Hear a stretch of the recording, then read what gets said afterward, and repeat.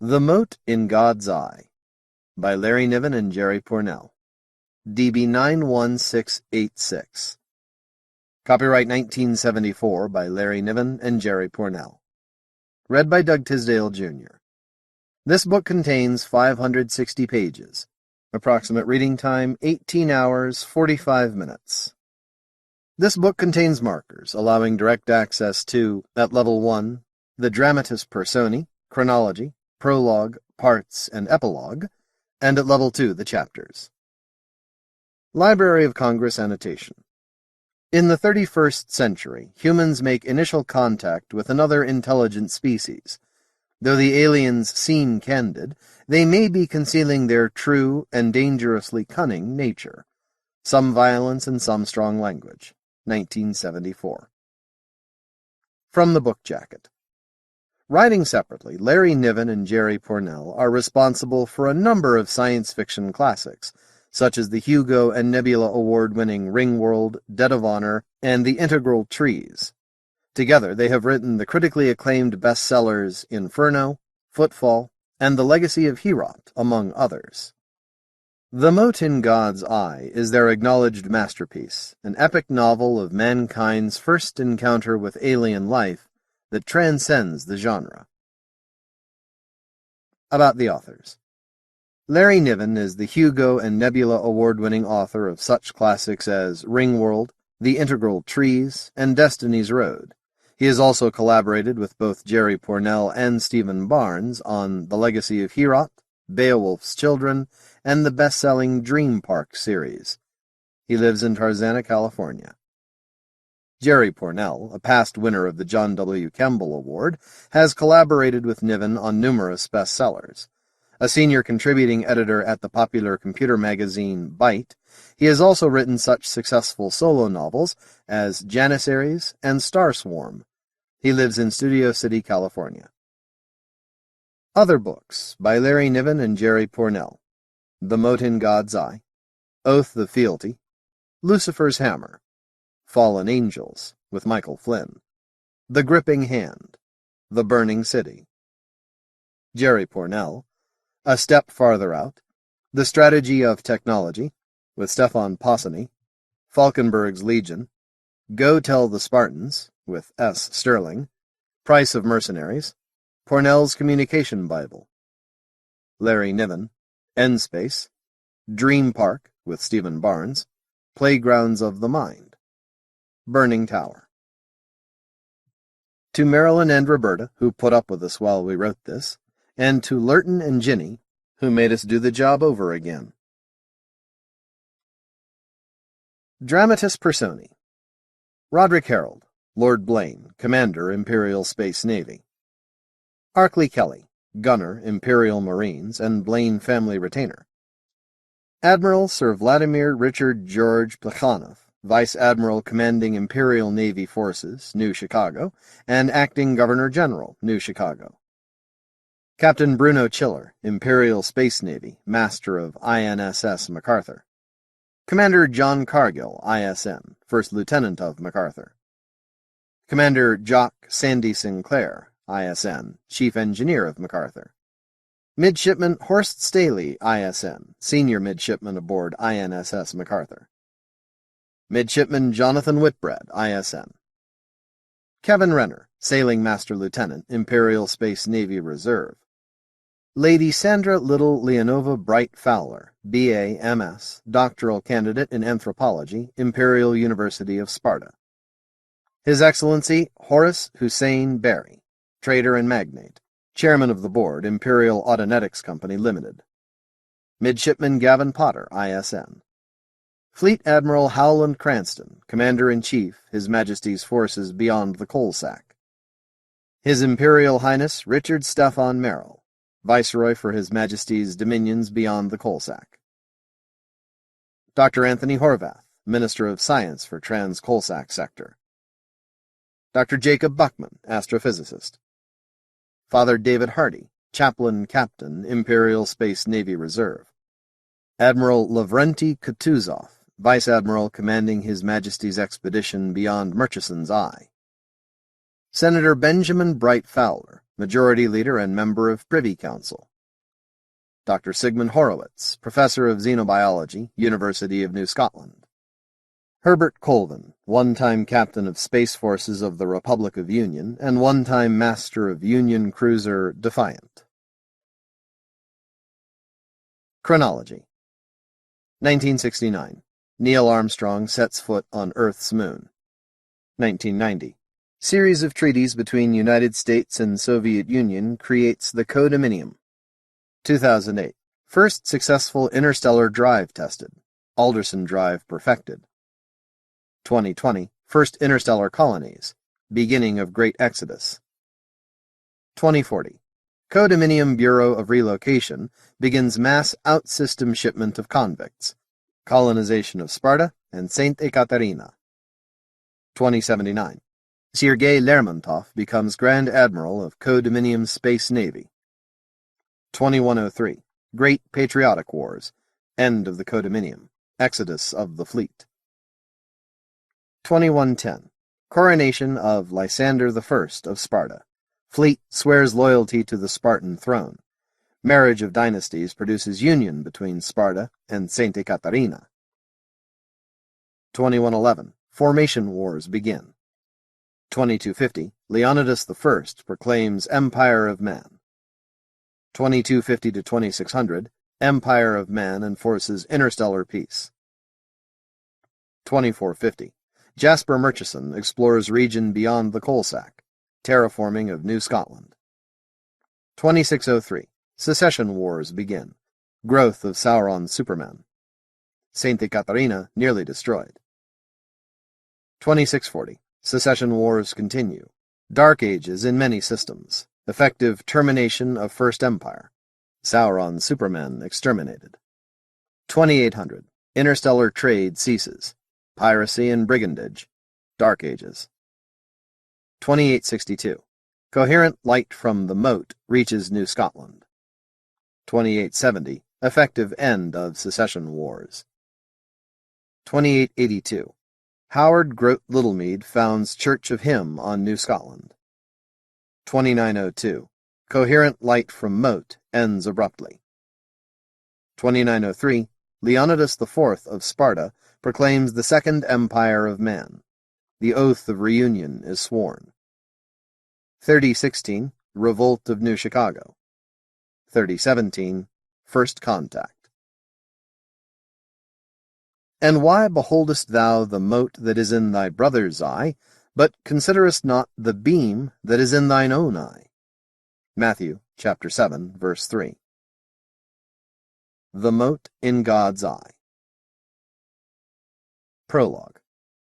Throughout the past 1,000 years of history, it has been traditional to regard the Alderson Drive as a mixed blessing. Without the faster-than-light travel Alderson's discoveries made possible, humanity would have been trapped in the tiny prison of the solar system when the great patriotic wars destroyed the Codominium on Earth. Instead, we had already settled more than 200 worlds. A blessing, yes. We might now be extinct were it not for the Alderson Drive. But unmixed? Consider. The same tramline effect that colonized the stars, the same interstellar contacts that allowed the formation of the First Empire, allow interstellar war. The worlds wrecked in 200 years of secession wars were both settled and destroyed by ships using the Alderson Drive. Because of the Alderson Drive, we need never consider the space between the stars. Because we can shunt between stellar systems in zero time, our ships and ships' drives need cover only interplanetary distances. We say that the Second Empire of Man rules 200 worlds and all the space between, over 15 million cubic parsecs.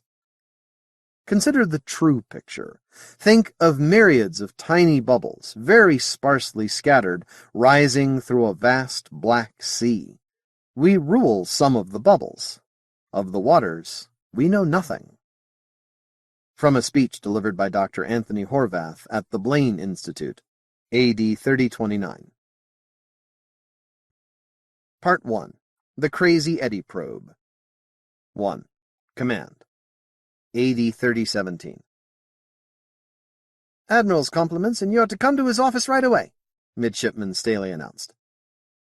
Commander Roderick Blaine looked frantically around the bridge, where his officers were directing repairs with low and urgent voices, surgeons assisting at a difficult operation. The gray steel compartment was a confusion of activities, each orderly by itself, but the overall impression was of chaos.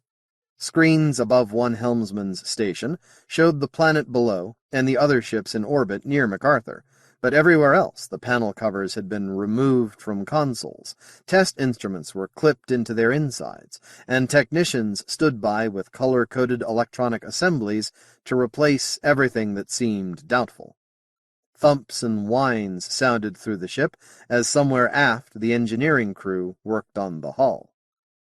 The scars of battle showed everywhere, ugly burns where the ship's protective Langston field had overloaded momentarily. An irregular hole larger than a man's fist was burned completely through one console, and now two technicians seemed permanently installed in the system by a web of cables. Rod Blaine looked at the black stains that had spread across his battle dress. A whiff of metal vapor and burned meat was still in his nostrils, or in his brain, and again he saw fire and molten metal erupt from the hull and wash across his left side. His left arm was still bound across his chest by an elastic bandage, and he could follow most of the previous week's activities by the stains it carried. "And I've only been aboard an hour," he thought, "with the captain ashore and everything a mess. I can't leave now." He turned to the midshipman. "Right away?" "Yes, sir. The signal's marked urgent." Nothing for it, then, and Rod would catch hell when the captain came back aboard. First Lieutenant Cargill and Engineer Sinclair were competent men, but Rod was exec, and damage control was his responsibility, even if he'd been away from MacArthur when she took most of the hits. Rod's Marine orderly coughed discreetly and pointed to the stained uniform. "Sir, we've time to get you more decent." "Good thinking." Rod glanced at the status board to be sure. Yes, he had half an hour before he could take a boat down to the planet's surface. Leaving sooner wouldn't get him to the Admiral's office any quicker. It would be a relief to get out of these coveralls. He hadn't undressed since he was wounded. They had to send for a surgeon's mate to undress him. The medic snipped at the armor cloth embedded in his left arm and muttered, "Hold still, sir, that arm's cooked good." His voice was disapproving. "You should have been in sickbay a week ago." "Hardly possible," Rod answered. A week before, MacArthur had been in battle with a rebel warship who'd scored more hits than she ought to have before surrendering. After the victory, Rod was prize master in the enemy vessel, and there weren't facilities for proper treatment there. As the armor came away, he smelled something worse than week-old sweat. Touch of gangrene, maybe. "Yes, sir." A few more threads were cut away. The synthetic was as tough as steel. "Now it's going to take surgery, Commander. Got to cut all that away before the regeneration stimulators can work. While we got you in sickbay, we can fix that nose." "I like my nose," Rod told him coldly. He fingered the slightly crooked appendage and recalled the battle when it was broken. Rod thought it made him look older. No bad thing at 24 standard years, and it was the badge of an earned, not inherited, success. Rod was proud of his family background, but there were times when the Blaine reputation was a bit hard to live up to. Eventually the armor was cut loose, and his arm smeared with numitol. The stewards helped him into a powder-blue uniform, red sash, gold braid, epaulets, all wrinkled and crushed, but better than monofiber coveralls. The stiff jacket hurt his arm despite the anesthetic until he found that he could rest his forearm on the pistol butt. When he was dressed, he boarded the landing gig from MacArthur's hangar deck, and the coxswain let the boat drop through the big flight elevator doors without having the spin taken off the ship. It was a dangerous maneuver, but it saved time. Retros fired, and the little winged flyer plunged into atmosphere. New Chicago. Inhabited world, Trans-Coalsack sector, approximately 20 parsecs from sector capital. The primary is an F9 yellow star, commonly referred to as Beta Hortensis. The atmosphere is very nearly Earth normal and breathable without aids or filters. Gravity is 1.08 standard. The planetary radius is 1.05, and mass is 1.21 Earth standard, indicating a planet of greater than normal density. New Chicago is inclined at 41 degrees, with a semi-major axis of 1.06 AU, moderately eccentric. The resulting variations in seasonal temperatures have confined the inhabited areas to a relatively narrow band in the south temperate zone. There is one moon at normal distance, commonly called Evanston. The origin of the name is obscure. New Chicago is 70% seas. Land area is mostly mountainous, with continuing volcanic activity. The extensive metal industries of the First Empire period were nearly all destroyed in the Secession Wars. Reconstruction of an industrial base has proceeded satisfactorily since New Chicago was admitted to the Second Empire in AD 2940. Most inhabitants reside in a single city, which bears the same name as the planet. Other population centers are widely scattered, with none having a population over 45,000. Total planet population was reported at 6.7 million in the census of 2990. There are iron mining and smelting towns in the mountains, and extensive agricultural settlements. The planet is self-sufficient in foodstuffs. New Chicago possesses a growing merchant fleet and is located at a convenient point to serve as a center of trans-Coalsack interstellar trade.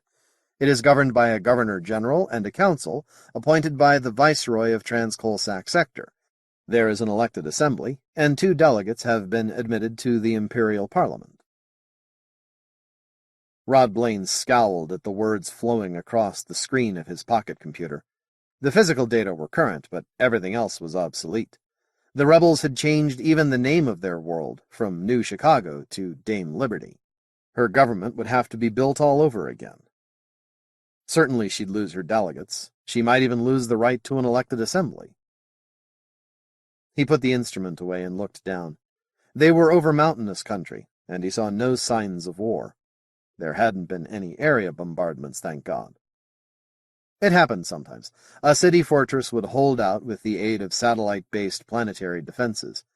The Navy had no time for prolonged sieges. Imperial policy was to finish rebellions at the lowest possible cost in lives, but to finish them. A holdout rebel planet might be reduced to glittering lava fields, with nothing surviving but a few cities lidded by the black domes of Langston Fields. And what then? There weren't enough ships to transport food across interstellar distances. Plague and famine would follow. Yet he thought it was the only possible way. He had sworn the oath on taking the Imperial Commission. Humanity must be reunited into one government by persuasion or by force, so that the hundreds of years of secession wars could never happen again. Every Imperial officer had seen what horrors those wars brought. That was why the academies were located on Earth instead of at the capital. As they neared the city, he saw the first signs of battle. A ring of blasted lands, ruined outlying fortresses, broken concrete rails of the transportation system. Then the almost untouched city, which had been secure within the perfect circle of its Langston field. The city had taken minor damage, but once the field was off, effective resistance had ceased. Only fanatics fought on against the Imperial Marines. They passed over the ruins of a tall building crumpled over by a falling landing boat.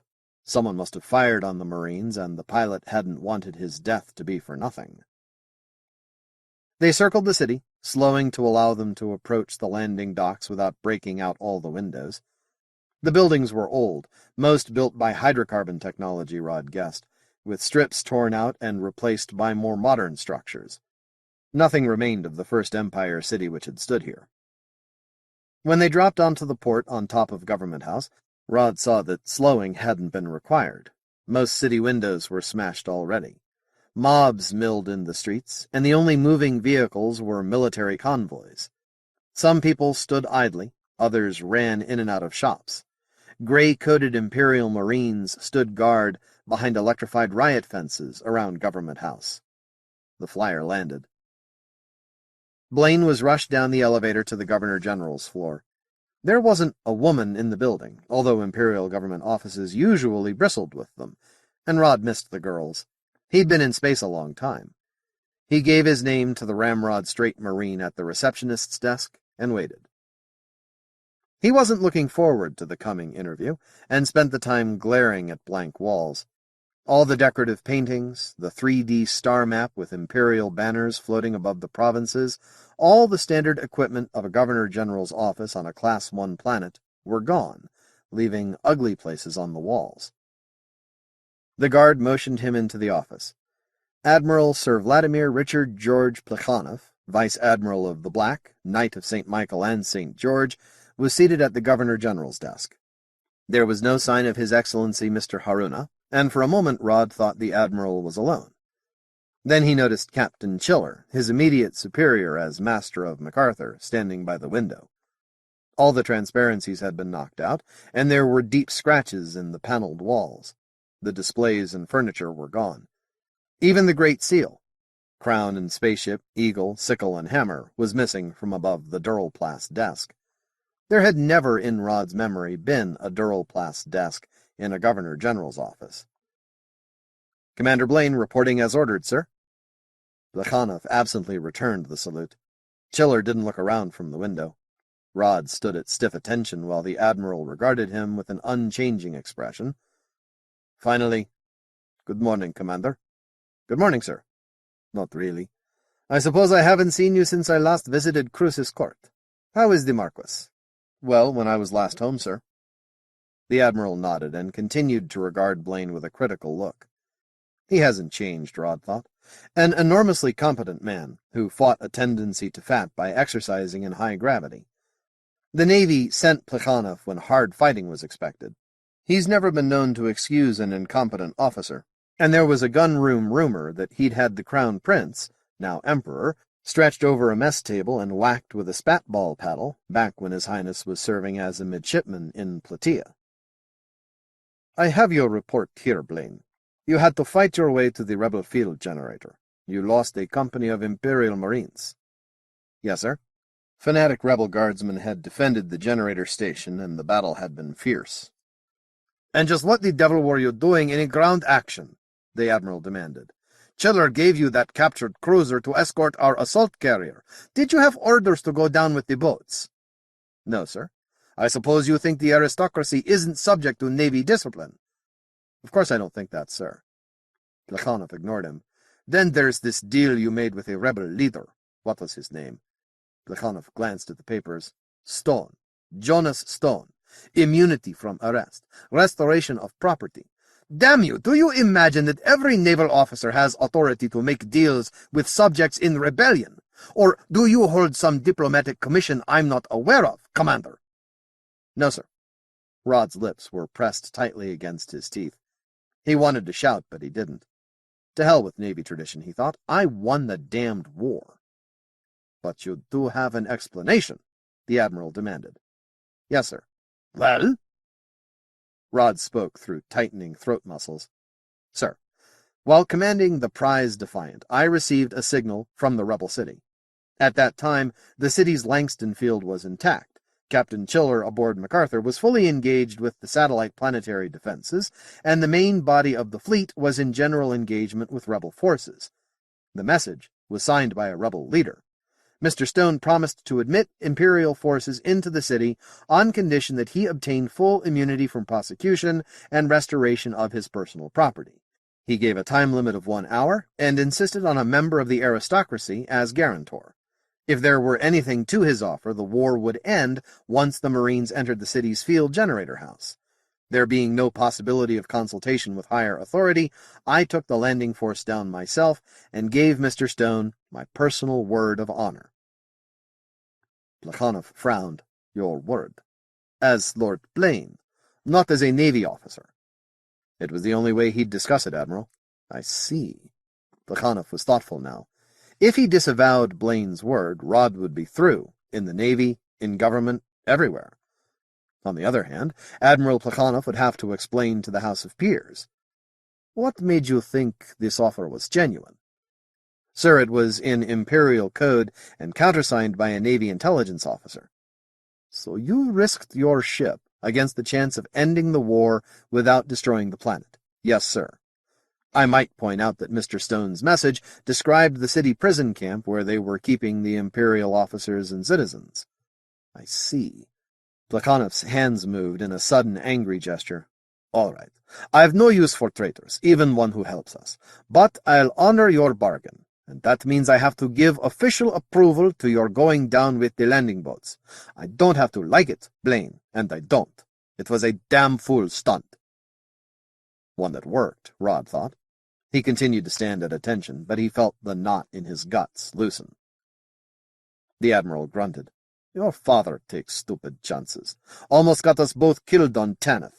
It's a bloody wonder your family survived through 11 marquises, and it'll be a bigger one if you live to be 12th. All right, sit down.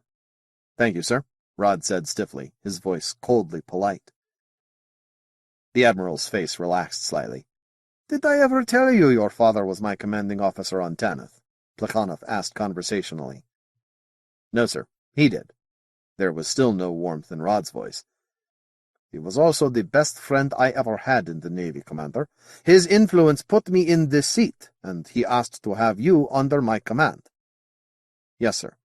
I knew that. Now I wonder why. You'd like to ask me what I expected you to do, wouldn't you, Commander? Rod twitched in surprise. Yes, sir. What would have happened if that offer hadn't been genuine, if it had been a trap? The rebels might have destroyed my command. Yes. Plekhanov's voice was steely calm, but you thought it worth the risk because you had the chance to end the war with few casualties on either side, right? Yes, sir. And if the Marines were killed, just what would my fleet have been able to do? The Admiral slammed both fists against the desk. I'd have had no choices at all, he roared.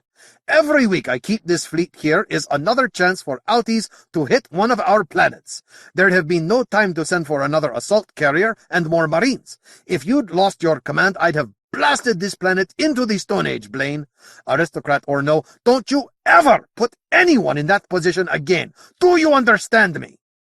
Yes, sir. He's right.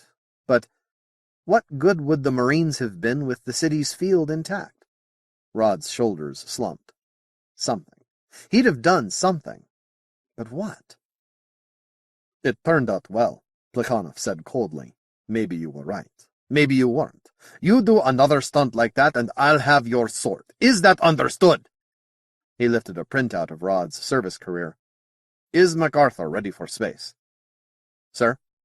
The question was asked in the same tone as the threat, and it took Rod a moment to shift mental gears. For space, sir. Not a battle, and I wouldn't want to see her go far without a refit. In the frantic hour he'd spent aboard, Rod had carried out a thorough inspection, which was one reason he needed a shave. Now he sat uncomfortably and wondered. MacArthur's captain stood at the window, obviously listening, but he hadn't said a word. Why didn't the Admiral ask him? As Blaine wondered, Plekhanov made up his mind. Well, Bruno, your fleet captain, make your recommendation. Bruno Chiller turned from the window. Rod was startled. Chiller no longer wore the little silver replica of MacArthur that showed him to be her master. Instead, the comet and sunburst of the naval staff shone on his breast, and Chiller wore the broad stripes of a brevet admiral. "How are you, Commander?" Chiller asked formally, then grinned. That twisted, lopsided grin was famous through MacArthur. "You're looking all right. At least from the right profile, you do. Well, you were aboard an hour. What damage did you find?" Confused, Rod reported the present condition of MacArthur as he'd found her, and the repairs he'd ordered. Chiller nodded and asked questions. Finally, "And you conclude she's ready for space but not war, is that it?" "Yes, sir. Not against a capital ship, anyway." "It's true, too. Admiral, my recommendation. Commander Blaine is ready for promotion, and we can give him MacArthur to take for refit to New Scotland, then on to the capital. He can take Senator Fowler's niece with him." Give him MacArthur? Rod heard him dimly, wonderingly. He was afraid to believe it, but here was the chance to show Plekhanov and everyone else. "He's young. Never be allowed to keep that ship as a first command," Plekhanov said. "Still and all, it's probably the best way. He can't get in too much trouble going to Sparta by way of New Caledonia. She's yours, Captain." When Rod said nothing, Plekhanov barked at him. "You! Blaine, you're promoted to captain and command of MacArthur. My writer will have your orders in half an hour. Chiller grinned one-sided. Say something, he suggested. Thank you, sir. I thought you didn't approve of me. Not sure I do, Plekhanov said. If I had any choice, you'd be somebody's exec. You'd probably make a good marquis, but you don't have the Navy temperament. I don't suppose it matters. The Navy's not your career anyway. Not anymore, sir, Rod said carefully. It still hurt inside.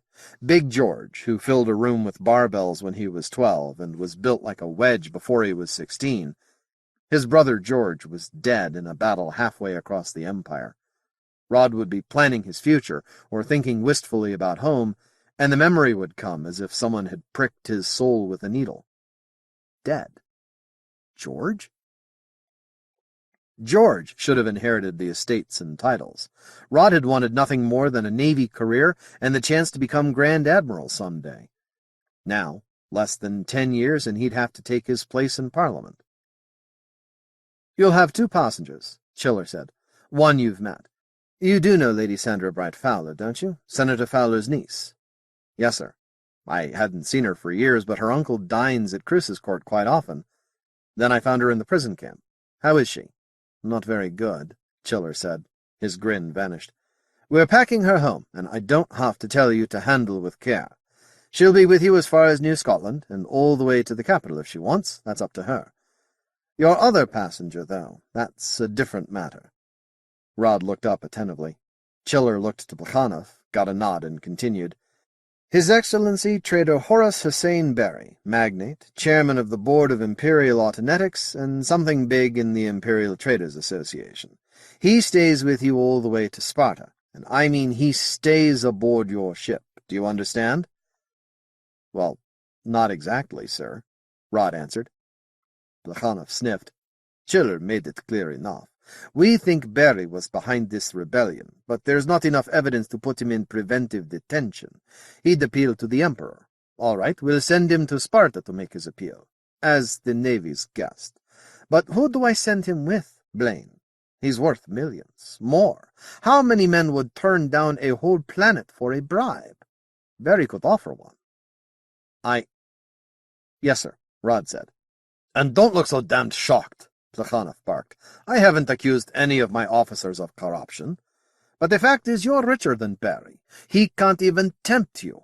It's my main reason for giving you command of MacArthur, so I don't have to worry about our wealthy friend.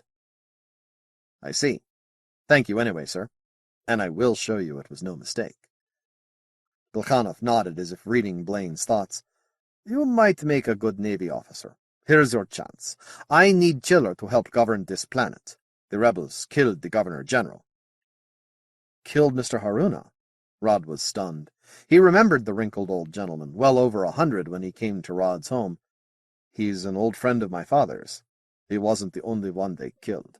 They had the heads strung up on pikes outside Government House. Somebody thought that'd make the people fight on longer, make 'em afraid to surrender to us. Well, they have reason to be afraid now. Your deal with Stone. Any other conditions? Yes, sir. It's off if he refuses to cooperate with intelligence. He has to name all the conspirators. Plekhanov looked significantly at Chiller. Get your men on that, Bruno. It's a start. All right, Blaine, get your ship fixed up and scoot. The Admiral stood. The interview was over. You'll have a lot to do, Captain. Get to it. 2. The Passengers. Horace Hussein Shamun al-Shamlan Berry pointed out the last of the articles he would take with him and dismissed the servants. He knew they would wait just outside his suite, ready to divide the wealth he was leaving behind, but it amused him to make them wait. They would be all the happier for the thrill of stealing. When the room was empty, he poured a large glass of wine. It was poor-quality stuff brought in after the blockade, but he hardly noticed. Wine was officially forbidden on Levant, which meant that the hordes of wine sellers foisted off anything alcoholic on their customers, even wealthy ones like the Berry family. Horace Berry had never developed any real appreciation for expensive liquors. He bought them to show his wealth and for entertaining, but for himself anything would do. Coffees were a different matter. He was a small man, as were most of the people of Levant, with dark features and a prominent nose, dark burning eyes and sharp features, quick gestures, and a violent temper that only his intimate associates suspected. Alone now, he permitted himself a scowl. There was a printout from Admiral Plekhanov's writers on the desk, and he easily translated the formally polite phrases inviting him to leave New Chicago and regretting that no civilian passage would be available. The Navy was suspicious, and he felt a cold knot of rage threaten to engulf him despite the wine. He was outwardly calm, though, as he sat at the desk and ticked off points on his fingers. What had the Navy on him? There were the suspicions of naval intelligence, but no evidence. There was the usual hatred of the Navy for imperial traitors, compounded, he thought, because some of the Navy staff were Jews, and all Jews hated Levantins. But the Navy could have no real evidence, or he wouldn't be going aboard MacArthur as a guest. He'd be in irons. That meant Jonas Stone still kept his silence. He ought to keep silence. Barry had paid him 100,000 crowns with a promise of more. But he had no confidence in Stone. 2 nights before, Barry had seen certain men on Lower Kosciuszko Street and paid them 50,000 crowns, and it shouldn't be long until Stone was silent forever. Let him whisper secrets in his grave. Was there anything else undone, he wondered. No. What would come, glory be to Allah. He grimaced. That kind of thinking came naturally, and he despised himself for a superstitious fool. Let his father praise Allah for his accomplishments. Fortune came to the man who left nothing to chance, as he had left few things undone in his 90 standard years. The Empire had come to Levant 10 years after Horus was born, and at first its influence was small. In those days, imperial policies were different, and the planet came into the Empire with a standing nearly equal to more advanced worlds. Horace Barry's father soon realized imperialism could be made to pay. By becoming one of those the Imperials used to govern the planet, he had amassed immense wealth. He'd sold audiences with the governor, and hawked justice like cabbages in the marketplace, but always carefully, always leaving others to face the wrath of the hard-nosed men of the imperial service. His father was careful with investments, and he'd used his influence to have Horace Hussein educated on Sparta. He'd even given him a name suggested by an Imperial Navy officer. Only later did they learn that Horace was hardly common in the Empire, and was a name to be laughed at. Barry drowned the memory of early days in the capital schools with another beaker of wine. He'd learned, and now he'd invested his father's money and his own. Horace Barry wasn't someone to laugh at. It had taken 30 years, but his agents had located the officer who'd given him that name.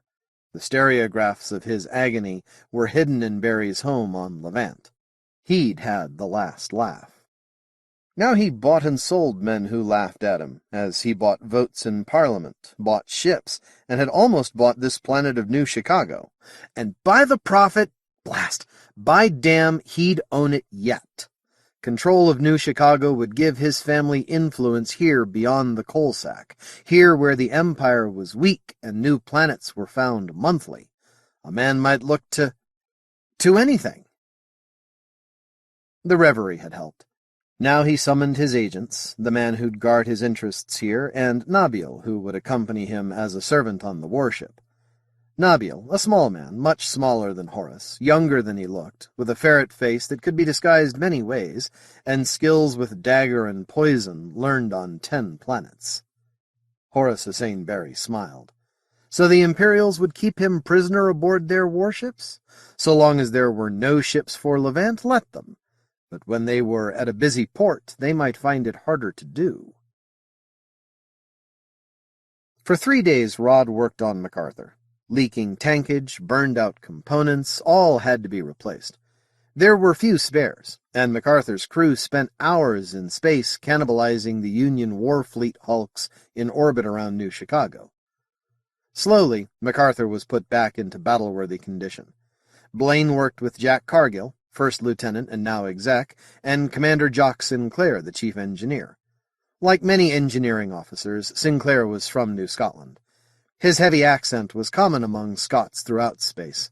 Somehow they had preserved it as a badge of pride during the Secession Wars, even on planets where Gaelic was a forgotten language.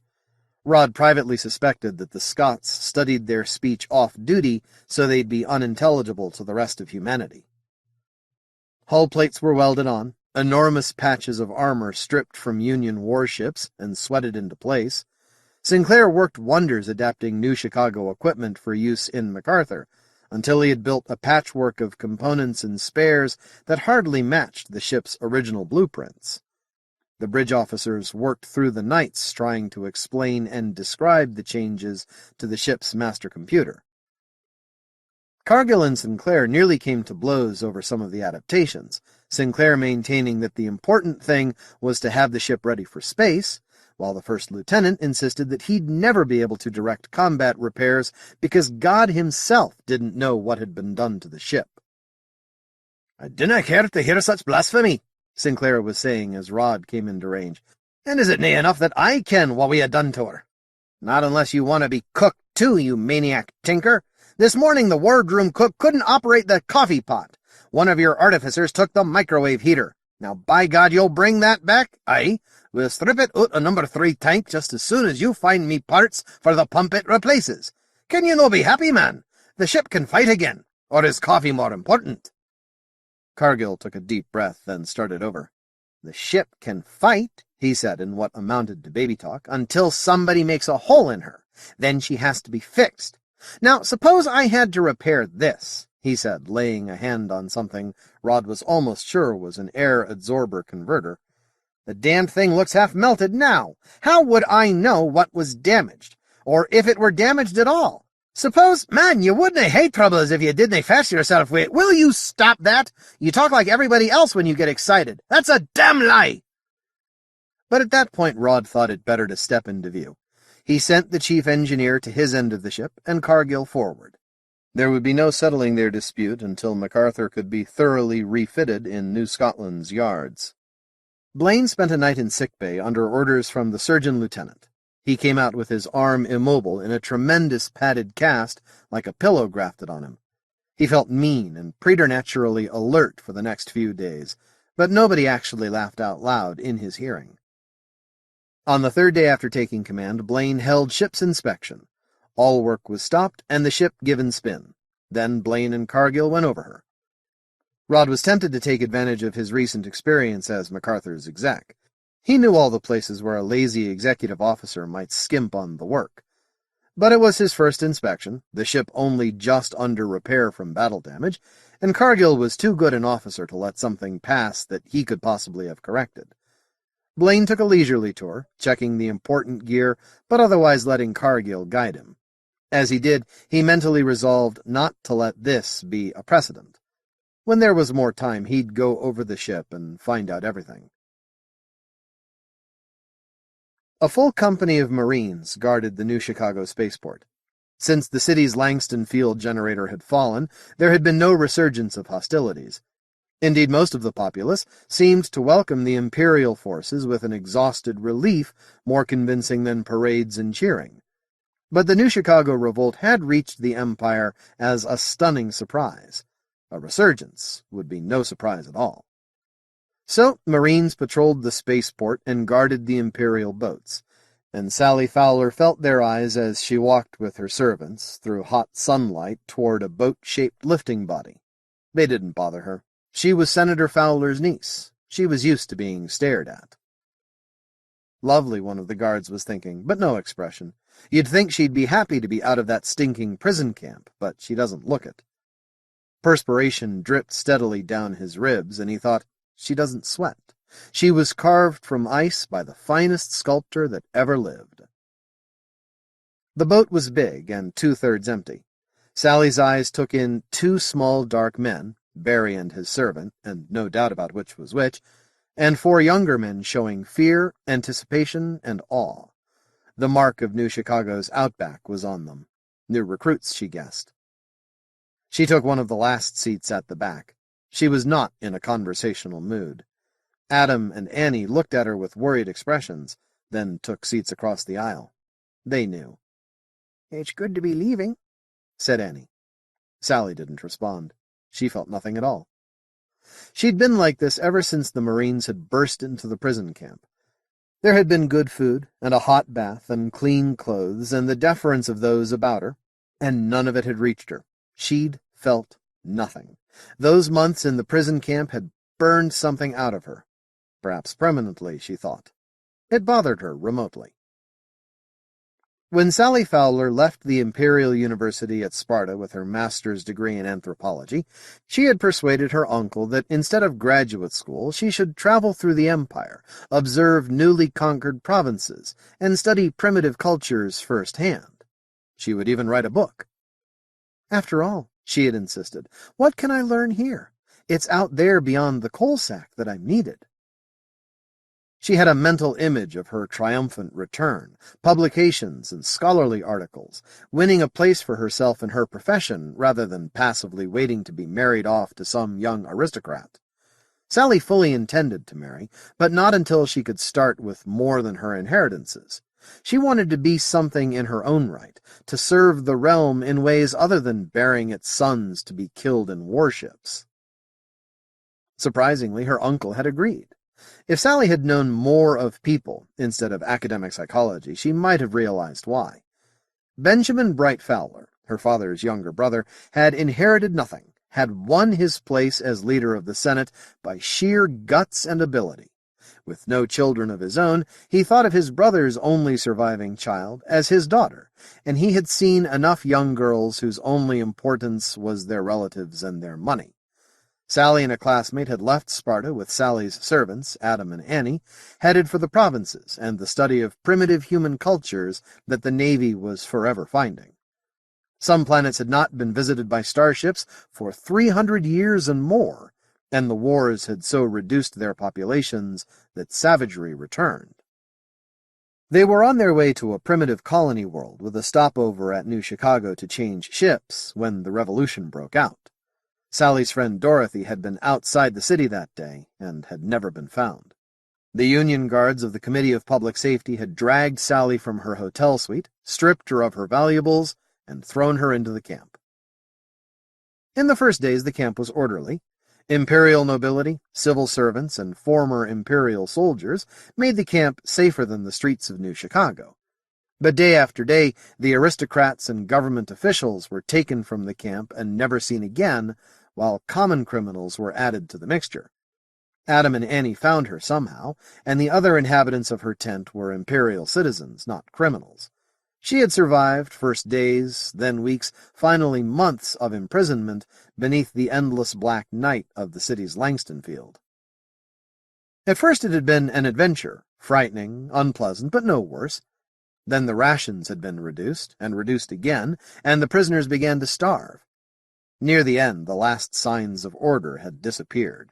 Sanitary regulations were not enforced. Emaciated corpses lay stacked by the gates for days before the death squads came for them. It had become an unending nightmare. Her name was posted at the gate. The Committee of Public Safety wanted her. The other camp inmates swore that Sally Fowler was dead, and since the guards seldom entered the compound, she was saved from whatever fate had overtaken other members of governing families. As conditions became worse, Sally found a new inner strength. She tried to set an example for others in her tent. They looked to her as their leader, with Adam as her prime minister. When she cried, everyone was afraid. And so, at age 22 standard years, her dark hair a tangled mess, her clothes filthy and torn, and her hands coarse and dirty, Sally could not even throw herself into a corner and weep. All she could do was endure the nightmare. Into the nightmare had come rumors of Imperial battleships in the sky above the Black Dome, and rumors that the prisoners would be slaughtered before the ships could break through. She had smiled and pretended not to believe it could happen. Pretended. A nightmare was not real. Then the Marines had crashed through, led by a big, blood-covered man with the manners of the court and one arm in a sling. The nightmare had ended then, and Sally waited to wake up. They'd cleaned her, fed her, clothed her. Why didn't she wake up? Her soul felt wrapped in cotton. Acceleration was heavy on her chest. The shadows in the cabin were sharp as razors. The New Chicago recruits crowded at the windows, chattering. They must be in space. But Adam and Annie watched her with worried eyes. They'd been fat when first they saw New Chicago. Now the skin of their faces hung in folds. She knew they'd given her too much of their own food.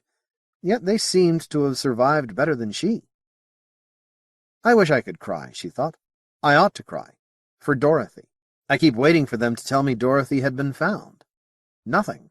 She disappeared from the dream. A recorded voice said something she didn't try to catch. Then the weight lifted from her, and she was floating. Floating? Were they actually going to let her go? She turned abruptly to the window. New Chicago glowed like any Earth-like world, its distinctive patterns unreadable. Bright seas and lands, all the shades of blue smeared with the white frosting of cloud. Dwindling. As it shrank, she stared out, hiding her face. Nobody should see that feral snarl. In that moment, she could have ordered New Chicago burned down to bedrock. After inspection, Rod conducted divine worship on the hangar deck. They had only just finished the last hymn when the midshipman of the watch announced that the passengers were coming aboard. Blaine watched the crew scurry back to work. There would be no free Sundays while his ship wasn't in fighting trim, no matter what service traditions might say about Sundays in orbit. Blaine listened as the men went past, alert for signs of resentment. Instead, he heard idle chatter, and no more than the expected grumbling. "All right, I know what a mote is," Stoker Jackson was saying to his partner. "I can understand getting a mote in me eye. But how in God's name can I get a beam there? You tell me that now. How can a beam get in a man's eye and him not know it? Ain't reason." "You're absolutely right. What's a beam?" "What's a beam? Oh, you're from tabletop, aren't you? Well, a beam is sawn wood. Wood. It comes from a tree. A tree. That's a great big—" The voices faded out. Blaine made his way quickly back to the bridge. If Sally Fowler had been the only passenger, he would have been happy to meet her at the hangar deck, but he wanted this Barry to understand their relationship immediately.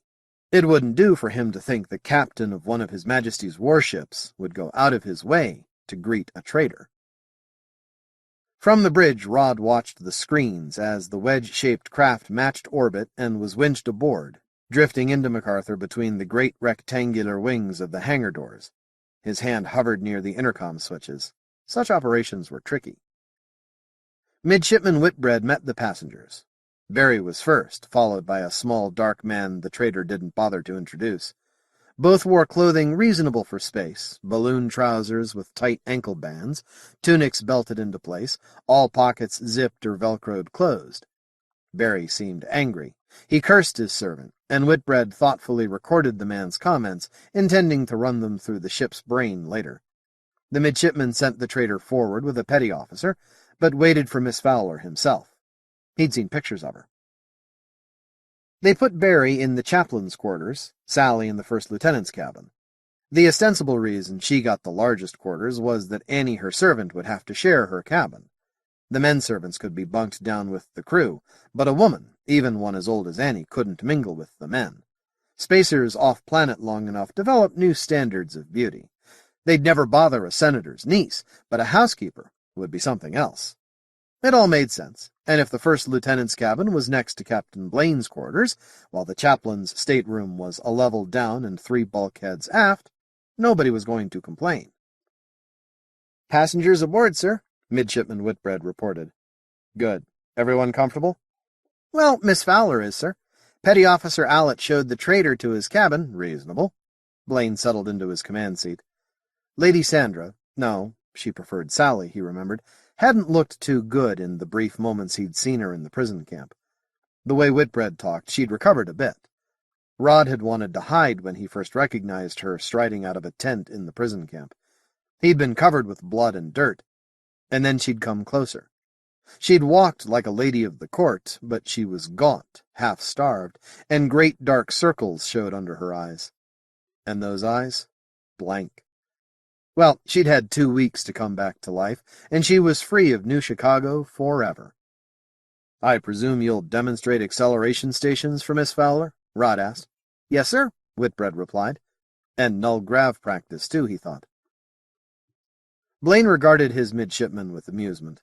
He had no trouble reading his thoughts. Well, let him hope, but rank hath its privileges. Besides, he knew the girl. He'd met her when she was 10 years old. "Signal from Government House," the watch reported. Chiller's cheerful, careless voice reached him. "Hello, Blaine. Ready to cast off?" The fleet captain was slouched bonelessly in a desk chair, puffing on an enormous and disreputable pipe. "Yes, sir." Rod started to say something else, but choked it off. "Passengers settled in all right?" Rod could have sworn his former captain was laughing at him. "Yes, sir." "And your crew? No complaints?" "You know damned well—" "We'll manage, sir." Blaine choked back his anger. It was difficult to be angry at Chiller. After all, he'd given him his ship, but blast the man! "We're not overcrowded, but chill space." "Listen, Blaine, I didn't strip you for fun. We just don't have the men to govern here, and you'll get crew before any get to us. I've sent you 20 recruits, young locals who think they'll like it in space. Hell, maybe they will. I did.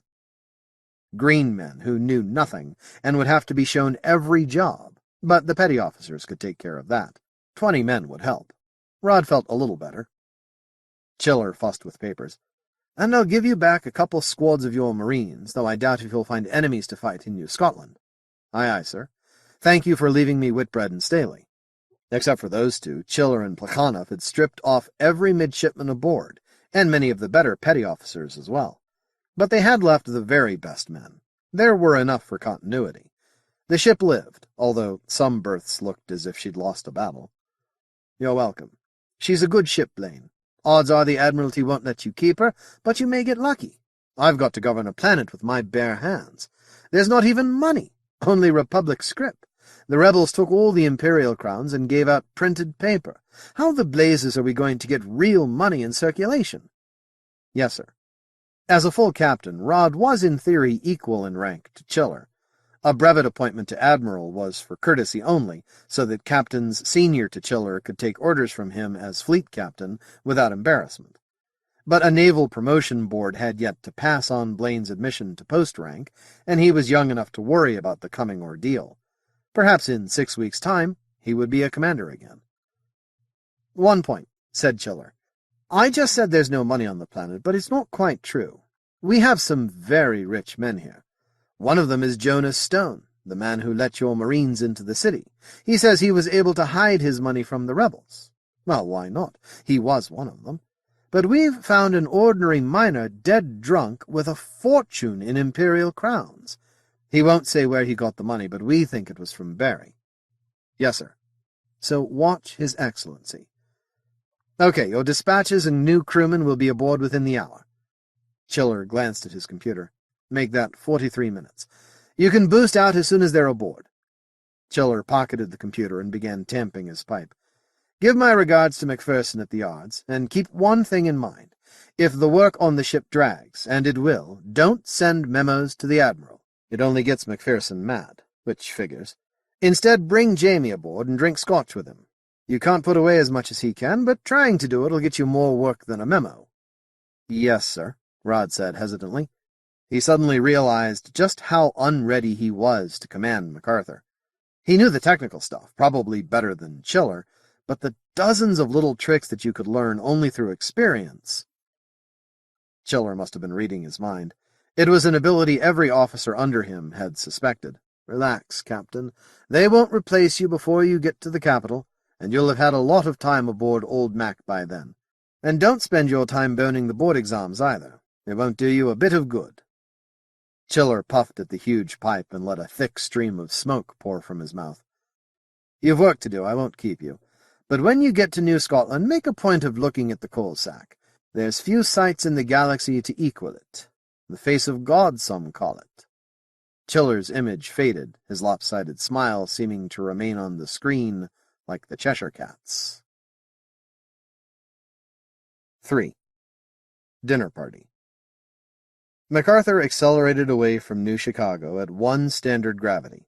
All over the ship, crewmen worked to change over from the down is outboard orientation of orbit, when spin furnished the gravity, to the up is forward of powered flight.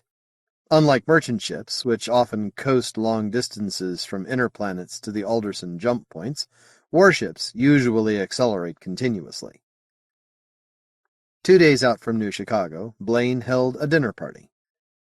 The crew brought out linens and candelabra, heavy silver plate and etched crystal, products of skilled craftsmen on half a dozen worlds, a treasure trove belonging not to Blaine but to MacArthur herself.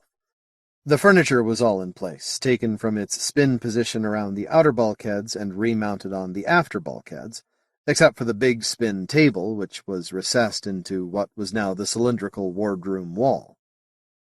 That curved dining table had bothered Sally Fowler. She had seen it 2 days ago when MacArthur was still under spin and the outer bulkhead was a deck, likewise curved.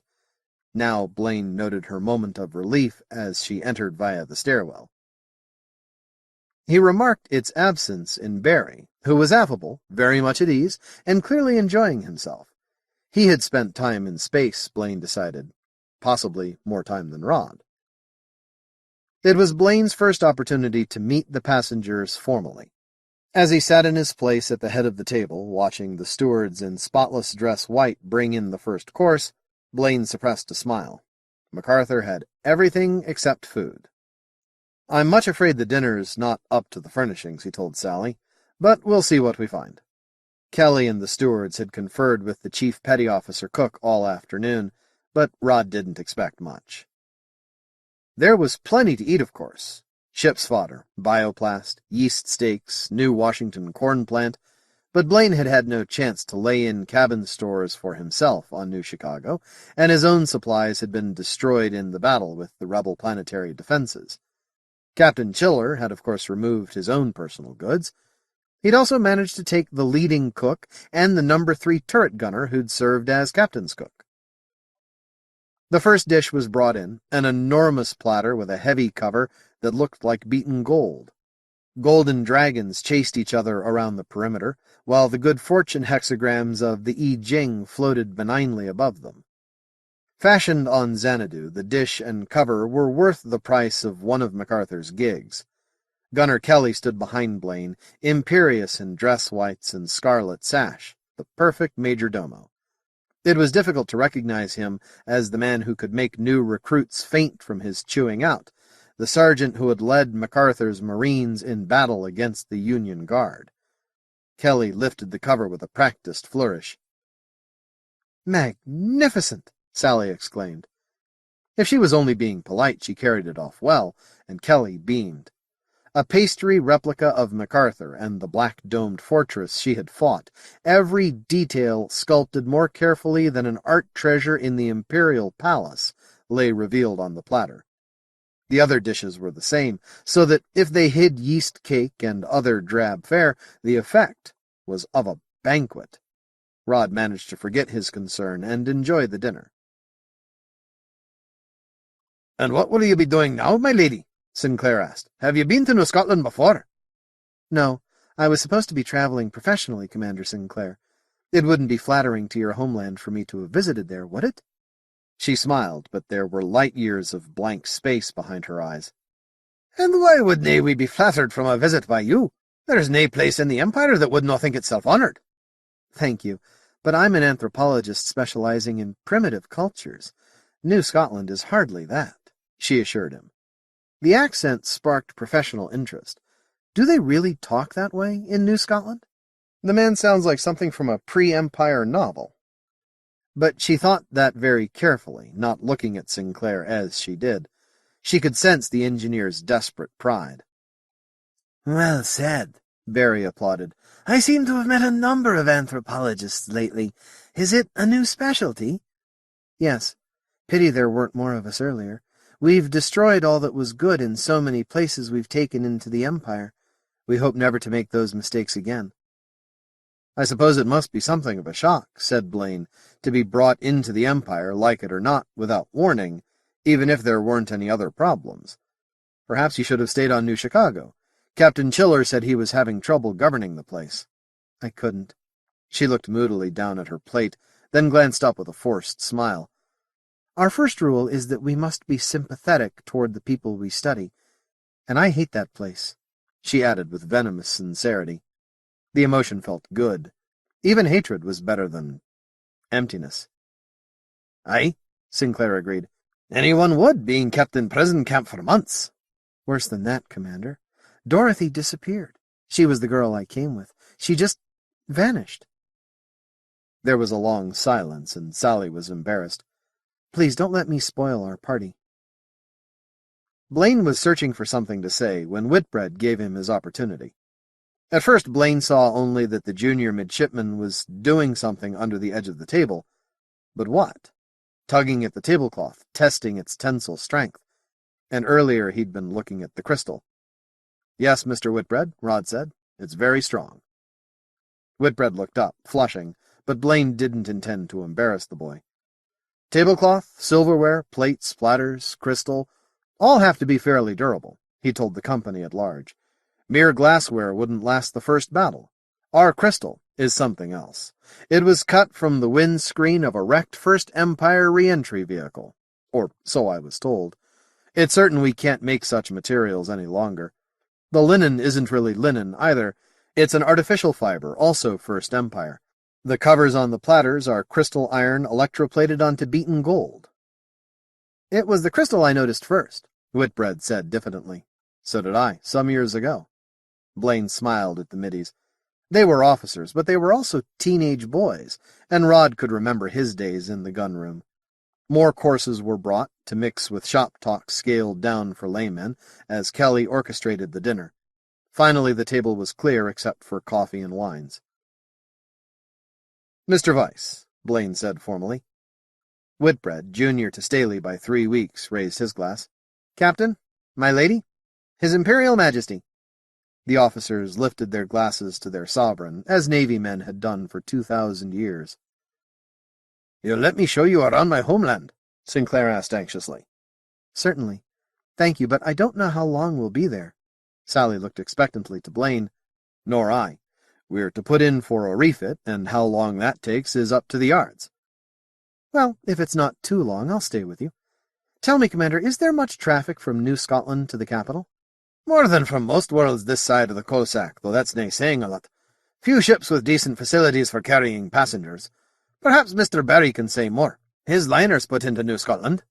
"But as you say, not to carry passengers. Our business is to disrupt interstellar trade, you know." Barry saw quizzical looks. He continued, "Imperial Autonetics is the business of transporting robotic factories. Whenever we can make something on a planet cheaper than others can ship it in, we set up plants. Our main competition's the merchant carriers." Barry poured himself another glass of wine, carefully selecting one that Blaine had said was in short supply. It must be a good one, otherwise the scarcity wouldn't have bothered the captain. "That's why I was on New Chicago when the rebellion broke out." Nods of acceptance from Sinclair and Sally Fowler, Blaine with his posture too still and face too blank, Whitbread nudging Staley, "Wait till I tell you," gave Barry most of what he wanted to know. Suspicions, but nothing confirmed, nothing official. "You have a fascinating vocation," he told Sally before the silence could stretch. "Tell us more, won't you? Have you seen many primitive worlds?" "None at all," she said ruefully. "I know about them only from books. We would have gone on to visit Harlequin, but the rebellion—" She stopped. "I was on Macassar once," said Blaine. She brightened instantly. "There was a whole chapter on that one. Very primitive, wasn't it?" "It still is. There wasn't a big colony there to begin with. The whole industrial complex was smashed down to bedrock in the Secession Wars, and nobody visited the place for 400 years. They had an Iron Age culture by the time we got there. Swords, mail armor, wooden seagoing sailing ships." "But what were the people like?" Sally asked eagerly. "How did they live?" Rod shrugged, embarrassed. "I was only there a few days. Hardly time enough to get the feel of a world. Years ago, when I was Staley's age, I remember mostly looking for a good tavern." After all, he wanted to add, "I'm not an anthropologist." The conversation drifted on. Rod felt tired and looked for a polite opportunity to bring the dinner to a close. The others seemed rooted to their seats. You study cultural evolution, Sinclair was saying earnestly, and perhaps that's wise. But could we nae have physical evolution as well? The first empire was very large and sparsely spread, with room enough for almost anything. May we no find somewhere off in some neglected corner of the old empire a planet full of supermen? Both midshipmen looked suddenly alert. Barry asked, "What would physical evolution of humans bring, my lady?" "They used to teach us that evolution of intelligent beings wasn't possible," she said. "Societies protect their weaker members. Civilizations tend to make wheelchairs and spectacles and hearing aids as soon as they have the tools for them. When a society makes war, the men generally have to pass a fitness test before they're allowed to risk their lives. I suppose it helps win the war," she smiled, "but it leaves precious little room for the survival of the fittest." "But suppose," Whitbread suggested, "suppose a culture were knocked even further back than Macassar, all the way to complete savagery, clubs and fire. There'd be evolution then, wouldn't there?" 3 glasses of wine had overcome Sally's black mood, and she was eager to talk of professional matters. Her uncle often told her she talked too much for a lady, and she tried to watch herself, but wine always did it to her. Wine and a ready audience. It felt good after weeks of nothingness. "Certainly," she said, "until a society evolved. You'd have natural selection until enough humans got together to protect each other from the environment. But it isn't long enough. Mr. Whitbread, there is a world where they practice ritual infanticide. The elders examine children and kill the ones who don't conform to their standards of perfection. It's not evolution exactly, but you might get some results that way, except that it hasn't been long enough." "People breed horses. And dogs," Rod observed. "Yes, but they haven't got a new species. Ever. And societies can't keep constant rules long enough to make any real changes in the human race. Come again in a million years. Of course, there were the deliberate attempts to breed supermen, like Sauron's system." Sinclair grunted. "Those beasties," he spat. "'Twas they started the secession wars and nearly killed the lot of us." He stopped suddenly as Midshipman Whitbread cleared his throat. Sally jumped into the lull. "That's another system I can't be sympathetic with. Although they're Empire loyalists now." She looked around. Everyone had a strange look, and Sinclair was trying to hide his face behind a tilted wineglass. Midshipman Horst Staley's angular face might have been carved from stone. "What's the matter?" she asked. There was a long silence. Finally Whitbread spoke. "Mr. Staley is from Sauron's system, my lady." I'm sorry," Sally blurted. "I guess I really put my foot in it, didn't I? Really, Mr. Staley, "If my young gentlemen can't take that much pressure, I don't need them in my ship," Rod said. "And you weren't the only one to put your foot in it." He looked significantly at Sinclair. "We don't judge men by what their home worlds did hundreds of years ago." Damn, that sounds stilted. "You were saying about evolution?" It ought to be pretty well closed off for an intelligent species," she said. "Species evolve to meet the environment. An intelligent species changes the environment to suit itself. As soon as a species becomes intelligent, it should stop evolving." "A pity we don't have any others for comparison," Barry said easily. "Only a few fancied ones." He told a long story about an improbably intelligent octopoid meeting a centaur, and everyone laughed. "Well, Captain, it was a fine dinner," Barry ended. "Yes." Rod stood and offered Sally his arm, and the others scrambled to their feet. She was quiet again as he escorted her through the corridor to her cabin, and only polite as they parted. Rod went back to the bridge. More repairs had to be recorded into the ship's brain. 4. Priority OC. Hyperspace travel can be strange and frustrating. It takes an immeasurably short time to travel between stars, but as the line of travel, or tram line, exists only along one critical path between each pair of stars, never quite a straight line, but close enough to visualize it so, and the endpoints of the paths are far from the distortions in space caused by stars and large planetary masses, it follows that a ship spends most of its time crawling from one endpoint to another. Worse than that, not every pair of stars is joined by tramlines. Pathways are generated along lines of equipotential thermonuclear flux, and the presence of other stars in the geometric pattern can prevent the pathway from existing at all. Of those links that do exist, not all have been mapped. They are difficult to find. MacArthur's passengers found that travel aboard an Imperial warship was akin to imprisonment. The crew had duties to perform and repairs to make, even when off watch. The passengers had each other's company, and what social life Navy routine would permit. There was no place for the entertainment facilities that luxury liners would carry. It was boring. By the time MacArthur was ready for her last jump, the passengers saw their arrival in New Caledonia as a release from jail. New Caledonia. Star system behind the coal sack, with F8 primary star catalogued as Murchison A. The distant binary Murchison B is not part of the New Caledonia system. Murchison A has 6 planets in 5 orbits, with 4 inner planets, a relatively wide gap containing the debris of an unformed planet, and 2 outer planets in a Trojan relationship. The 4 inner planets are named Conqueror, New Ireland, New Scotland, and Fomor, in their order from the Sun, which is known locally as Cal, or Old Cal, or the Sun. The middle 2 planets are inhabited, both terraformed by First Empire scientists after Jasper Murchison, who was related to Alexander IV, persuaded the Council that the New Caledonian system would be the proper place to establish an imperial university. It is now known that Murchison was primarily interested in having an inhabited planet near the red supergiant known as Murchison's Eye, and as he was not satisfied with the climate of New Ireland, demanded the terraforming of New Scotland as well.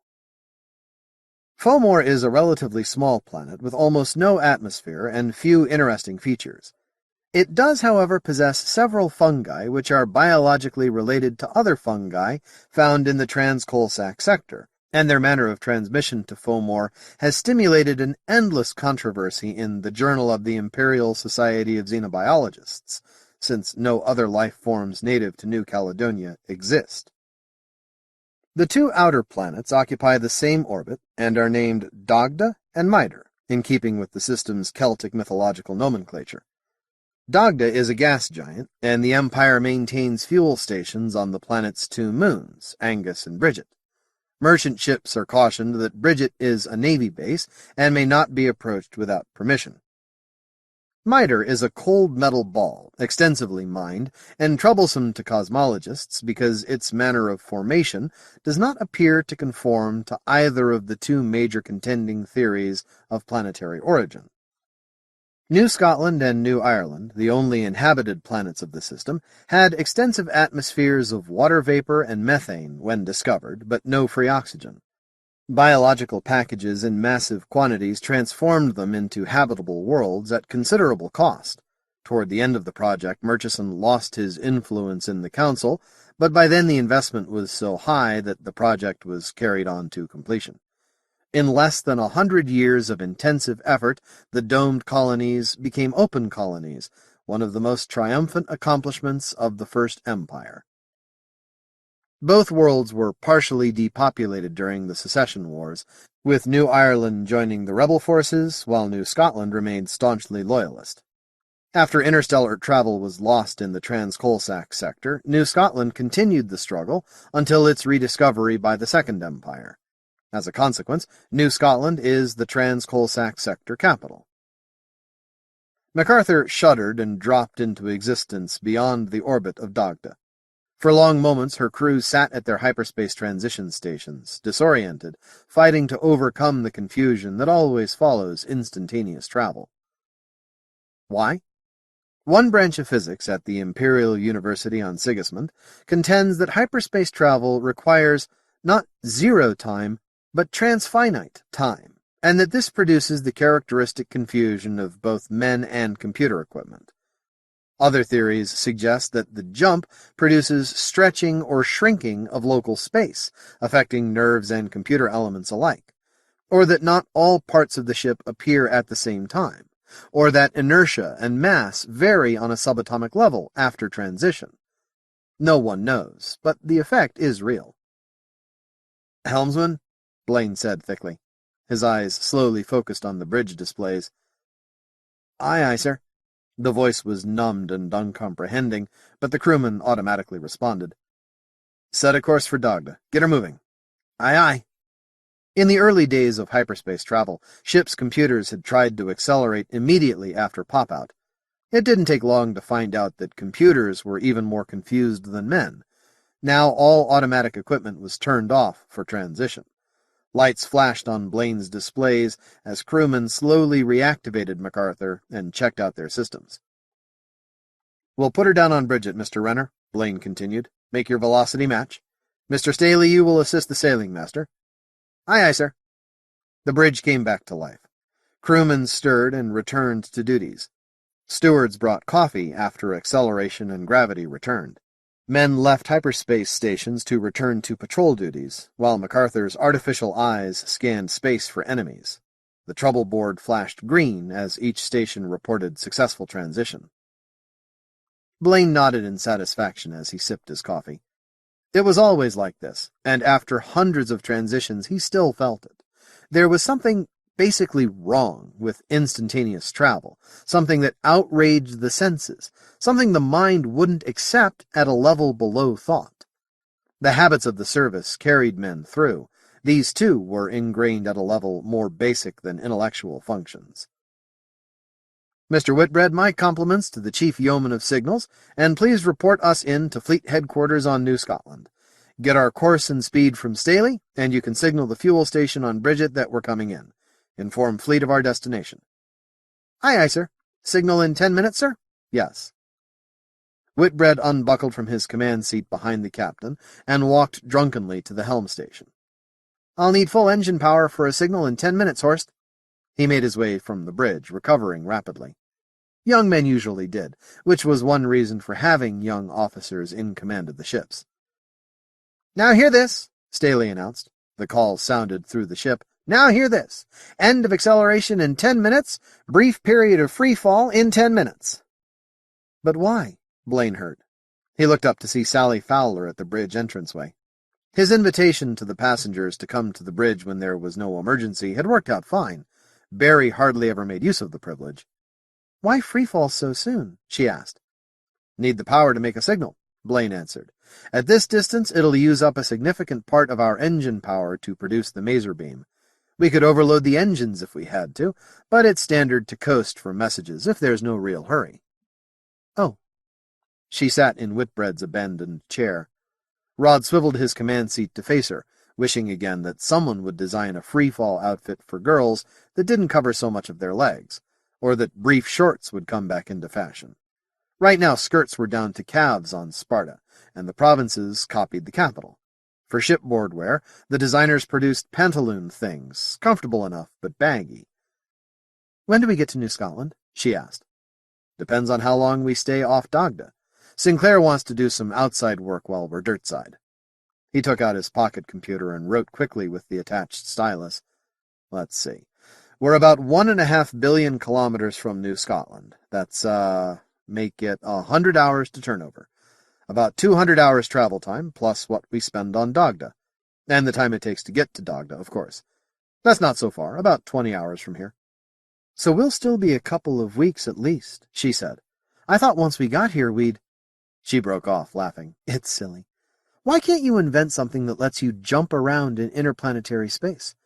There's something faintly ridiculous about it. We went 5 light years in no time at all. Now it takes weeks to get to New Scotland. Tired of us so soon? It's worse than that, really. It takes an insignificant part of our hydrogen to make a jump. Well, it isn't trivial, but it's not a lot compared to what it'll take getting to New Scotland. I don't have enough fuel aboard to go direct. In fact, not in less than a year, but there's more than enough to make a jump. All that takes is enough energy to get into hyperspace. Sally snared a cup of coffee from the steward. She was learning to drink Navy coffee, which wasn't like anything else in the galaxy. So we just have to put up with it, she said. Afraid so. I've been on trips where it was faster to drive over to another Alderson point, make a jump, move around in the new system, jump somewhere else, keep doing that until you come back to the original system at a different place. Do all that, and it would still be faster than merely to sail across the original system in normal space. But not this time. The geometry isn't right. Pity, she laughed. We'd see more of the universe for the same price. She didn't say she was bored, but Rod thought she was, and there wasn't much he could do about it. He had little time to spend with her, and there weren't many sights to see. Now hear this. Stand by for freefall. She barely had time to strap herself in before the drive cut out. Chief Yeoman of Signals Lud Shattuck squinted into his aiming sight, his knobby fingers making incredibly fine adjustments for such clumsy appendages. Outside MacArthur's hull, a telescope hunted under Shattuck's guidance until it found a tiny dot of light. It hunted again until the dot was perfectly centered. Shattuck grunted in satisfaction and touched a switch. A maser antenna slaved itself to the telescope, while the ship's computer decided where the dot of light would be when the message arrived. A coded message wound off its tape reel, while aft MacArthur's engines fused hydrogen to helium. Energy rode out through the antenna, energy modulated by the thin tape in Shattuck's cubicle, reaching toward New Scotland. Rod was at dinner alone in his cabin when the reply arrived. A duty yeoman looked at the heading and shouted for Chief Shattuck. 4 minutes later, Midshipman Whitbread knocked at his captain's door. "Yes," Rod answered irritably. "Message from Fleet Admiral Cranston, sir." Rod looked up in irritation. He hadn't wanted to eat alone, but the wardroom had invited Sally Fowler to dinner. It was their turn, after all. And if Blaine had invited himself to dine with his officers, Mr. Barry would have come too. Now even this miserable dinner was interrupted. "Can it wait?" "It's priority OC, sir." "A hot flash for us. OC." Blaine stood abruptly, the protein aspic forgotten. "Read it to me, Mr. Whitbread." "Yes, sir. MacArthur from Imp Fleet, New Scot. OC 8175. You may omit the authentication codes, midshipman. I assume you checked them out." "Yes, sir." Anyway, sir, date, code. Message begins, "You will proceed with all possible speed. Repeat, all possible speed to Bridget for refueling with priority AA1. Stop. You will refuel in minimum possible time. Stop paragraph. MacArthur will then proceed to, sir, it gives some coordinate points in the new Cal system, or any other vector your choice to intercept and investigate mysterious object entering New Caledonia system from normal space. Repeat, normal space. Stop. Object proceeds along galactic vector, it gives a course from the general direction of the Coalsack, sir, at a speed of approximately 7% velocity of light. Stop. Object is decelerating rapidly. Stop. Imperial University astronomers say spectrum of intruder is spectrum of New Cal sun, blue shifted. Stop. Obvious conclusion that intruder is powered by light sail. Stop paragraph. Imperial University astronomers certain object is artifact constructed by intelligent beings. Stop. FYI, no known human colonies at apparent origin of intruder. Stop paragraph. Cruiser Lermontov dispatched to assist, but cannot arrive to match velocity with intruder until 71 hours after minimum time MacArthur velocity match with object. Stop. Proceed with caution. Stop. You are to assume intruder is hostile until otherwise assured. Stop. You are ordered to use caution, but do not initiate hostilities. Repeat, do not initiate hostilities. Stop. Break, go get it. Chiller. Stop. Wish I was out there. Stop. Godspeed. Stop. Cranston, break. Message ends. Authentication. That's it, sir." Whitbread was breathless. "That's it. That's quite a lot of it, Mr. Whitbread." Blaine fingered the intercom switch. "Wardroom." "Wardroom, aye, Captain," Midshipman Staley answered. "Give me Cargill." The first lieutenant sounded resentful when he came on. Blaine was intruding on his dinner party. Rod felt an inner satisfaction for doing it. "Jack, get to the bridge. I want this bird moving. I'll have a minimum time course to land us on Bridget, and I mean minimum. You can run the tanks, but get us there fast." Aye, sir. Passengers aren't going to like it. Rape the... my compliments to the passengers, and this is a fleet emergency. Too bad about your dinner party, Jack, but get your passengers into hydraulic beds and move this ship. I'll be on the bridge in a minute." "Yes, sir." The intercom went silent for a moment. Then Staley's voice hooted through the ship. Now hear this. Stand by for prolonged acceleration above 2 gravities. Department head signal when secured for increased acceleration." "Okay," Blaine said. He turned to Whitbread. Punch that damned vector designation into the computer, and let's see where the hell that intruder comes from. He realized he was swearing and made an effort to calm down. Intruders? Aliens? Good God, what a break! To be in command of the first ship to make contact with aliens? Let's just see where they're from, shall we? Whitbread moved to the input console next to Blaine's desk. The screen swam violently, then flashed numbers. Blast your eyes, Whitbread, I'm not a mathematician. Put it on a graph. Sorry, sir. Whitbread fiddled with the input controls again. The screen became a black volume filled with blobs and lines of colored light. Big blobs were stars colored for type, velocity vectors were narrow green lines, acceleration vectors were lavender, projected paths were dimly lit red curves. The long green line. Blaine looked at the screen in disbelief, then laid his finger along the knot in his nose. From the moat. Well, I will go to hell. From the moat in normal space. There was no known tramline to the intruder's star. It hung in isolation, a yellow fleck near the supergiant Murchison's eye. Visions of octopoids danced in his head. Suppose they were hostile, he thought suddenly. If Old Mac had to fight an alien ship, she'd need more work. Work they'd put off because it ought to be done in orbit, or dirt side, and now they'd have to do it at 2+G. But it was MacArthur's baby, and his. Somehow they'd do it. 5. The Face of God. Blaine made his way quickly to the bridge and strapped himself into the command chair. As soon as he was settled, he reached for the intercom unit. A startled midshipman Whitbread looked out of the screen from the captain's cabin. Blaine gambled. "Read it to me, mister." Sir? You have the regs open to the standing orders on alien contact, don't you? Read them to me, please. Blaine remembered looking them up long ago, for fun and curiosity. Most cadets did. Yes, sir. Visibly, Whitbread wondered if the captain had been reading his mind, then decided that it was the captain's prerogative. This incident would start legends. Section 4500. First contact with non-human sentient beings. Note, sentient beings are defined as creatures which employ tools and communication and purposeful behavior. Subnote, officers are cautioned to use judgment in applying this definition. The hive rat of Macassar, as an example, employs tools and communication to maintain its nest, but is not sentient. Section 1. Upon encounter with sentient non-human beings, officers will communicate the existence of such aliens to nearest fleet command. All other objectives will be considered secondary to this accomplishment. Section 2. After the objective described in Section 1 is assured, officers will attempt to establish communication with the aliens, provided, however, that in so doing they are not authorized to risk their command unless so ordered by higher authority. Although officers will not initiate hostilities, it must be assumed that non-human sentient creatures may be hostile. Section 3. Whitbread was cut off by the final acceleration warning. Blaine nodded acknowledgement to the middy and settled back in his couch. The regulations weren't likely to be much use anyway.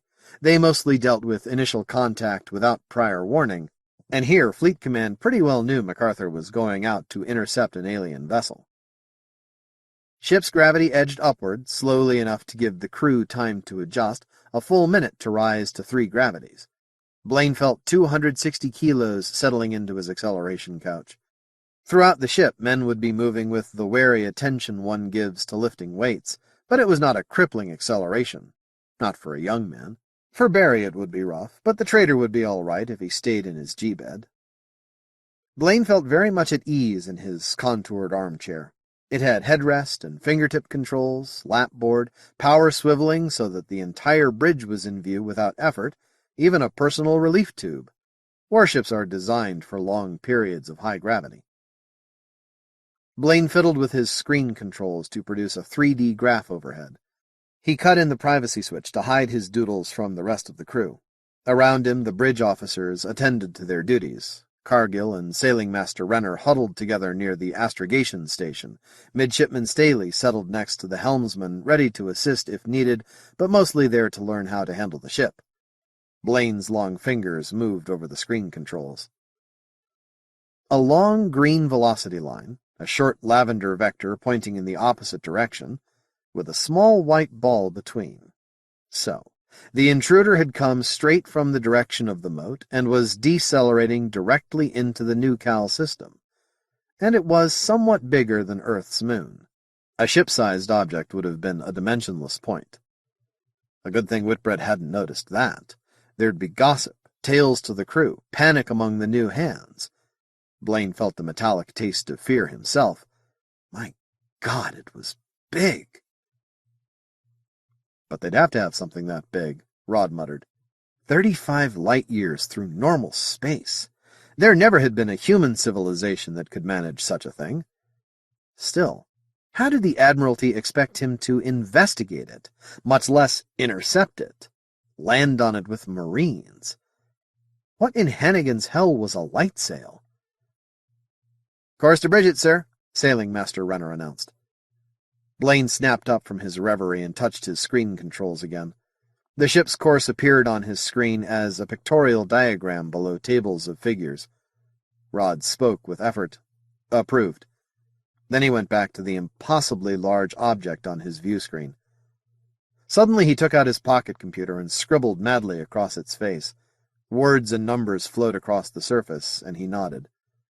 Of course, light pressure could be used for propulsion. In fact, MacArthur did exactly that, using hydrogen fusion to generate photons and emitting them in an enormous spreading cone of light. A reflecting mirror could use outside light as propulsion and get twice the efficiency. Naturally, the mirror should be as large as possible, and as light, and ideally it should reflect all the light that fell on it. Blaine grinned to himself. He had been nerving himself to attack a space-going planet with his half-repaired battlecruiser.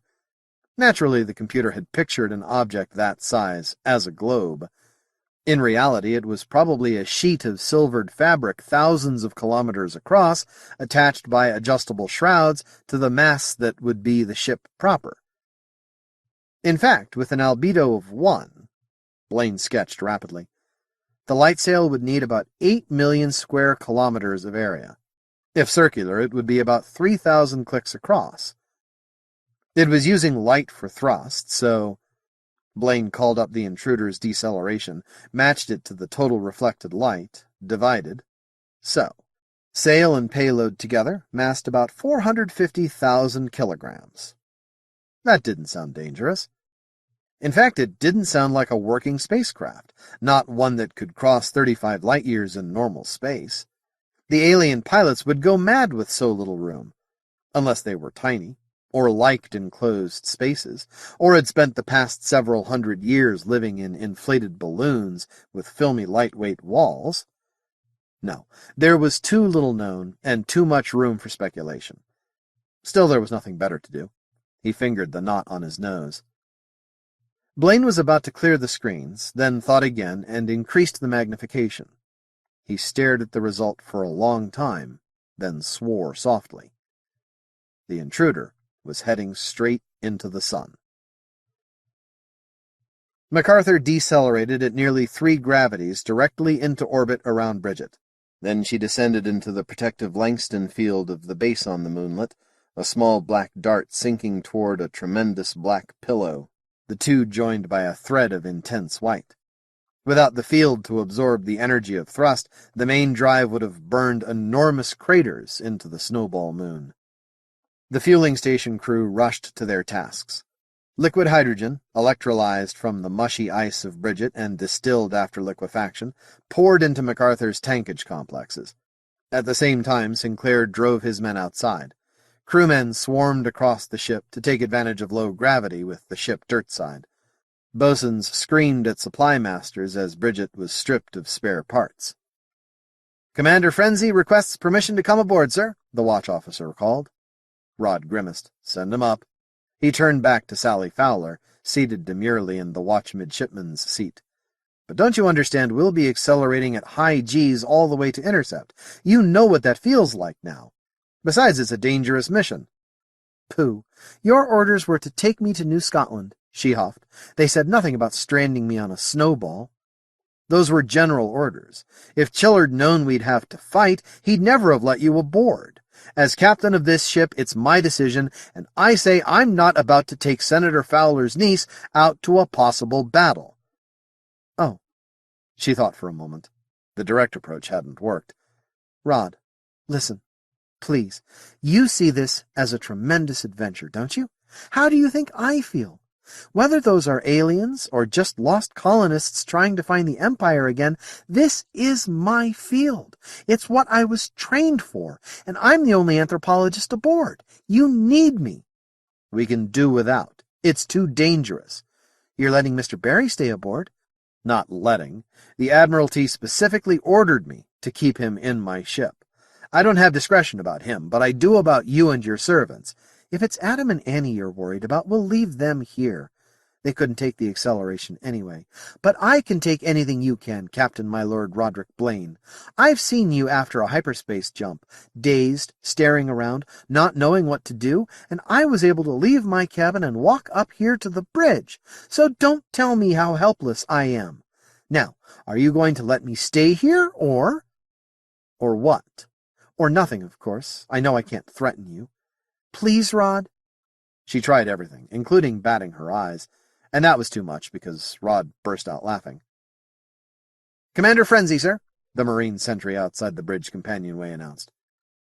"Come in, Romeo, come in," Rod said, more heartily than he felt. Frenzy was 35, a good 10 years older than Blaine, and Rod had served under him for 3 months of the most miserable duty he could ever recall. The man was a good administrator, but a horrible ship's officer. Frenzy peered around the bridge, his jaw thrust forward. "Ah, Blaine, where's Captain Chiller?" "On New Chicago," Rod said pleasantly. "I'm master of MacArthur now." He swiveled so that Frenzy could see the 4 rings on each sleeve. Frenzy's face became more craggy. His lips drooped. "Congratulations." Long pause. "Sir." "Thanks, Romeo. Still takes getting used to myself." "Well, I'll go out and tell the troops not to hurry about the fueling, shall I?" Frenzy said. He turned to go. "What the hell do you mean, not to hurry? I've got a AA1 priority. Want to see the message?" "I've seen it. They relayed a copy through my station, Blaine. Captain. But the message makes it clear that Admiral Cranston thinks Chiller is still in command of MacArthur. I respectfully suggest, sir, that he would not have sent this ship to intercept a possible alien if he knew that her master was a young officer with his first command. Sir." Before Blaine could answer, Sally spoke. "I've seen the message, Commander, and it was addressed to MacArthur, not Chiller, and it gives the ship refueling priority." Frenzy regarded her coldly. "Lermontov will be quite adequate for this intercept, I think. If you'll excuse me, Captain, I must get back to my station." He glared at Sally again. "I didn't know they were taking females out of uniform as midshipmen." "I happen to be Senator Fowler's niece, and aboard this ship under Admiralty orders, Commander," she told him sternly. "I am astonished at your lack of manners. My family is not accustomed to such treatment, and I am certain my friends at court will be shocked to find that an Imperial officer could be so rude." Frenzy blushed and looked around wildly. "My apologies, my lady. No insult intended, I assure you. I was merely surprised. We don't very often see girls aboard warships, certainly not young ladies as attractive as you. I beg your pardon." His voice trailed off, still without punctuation, as he withdrew from the bridge. "Now why couldn't you react like that?" Sally wondered aloud. Rod grinned at her, then jumped from his seat. "He'll signal Cranston that I'm in command here. We have, about an hour for a message to get to New Scotland, another for it to get back." Rod stabbed at the intercom controls. "All hands, this is the captain. Lift off in 125 minutes. Lift off in 125 minutes. If you're not aboard, we'll leave you behind." "That's the way," Sally shouted as encouragement. "Let him send his messages." While Blaine turned to hurry his crew along, she left the bridge to go hide in her cabin. Rod made another call. "Commander Sinclair, let me know if there's any delay out there." If Frenzy slowed him down, Blaine just might be able to get him shot. He'd certainly try. Long ago, he daydreamed of having Frenzy shot. The reports came in. Cargill came onto the bridge with a sheaf of transfer orders and a satisfied look. MacArthur's bosuns, copies of the priority message in hand, had gone looking for the best men on Bridget. New crew and old hands swarmed around the ship, yanking out damaged equipment and hurriedly thrusting in spares from Bridget's supply depot, running checkout procedures and rushing to the next job. Other replacement parts were stored as they arrived. Later they could be used to repair Sinclair's melted-looking jury rigs, if anyone could figure out how. It was difficult enough telling what was inside one of those standardized black boxes. Rod spotted a microwave heater and routed it to the wardroom. Cargill would like that. When the fueling was nearly finished, Rod donned his pressure suit and went outside. His inspection wasn't needed, but it helped crew morale to know that the old man was looking over everyone's shoulder. While he was out there, Rod looked for the intruder. The face of God stared at him across space. The coal sack was a nebular mass of dust and gas, small as such things go, 24 to 30 light-years thick, but dense, and close enough to New Caledonia to block off a quarter of the sky. Earth and the imperial capital, Sparta, were forever invisible on its other side. The spreading blackness hid most of the empire, but it made a fine velvet backdrop for two close, brilliant stars. Even without that backdrop, Murchison's eye was the brightest star in the sky, a great red giant 35 light-years distant.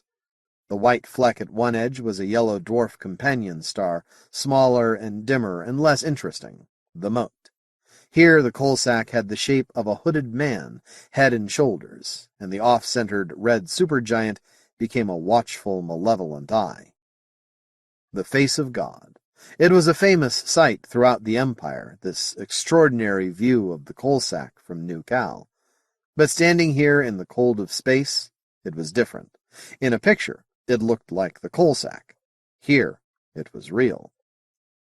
And something he couldn't see was coming at him out of the mote in God's eye. 6. The light sail. One gravity only, with queasy sensations as MacArthur lined up on her proper interception course. Elastic webbing held him in the acceleration chair during these few moments of changing but normal gravity. Minutes, Rod suspected, that he'd soon look back on with wistful longing. Kevin Renner had been mate of an interstellar trading vessel before joining MacArthur as her sailing master. He was a lean man with a narrow face, and he was 10 years older than Blaine. As Rod steered his acceleration chair up behind him, Renner was matching curves in a view screen, and his self-satisfied grin was not the expression of a Navy man. "Got our course, Lieutenant Renner?" "Yes, sir," Kevin Renner said with relish. "Right into the sun at 4 Gs." Blaine gave in to the desire to call his bluff. "Move her." The warning alarms sounded, and MacArthur accelerated. Crew and passengers felt their weight settle gradually deeper into beds and chairs and couches, and they nerved themselves for several days of weighing far too much. "You were joking, weren't you?" Blaine asked. The sailing master looked at him quizzically. "You knew we were dealing with a light sail propulsion system, sir?" "Naturally." "Then look here." Renner's nimble fingers made a green curve on the view screen, a parabola rising sharply at the right. "Sunlight per square centimeter falling on a light sail decreases as the square of the distance from the star. Acceleration varies directly as the sunlight reflected from the sail." "Of course, Mr. Renner. Make your point." Renner made another parabola, very like the first, but in blue. "The stellar wind can also propel a light sail. Thrust varies about the same way. The important difference is that the stellar wind is atomic nuclei. They stick where they hit the sail. The momentum is transferred directly, and it's all radial to the sun." "You can't tack against it," Blaine realized suddenly. "You can tack against the light by tilting the sail, but the stellar wind always thrusts you straight away from the sun." "Right. So, Captain, suppose you were coming into a system at 7% of the speed of light, God forbid, and you wanted to stop. What would you do?" "Drop all the weight I could," Blaine mused. I don't see how it'd be a problem. They must have launched the same way." "I don't think they did. They're moving too fast. But past that for a minute.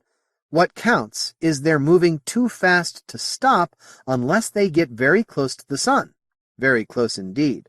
The intruder is in fact diving right into the sun. Probably it will tack hard after the sunlight has decelerated it enough, provided the vessel hasn't melted and the shrouds haven't parted or the sail ripped. But it is such a close thing that they simply have to skydive. They have no choice. Ah, said Blaine. One need hardly mention, Renner added, that when we match course with them, we, too, will be moving straight toward the sun. At 7% of the speed of light? At 6. The intruder will have slowed somewhat by then.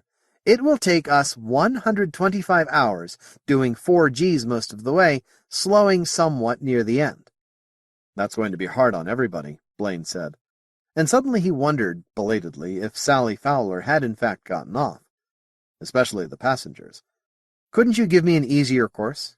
Yes, sir, Renner said instantly. I can pull alongside in 170 hours without ever going over 2.5 Gs, and save some fuel, too, because the probe will have more time to slow down.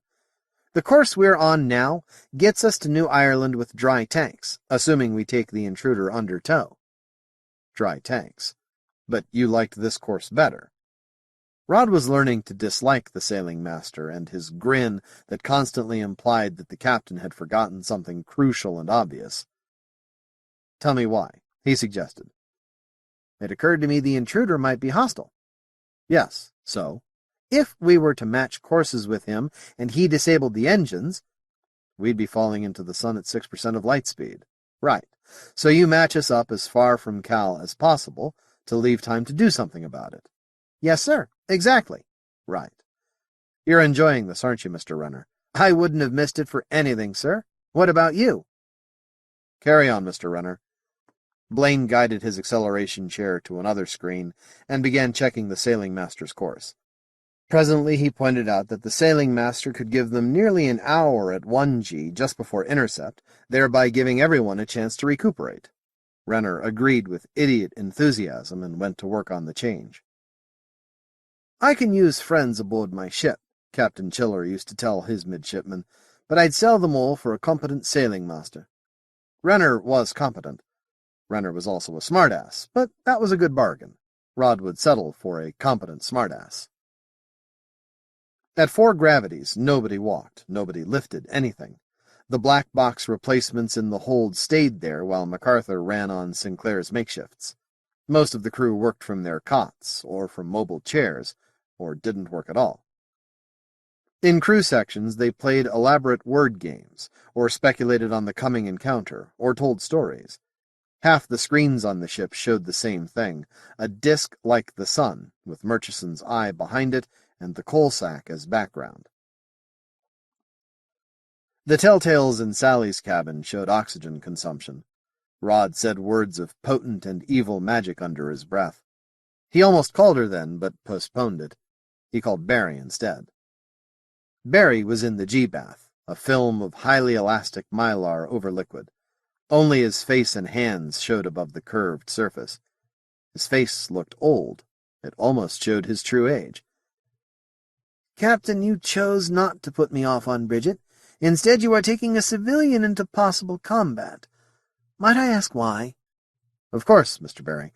I supposed it would be most inconvenient for you to be stranded on a ball of ice with no assured transportation. Perhaps I was mistaken. Barry smiled, or tried to. Every man aboard looked twice his age, with 4 times gravity pulling down on the skin of his face. Barry's smile was like weightlifting. No, Captain, you were not mistaken. I saw your orders in the wardroom. So, we are on our way to meet a non-human spacecraft. It certainly looks that way. Perhaps they will have things to trade, especially if they come from a non-terrestrial world. We can hope. Captain, would you keep me posted on what is happening? I will probably not have the time, Blaine said, choosing the most civil of several answers that occurred to him. Yes, of course, I didn't mean personally. I only want access to information on our progress. At my age, I dare not move from this rubber bathtub for the duration of our voyage. How long will we be under 4 Gs? 125 hours. 124 now. Thank you, Captain. Barry vanished from the screen. Rod rubbed thoughtfully at the knot on his nose. Did Barry know his status aboard MacArthur? It couldn't be important. He called Sally's cabin. She looked as if she hadn't slept in a week or smiled in years. Blaine said, "Hello, Sally. Sorry you came?" "I told you I can take anything you can take," Sally said calmly. She gripped the arms of her chair and stood up. She let go and spread her arms to show how capable she was. "Be careful," Blaine said, trying to keep his voice steady. "No sudden moves. Keep your knees straight. You can break your back just sitting down. Now stay erect, but reach behind you. Get both the chair arms in your hands before you try to bend at the waist." She didn't believe it was dangerous, not until she started to sit down. Then the muscles in her arms knotted, panic flared in her eyes, and she sat much too abruptly, as if MacArthur's gravity had sucked her down. "Are you hurt?" "No," she said. "Only my pride." "Then you stay in that chair, damn your eyes! Do you see me standing up? You do not, and you won't!" "All right." She turned her head from side to side. She was obviously dizzy from the jolt. "Did you get your servants off?" "Yes. I had to trick them. They wouldn't have gone without my baggage." She laughed an old woman's laugh. "I'm wearing everything I own until we get to New Caledonia." "Tricked them, did you? The way you tricked me? I should have had Kelly put you off." Rod's voice was bitter. He knew he looked twice his age, a cripple in a wheelchair. "All right, you're aboard. I can't put you off now." "But I may be able to help. I am an anthropologist." She winced at the thought of trying to get up again. "Can I get you on the intercom?" "You'll get the MIDI of the watch. Tell him if you really need to talk to me. But Sally, this is a warship. Those aliens may not be friendly. For God's sake, remember that. My watch officers haven't time for scientific discussion in the middle of a battle." "I know that. You might give me credit for a little sense." She tried to laugh. "Even if I don't know better than to stand up at 4 Gs. Yeah. Now do me another favor. Get into your G-bath." "Do I have to take my clothes off to use it?" Blaine couldn't blush. There wasn't enough blood flowing to his head. "It's a good idea, especially if you've got buckles. Turn off the vision pickup on the phone." "Right." "And be careful. I could send one of the married ratings to help." "No, thank you." "Then wait. We'll have a few minutes of lower G at intervals. Don't get out of that chair alone in high G." She didn't even look tempted. One experience was enough. "Lermontov's calling again," Whitbread announced. "Forget it. Don't acknowledge." "Aye, aye, sir. Do not acknowledge." Rod could guess what the cruiser wanted. Lermontov wanted first crack at the intruder, but MacArthur's sister ship wouldn't even get close to the aliens before the approach to the sun was just too close. Better to intercept out here where there was some room. At least that's what Rod told himself. He could trust Whitbread and the communications people. Lermontov's signals wouldn't be in the log. 3.5 days. 2 minutes of 1.5 G every 4 hours to change the watch, grab forgotten articles, shift positions. Then the warning horns sounded, the jolt meters swung over, and too much weight returned. At first, MacArthur's bow had pointed 60 degrees askew of Cal. They had to line up with the intruder's course. With that accomplished, MacArthur turned again, her bow pointed at the brightest star in the heavens. Cal began to grow. He also changed color, but minutely. No one would notice that blue shift with the naked eye. What the men did see in the screens was that the brightest star had become a disk and was growing hourly. It didn't grow brighter because the screens kept it constant, but the tiny sun disk grew ominously larger, and it lay directly ahead. Behind them was another disk of the same color, the white of an F8 star. It, too, grew hourly larger. MacArthur was sandwiched between two colliding suns. On the second day, Staley brought a new midshipman up to the bridge, both moving in traveling acceleration chairs.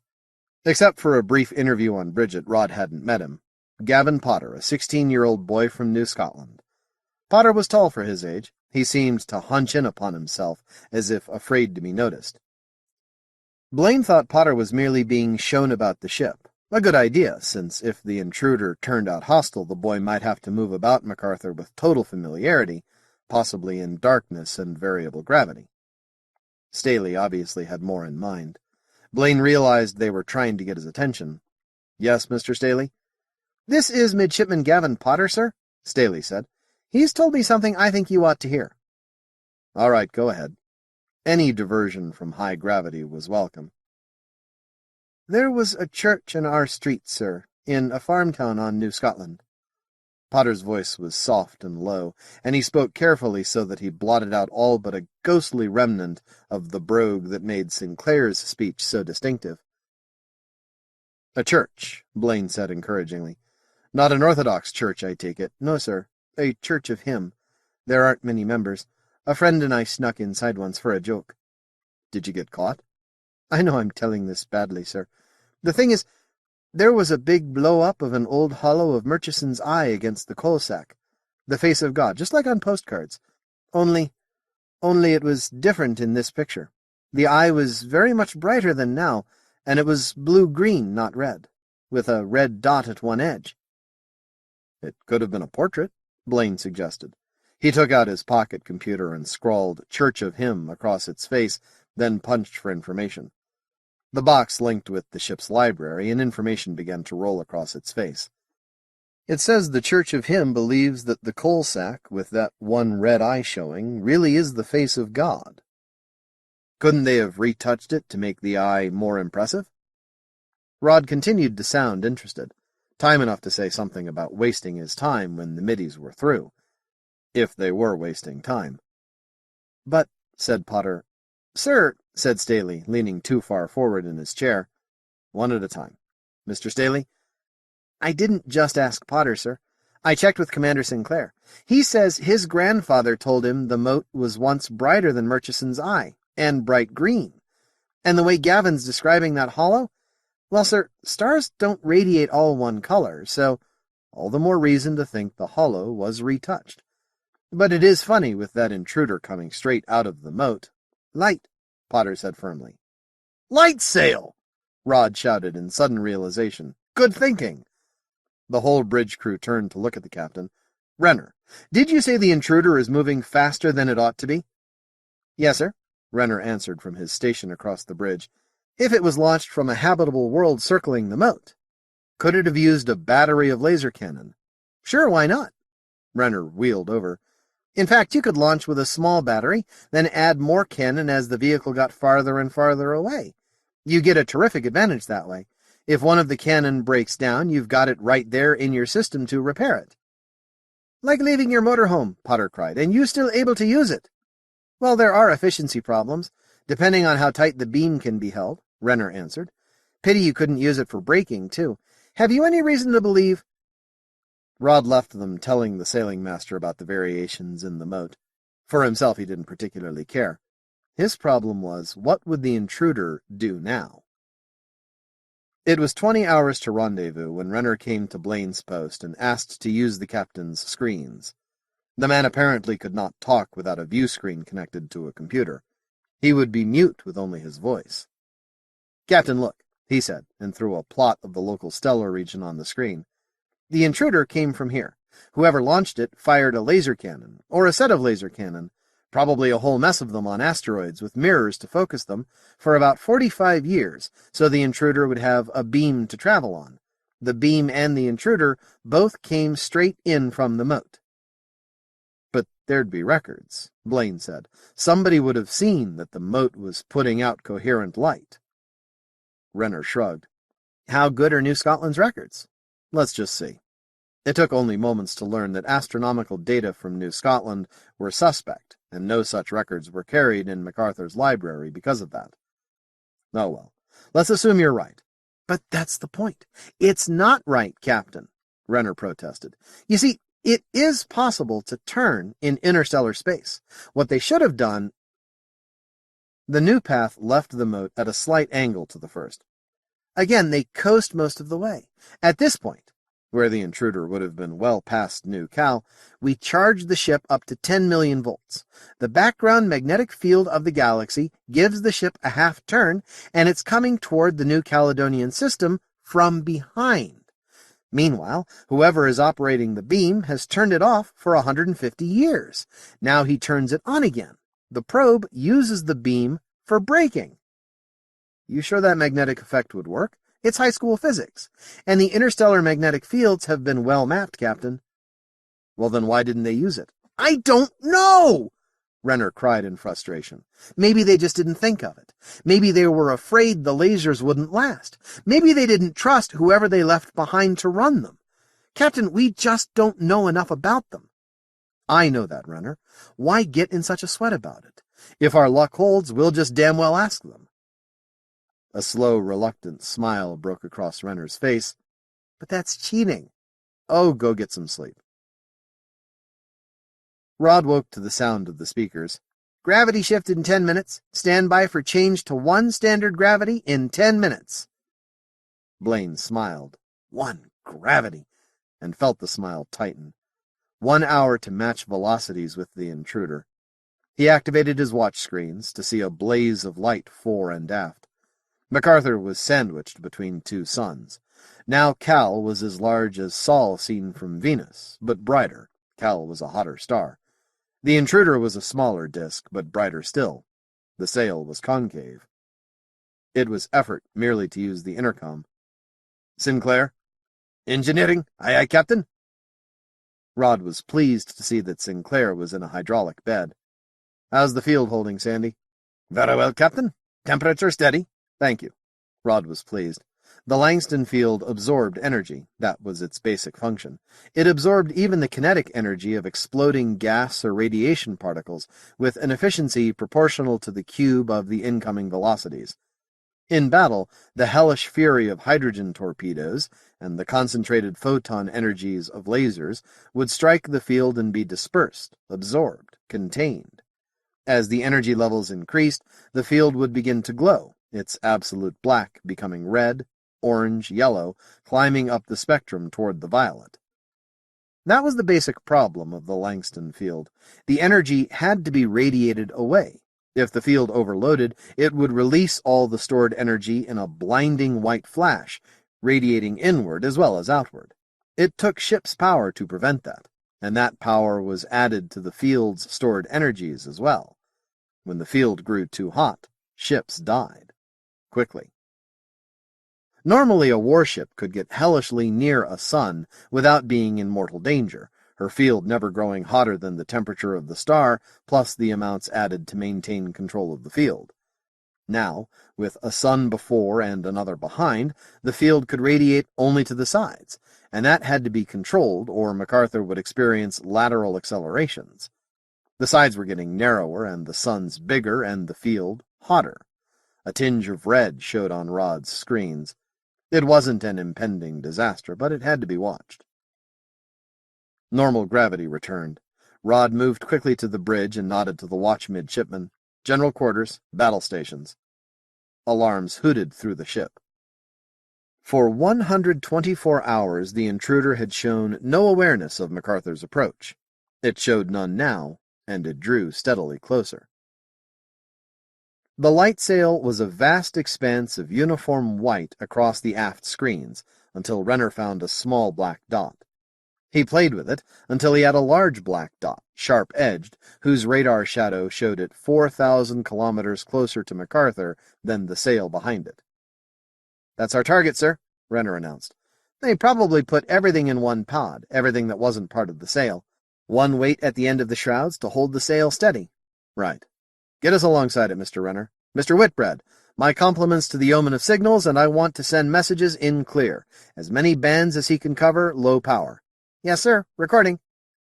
"Hello, light sail vessel. This is Imperial Ship MacArthur. Give our recognition signals. Welcome to New Caledonia and the Empire of Man. We wish to come alongside. Please acknowledge." Send that in Anglic, Russian, French, Chinese, and anything else you can think of.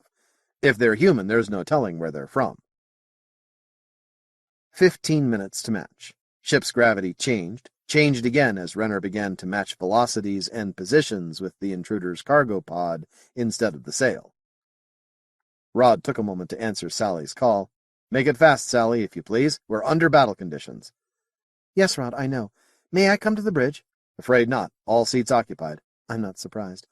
Rod, I just wanted to remind you of something. Don't expect them to be simple." "I beg your pardon?" "Just because they don't use Alderson Drive, you'll expect them to be primitive. Don't. And even if they were primitive doesn't mean simple. Their techniques and ways of thought may be very complex. I'll keep it in mind. Anything else? Okay, hang on, Sally. Whitbread, when you've got no other duties, let Miss Fowler know what's going on. He closed the intercom from his mind and looked at the stern screen even as Staley shouted. The intruder's light sail was rippling. Reflected light ran across it in great, ponderous, wavy lines. Rod blinked, but it didn't help. It is very difficult to see the shape of a distorted mirror. That could be our signal, Rod said. They're using the mirror to flash. The glare became blinding, and all the screens on that side went dead. The forward scanners were operative and recording. They showed a wide white disk, the star New Caledonia, very close and approaching very fast, 6% of the velocity of light, and they showed it with most of the light filtered away.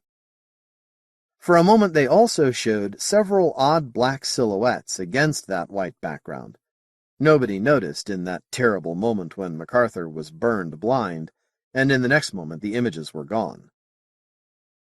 Kevin Renner spoke into the stunned silence.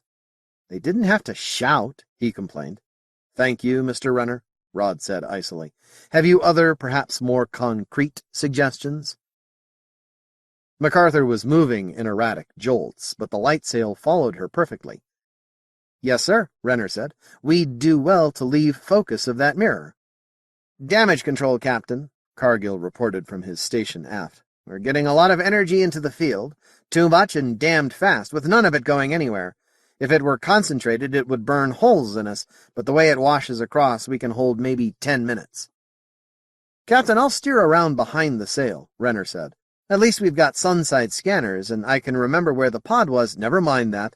Take us through the sail, Rod ordered. But we don't know that was an order, Mr. Renner, and you're in a Navy ship. Aye, aye, sir. The field was brick red and growing brighter, but red wasn't dangerous. Not for a while. As Renner worked the ship, Rod said casually, You may be assuming the aliens are using unreasonably strong materials, are you? It's a possibility, sir. MacArthur jolted. She was committed now. Renner seemed to be bracing himself for a shock. But the stronger the materials are, Mr. Renner, the thinner they will spread them, so as to pick up the maximum amount of sunlight for the weight. If they have very strong thread, they will weave it thin to get more square kilometers per kilo, right?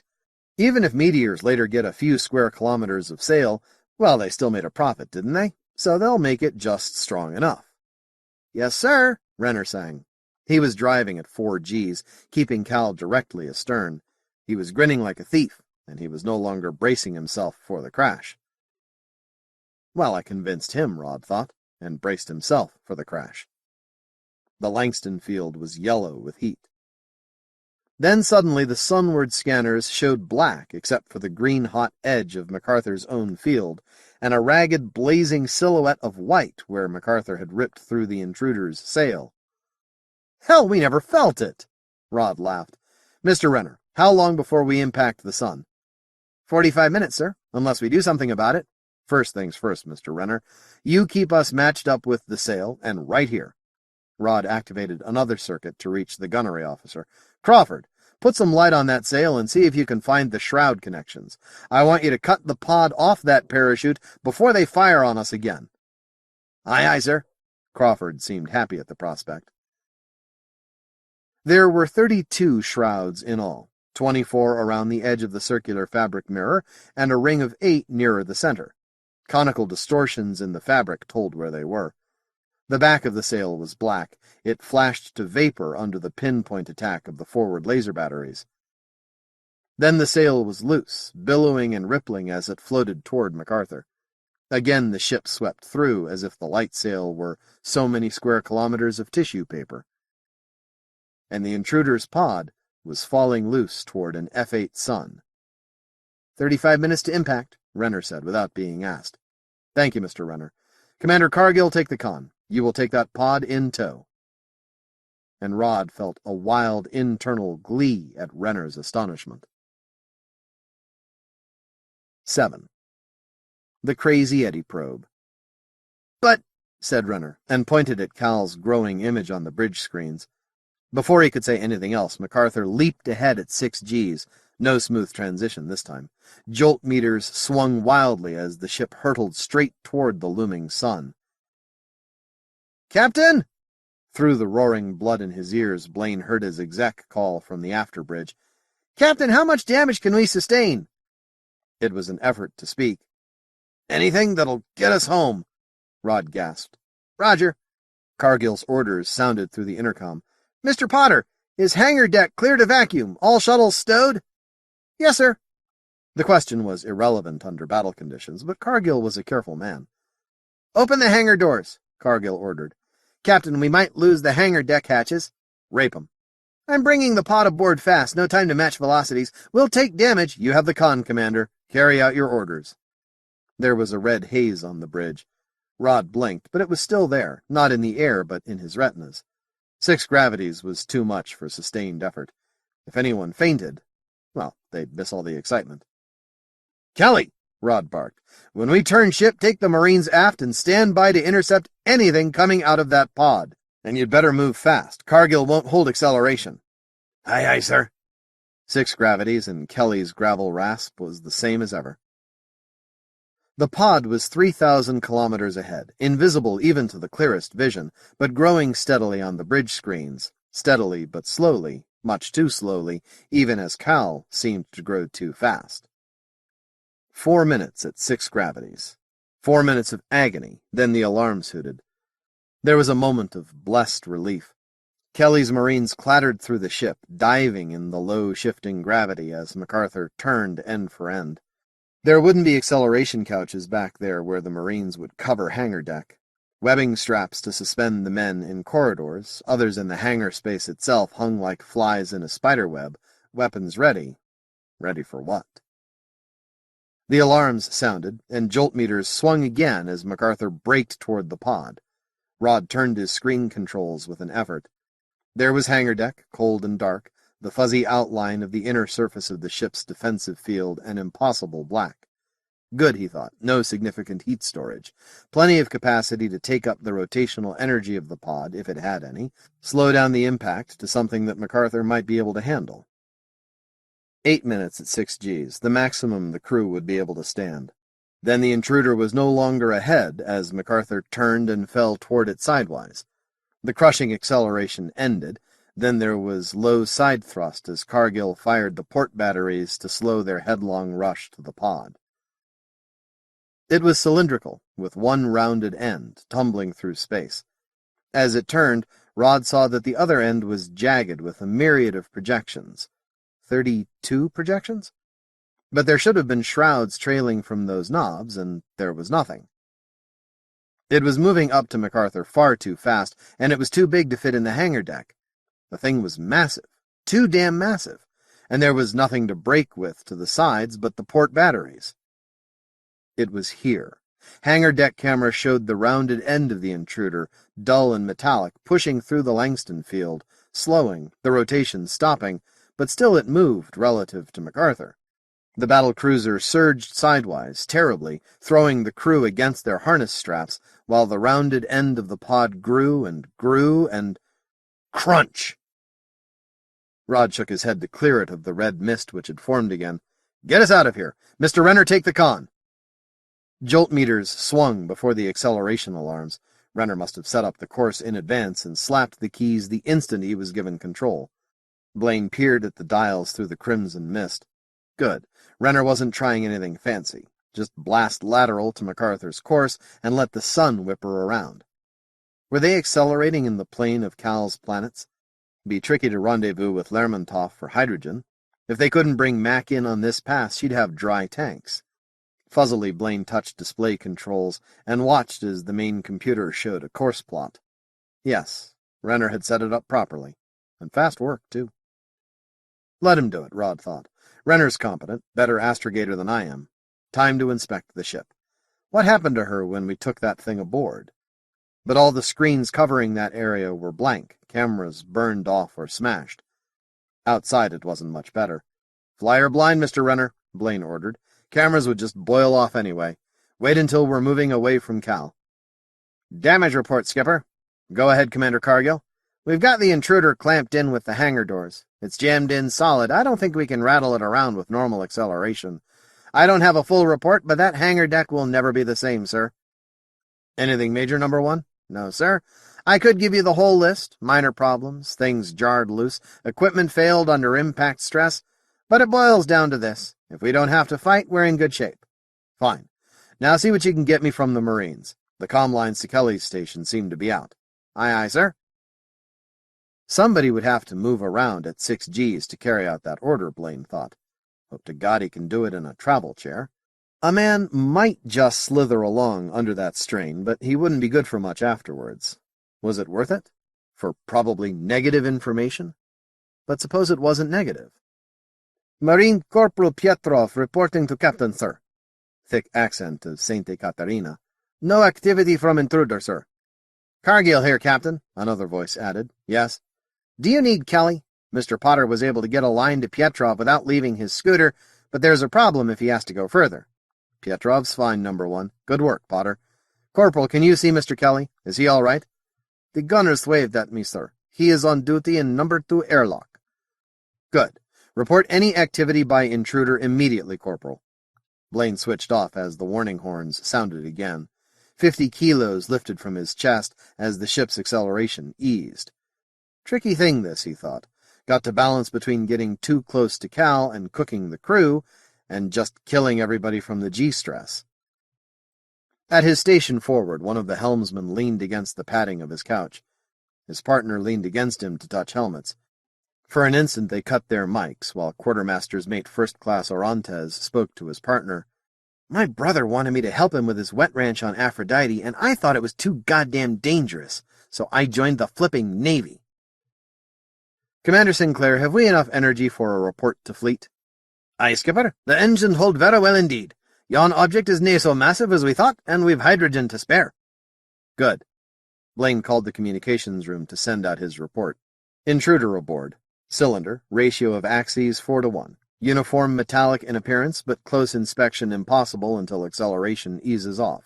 Suggest Lermontov attempt to recover the sail, which would decelerate rapidly with no pod ahead of it. Estimated time of arrival New Scotland. Suggest MacArthur put into orbit around uninhabited moon of New Scotland. No evidence of life or activity aboard alien, but... It was a very large but, Rod thought. Just what was that thing? Had it fired on him deliberately? Was it under command, or what kind of robot could pilot it across light years of normal space? What would it, whoever or whatever was commanding it, think of being stuffed into the hangar deck of a battlecruiser, cut loose from its shrouds? Hell of an undignified end to 35 light-years of travel. And there was nothing he could do to find out. Nothing at all.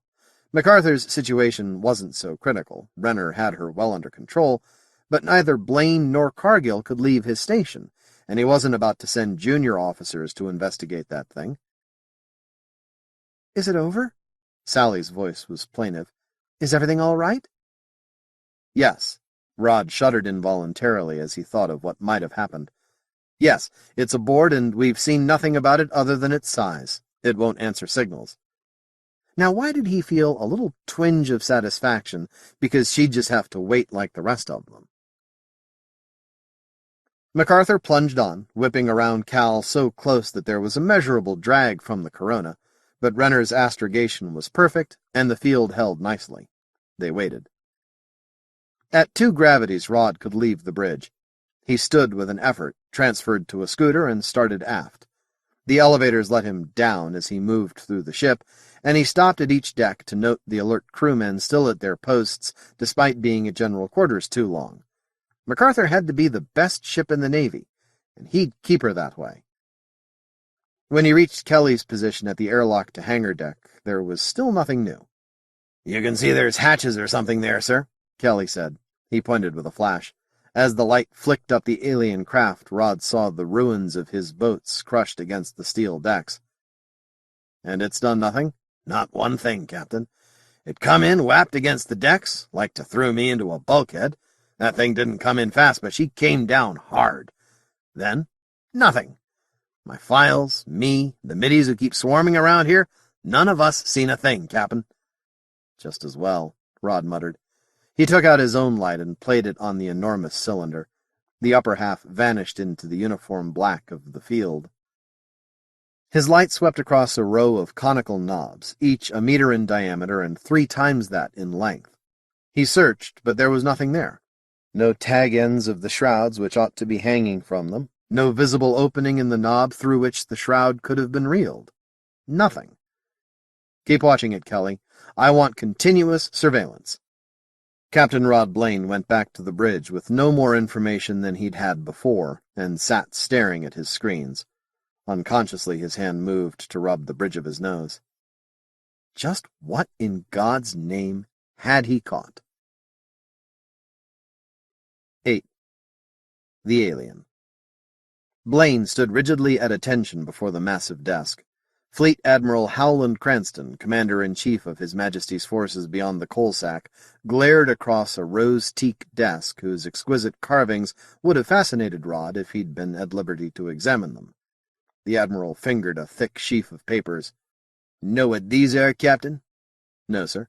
"Requests that you be dismissed from the service. Half the faculty at Imperial University.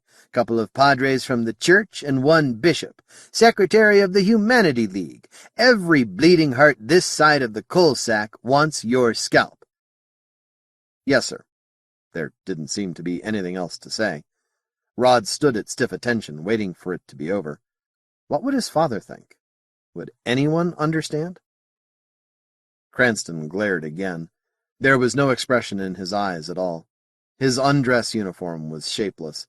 Miniatures of a dozen decorations told the story of a commander who'd ruthlessly driven himself and his subordinates beyond any hope of survival.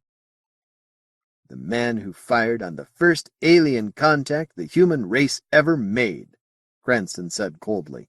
"Crippled their probe. You know we only found 1 passenger, and he's dead? Life system failure, maybe." Cranston fingered the sheaf of papers and viciously thrust them away. "Damned civilians. They always end up influencing the Navy. They leave me no choice." "All right. Captain Blaine, as Fleet Admiral of this sector, I hereby confirm your promotion to captain and assign you to command of His Majesty's battle cruiser MacArthur. Now sit down." As Rod dazedly looked for a chair, Cranston grunted. "That'll show the bastards. Try to tell me how to run my command, will they? Blaine, you're the luckiest officer in the service. A board would have confirmed your promotion anyway, but without this you'd never have kept that ship." "Yes, sir." It was true enough, but that couldn't keep the note of pride out of Rod's voice. And MacArthur was his. "Sir, have they found out anything about the probe? Since we left the probe in orbit, I've been busy in the yards getting MacArthur refitted." "We've opened it, Captain. I'm not sure I believe what we found, but we've got inside the thing. We found this." He produced an enlarged photograph. The creature was stretched out on a laboratory table. The scale beside it showed that it was small, 1.24 meters from top of head to what Rod at first thought were shoes, then decided were its feet. There were no toes, although a ridge of what might have been horn covered the forward edges. The rest was a scrambled nightmare. There were 2 slender right arms ending in delicate hands, 4 fingers and 2 opposed thumbs on each. On the left side was a single massive arm, virtually a club of flesh, easily bigger than both right arms combined. Its hand was 3 thick fingers closed like a vice. Cripple? Mutation? The creature was symmetrical below where its waist would have been. From the waist up, it was different. The torso was lumpy. The musculature was more complex than that of men. Rod could not discern the basic bone structure beneath. The arms, well, they made a weird kind of sense. The elbows of the right arms fitted too well, like nested plastic cups. Evolution had done that. The creature was not a cripple. The head was the worst. There was no neck. The massive muscles of the left shoulder sloped smoothly up to the top of the alien's head. The left side of the skull blended into the left shoulder and was much larger than the right. There was no left ear and no room for one. A great membranous goblin's ear decorated the right side, above a narrow shoulder that would have been almost human, except that there was a similar shoulder below and slightly behind the first. The face was like nothing he had ever seen. On such a head it should not even have been a face, but there were two symmetrical slanted eyes, wide open in death, very human, somehow oriental. There was a mouth, expressionless, with the lips slightly parted to show points of teeth. "Well, how do you like him?" Rod answered, "I'm sorry it's dead. I can think of 1,000,000 questions to ask it. There was only this one? Yes. Only him inside the ship. Now look at this." Cranston touched a corner of his desk to reveal a recessed control panel. Curtains on the wall to Rod's left parted, and the room lights dimmed. A screen lighted uniformly white. Shadows suddenly shot in from the edges, dwindled as they converged toward the center, and were gone, all in a few seconds. "We took that off your sunside cameras, the ones that weren't burned off. Now I'll slow it down." Shadows moved jerkily inward on a white background. There were 6 showing when the Admiral stopped the film. "Well?" "They look like that," said Rod. "Glad you think so. Now watch." The projector started again. The odd shapes dwindled, converged, and disappeared, not as if they had dwindled to infinity, but as if they had evaporated. "But that shows passengers being ejected from the probe and burned up by the light sail.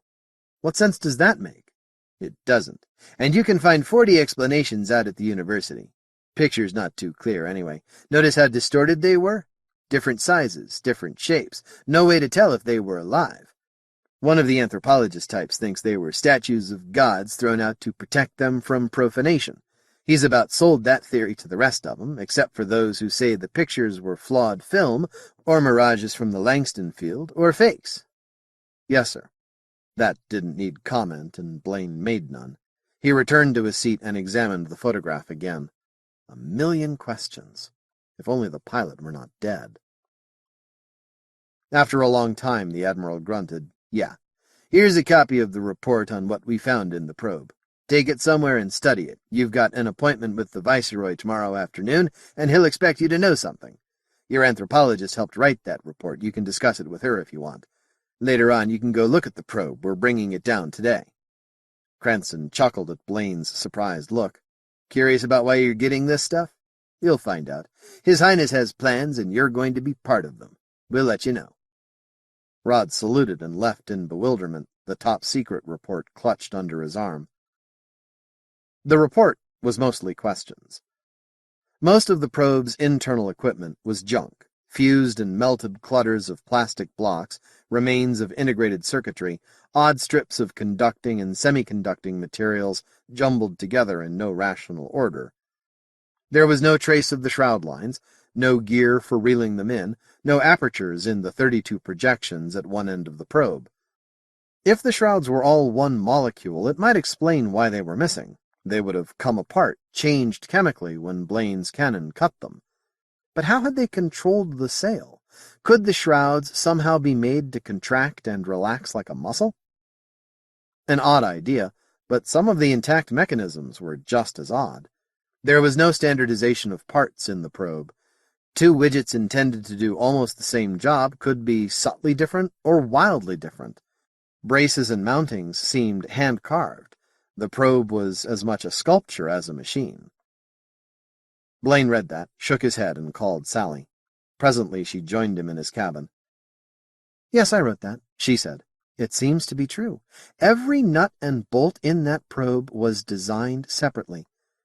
It's less surprising if you think of the probe as having a religious purpose. But that's not all. You know how redundancy works? In machines? 2 gilkickies to do one job, in case one fails. Well, it seems that the Moties work it both ways." "Moties?" She shrugged. We had to call them something. "The Motie engineers made 2 widgets do one job, all right, but the second widget does 2 other jobs, and some of the supports are also bimetallic thermostats and thermoelectric generators all in one. Rod, I barely understand the words. Modules. Human engineers work in modules, don't they?" "For a complicated job, of course they do." "The Moties don't. It's all one piece, everything working on everything else. Rod, there's a fair chance the Moties are brighter than we are." Rod whistled. "That's frightening." Now, wait a minute. They'd have the Alderson Drive, wouldn't they? I wouldn't know about that. But they have some things we don't. There are biotemperature superconductors, she said, rolling it as if she'd memorized the phrase, painted on in strips. Then there's this. She reached past him to turn pages. Here, look at this photo. All the little pebbly meteor holes. Micrometeorites, it figures. Well, nothing larger than 4,000 microns got through the meteor defense. Only nobody ever found a meteor defense. They don't have the Langston field or anything like it. But it must have been the sail. You see what that means? The autopilot attacked us because it thought MacArthur was a meteor. What about the pilot? Why didn't know? The alien was in frozen sleep, as near as we can tell. The life support systems went wrong about the time we took it aboard. We killed it. That's definite? Sally nodded. Hell. All that way it came. The Humanity League wants my head on a platter with an apple in my mouth, and I don't blame them. Ugh!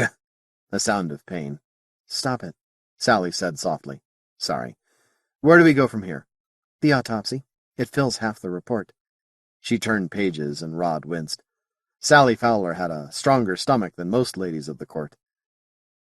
The meat of the Motie was pale. Its blood was pink, like a mixture of tree sap and human blood. The surgeons had cut deep into its back, exposing the bones from the back of the skull to where the coccyx would have been on a man. I don't understand. Where's the spine? There is none, Sally told him. Evolution doesn't seem to have invented vertebrae on Mote Prime. There were 3 bones in the back, each as solid as a leg bone. The uppermost was an extension of the skull, as if the skull had a 20-centimeter handle. The joint at its lower end was at shoulder level. It would nod the head, but would not turn it. The main backbone was longer and thicker. It ended in a bulky, elaborate joining, partly ball and socket, at about the small of the back. The lower backbone flared into hips and sockets for the thighs. There was a spinal cord, a major nervous connective line, but it ran ventral to the backbones, not through them. It can't turn its head, Rod said aloud. It has to turn at the waist. That's why the big joint is so elaborate, right? That's right. I watched them test that joint. It'll turn the torso to face straight backward. Impressed? Rod nodded and turned the page. In that picture, the surgeons had exposed the skull. Small wonder the head was lopsided. Not only was the left side of the brain larger to control the sensitive, complexly innervated right arms, but the massive tendons of the left shoulder connected to knobs on the left side of the skull for greater leverage. All designed around the arms, Sally said. Think of the Motie as a tool maker and you'll see the point. The right arms are for the fine work, such as fixing a watch. The left arm lifts and holds. He could probably lift one end of an air car with the left hand and use the right arms to tinker with the motors. And that idiot Horowitz thought it was a mutation. She turned more pages. Look. Right, I noticed that myself. The arms fit too well. The photographs showed the right arms in various positions, and they could not be made to get in each other's way. The arms were about the same length when extended, but the bottom arm had a long forearm and short humerus, whereas in the top arm, the forearm and humerus were about the same length. With the arms at the alien's side, the fingertips of the top arm hung just below the bottom arm's wrist. He read on. The alien's chemistry was subtly different from the human, but not wildly so, as anyone might have expected from previous extraterrestrial biology. All known life was sufficiently similar that some theorists held to spore dispersion through interstellar space as the origin of life everywhere. The theory was not widely held, but it was defensible, and the alien would not settle the matter. Long after Sally left, Rod was still studying the report. When he was finished, 3 facts stuck in his mind. The Motie was an intelligent toolmaker. It had traveled across 35 light-years to find human civilization, and Rod Blaine had killed it. 9. His Highness Has Decided. The vice-regal palace dominated New Scotland's only major city. Sally stared in admiration at the huge structure and excitedly pointed out the ripple of colors that changed with each motion of the flyer. "How did it get that effect?" she asks. "It doesn't seem like an oil film." "Cut from good New Scot rock," Sinclair answered. "You've nae seen rock like this before. There was nae life here until the first Empire seeded the planet. Yon palace is rock wi' all the colours just as it boiled out of the interior." "It's beautiful," she told him. The palace was the only building with open space around it. New Scotland huddled in small warrens, and from the air it was easy to see the circular patterns like growth rings of a tree circle making the construction of larger field generators for protection of the city. Sally asked, "Wouldn't it be simpler to make a city plan using right angles now?" "Simpler, aye," Sinclair answered. "But we've been through 200 years of war, lass. Few care to live wi' nae field for protection. Not that we dinna trust the Navy and Empire," he added hastily. "But 'tis no easy to break habits that old. We'd rather stay crowded and ken we can fight." The flyer circled in to rest on the scarred lava roof of the palace. The streets below were a bustle of color, tartans and plaids, everyone jostling his neighbor in the narrow streets. Sally was surprised to see just how small the Imperial sector capital was. Rod left Sally and his officers in a comfortable lounge and followed starched marine guides. The council chamber was a mixture of simplicity and splendor, walls of unadorned rock contrasting with patterned wool carpets and tapestries. Battle banners hung from high rafters. The Marines showed Rod to a seat. Immediately in front of him was a raised dais for the council and its attendants, and above that the viceregal throne dominated the entire chamber. Yet even the throne was overshadowed by an immense solido of His Most Royal and Imperial Highness and Majesty Leonidas IX, by grace of God, Emperor of Humanity. When there was a message from the throne world, the image would come alive, but now it showed a man no more than 40, dressed in the midnight black of an admiral of the fleet, unadorned by decorations or medals. Dark eyes stared at and through each person in the chamber. The chamber filled rapidly. There were sector parliament members, military and naval officers, scurrying civilians attended by harried clerks. Rod had no idea what to expect, but he noted jealous glances from those behind him. He was by far the most junior officer in the front row of the guest seats. Admiral Cranston took a seat 2 places to Blaine's left and nodded crisply to his subordinate. A gong sounded. The palace major domo, coal-black symbolic whip thrust into his belted white uniform, came onto the platform above them and struck the stage with his staff of office. A line of men filed into the room to take their places on the dais. The Imperial councillors were less impressive than their titles, Rod decided. Mostly they seemed to be harried men, but many of them had the same look as the Emperor's portrait, the ability to look beyond those in the chamber to something that could only be guessed at. They sat impassively until the gong was struck again. The major domo took a pose and struck the stage 3 times with his staff. "His Most Excellent Highness Stefan Yuri Alexandrovich Merrill, Viceroy to His Imperial Majesty for the realm beyond the coal sack. May God grant wisdom to His Majesty and His Highness." Everyone scrambled to his feet. As Rod stood, he thought of what was happening. It would be easy to be cynical. After all, Merrill was only a man. His Imperial Majesty was only a man. They put their trousers on 1 leg at a time. But they held responsibility for the destiny of the human race. The council could advise them. The Senate could debate. The Assembly could shout and demand. Yet when all the conflicting demands were heard, when all the advice was pondered, someone had to act in the name of mankind. No, the ceremonial entrance wasn't exaggerated. Men who had that kind of power should be reminded of it. His Highness was a tall, lanky man with bushy eyebrows. He wore the dress uniform of the Navy, sunbursts and comets on his breast, decorations earned in years of service to the realm. When he reached his throne, he turned to the solido above it and bowed. The major domo led the Pledge of Allegiance to the crown before Merrill took his seat and nodded to the council. Duke Bonin, the elderly Lord President of the Council, stood at his place at the center of the big table. "My lords and gentlemen, by order of His Highness, the Council meets to consider the matter of the alien vessel from the Mote. This may be a long session," he added with no trace of sarcasm. "You all have before you the reports of our investigation of the alien ship. I can summarize them in 2 significant points. The aliens have neither the Alderson Drive nor the Langston field. On the other hand, they appear to have other technologies considerably in advance of anything the Empire has ever had, and I include in that the First Empire." There were gasps in the chamber. The First Empire was held in almost mystical reverence by many imperial governors and most subjects. Bonin nodded significantly. "We now consider what we must do.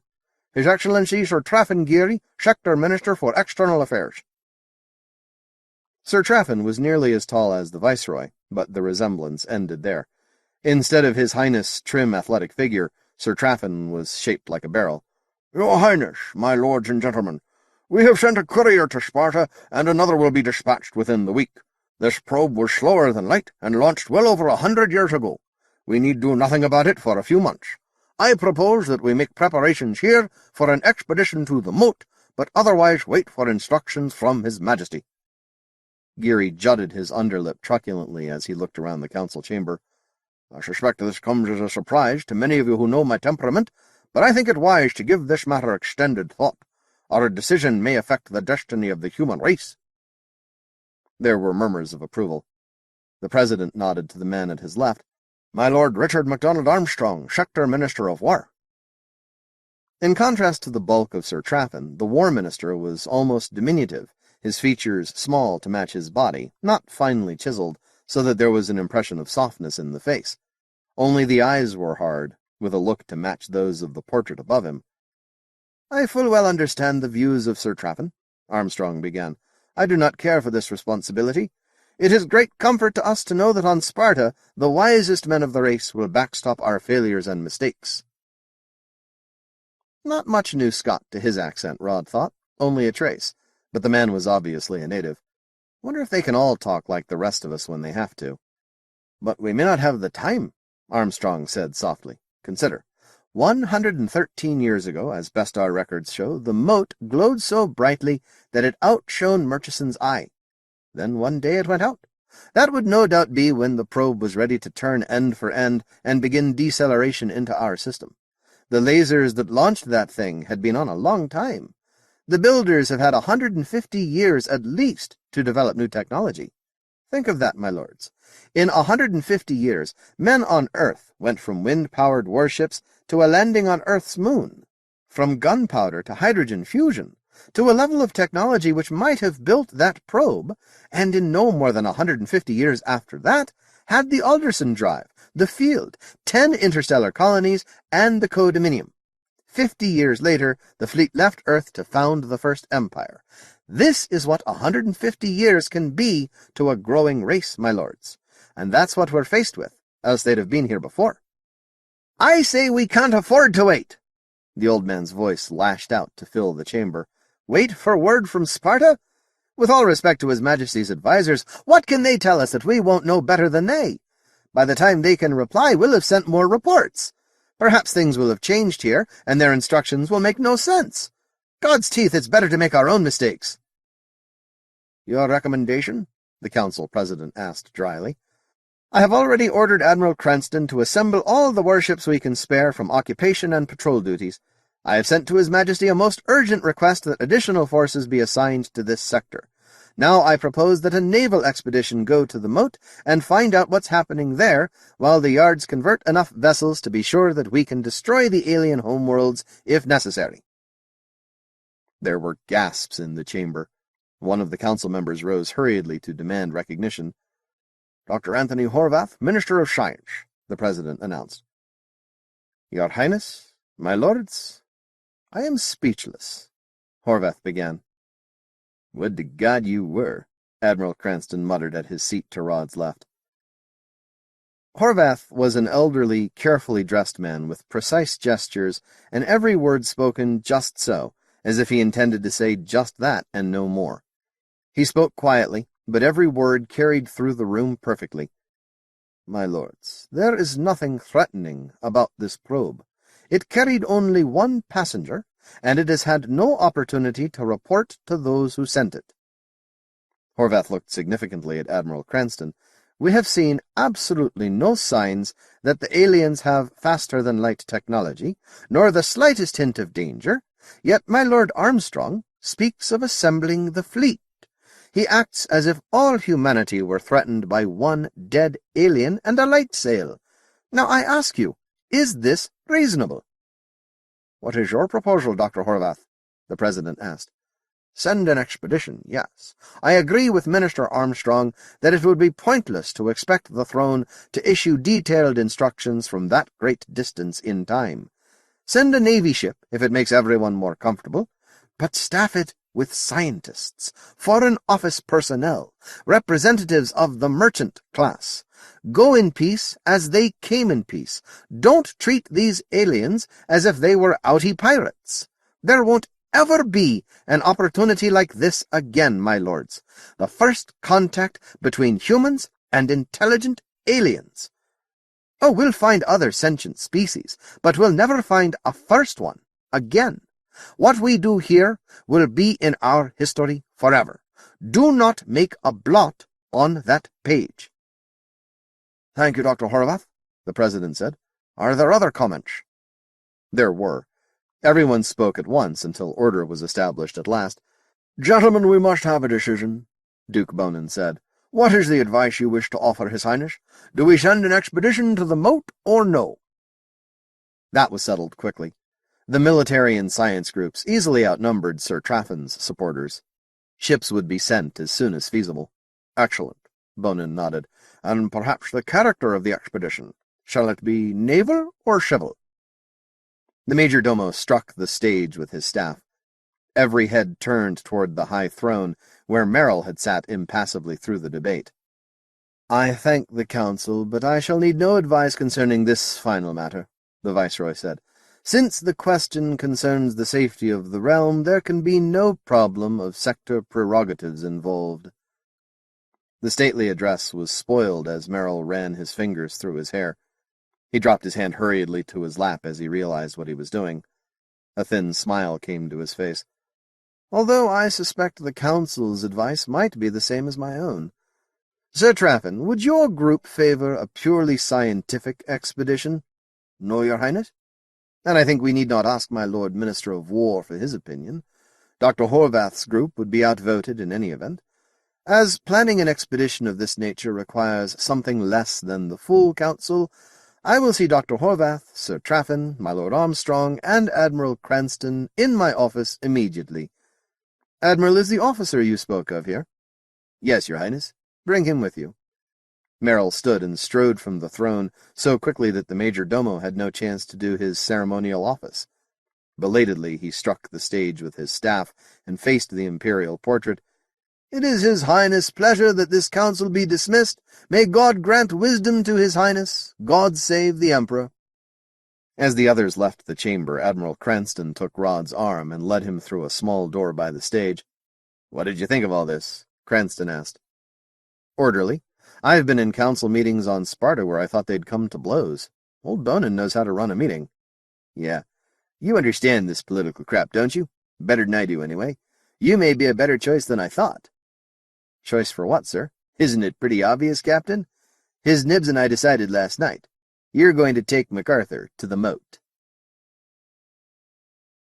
10. The Planet Killer. Viceroy Merrill had 2 offices. One was large, ornately furnished, decorated with gifts and tributes from a score of worlds. A solido of the Emperor dominated the wall behind a desk of Samuelite teak inlaid with ivory and gold. Flowering carpets of living grasses from tabletop provided soft footing and air purification, and Tri-V cameras were invisibly recessed into New Scott rock walls for the convenience of newsmen covering ceremonial events. Rod had only a brief glance at His Highness' place of splendor before he was led through it to a much smaller room of almost monastic simplicity. The Viceroy sat at a huge duroplast desk. His hair was a tangled mess. He had opened the collar of his uniform tunic, and his dress boots stood against the wall. "Ah, come in, Admiral. See you brought young Blaine. How are you, boy? You won't remember me. Only time we met you were, 2 years old? 3? Damned if I can remember. How's the Marquis?" "Very well, Your Highness. I'm sure he would send course, of course. Good man, your father. Bar's right over there." Merrill picked up a sheaf of papers and glanced quickly through the pages, turning them so rapidly they were a blur. "About what I thought. He scrawled a signature on the last page. The outbasket coughed, and the papers vanished.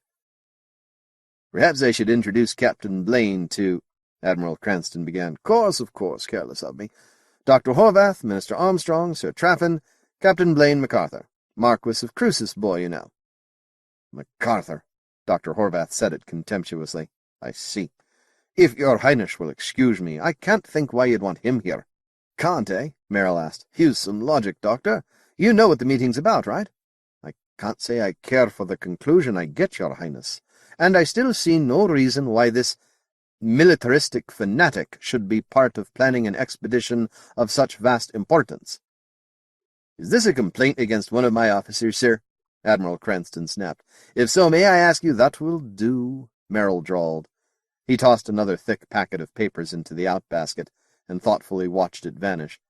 "Dr. Horvath, suppose you state your objections and be done with it." It was impossible to tell whom Merrill intended his thin smile for. "My objections are obvious enough. This young man may have engaged the human race in war with the first intelligent aliens we've ever found. The Admiralty has not seen fit to cashier him, but I will strenuously object to his having any further contact with the aliens. Sir, don't you appreciate the enormity of what he's done?" "No, sir, I dinna see the point," War Minister Armstrong interjected. "But that ship came 35 light years through normal space, over 150 years in flight, an achievement that the First Empire couldn't match. And for what? To be crippled at its destination, fired on, stuffed into the hold of a battleship, and ferried to—" The Science Minister ran out of breath. "Blaine, did you fire on the probe?" Merrill asked. "No, Your Highness. It fired on us. My orders were to intercept and inspect. After the alien vessel attacked my ship, I cut it loose from the light sail it was using as a weapon." "Leaving you no choice but to take it aboard or let it burn up," Sir Traffin added. "Good work, that." "But unnecessary if the probe hadn't been crippled," Horvath insisted. "When it fired on you, why didn't you have the good sense to get behind the sail and follow it? Use the sail as a shield. You didn't need to kill it." "That thing fired on an Imperial warship," Cranston exploded. "And you think one of my officers would—" Merrill held up his hand. "I'm curious, Captain. Why didn't you do what Dr. Horvath suggested?" Blaine sat rigidly for a moment, his thoughts whirling. "Well, sir, we were low on fuel and pretty close to Cal. If I'd kept pace with the probe, I'd have ended up out of control and unable to keep station on it at all, assuming that MacArthur's drive didn't burn up the sail anyway. We needed the velocity to get back out of Cal's gravity well, and my orders were to intercept." He stopped for a moment to finger his broken nose. Merrill nodded. "One more question, Blaine. What did you think when you were assigned to investigate an alien ship?"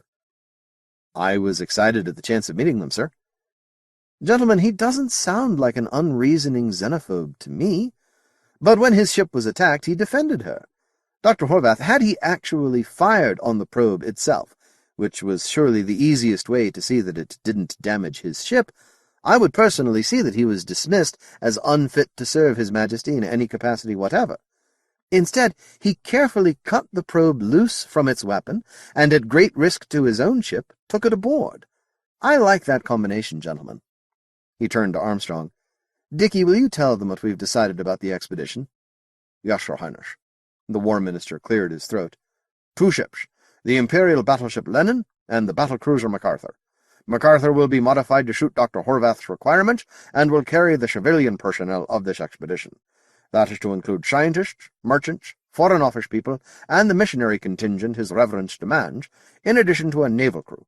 All contact with the alien civilization will be conducted by MacArthur." Merrill nodded in emphasis. "Under no circumstances will Lenin take aliens aboard or place herself in danger of capture. I want to be sure we get some information back from this expedition." "Bit extreme, isn't it?" Horvath asked. "No, sir." Sir Traffin was emphatic. "Richard is primarily concerned that the aliens have no opportunity to obtain either the Langston Field or the Alderson Drive from us, and I am in full agreement." "But if they— suppose they capture MacArthur?" Horvath asked. Admiral Cranston exhaled a stream of blue pipe smoke. "Then Lennon will blast MacArthur out of space." Blaine nodded. He'd already figured that out. "Take a good man to make that decision," Sir Traffin observed. "Who are you sending in Lennon?" "Admiral Lavrenti Kutuzov. We sent a courier ship for him yesterday." "The butcher!" Horvath set his drink on the table and turned in fury to the Viceroy. "Your Highness, I protest. Of all the men in the Empire, there's not a worse choice. You must know that Kutuzov was the man who sterilized Istvan. Of all the paranoid creatures in the... Sir, I beg you to reconsider. A man like that could... Don't you understand? These are intelligent aliens. This could be the greatest moment in all history, and you want to send off an expedition commanded by a subhuman who thinks with his reflexes. It's insane." "It would be more insane to send an expedition commanded by the likes of yourself," Armstrong replied. "I dinna mean it as an insult, Doctor, but you see these aliens as friends. You look to the opportunities. You dinna see the dangers. Perhaps my friends and I see too many of them, but I'd rather be wrong my way than yours." "The Council," Horvath protested feebly. "Not a matter for the Council," Merrill stated. "Matter of imperial defense, safety of the realm and all that, you know. Be a neat question just how much the Imperial Parliament on Sparta has to say about it. As His Majesty's representative in this sector, I've already decided." "I see." Horvath sat in dejection for a moment, then brightened. "But you said that MacArthur would be modified to suit the scientific requirements, that we can have a full scientific expedition."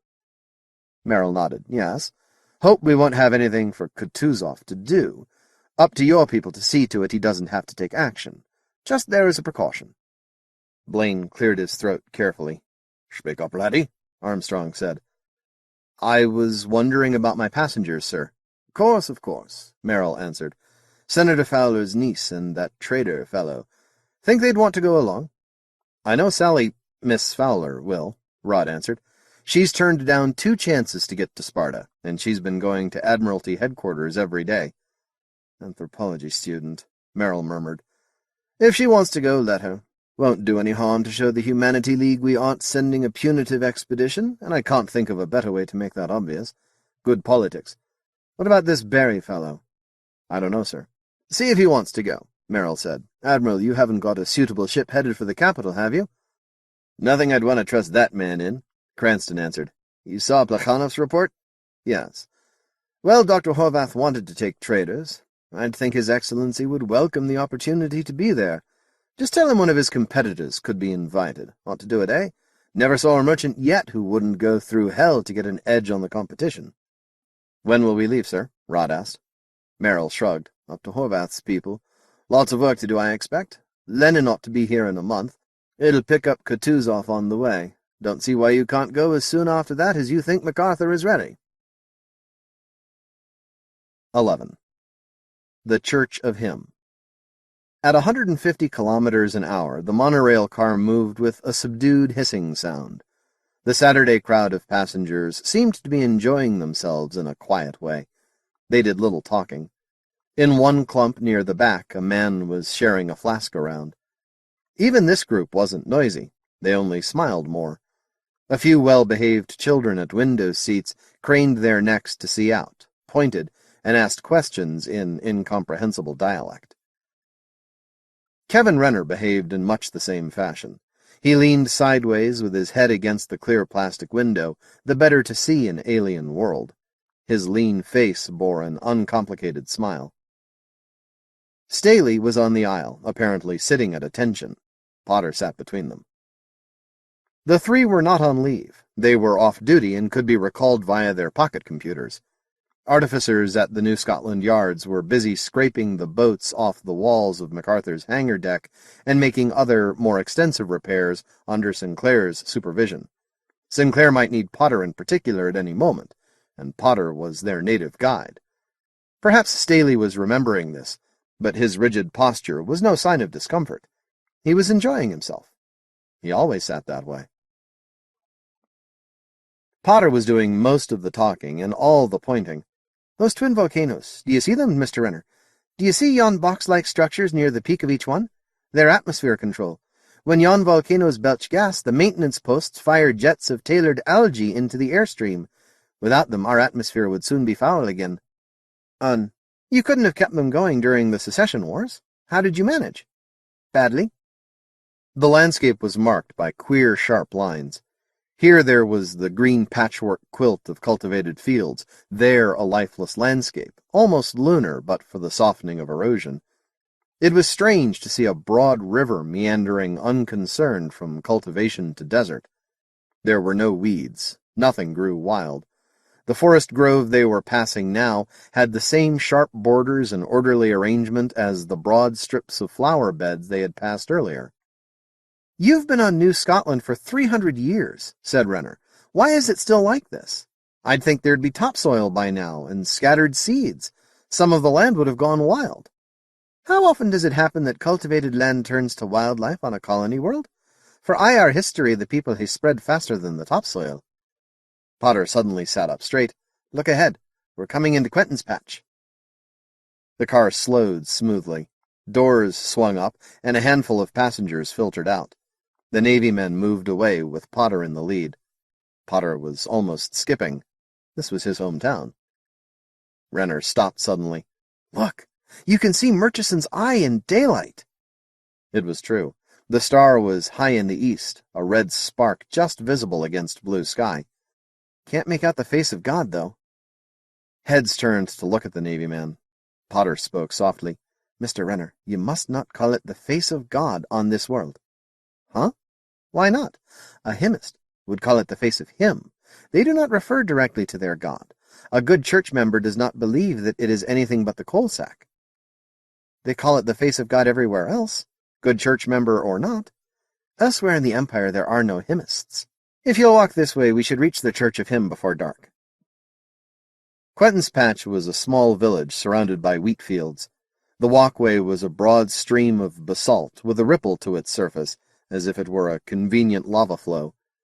Renner guessed that a ship's drive had hovered here long ago, marking out the walkways before any buildings were erected. The surface bore a myriad of spreading cracks. With the 2- and 3-story houses now lining both sides, the walk could hardly be repaired in the same manner. Renner asked, "How did the hymnists get started?" "Legend has it," Potter said, and stopped. "It may not be all legend. What the hymnists say is that one day the face of God awoke. He opened his single eye." "That would figure, if the Moties were actually using laser cannon to propel a light sail. Any dates on that?" "Aye," Potter thought. "It happened during the secession wars. The war did us great damage, you know. New Scotland remained loyal to the Empire, but New Ireland did not. We were evenly matched. For 50 years or thereabouts we fought each other, until there were nae interstellar ships left, and nae contact with the stars at all. Then, in 2870, a ship fell into the system. 'Twas the Lay Crater, a trading ship converted for war, with a working Langston field and a hold full of torpedoes. Damaged as she was the most powerful ship in New Caledonia's system. We had sunk that low. With her aid, we destroyed the new Irish traitors." "That was 150 years ago. You told it like you lived through it." Potter smiled. "We take our history very personally here." "Of course," said Staley. "You asked for dates," said Potter. "The university records dunno say. Some of the computer records were scrambled by word damage, you know. Something happened to the eye, that's sure, but it must have happened late in the war. It would not have made that big an impression, ye ken." "Why not? The face of the eye is the biggest, brightest thing in your sky." Potter smiled without mirth. "Not during the war. I read diaries. People hid under the University Langston field. When they came up, they saw the sky as a battlefield, alive with strange lights and the radiations from exploding ships. It was only after the war ended that people began to look at the sky. Then the astronomers tried to study what had happened to the eye, and then it was that Howard Grote Littlemead was stricken with divine inspiration. He decided that the face of God was just what it looked like. Aye, that he did. And he convinced many people. Here we are, gentlemen." The Church of Him was both imposing and shabby. It was built of quarried stone to withstand the ages, and it had done so, but the stone was worn, sandblasted by storms. There were cracks in the lintel and cornices, and elsewhere. Initials and obscenities had been carved into the walls with lasers and other tools. The priest was a tall, round man with a soft, beaten look to him, but he was unexpectedly firm in his refusal to let them in. It did no good when Potter revealed himself as a fellow townsman. The church of him and its priests had suffered much at the hands of townsmen. "Come, let us reason together," Renner said to him. "You don't really think we mean to profane anything, do you?" "You're nae believers. What business hae ye here?" "We only want to see the pictures of the face of him in its glory. Having seen this, we depart. If you won't let us in, we may be able to force you by going through channels. This is Navy business." The priest looked scorn. "This is no Scotland, not one of your primitive colonies with nae government but blaspheming marines. 'Twould take the Viceroy's orders to force your way here, and you're but tourists." "Have you heard of the alien probe?" The priest lost some of his assurance. "Aye.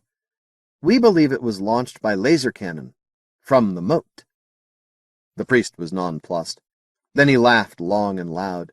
Still laughing, he ushered them in. He would say no word to them, but he led them over the chipped tiles through an entry hall and into the main sanctuary. Then he stood aside to watch their faces. The face of him occupied half the wall. It looked like a huge holograph. The stars around the edge were slightly blurred, as would be the case with a very old holograph, and there was the holograph sense of looking into infinity. The eye in that face blazed pure green with terrifying intensity. Pure green with a red fleck in it. "My God," Staley said, and hastily added, "I don't mean it the way it sounds, but the power! It'd take the industrial might of an advanced world to put out that much light from 35 light-years away." "I thought I had remembered it bigger than it was," Potter whispered. "You see?" the priest crowed. "And you think that could have been a natural phenomenon? Well, have you seen enough?" "Yeah," said Renner, and they left. They stopped outside in the failing sunlight. Renner was shaking his head. "I don't blame Little Meat a damn bit," he said. "The wonder is he didn't convince everyone on the planet." "We're a stubborn lot," said Potter. "Yon squinting silhouette in the night sky may have been too obvious to—" "Here I am, stupid," Renner suggested. "Aye. New Scots didn't like being treated as dullards, not even by him." Remembering the decayed building with its shabby interior, Renner said, "The Church of Him seems to have fallen on evil days since Little Mead saw the light." "Aye. In 2902 the light went out. 115 years ago. That event was very well documented.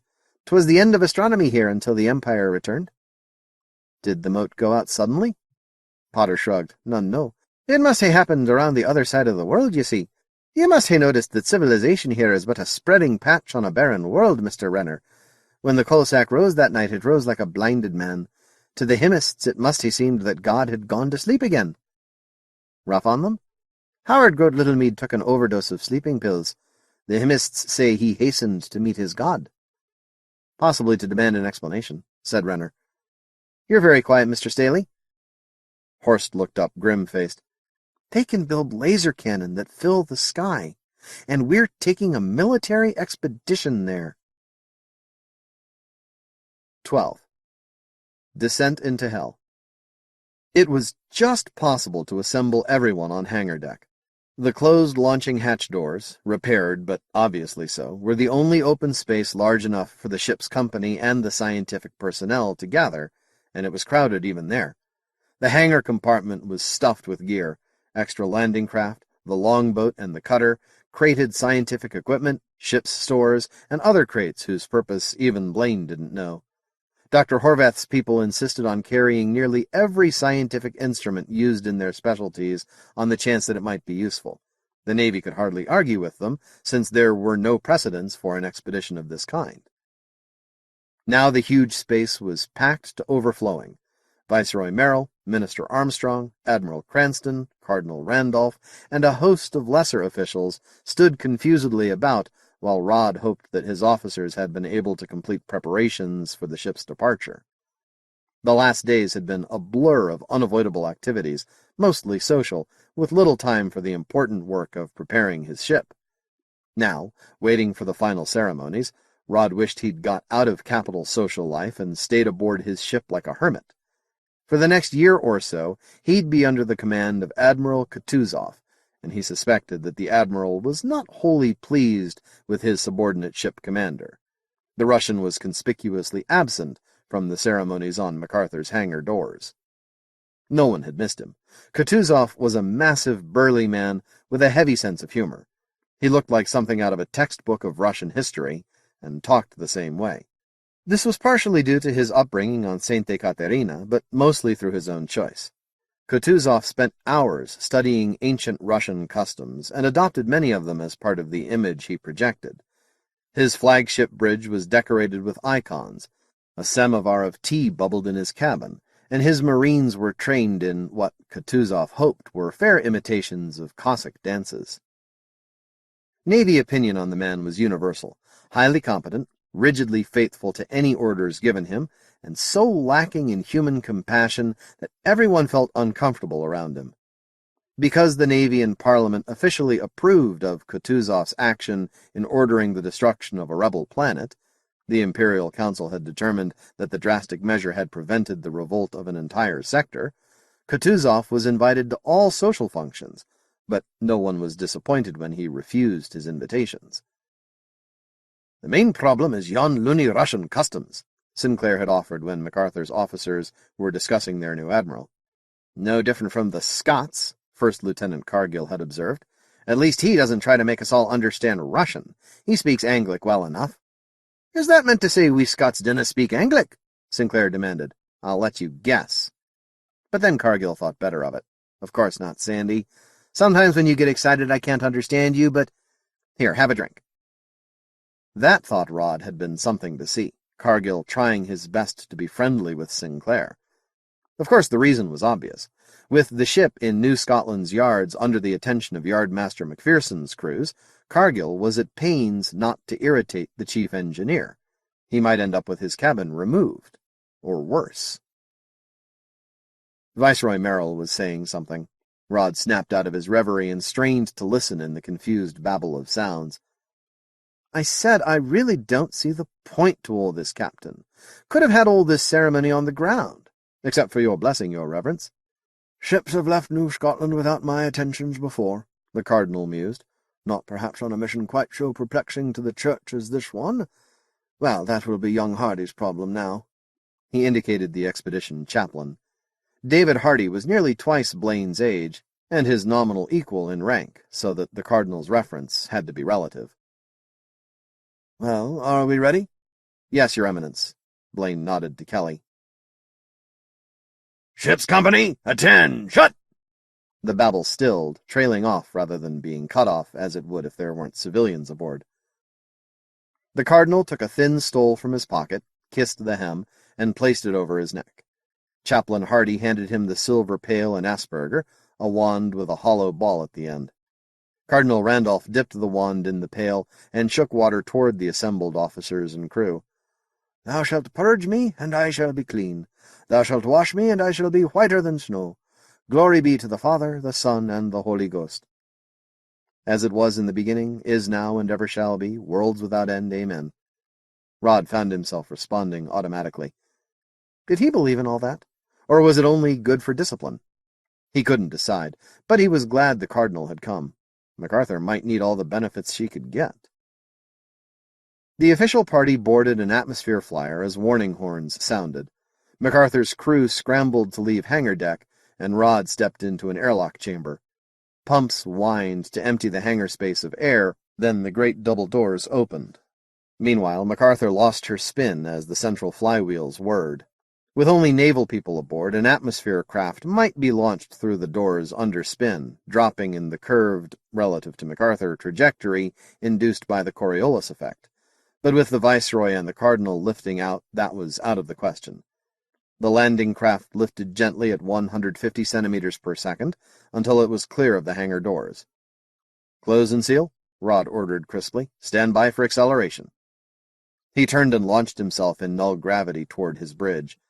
Behind him, telescoping braces opened across the hangar deck space, guy wires and struts, braces of all kinds, until the hollow was partly filled.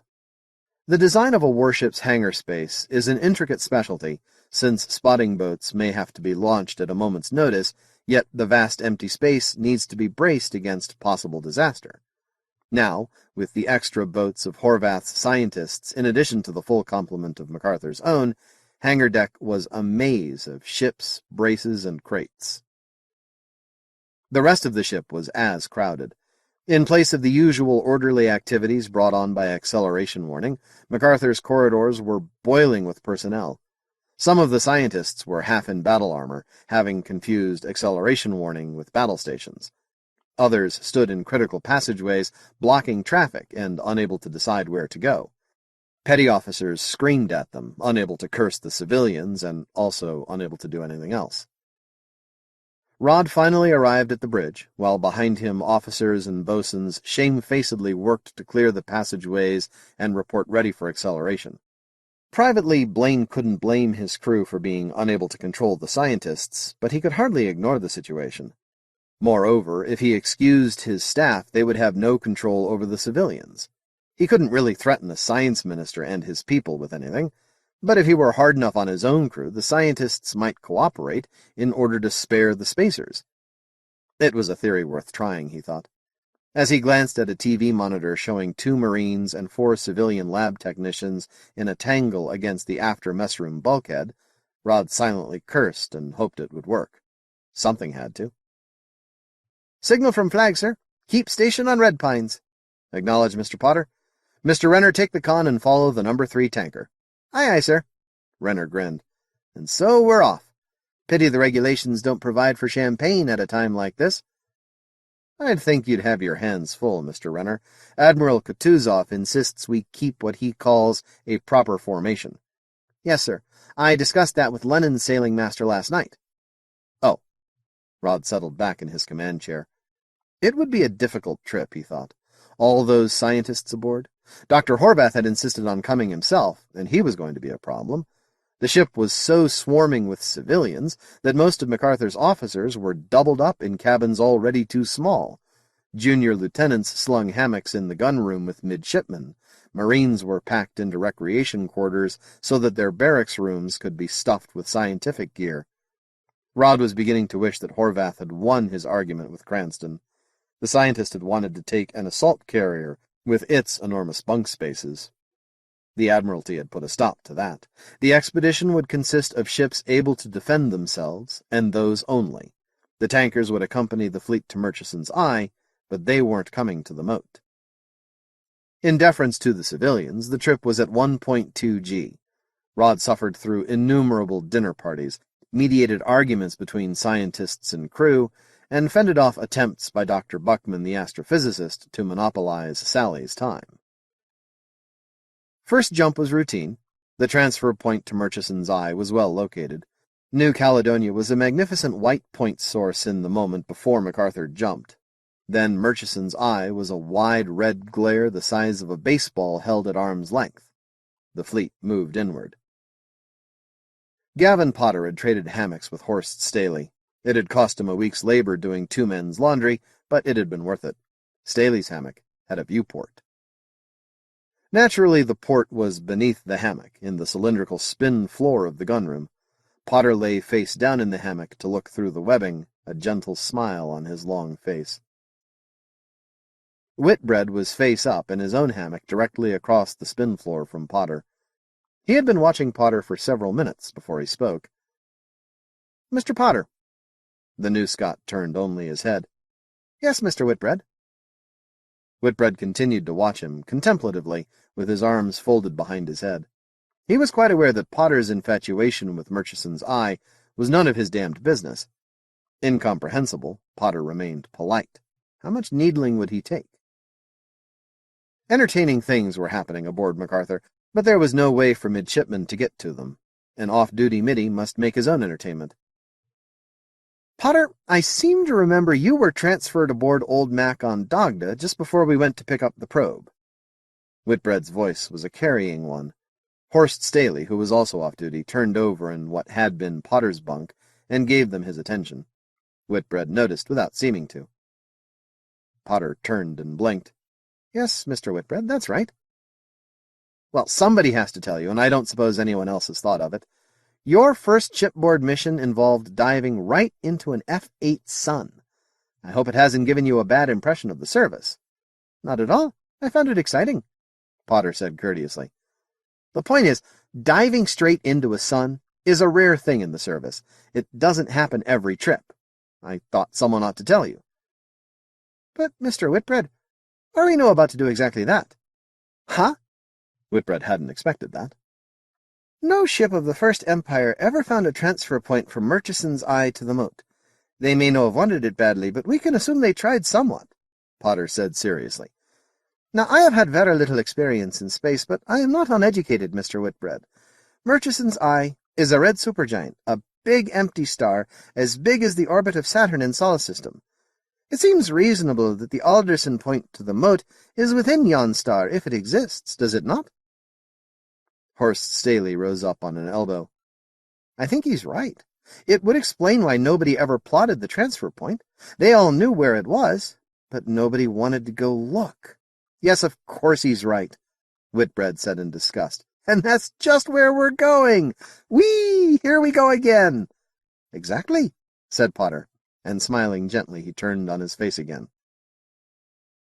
It's most unusual, Whitbread protested. Doubt me if you must, but I assure you we don't go diving into stars more than 2 out of 3 trips. He paused. And even that's too many. The fleet slowed to a halt at the fuzzy edge of Murchison's Eye. There was no question of orbits. At this distance, the supergiant's gravity was so feeble that it would have taken years for a ship to fall into it. The tankers linked up and began to transfer fuel. An odd, tenuous friendship had grown between Horace Barry and Buckman, the astrophysicist. Barry had sometimes wondered about it. What did Buckman want with Barry? Buckman was a lean, knobby, bird-boned man. From the look of him, he sometimes forgot to eat for days at a time. Buckman seemed to care for nobody and nothing in what Barry considered the real universe. People, time, power, money were only the means Buckman used to explore the inner workings of the stars. Why would he seek the company of a merchant? But Buckman liked to talk, and Barry at least had the time to listen. MacArthur was a beehive these days, frantically busy and crowded as hell, and there was room to pace in Barry's cabin. Or, Barry suspected cynically, he might like Barry's coffee. Barry had almost a dozen varieties of coffee beans, his own grinder, and filter cones to make it. He was quite aware of how his coffee compared with that in the huge percolators about the ship. Nobile served them coffee while they watched the fuel transfer on Barry's screen. The tanker fueling MacArthur was hidden, but Lennon and the other tanker showed as 2 space-black elongated eggs linked by a silver umbilicus silhouetted against a backdrop of fuzzy scarlet. It should not be that dangerous, said Dr. Buckman. You're thinking of it as a descent into a sun, Barry. Which it is, technically, but that whole vast volume isn't all that much more massive than Cal or any other yellow dwarf. Think of it as a red-hot vacuum. Except for the core, of course. That's probably tiny and very dense. We'll learn a great deal going in, he said. His eyes were alight, focused on infinity. Barry, watching him sideways, found the expression fascinating. He had seen it before, but rarely. It marked men who could not be bought in any coin available to Horace Barry. Barry had no more practical use for Buckman than Buckman had for Barry. Barry could relax with Buckman as much as he could relax with anybody. He liked the feeling. He said, I thought you would already know everything about the Eye. You mean Murchison's explorations. Too many records have been lost, and some of the others aren't trustworthy. I've had my instruments going since the jump. Barry, the proportion of heavy particles in the solar wind is amazingly high. And helium? Tremendous. But Murchison's ships never went into the Eye itself, as far as we know. That's when we'll really learn things. Buckman frowned. I hope our instruments can stand up to it. They have to poke through the Langston field, of course. We're likely to be down in that red-hot fog for some considerable time, Barry. If the field collapses, it'll ruin everything. Barry stared, then laughed. Yes, Doctor, it certainly would. Buckman looked puzzled. Then, I see what you mean. It would kill us too, wouldn't it? I hadn't thought of that. Acceleration warnings sounded. MacArthur was moving into the eye. Sinclair's thick burr sounded in Rod's ear. "Engineering report, Captain. All systems green. Field holding very well. 'Tis nae so warm as we feared." "Good," Blaine replied. "Thanks, Sandy." Rod watched the tankers receding against the stars. Already they were thousands of kilometers away, visible only through the telescopes as bright as points of light. The next screen showed a white splotch within a red fog, Lennon leading into the universal red glare. Lennon's crew would search for the Alderson point, if there were such a point. "Still, 'tis certain the field will leak inward sooner or later," Sinclair's voice continued. "There's no place for the heat to go. It must be stored." "'Tis no like a space battle, Captain. But we can hold with no place to radiate the accumulated energy for at least 72 hours. After that, we hae no data. No one has tried this loony stunt before." "Yes." "Somebody should have," Renner said cheerfully. He had been listening from his post on the bridge. MacArthur was holding at 1G, but it took attention. The thin photosphere was presenting more resistance than expected. You'd think Murchison would have tried it. The First Empire had better ships than ours. "Maybe he did," Rod said absently. He watched Lennon move away, breaking trail for MacArthur, and felt an unreasonable irritation. MacArthur should have gone first. The senior officers slept at their duty stations. There wasn't much anyone could do if the field soaked up too much energy, but Rod felt better in his command seat. Finally, it was obvious that he wasn't needed. A signal came from Lennon, and MacArthur cut her engines.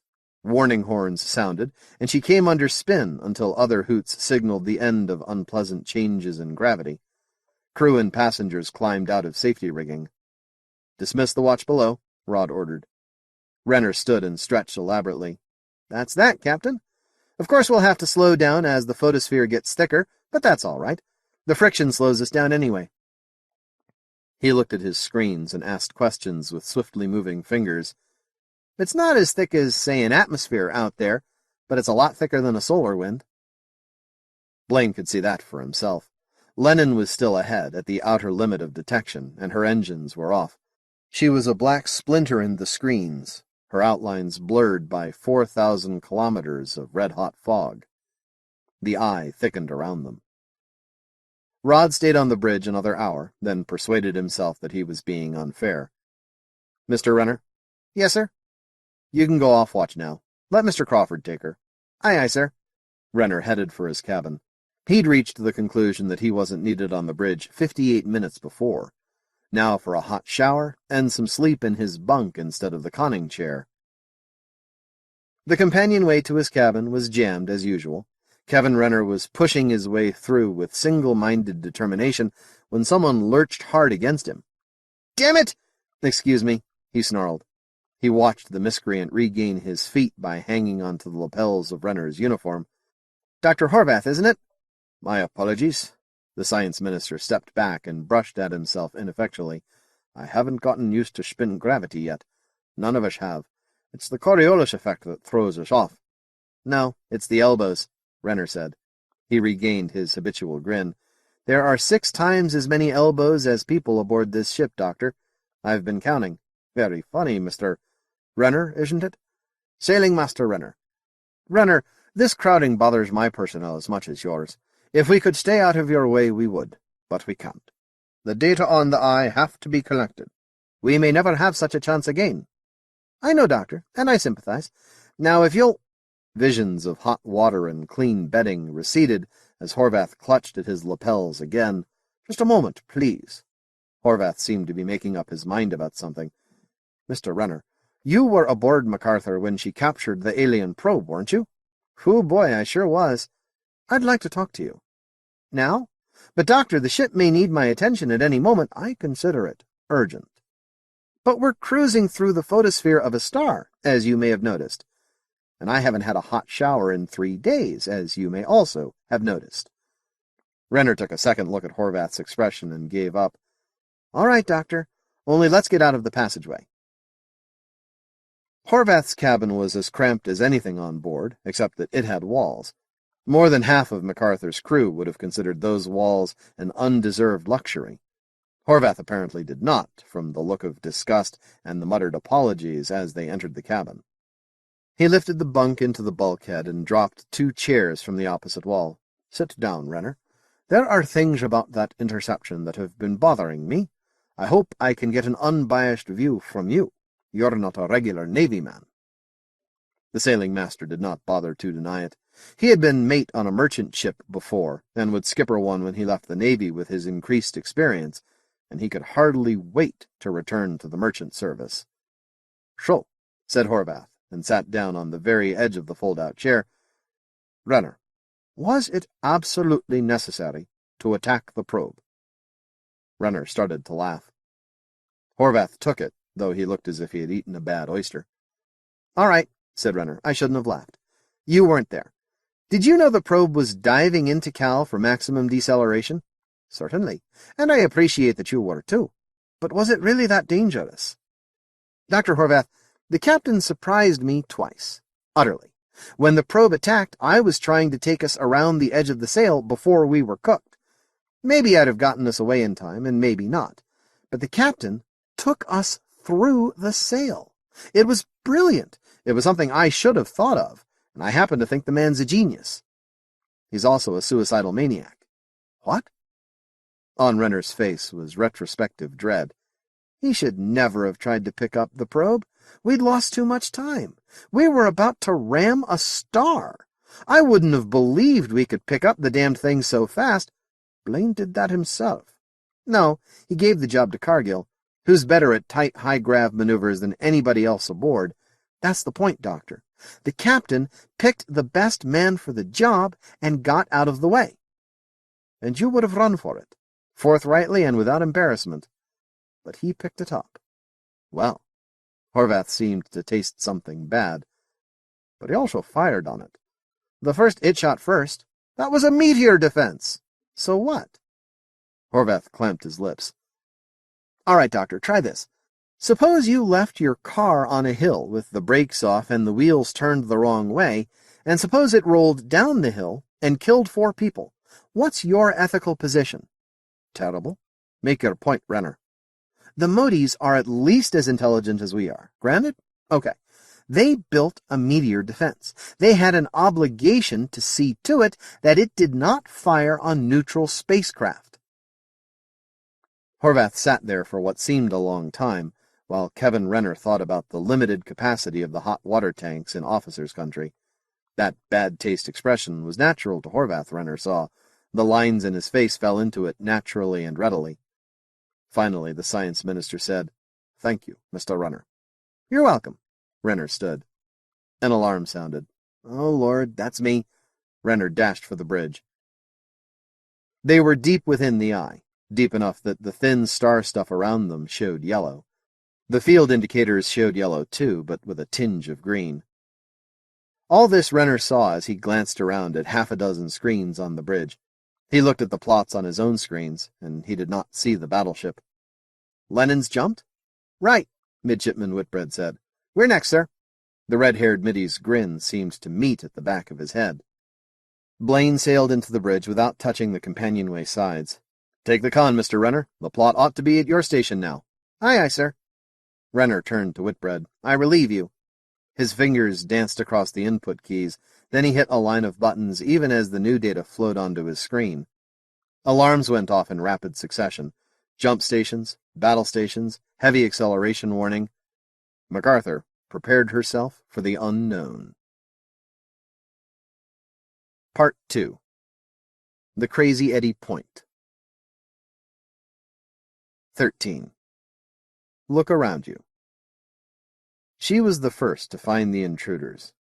She had been exploring a shapeless mass of stony asteroid that turned out to be mostly empty space.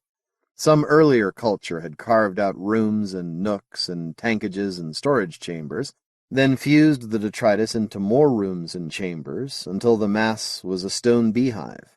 It had all happened very long ago, but that was of no interest to her. In later ages, meteoroids had made dozens of holes through the construct. Thick walls had been gradually thinned so that air might be chemically extracted from the stone. There was no air now. There was no metal anywhere. Dry mummies and stone, little else and nothing at all for an engineer. She left via a meteoroid puncture, for all the airlocks had been fused shut by vacuum welding. A long time after that, someone had removed their metal working parts. After she was outside, she saw them, very far away, a tiny glimmer of golden light against the coal sack. It was worth a look. Anything was worth a look. The engineer returned to her ship. Telescope and spectrometer failed her at first. There were 2 of the golden slivers, and some bulk inside each of them, but something was shutting out her view of the masses inside. Patiently, the engineer went to work on her instruments, redesigning, recalibrating, rebuilding, her hands working at blinding speed, guided by 1,000 cycles of instincts. There were force fields to be penetrated. Presently she had something that would do that. Not well, but she could see large objects. She looked again. Metal. Endless, endless metal. She took off immediately. The call of treasure was not to be ignored. There was little of free will in an engineer. Blaine watched a flurry of activity through a red fog as he fought to regain control of his traitor body after return to normal space. An all-clear signal flashed from Lennon, and Rod breathed more easily. Nothing threatened, and he could enjoy the view. It was the eye he saw first. Murchison's eye was a tremendous ruby, brighter than 100 full moons, all alone on the black velvet of the coal sack. On the other side of the sky, the mote was the brightest of a sea of stars. All systems looked this way at breakout, a lot of stars and one distant sun. To starboard was a splinter of light, Lennon, her Langston field radiating the overload picked up in the eye. Admiral Kutuzov made one final check and signaled Blaine again. Until something threatened, the scientists aboard MacArthur were in charge. Rod ordered coffee and waited for information. At first, there was maddeningly little that he hadn't already known. The mote was only 35 light-years from New Scotland, and there had been a number of observations, some dating back to Jasper Murchison himself. A G2 star, less energetic than Sol, cooler, smaller, and a bit less massive. It showed almost no sunspot activity at the moment, and the astrophysicists found it dull. Rod had known about the gas giant before they started.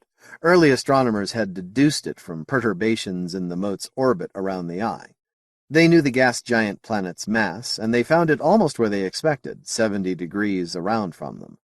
Heavier than Jupiter, but smaller, much denser, with a degenerate matter core.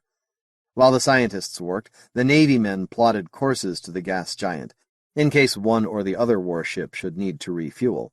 Scooping up hydrogen by ramming through a gas giant's atmosphere on a hyperbolic orbit was hard on ships and crew, but a lot better than being stranded in an alien system. "We're searching out the Trojan points now, Captain," Buckman told Rod 2 hours after breakout. "Any sign of the mote planet?" "Not yet." Buckman hung up. Why was Buckman concerned with Trojan points? 60 degrees ahead of the giant planet in its orbit, and 60 degrees behind, would be 2 points of stable equilibrium, called Trojan points after the Trojan asteroids that occupy similar points in Jupiter's orbit. Over millions of years, they ought to have collected dust clouds and clusters of asteroids. But why would Buckman bother with these? Buckman called again when he found the Trojans. "They're packed," Buckman gloated. "Either this whole system is cluttered with asteroids from edge to edge, or there's a new principle at work. There's more junk in Mote Beta's Trojans than has ever been reported in another system. It's a wonder they haven't all collected to form a pair of moons. Have you found the habitable planet yet?" "Not yet," said Buckman, and faded off the screen. That was 3 hours after breakout. He called back half an hour later. "Those Trojan Point asteroids have very high albedos, Captain. They must be thick with dust. That might explain how so many of the larger particles were captured. The dust clouds slow them down, then polish them smooth." "Dr. Buckman, there is an inhabited world in this system, and it is vital that we find it. These are the first intelligent aliens. Damn it, Captain, we're looking! We're looking!" Buckman glanced to one side, then withdrew. The screen was blank for a moment, showing only a badly focused shot of a technician in the background. Blaine found himself confronting Science Minister Horvath, who said, "Please excuse the interruption, Captain. Do I understand you are not satisfied with our search methods?" "Dr. Horvath, I have no wish to intrude on your prerogatives, but you've taken over all my instruments, and I keep hearing about asteroids. I wonder if we're all looking for the same thing." Horvath's reply was mild. "This is not a space battle, Captain." He paused. "In a war operation, you would know your target. You would probably know the ephemeris of the planets in any system of interest. Hell, survey teams find planets. Ever been on one, Captain? No. Well, think about the problem we face. Until we located the gas giant and the Trojan asteroids, we weren't precise about the plane of the system. From the probe's instruments, we have deduced the temperature the Moties find comfortable, and from that we deduce how far from their sun their planet should be. And we still must search out a toroid 120 million kilometers in radius. Do you follow me?" Blaine nodded. "We're going to have to search that entire region. We know the planet isn't hidden behind the sun because we're above the plane of the system. But when we finish photographing the system, we have to examine this enormous star field for one dot of light we want." Perhaps I was expecting too much. Perhaps. We're all waiting as fast as we can. He smiled, a spasm that lifted his whole face for a split second, and vanished. 6 hours after breakout, Horvath reported again. There was no sign of Buckman. "No, Captain, we haven't found the inhabited planet, but Dr. Buckman's time-wasting observations have identified a Motie civilization in the Trojan points." "They're inhabited, definitely. Both Trojan points are seething with microwave frequencies. We should have guessed from the high albedos of the larger bodies. Polished surfaces are a natural product of civilization. I'm afraid Dr. Buckman's people think too much in terms of a dead universe." "Thank you, Doctor. Is any of that message traffic for us?" "I don't think so, Captain. But the nearest Trojan point is below us in the system's plane, about 3 million kilometers away. I suggest we go there. From the apparent density of civilization in the Trojan points, it may be that the inhabited planet is not the real nexus of Motie civilization. Perhaps it is like Earth, or worse." Rod was shocked. He had found Earth herself shocking not all that many years ago. New Annapolis was kept on Man-Home so that Imperial officers would know just how vital was the great task of the Empire. And if men had not had the Alderson Drive before Earth's last battles, and the nearest star had been 35 light-years away instead of 4? That's a horrible thought. I agree. It's also only a guess, Captain. But in any event, there is a viable civilization nearby, and I think we should go to it. Just a moment. Chief Yeoman Lud Shattuck was at the bridge companionway, gesturing frantically at Rod's number 4 screen. "We used the message-sending locator scope, Skipper," Shattuck shouted across the bridge. "Look, sir!" The screen showed black space with pinhole dots of stars and a blue-green point circled by an indicator light ring. As Rod watched, the point blinked twice. "We've found the inhabited planet," Rod said with satisfaction.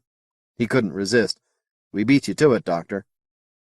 After all the waiting, it was as if everything broke at once. The light was first.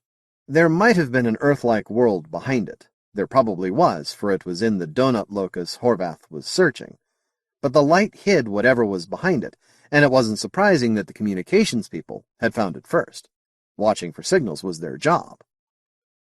Cargill and Horvath's team worked together to answer the pulses. 1, 2, 3, 4 blinked the light, and Cargill used the forward batteries to send 5, 6, 7. 20 minutes later, the light sent 3, 1, 8, 4, 11, repeated, and the ship's brain ground out pi base 12. Cargill used the computer to find E to the same base and replied with that. But the true message was, "We want to talk to you," and MacArthur's answer was, "Fine." Elaborations would have to wait. And the second development was already in. "Fusion light," said Sailing Master Renner. He bent close over his screen. His fingers played strange, silent music on his control board. No Langston field, naturally. They're just enclosing the hydrogen, fusing it, and blasting it out. A plasma bottle. It's not as hot as our drives, which means lower efficiency. Redshift, if I'm reading the impurities right. It must be aimed away from us. You think it's a ship coming to meet us? Yes, sir. A small one. Give us a few minutes and I'll tell you its acceleration.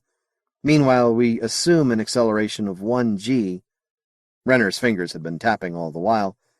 And get a mass of 30 tons. Later we'll readjust that. Too big to be a missile, Blaine said thoughtfully. Should we meet him halfway, Mr. Renner? Renner frowned. There's a problem. He's aiming at where we are now. We don't know how much fuel he's got or how bright he is. Let's ask anyway. Eyes, give me Admiral Kutuzov. The Admiral was on his bridge.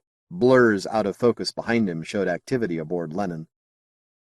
I've seen it, Captain, Kutuzov said. What do you want to do about it? I want to go meet that ship. But in case it can't change course or we can't catch it, it will come here, sir. Lenin could wait for it. And do what, Captain? My instructions are clear. Lenin is to have nothing to do with aliens. But you could send out a boat, sir. A gig, which will pick up with your men. Sir, how many boats do you think I have, Blaine? Let me repeat my instructions.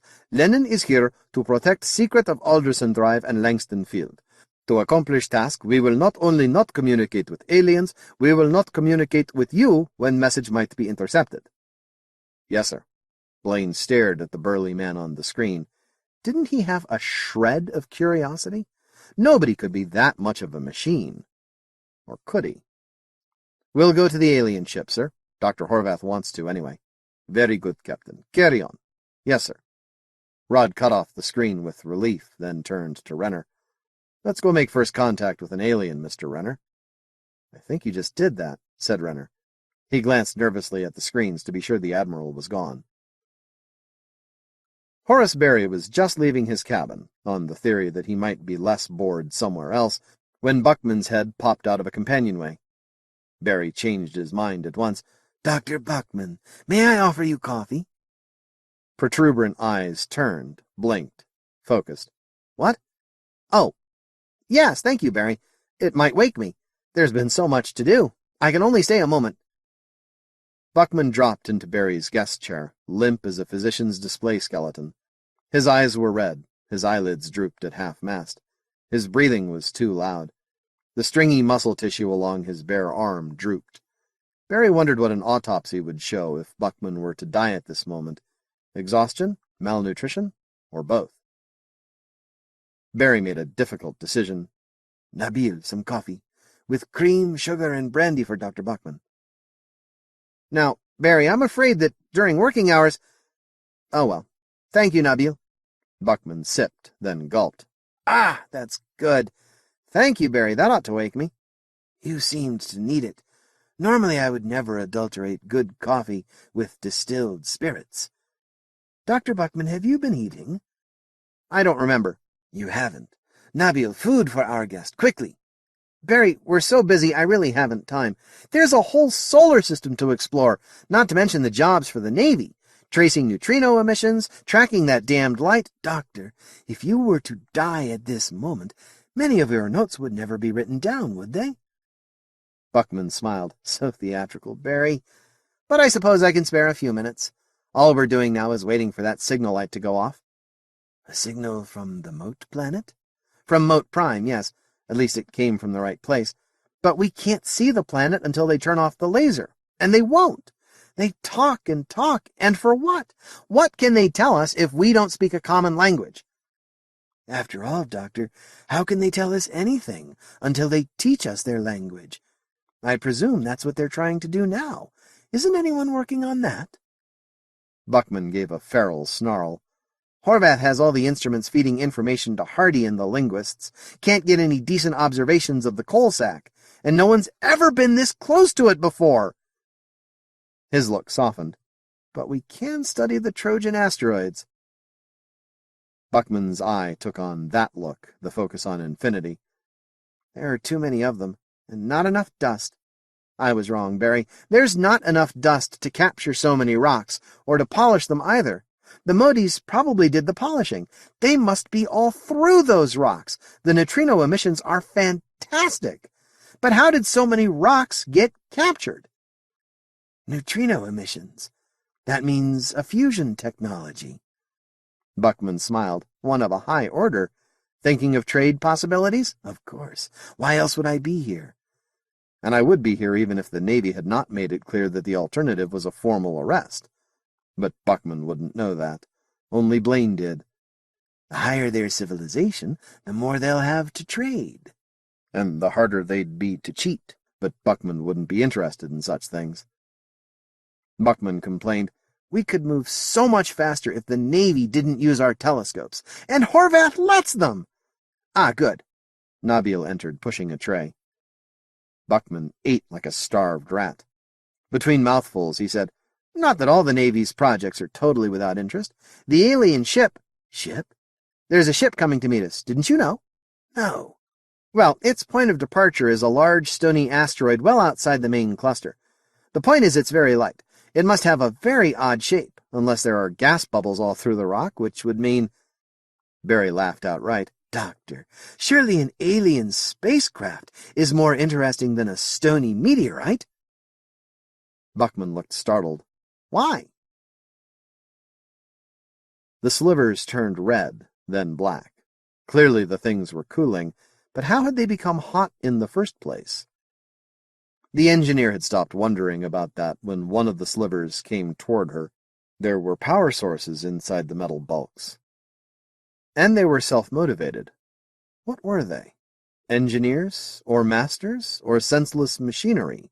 A mediator on some incomprehensible task? She resented the mediators, who could so easily and so unreasonably interfere with important work. Perhaps the slivers were watchmakers, but more likely they contained a master. The engineer considered running, but the approaching bulk was too powerful. It accelerated at 1.14 gravities, nearly the limit of her ship. There was nothing for an engineer to do but meet it. Besides, all that metal! In useful form, as far as she could tell. The clusters were full of metal artifacts, but in alloys too tough to convert. All that metal. But it must meet her, not the other way around. She had not the fuel or the acceleration. She worked out turnover points in her head. The other would do the same, of course. Luckily, the solution was unique, assuming constant acceleration. There would be no need for communication. Engineers were not good at communication. 14. The Engineer. The alien ship was a compact bulk, irregular of shape and dull gray in color, like modeling clay molded in cupped hands. Extrusions sprouted at seeming random, a ring of hooks around what Whitbread took for the aft end, a thread of bright silver girdling its waist, transparent bulges fore and aft, antennae in highly imaginative curves, and dead aft a kind of stinger, a spine many times the length of the hull, very long and straight and narrow. Whitbread coasted slowly inward. He rode a space-to-space taxi, the cabin a polarized plastic bubble, the short hull studded with thruster clusters, arrays of attitude jets. Whitbread had trained for space in such a vehicle. Its field of view was enormous. It was childishly easy to steer. It was cheap, weaponless, and expendable. And the alien could see him inside. We come in peace, with nothing hidden, assuming its alien eyes could see through clear battle plastic. That spine generates the plasma fields for the drive, his communicator was saying. There was no screen, but the voice was Cargill's. We watched it during deceleration. That spigot device beneath the spine probably feeds hydrogen into the fields. I'd better stay out of its way, said Mr. Whitbread. Right. The field intensity would probably wreck your instruments. It might affect your nervous systems, too. The alien ship was very close now. Whitbread fired bursts to slow himself. The attitude jets sounded like popcorn popping. See any signs of an airlock? No, sir. Open your own airlock. Maybe that will get the idea across. Aye, aye, sir. Whitbread could see the alien through the forward bubble. It was motionless, watching him, and it looked very like the photographs he had seen of the dead one in the probe. Jonathan Whitbread saw a necklace, lopsided head, smooth brown fur, a heavy left arm gripping something, two slender right arms moving frantically fast, doing things out of his field of vision. Whitbread opened his airlock and waited. At least the Motie hadn't started shooting yet. The engineer was captivated. She hardly noticed the tiny vehicle nearby. There were no new principles embodied there. But the big ship! It had a strange field around it, something the engineer had never believed possible. It registered on half a dozen of the engineer's instruments. To others, the force envelope was partly transparent. The engineer knew enough about the warship already to scare the wits out of Captain Blaine, if he'd known. But it was not enough to satisfy an engineer. All that gadgetry and metal! The small vehicle's curved door was opening and closing now. It flashed lights on and off. Patterns of electromagnetic force radiated from both vehicles. The signals meant nothing to an engineer. It was the ship's gadgetry that held her attention. The field itself, its properties intriguing and puzzling, its underlying principles a matter of guesswork. The engineer was ready to spend the rest of her life trying. For one look at the generator, she would have died. The big ship's motive force was different from any fusion plant the engineer had ever heard of, and its workings seemed to use the properties of that mysterious force envelope. How to get aboard? How to get through that envelope? The intuition that came was rare for an engineer. The small craft, was it trying to talk to her? It had come from the large craft. Then the small craft was a link to the larger ship, to the force envelope and its technology, and the mystery of its sudden appearance. She had forgotten danger. She had forgotten everything in the burning urge to know more about that field. The engineer opened her airlock door and waited to see what would happen. "Mr. Whitbread, your alien is trying to use probes on MacArthur," Captain Blaine was saying. "Commander Cargill says he has them blocked. If that makes the alien suspicious, it can't be helped. Has he tried any kind of probe on you?" "No, sir." Rod frowned and rubbed the bridge of his nose. "You're sure?" "I've been watching the instruments, sir." "That's funny. You're smaller, but you're close. You'd think he—" "The airlock!" Whitbread snapped. "Sir, the Moties opened his airlock." "I see it. A mouth opened in the hull. Is that what you mean?" "Yes, sir. Nothing coming out. I can see the whole cabin through that opening. The Motie's in his control cabin. Permission to enter, sir?" Okay. Watch yourself. Stay in communication. And good luck, Whitbread." Jonathan sat a moment, nerving himself. He had half hoped the captain would forbid it as too dangerous. But of course midshipmen are expendable. Whitbread braced himself in the open airlock. The alien ship was very close. With the entire ship watching him, he launched himself into space. Part of the alien's hull had stretched like skin to open into a kind of funnel. A strange way to build an airlock, thought Whitbread. He used backpack jets to slow himself as he drifted straight into the funnel, straight toward the Motie, who stood waiting to receive him. The alien wore only its soft brown fur and 4 thick pads of black hair, one in each armpit and one at the groin. "No sign of what's holding the air in, but there's got to be air in there," Whitbread told the mic. A moment later he knew. He had run into invisible honey. The airlock closed against his back. He almost panicked, caught like a fly in amber, no forward, no retreat. He was in a cell 130 centimeters high, the height of the alien. It stood before him on the other side of the invisible wall, blank-faced, looking him over. The Motie. It was shorter than the other, the dead one in the probe. Its color was different. There were no white markings through the brown fur. There was another, subtler, more elusive difference. Perhaps the difference between the quick and the dead, perhaps something else. The Motie was not frightening. Its smooth fur was like one of the Doberman pinschers Whitbread's mother used to raise, but there was nothing vicious or powerful-looking about the alien. Whitbread would have liked to stroke its fur. The face was no more than a sketch, without expression, except for a gentle upward curve of the lipless mouth, a sardonic half-smile. Small, flat-footed, smooth-furred, almost featureless. It looks like a cartoon, Whitbread thought. How could he be afraid of a cartoon? But Jonathan Whitbread was crouched in a space much too small for him, and the alien was doing nothing about it. The cabin was a crowded patchwork of panels and dark crevices, and tiny faces peered at him from the shadows. Vermin. The ship was infested with vermin. Rats? Food supply?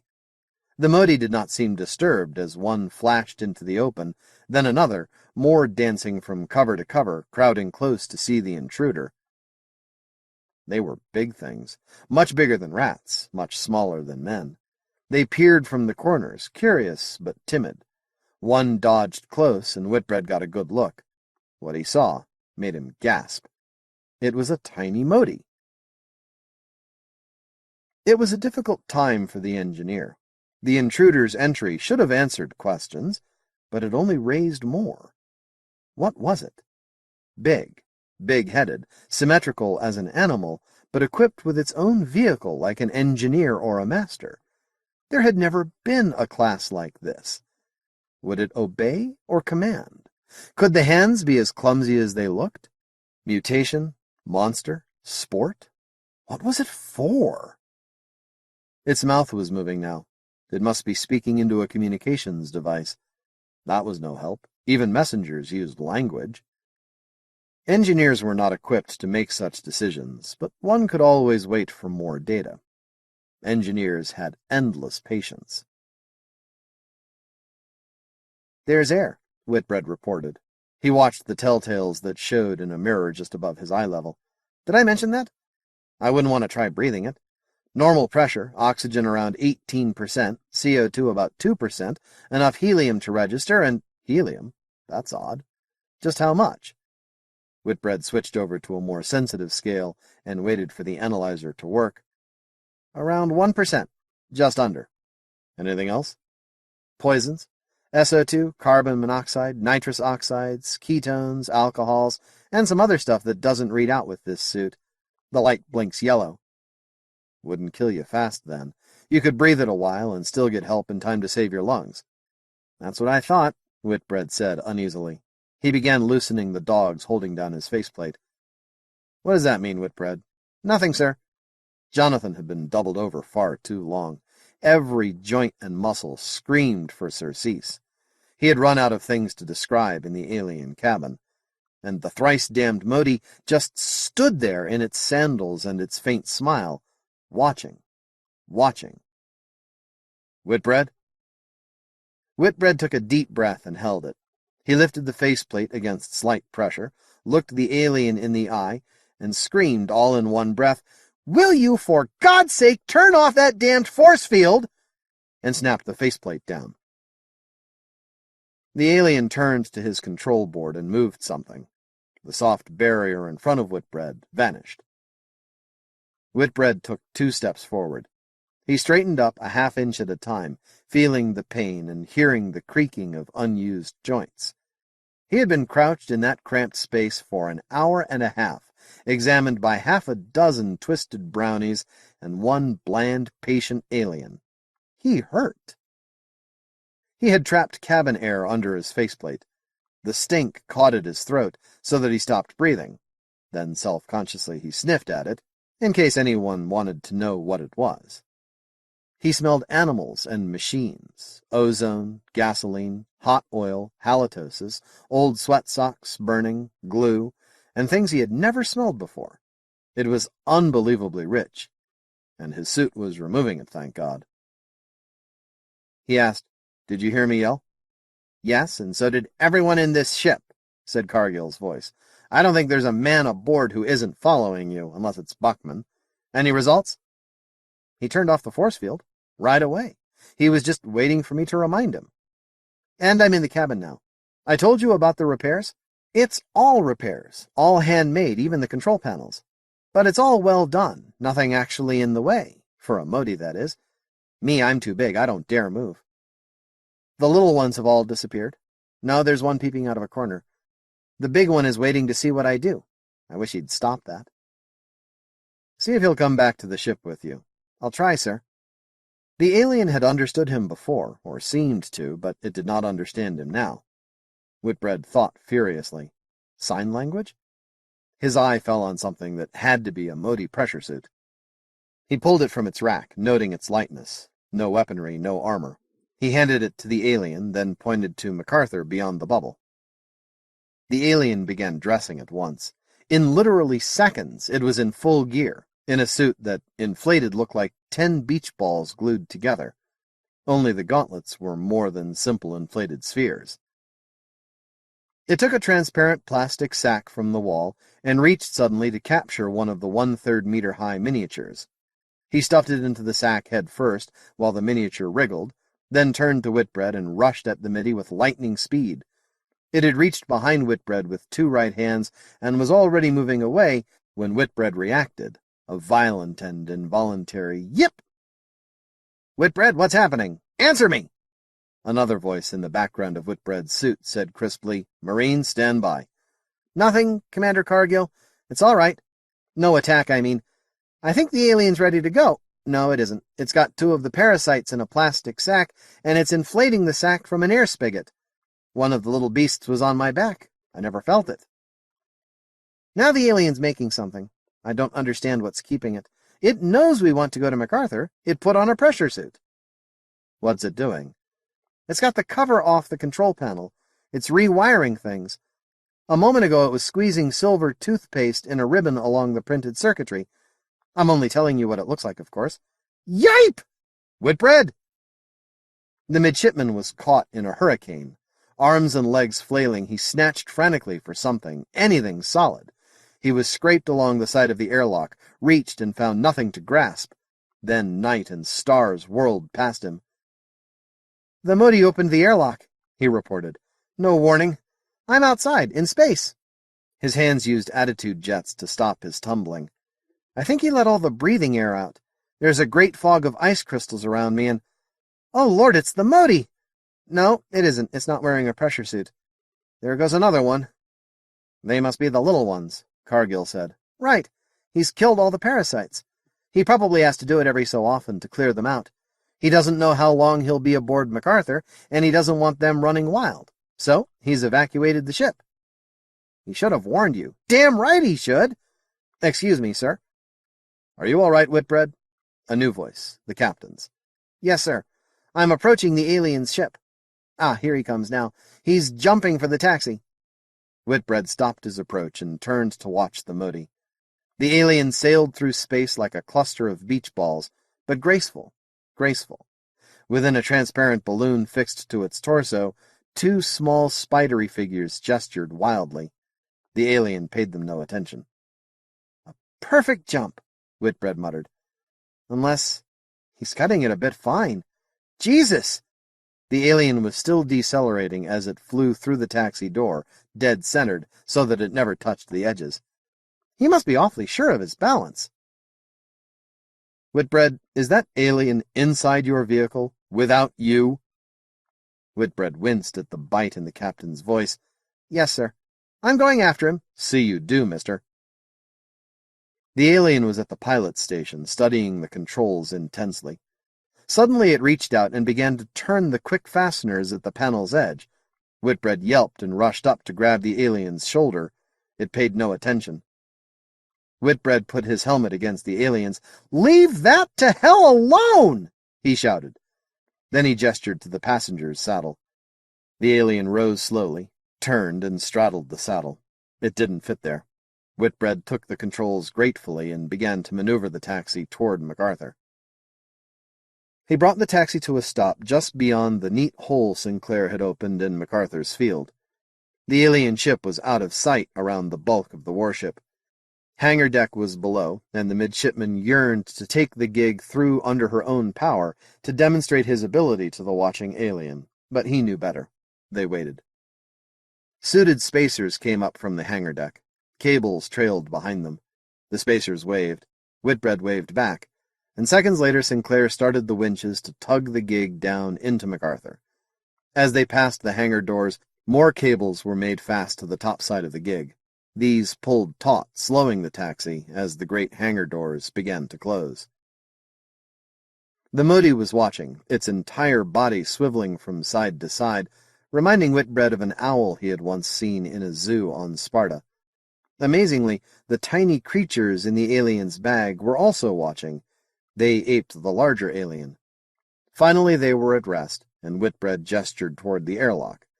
Through the thick glass he could see Gunner Kelly and a dozen armed Marines. There were 20 screens in a curved array in front of Rod Blaine, and consequently every scientist aboard MacArthur wanted to sit near him. As the only possible way to settle the squabbles, Rod ordered the ship to battle stations, and the bridge cleared of all civilian personnel. Now he watched as Whitbread climbed aboard the gig. Through the camera eye mounted on Whitbread's helmet, Blaine could see the alien seated in the pilot's chair, its image seeming to grow as the MIDI rushed toward it. Blaine turned to Renner. "Did you see what it did?" "Yeah. Sir, the alien was... Captain, I'd swear it was trying to take the gig's controls apart." "So would I." They watched in frustration as Whitbread piloted the gig toward MacArthur. Blaine couldn't blame the boy for not looking around at his passenger while trying to steer the boat, but best leave him alone. They waited while the cables were made fast to the gig and it was winched down into MacArthur. "Captain!" It was Staley, midshipman of the watch, but Rod could see it too. Several screens and a couple of minor batteries were trained on the gig, but the heavy stuff was all aimed at the alien ship, and it had come to life.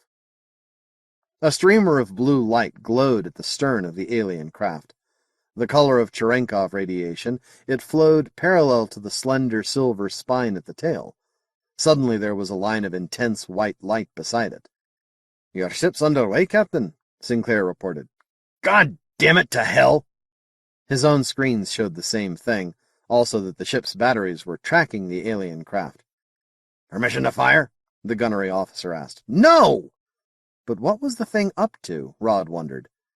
Time enough when Whitbread got aboard, he supposed. The alien ship couldn't escape, and neither would the alien. "Kelly, sir, squad to the airlock. Escort Whitbread and that thing to the reception room. Politely, Gunner. Politely, but make sure it doesn't go anywhere else." "Aye, aye, Captain." "Number 1, Blaine called. "Yes, sir," Cargill answered. "You were monitoring Whitbread's helmet camera the entire time he was in that ship?" "Yes, sir." "Any chance there was another alien aboard?" "No, sir. There wasn't room. Right, Sandy?" "Aye, Captain," Sinclair answered. Blaine had activated a comm circuit to both the after bridge and the engine room. "Not if that beastie were to carry fuel, too. And we saw nae doors."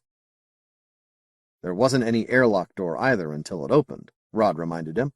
"Was there anything that might have been a bathroom?" "Captain, did we nae see the WC? I took the object on port side near the airlock to be such." "Yeah. Then that thing's on autopilot, would you both agree? But we didn't see him program it." "We saw him practically rebuild the controls, Captain," Cargill said. "My lord, do you think that's how they control? Seems vera inefficient, but the beastie did nae else that could hae been the programming of an autopilot," Sinclair mused. "And 'twas bloody quick about it, sir. Captain, do you think it built an autopilot?" There was a glare on one of Rod's screens. "Catch that? A blue flare in the alien ship's airlock. Now what was that for?" "To kill yon vermin?" Sinclair asked. "Hardly. The vacuum would have done," Cargill answered. Whitbread came onto the bridge and stood stiffly in front of Blaine's command chair. "Reporting to Captain, sir." "Well done, Mr. Whitbread," Rod said. Have you any ideas about those 2 vermin he brought aboard, such as why they're here?" "No, sir. Courtesy? We might want to dissect one?" "Possibly, if we knew what they were. Now take a look at that." Blaine pointed at his screens. The alien ship was turning, the white light of its drive drawing an arc on the sky. It seemed to be heading back to the Trojan points. And Jonathan Whitbread was the only man alive who had ever been inside. As Blaine released the crew from action stations, the red-haired midshipman was probably thinking that the ordeal was over. 15. Work. The engineer's mouth was wide and lipless, turned up at the corners. It looked like a half-smile of gentle happiness, but it was not. It was a permanent fixture of her cartoon face. Nonetheless, the engineer was happy. Her joy had grown and grown. Coming through the Langston field had been a new experience, like penetrating a black bubble of retarded time. Even without instruments, that told her something about the field. She was more eager than ever to see that generator. The ship within the bubble seemed unnecessarily crude, and it was rich. Rich! There were parts in the hangar deck that seemed unattached to anything else, mechanisms so plentiful that they didn't have to be used, and many things she could not understand at a glance. Some would be structural adaptations to the field, or to the mysterious drive that worked from the field. Others must be genuinely new inventions to do familiar things, new circuits, at least new to an unsophisticated engineer-miner. She recognized weapons on the big ship, weapons on the boats in the hangar space, personal weapons carried by the aliens clustered around the other side of the airlock. This did not surprise her. She had known this new class were givers of orders, not takers of orders. Naturally, they would have weapons. They might even have warriors. The double-door airlock was too complex, too easy to jam, primitive, and wasteful of metals and materials. She was needed here, she could see that. The new class must have come here to get her. There couldn't be any engineers aboard the ship if they used things like this. She started to take the mechanism apart, but the stranger pulled at her arm, and she abandoned the idea. She didn't have the tools anyway, and she didn't know what it would be lawful to use to make the tools. There would be time for all that. A lot of the others, much like the first one, clustered around her. They wore strange coverings, most of it alike, and carried weapons, but they didn't give orders. The stranger kept trying to talk to her. Couldn't they see she wasn't a mediator? They were not too bright, this primitive new class, but they were givers of orders. The first one had shouted a clear command. And they couldn't speak language. The situation was remarkably free of decisions. An engineer need only go where she was led, repair and redesign where the opportunity arose, and wait for a mediator, or a master. And there was so much to do, so much to do. The petty officer's lounge had been converted into a reception room for alien visitors. The petty officers had to take over one of the marine messes, doubling the joeys into the other. All over the ship adjustments had to be made to accommodate the swarms of civilians and their needs. As a laboratory, the lounge might lack something, but it was secure and had plenty of running water, wall plugs, hot plates, and refreshment facilities. At least there was nothing to smack of the dissection table. After some argument, it had been decided not to attempt to build furniture to fit the aliens.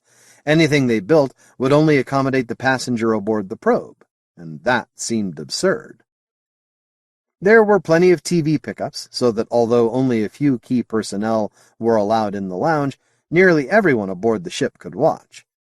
Sally Fowler waited with the scientists, and she was determined to win the Moties' trust. She didn't care who was watching or what it would take to do that. As it turned out, the Moties' trust was easy to come by. She was as trustful as a child. Her first move on coming out of the airlock was to tear open the plastic sack containing the miniatures and give it to the first hand that reached for it. She never bothered about them again. She went where she was led, walking between the Marines until Sally took her by the hand at the reception room door, and everywhere she went, she looked about, her body swiveling like an owl's head. When Sally let go, the Motie simply stood and waited for further instructions, watching everyone with that same gentle smile. She did not seem to understand gestures. Sally and Horvath and others tried to talk to the Motie with no result. Dr. Hardy, the chaplain linguist, drew mathematical diagrams, and nothing happened. The Motie did not understand, and was not interested. She was interested in tools, though. As soon as she was inside, she reached for Gunner Kelly's sidearm. At a command for Dr. Horvath, the Marine reluctantly unloaded the weapon and let her handle one of the cartridges before surrendering the gun. The Motie took it completely apart, to Kelly's annoyance and everyone else's amusement, then put it back together again, correctly, to Kelly's amazement. She examined the Marine's hand, bending the fingers to the limit and working them in their joints, using her own fingers to probe the muscles and the complex bones of the wrist. She examined Sally Fowler's hand in the same way for comparison.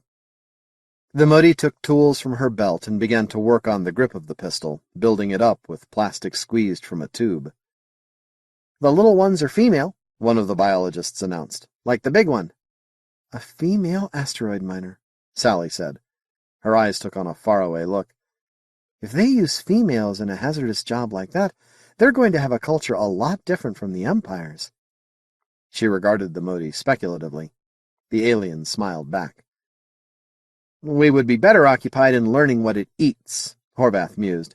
"It doesn't seem to have brought a food supply, and Captain Blaine informs me that its ship has departed for parts unknown." He glanced at the miniature Moties, who were moving about on the big table originally used for spatball.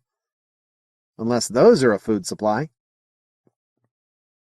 "We'd best not try cooking them just yet," Renner announced from near the door. "They could be children, immature Moties." Sally turned suddenly and half gasped before regaining her scientific detachment. Not that she'd be part of cooking anything before she knew what it was. Horvath spoke. "Mr. Renner, why is MacArthur's sailing master concerning himself with an investigation of extraterrestrial anatomy?" "The ship's at rest, the captain secured from general quarters, and I'm off duty," Renner said. He conveniently neglected to mention the captain's standing orders about crew getting in the scientist's way. "Are you ordering me out?" Horvath thought about it. On the bridge, so did Rod Blaine, but he didn't like Horvath much anyway. The science minister shook his head. "No, but I think your suggestion about the small aliens was frivolous." "Not at all. They could lose the second left arm the way we lose our baby teeth." One of the biologists nodded agreement. "What other differences are there? Size?" "Ontogeny recapitulates phylogeny," someone said. Someone else said, "Oh, shut up." The alien gave Kelly back his sidearm and looked around. Renner was the only naval officer in the room, and the alien went up to him and reached for his pistol. Renner unloaded the weapon and handed it over, then submitted to the same meticulous examination of his hand. This time the Motie worked much faster, its hands moving with almost blinding speed. "Me? I think they're monkeys," Renner said. "Ancestors to the intelligent Moties, which could mean you were right, too. There are people who eat monkey meat on a dozen planets, but we can hardly risk it yet." The Motie worked on Renner's weapon, then laid it on the table. Renner picked it up. He frowned, for the flat butt had been built up into curving ridges, which were now as hard as the original plastic. Even the trigger had been built up. Renner shifted the piece in his hand, and suddenly it was perfect, like part of his hand, and it aimed itself. He savored it for a moment, and noted that Kelly had already reloaded and holstered his own sidearm after a puzzled look. The pistol was perfect, and Renner would hate to lose it. No wonder the Marine hadn't spoken. The sailing master handed the piece to Horvath. The elderly science minister took the pistol. "Our visitor seems to know tools," he said. "I don't know guns, of course, but the weapon seems well tailored to the human hand." Renner took it back. Something nagged him about Horvath's comment. It lacked enthusiasm. Could the gun have fit his own hand better than Horvath's? The Motie looked around the lounge, swiveling at the torso, staring at each of the scientists, then at other equipment, looking and waiting. One of the miniatures sat cross-legged in front of Renner, also watching and waiting. It seemed totally unafraid. Renner reached to scratch it behind the ear, the right ear. Like the big Motie, it had no left ear. Shoulder muscles for the upper left arm depended from the top of the head. But it seemed to enjoy the scratching. Renner carefully avoided the ear itself, which was large and fragile. Sally watched, wondering what to do next, and wondering also what bothered her about Renner's performance. Not the incongruity of a ship's officer scratching the ear of what seemed to be an alien monkey, but something else. Something about the ear itself. 16. Idiot Savant. Dr. Buckman was on duty in the observation room when the blinding laser signal from the inner system went out. There was a planet there, all right, about the size of Earth, with a distorting fringe of transparent atmosphere. He nodded in satisfaction. That was a lot of detail to see at this distance. The Navy had good equipment, and they used it well. Some of the petty officers would make good astronomical assistants. Pity they were wasted here. What was left of his astronomy section went to work analyzing data from observations of the planet, and Buckman called Captain Blaine. "I wish you'd get me back some of my men," he complained. "They're all standing around the lounge watching the Motie." Blaine shrugged. He could hardly order the scientists around. Buckman's management of his department was his own affair. "Do the best you can, Doctor. Everyone's curious about the alien. Even my sailing master, who's got no business down there at all. What have you got so far? Is it a terrestrial planet?" "In a manner of speaking. A touch smaller than Earth, with a water-oxygen atmosphere. But there are traces in the spectrum that have me intrigued. The helium line is very strong. Far too strong. I suspect the data." "A strong helium line? 1% or thereabouts?" "It would be if the reading were correct, but frankly—" "Why did you say that?" "The breathing air in the Mote ship was 1% helium, with some rather odd components. I think your reading is accurate." "But, Captain, there's no way a terrestrial planet could hold that much helium. It has to be spurious. Some of the other lines are even worse." "Ketones? Hydrocarbon complexes?" "Yes!" "Dr. Buckman, I think you'd better have a look at Mr. Whitbread's report on the atmosphere in the Motie ship. You'll find it in the computer. And take a neutrino reading, please." "That won't be convenient, Captain." "Take it anyway," Rod told the stubborn, bony face on the intercom screen. "We need to know the state of their industry." Buckman snapped. "Are you trying to make war on them?" "Not yet," Blaine answered, and let it go at that. "While you've got the instrument set up, take a neutrino reading on the asteroid the Mote ship came from. It's quite a way outside the Trojan Point cluster, so you won't have a problem with background emissions." "Captain, this will interfere with my work." "I'll send you an officer to help out." Rod thought rapidly. "Potter. I'll give you Mr. Potter as an assistant." Potter should like that. "This work is necessary, Dr. Buckman. The more we know about them, the more easily we can talk to them. The sooner we can talk to them, the sooner we can interpret their own astronomical observations." That ought to get him. Buckman frowned. "Why, that's true. I hadn't thought of that at all." "Fine, Doctor." Rod clicked off before Buckman could voice a further protest. Then he turned to Midshipman Whitbread in the doorway. "Come in and sit down, Mr. Whitbread." "Thank you, sir." Whitbread sat. The chairs in the captain's watch cabin were netting on a steel frame, lightweight but comfortable. Whitbread perched on the very edge of one. Cargill handed him a coffee cup, which he held in both hands. He looked painfully alert. Cargill said, "Relax, boy." Nothing happened. Rod said, "Whitbread, let me tell you something. Everyone on this ship wants to pick your brain. Not later, but now. I get first crack because I'm captain. When we're finished, I'll turn you over to Horvath and his people. When they're finished with you, if ever, you'll go off watch.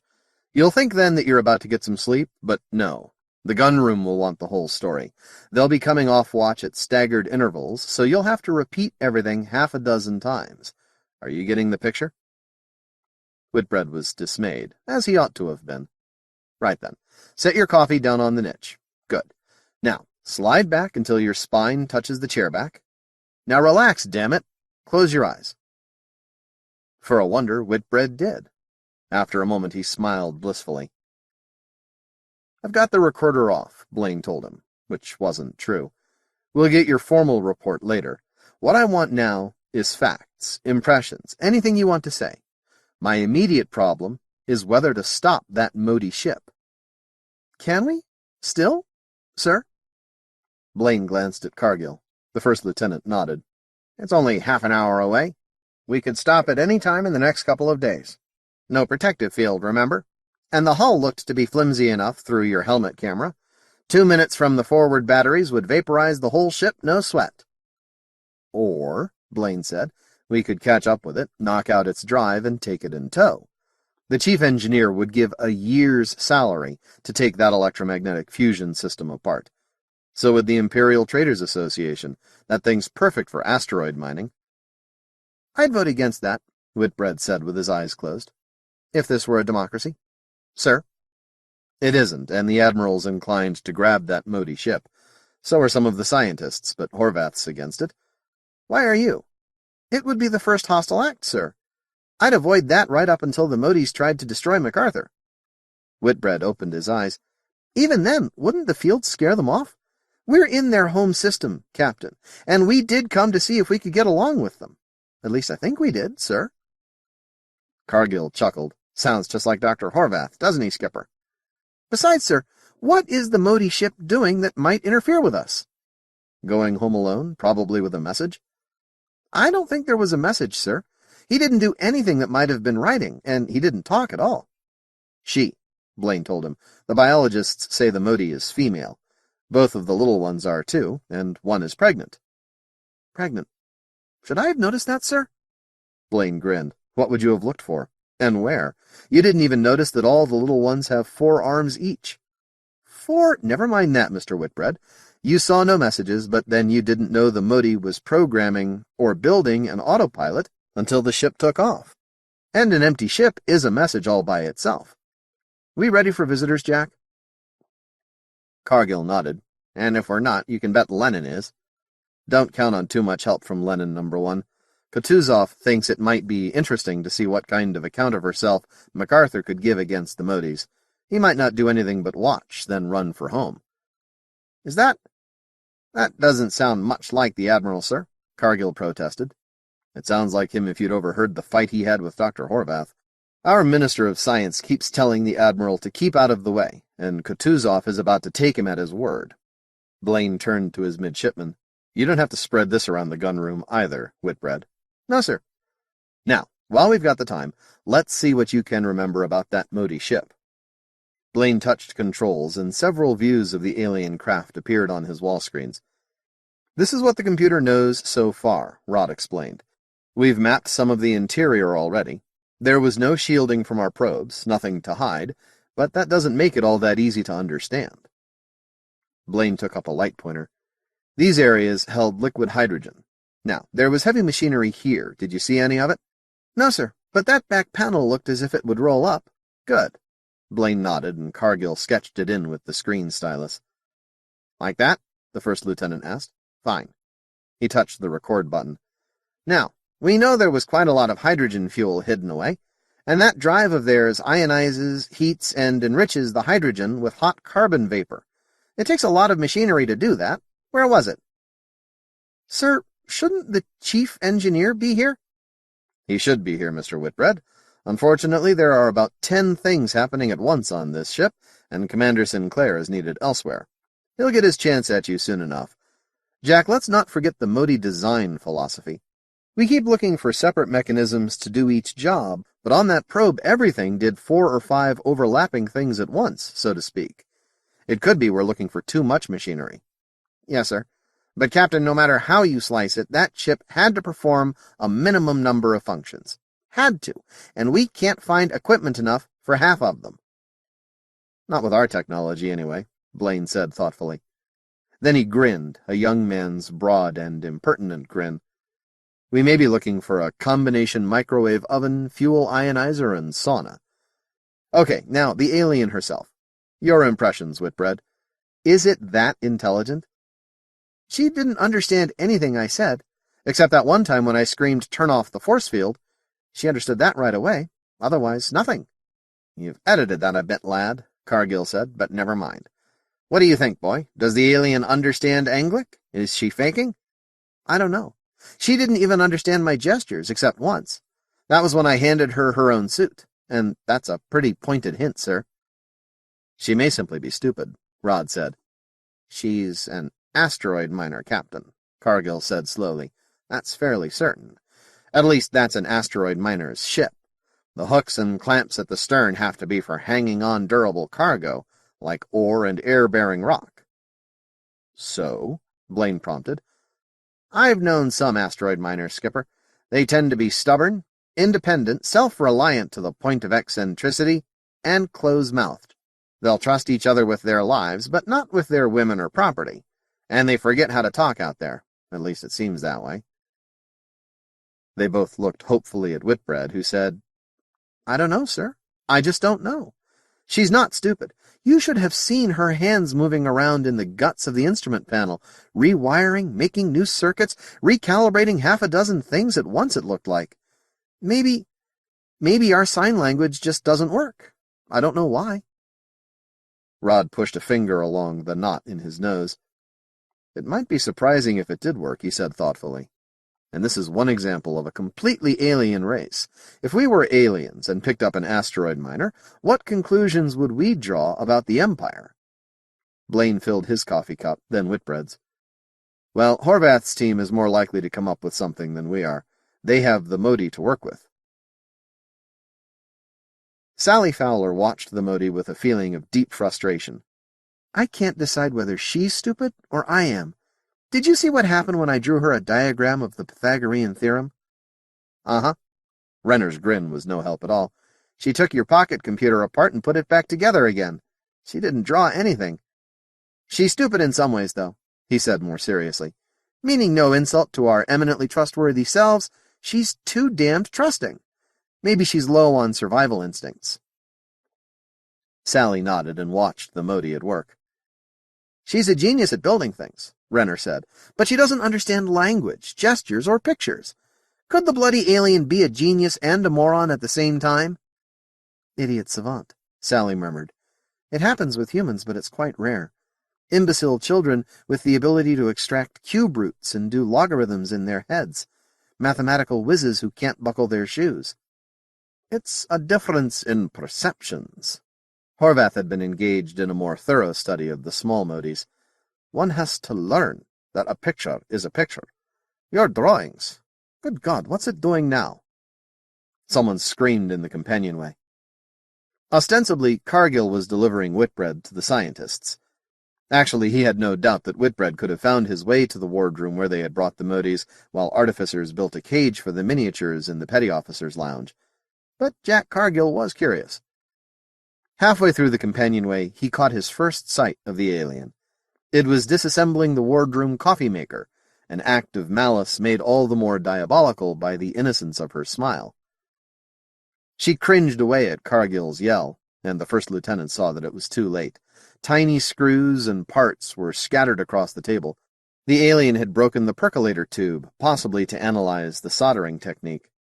Bits of the timing mechanism were neatly arrayed. The Motie had pulled the cylindrical shell open along its welded seam. Cargill found that the science minister had him by the arm. You're frightening the alien, Horvath said in a low voice. Go away, please. Doctor, have the goodness to tell me elsewhere.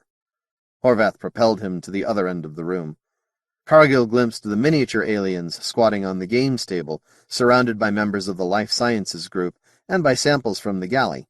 Grain, bread, carrots and celery, defrosted, raw, and cooked meat. Now, said Horvath, what do you mean by barging into that monster ruined the wardroom coffee maker? We're lucky, Midshipman Whitbread said irreverently. She was trying to take apart the No. 4 airlock mechanism until I stopped her. All she's interested in is tools. Horvath was pointedly ignoring Cargill's agitation. For once, I even agree with Admiral Kutuzov. The alien must not be allowed to see the Alderson Drive or the field generators. She seems able to deduce what a thing is for and how it works, almost without touching it. Never mind that, Cargill said. Couldn't you have given the Motie something else to play with? That coffee maker is half repairs anyway. Nobody could figure out how it's made since Sandy Sinclair finished with it, and the Motie's broken some of the parts. If they were that easy to break, they can probably be fixed, Horvath said soothingly. Look. We can give you one of the urns from the labs, or have one of our techs— Miss Fowler, has the alien calmed down? Now, Mr. Whitbread, we're glad you're here. We've been waiting for you, as the only man to have actually communicated with the alien. Here, Commander Cargill, please stay away from the Motie. But Cargill was halfway across the room. The alien cringed a bit, but Cargill stayed well out of her reach. He glowered at her as he considered his coffee maker. It had been reassembled. The Motie pulled away from Sally Fowler. She found a conical plastic container, filled it with tap water, and used it to fill the coffee maker. One of the wardroom stewards sniggered.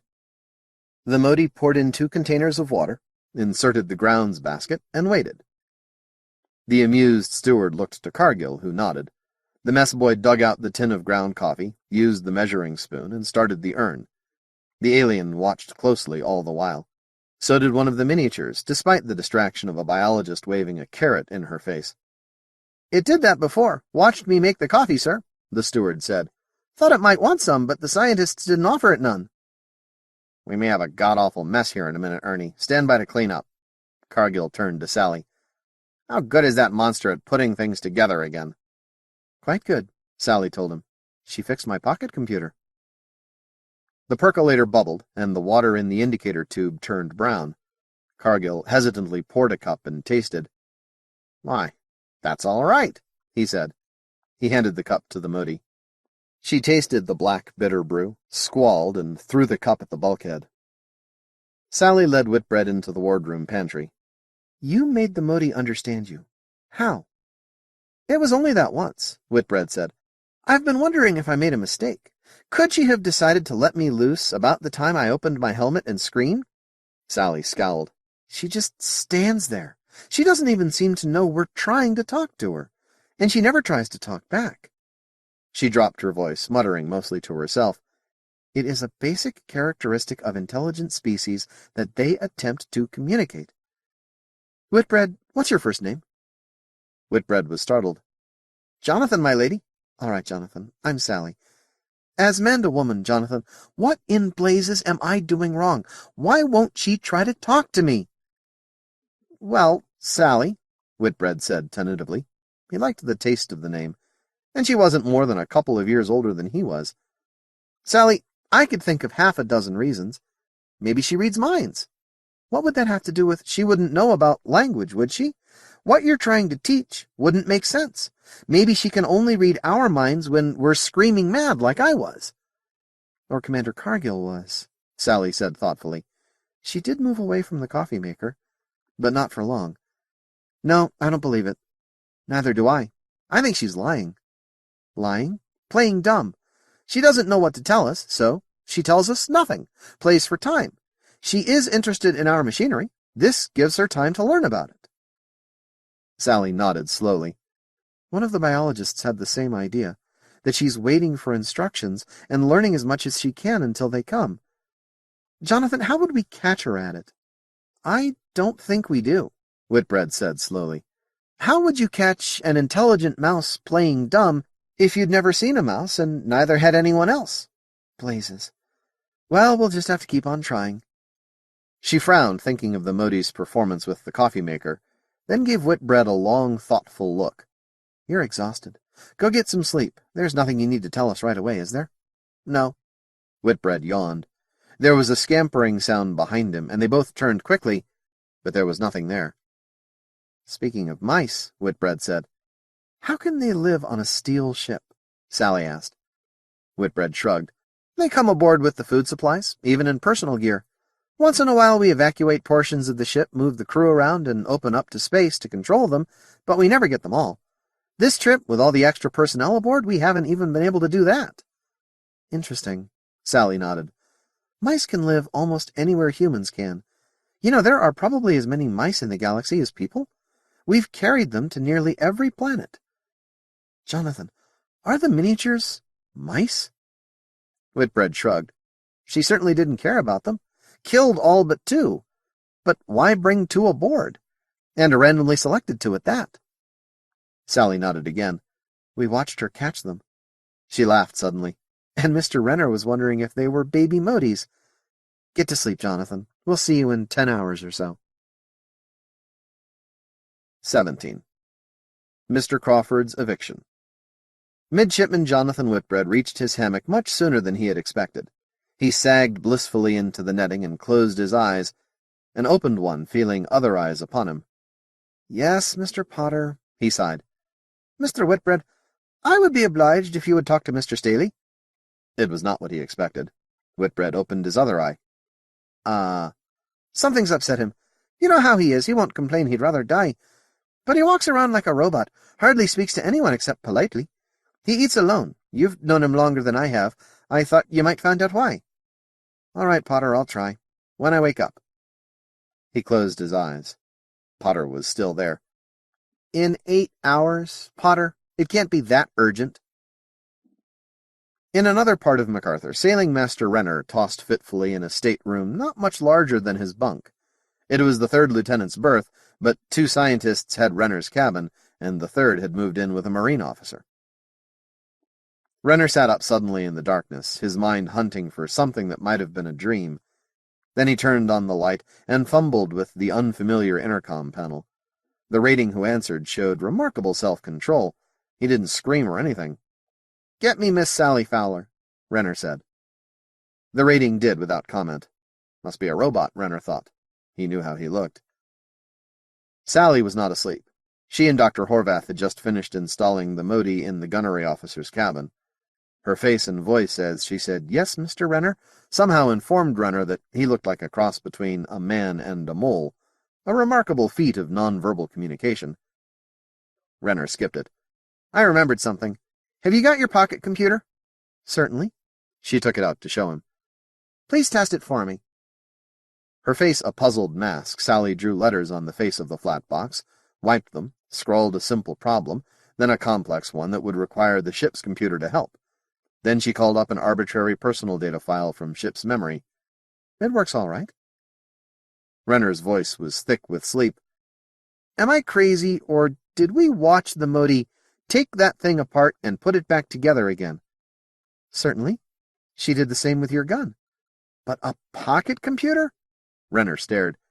"You know that's impossible, don't you?" She thought it was a joke. "No, I didn't." "Well, it is. Ask Dr. Horvath." Renner hung up and went back to sleep. Sally caught up with Dr. Horvath as he was turning into his cabin. She told him about the computer. "But those things are one big integrated circuit. We don't even try to repair them." Horvath muttered other things to himself. While Renner slept, Horvath and Sally woke the physical sciences staff. None of them got much sleep that night. Morning on a warship is a relative thing. The morning watch is from 0400 to 0800, a time when the human species would normally sleep, but space knows nothing of this. A full crew is needed on the bridge and in the engine rooms, no matter what the time. As a watchkeeping officer, Whitbread stood one watch in 3, but MacArthur's orderly quarter bill was confused beyond repair. He had both the morning and forenoon watches off, 8 glorious hours of sleep, yet somehow he found himself awake and in the warrant officer's mess at 0900. "There's nothing wrong with me," Horst Staley protested. "I don't know where you got that idea. Forget it." "Okay," Whitbread said easily. He chose juice and cereal and put them on his tray. He was just behind Staley in the cafeteria line, which was natural enough since he had followed Staley in. "Though I appreciate your concern," Staley told him. There was no trace of emotion in the voice. Whitbread nodded agreeably. He picked up his tray and followed Staley's unnaturally straight back.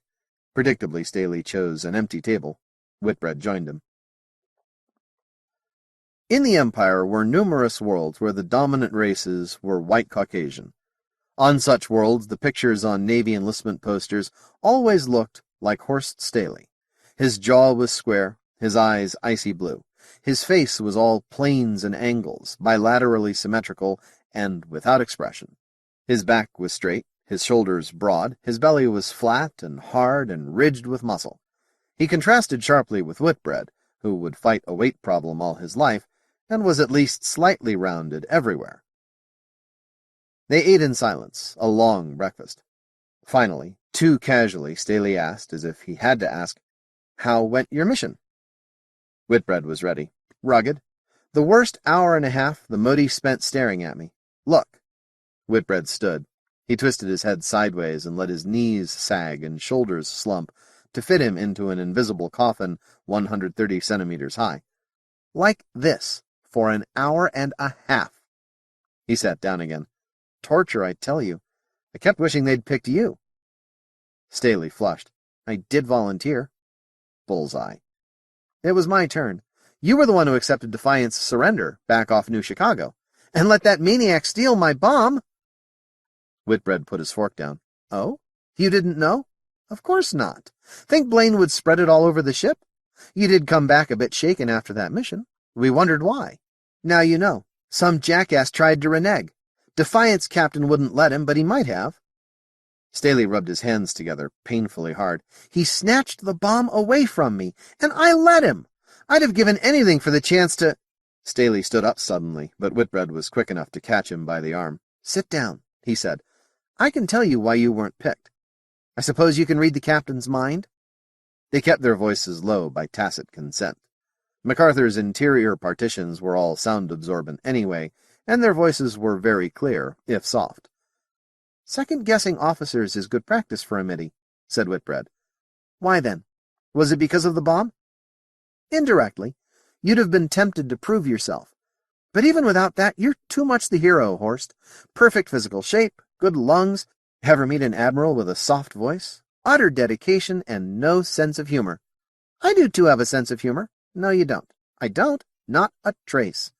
The situation didn't call for a hero, Horst.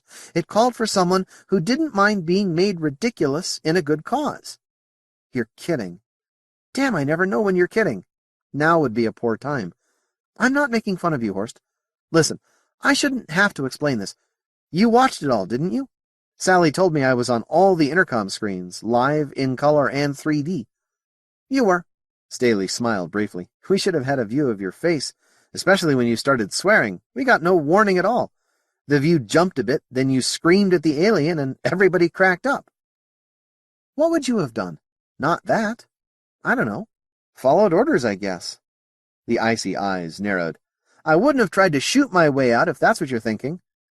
"Maybe a second of cutting laser into the control panel to kill the force field?" "Not without orders." "What about the sign language?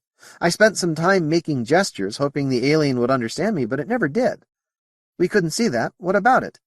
"I told you," Whitbread said. "The mission took someone willing to make a fool of himself in a good cause. Think about how often you heard people laugh at me while I was bringing back the Motie." Staley nodded. "Now forget them and think about the Motie. What about her sense of humor? Would you like a Motie laughing at you, Horst? You might never be sure if she was or wasn't. You don't know what it looks like or sounds like. You're being ridiculous. All anyone knew was that the situation called for someone to find out whether the aliens were willing to talk to us. It didn't need someone to uphold the Imperial honor. Plenty of time for that after we know what we're facing. There'll be room for heroes, Horst. There always is." "That's reassuring," said Staley. He had finished breakfast. Now he stood and walked out fast, with his back very straight, leaving Whitbread wondering. "Oh well," Whitbread thought. "I tried. And just maybe—" Luxury in a warship is relative. Gunnery Officer Crawford's stateroom was the size of his bed. When the bed was up, he had room to change clothes and a small sink to brush his teeth. To lower the bed for sleeping, he had first to step into the corridor, and being tall for a Navy man, Crawford had learned to sleep curled up. A bed and a door with a lock on it, instead of a hammock or one tier of many bunks. Luxury. He would have fought to keep it, but he had lost the toss. Now he bunked in MacArthur's cutter while an alien monster occupied his quarters. "She's only a little more than a meter tall. Of course she fits," Sally Fowler said judiciously. "Still, it's only a tiny room. Do you think she can stand it? Otherwise, we'll have to keep her in the lounge." "I saw the cabin of her ship. It wasn't any bigger. She can stand it," Whitbread said. It was too late to try sleeping in the gun room, and he was supposed to tell the scientists everything he knew. At least that ought to work if Cargill asked why he'd been pestering Sally. "I suppose you've got someone watching her through the intercom?" She nodded. Whitbread followed her into the scientists' lounge.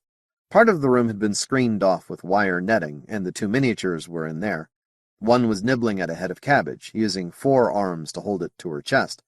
The other, her abdomen swollen with pregnancy, was playing with a flashlight. Just like a monkey, Whitbread thought. It was the first chance he'd had to look at the miniatures. Their fur was thicker, and mottled brown and yellow, where the large one was uniformly soft brown. The 4 arms were nearly alike, 5 fingers on the left hands and 6 on the rights, but the arms and fingers were identically slender, identically jointed. Yet the muscles of the upper left shoulder were anchored to the top of the skull. Why, if not for greater strength and leverage? He was delighted when Sally led him to a small corner table away from where the biosciences people were scratching their heads and arguing loudly. He got coffee for both of them and asked her about the strange musculature of the miniatures. It wasn't what he'd really like to talk to her about, but it was a start. "We think it's vestigial," she said. "They obviously don't need it. The left arms aren't sized for heavy work anyway." "Then the little ones aren't monkeys. They're an offshoot of the big ones." "Or they're both an offshoot of something else. Jonathan, we've got more than 2 classifications already. Look." She turned to the intercom screen, and a view of the Moties' room appeared. "She seems happy enough," said Whitbread. He grinned at what the Motie had been doing. "Mr. Crawford isn't going to like what she's done to his bunk." Dr. Horvath didn't want to stop her. She can fiddle with anything she likes as long as it isn't the intercom. Crawford's bunk had been shortened and contoured. The contours were exceedingly strange, not only because of the complex joints in the Motie's back, but also because she apparently slept on her side. The mattress had been cut and sewn, the underlying steel bent and twisted. Now there were grooves for 2 right arms, and a pit for a projecting hip bone, and a high ridge to serve as a pillow. "Why would she sleep only on her right side?" Whitbread asked. "Maybe she'd rather defend herself with her left if she happened to be surprised in her sleep. The left is so much stronger." "Could be. Poor Crawford. Maybe she's expecting him to try and cut her throat some night." He watched the alien at work on the overhead lamp. "She does have a one-track mind, doesn't she? We could get some good out of this. She might improve something." "Perhaps. Jonathan, did you study sketches of the dissected alien?" She sounded like a schoolmistress. She was old enough to be one, too, but much too pretty, Whitbread thought. He said, "Yes, ma'am." "Do you see any differences?" "The color of the fur is different, but that's nothing. The other one was in suspended animation for hundreds of years." "Anything else?" "The other one was taller, I think. I wouldn't swear." "Look at her head." Whitbread frowned. "I don't see it." Sally used her pocket computer. It hummed slightly, indicating that it was in communication with the main ship memory. Somewhere in MacArthur, a laser moved across holographic lines. The ship's memory held everything humanity knew of Moties, such as it was. It found the information Sally asked for, and sent it to her pocket computer. A sketch appeared on the face of the flat box. Whitbread studied the sketch, then looked to the screen and the Motie. "Her forehead. It slopes." "That's what we thought, Dr. Horvath and I." "It's not easy to see. The Motie's head is so flinking lopsided anyway." "I know, but it's there. We think there's a difference in the hands, too, but it's very small." Sally frowned, and 3 short grooves appeared between brown eyes. She'd cut her hair short for space, and the frown and short hair made her look very efficient. Whitbread didn't like it. "That gives us 3 different kinds of Motie," she said, "and only 4 Moties. That's a high mutation rate, wouldn't you say?" "I wouldn't be surprised." Whitbread remembered the history lessons Chaplain Hardy had held for the midshipmen during the trip out. They're trapped in this system, bottled up. If they had an atomic war, they'd have to live with it afterwards, wouldn't they? He thought of Earth and shuddered. "We haven't seen any evidence of atomic wars, except the mutation rate." Sally laughed. "You're arguing in circles. Anyway, it doesn't hold up. None of these 3 types is a cripple, Jonathan. They're all very well adapted, all healthy. Except the dead one, of course, and she hardly counts. They wouldn't choose a cripple to pilot the probe."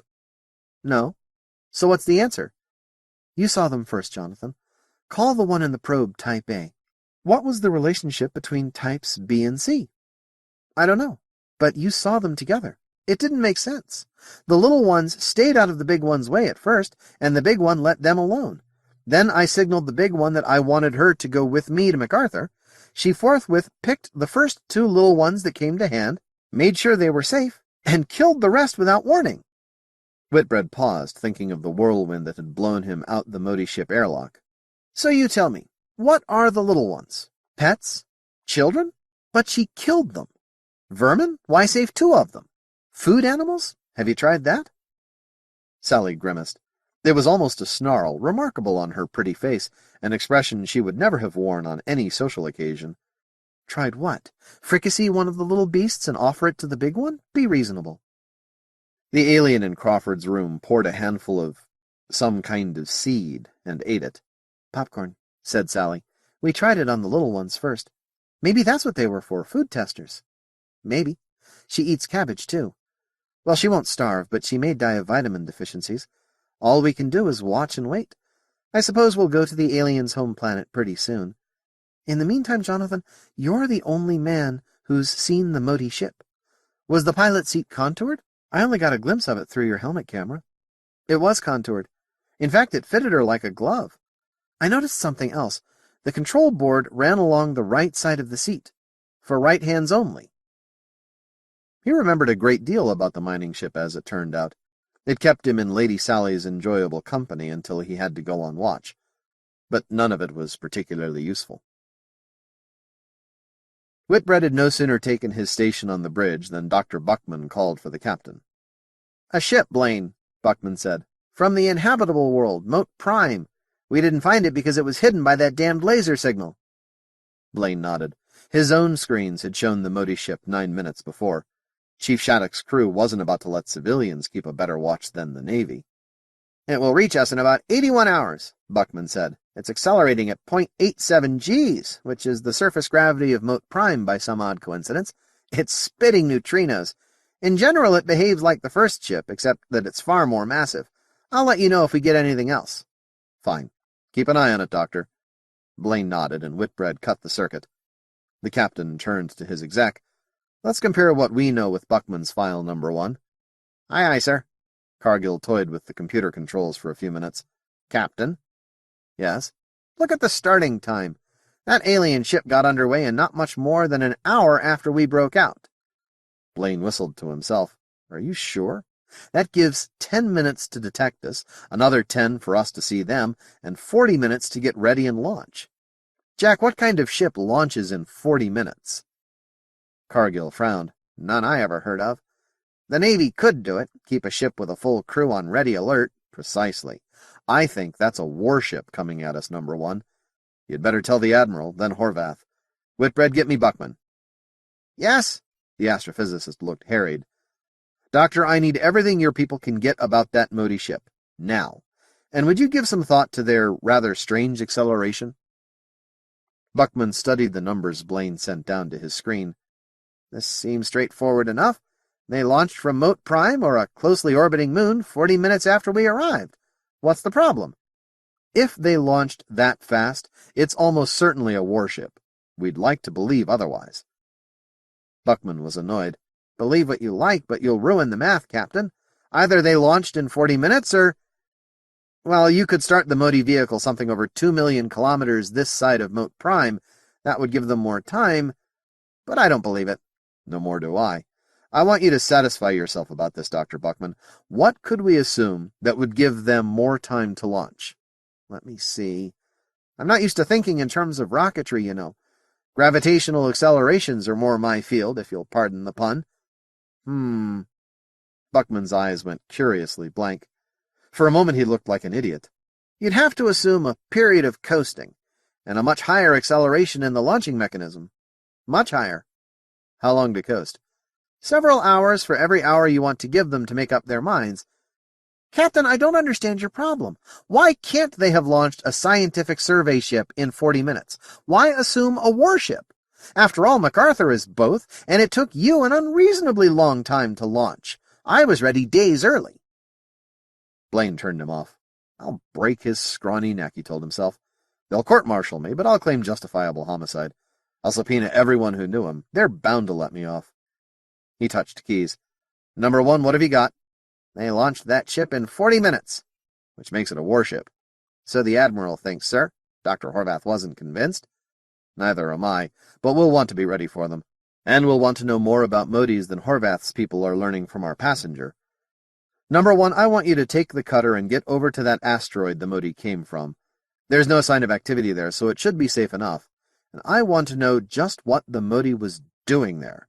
It might give us a clue." 18. The Stone Beehive. Horace Barry watched the foot-high Moties playing behind the wire screen. "Do they bite?" he asked. "They haven't yet," Horvath answered. "Not even when the biotechs took blood samples." Barry puzzled him. Science Minister Horvath considered himself a good judge of people. Once he'd left science and gone into politics, he'd had to learn fast, but he couldn't fathom Barry's thought processes. The trader's easy smile was only a public face. Behind it, remote and emotionless, he watched the Moties like God judging a dubious creation.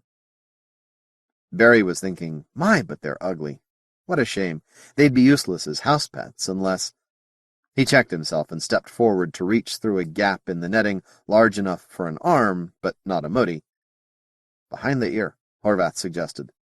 Thank you. Barry wondered if one would come to investigate his hand. The thin one came, and Barry scratched her behind the ear, carefully, for the ear looked fragile and delicate. But she seemed to enjoy it.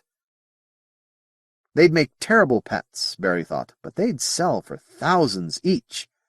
For a while, before the novelty wore off, best to hit every planet simultaneously.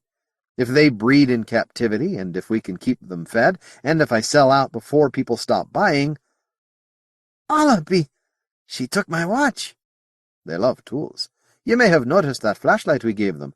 Never mind that, Horvath. How do I get my watch back? In Allah's... How did the catch come unfastened? Reach in and take it. Or let me. Horvath tried. The enclosure was too big, and the Motie didn't want to give up the watch. Horvath dithered. I don't want to disturb them too much. Horvath, that watch is worth 800 crowns. It not only tells the time and the date, but... Barry paused. Come to that, it's also shock-proof. We advertise that any shock that will stop a Kronos will also kill the owner. She probably can't hurt it much. The Motie was examining the wristwatch in a sober, studious manner. Barry wondered if others would find that manner captivating. No house pet behaved like that, not even cats. You have cameras on them? Of course, said Horvath. My firm may want to buy this sequence for advertising purposes. That's one thing, Barry thought. Now there was a Motie ship coming here, and Cargill taking the cutter somewhere. He'd never get anywhere pumping Cargill, but Buckman was going. There might be returns from the coffee the astrophysicist drank after all. The thought saddened him obscurely. The cutter was the largest of the vehicles in the hangar deck. She was a lifting body, with a flat upper surface that fitted flat against one wall of hangar deck. She had her own access hatches to join the cutter's airlocks to the habitable regions of MacArthur, because hangar deck was usually in vacuum. There was no Langston Field generator aboard the cutter, and no Alderson Drive. But her drive was efficient and powerful, and her fuel capacity was considerable, even without strap-on tanks. The ablative shielding along her nose was good for one re-entry into a terrestrial atmosphere at up to 20 kilometers per second, or many re-entries if they could be taken more slowly. She was designed for a crew of 6, but would carry more. She could go from planet to planet, but not between stars. History had been made again and again by spacecraft smaller than MacArthur's cutter. There were half a dozen men bunking in her now. One had been kicked out to make room for Crawford when Crawford was kicked out of his own stateroom by a 3-armed alien. Cargill smiled when he saw that. I'll take Crawford, he decided. Be ashamed to move him again. Lafferty as coxswain, 3 Marines. He bent over his crew list. Staley as midshipman. He'd welcome a chance to prove himself, and was steady enough under orders. The cutter's interior was clean and polished, but there was evidence of Sinclair's oddball repairs along the port wall, where Defiance lasers had flashed through the ablative shielding. Even at the long distances from which the cutter engaged, the damage had been severe.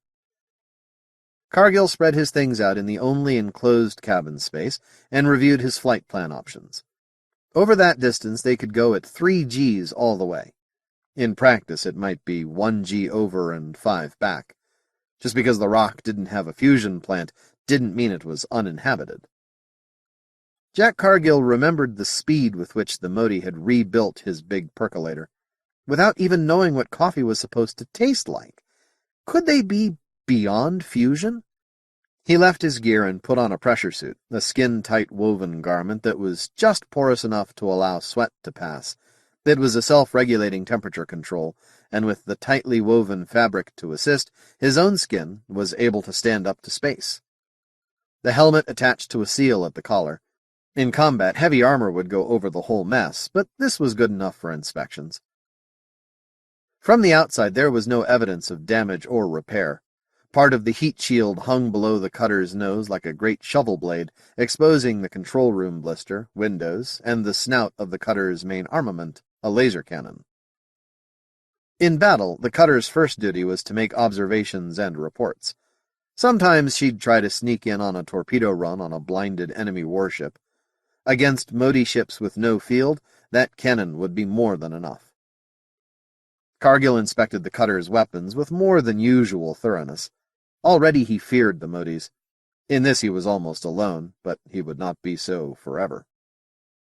The second alien ship was larger than the first, but estimates of its mass had a high finagle factor depending on the acceleration, known, fuel consumption, deduced from drive temperature, operating temperature, deduced from the radiation spectrum, whose peak was in the soft X-ray region, and efficiency, pure guesswork.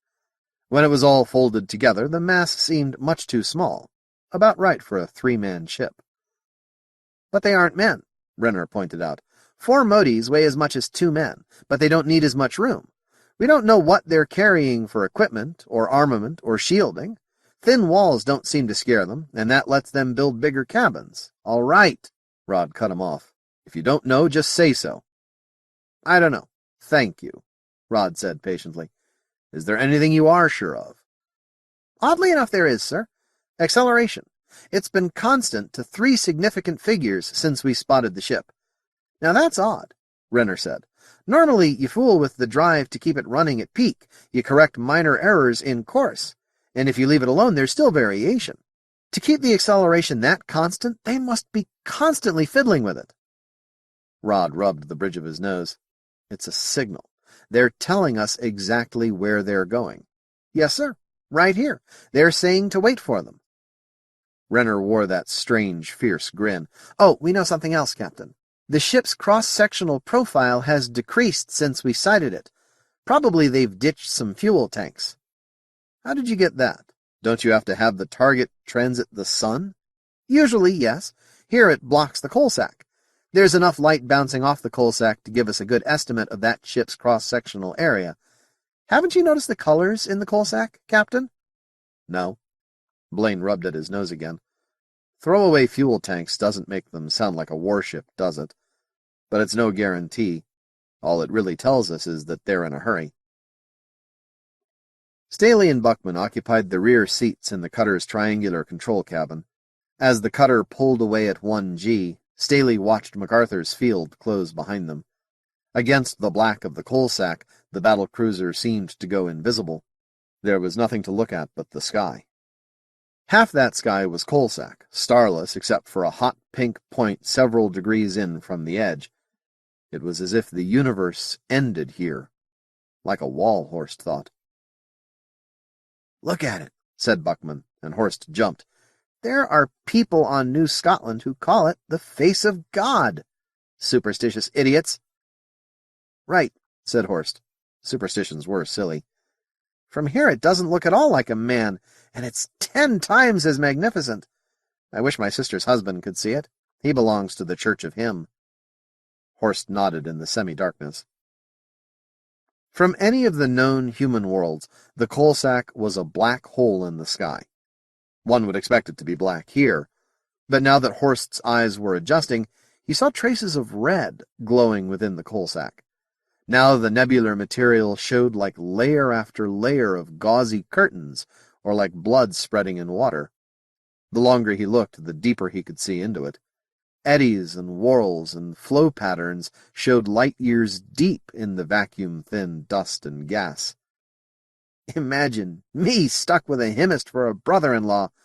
I've tried to educate the fool, Buckman said energetically, but he just won't listen. I don't think I've ever seen a more beautiful sky. Dr. Buckman, is all that light coming from Murchison's eye? Doesn't seem possible, does it? We've tried to find other sources, fluorescence, UV stars deep in the dust like that. If there were masses in there, we'd have found them with mass indicators. Staley, it's not that unlikely. The eye isn't that far from the coal sack. A couple of light years? Well, what of it? Light travels farther than that given a free path. Buckman's teeth glowed in the faint multicolored light of the control panel. Murchison lost a golden opportunity by not studying the coal sack when he had the chance. Of course, he was on the wrong side of the eye, and he probably didn't venture very far from the breakout point. And it's our luck, Staley. There's never been an opportunity like this. A thick interstellar mass and a red supergiant right at the edge for illumination? Look along my arm, Staley, to where the currents flow toward that eddy. Like a whirlpool, isn't it? If your captain would stop twiddling his thumbs and give me access to the ship's computer, I could prove that that eddy is a protostar in the process of condensation. Or that it isn't. Buckman had a temporary rank higher than Staley's, but he was a civilian. In any case, he shouldn't be talking about the captain that way. We do use the computer for other things, Dr. Buckman. Buckman let go of Staley's arm. Too damned many. His eyes seemed lost. His soul was lost in that enormous veil of red-lit darkness. We may not need it, though. The Moties must have been observing the coal sack for all their history. Hundreds of years, maybe thousands. Especially if they've developed some such pseudoscience as astrology. If we can talk to them... He trailed off. Staley said, "We wondered why you were so eager to come along." "What, do you mean jaunting off with you to see this rock? Staley, I don't care what the Motie was using it for. I want to know why the Trojan points are so crowded." "You think there'll be clues? Maybe, in the composition of the rock. We can hope so." "I may be able to help you there," Staley said slowly. "Sauron, my home, has an asteroid belt and mining industries. I learned something about rock mining from my uncles. Thought I might be a miner myself once."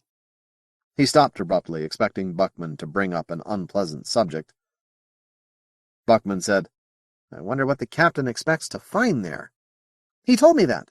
We know just one thing about that rock," said Staley. "A Motie was interested in it. When we know why, we'll know something about Moties."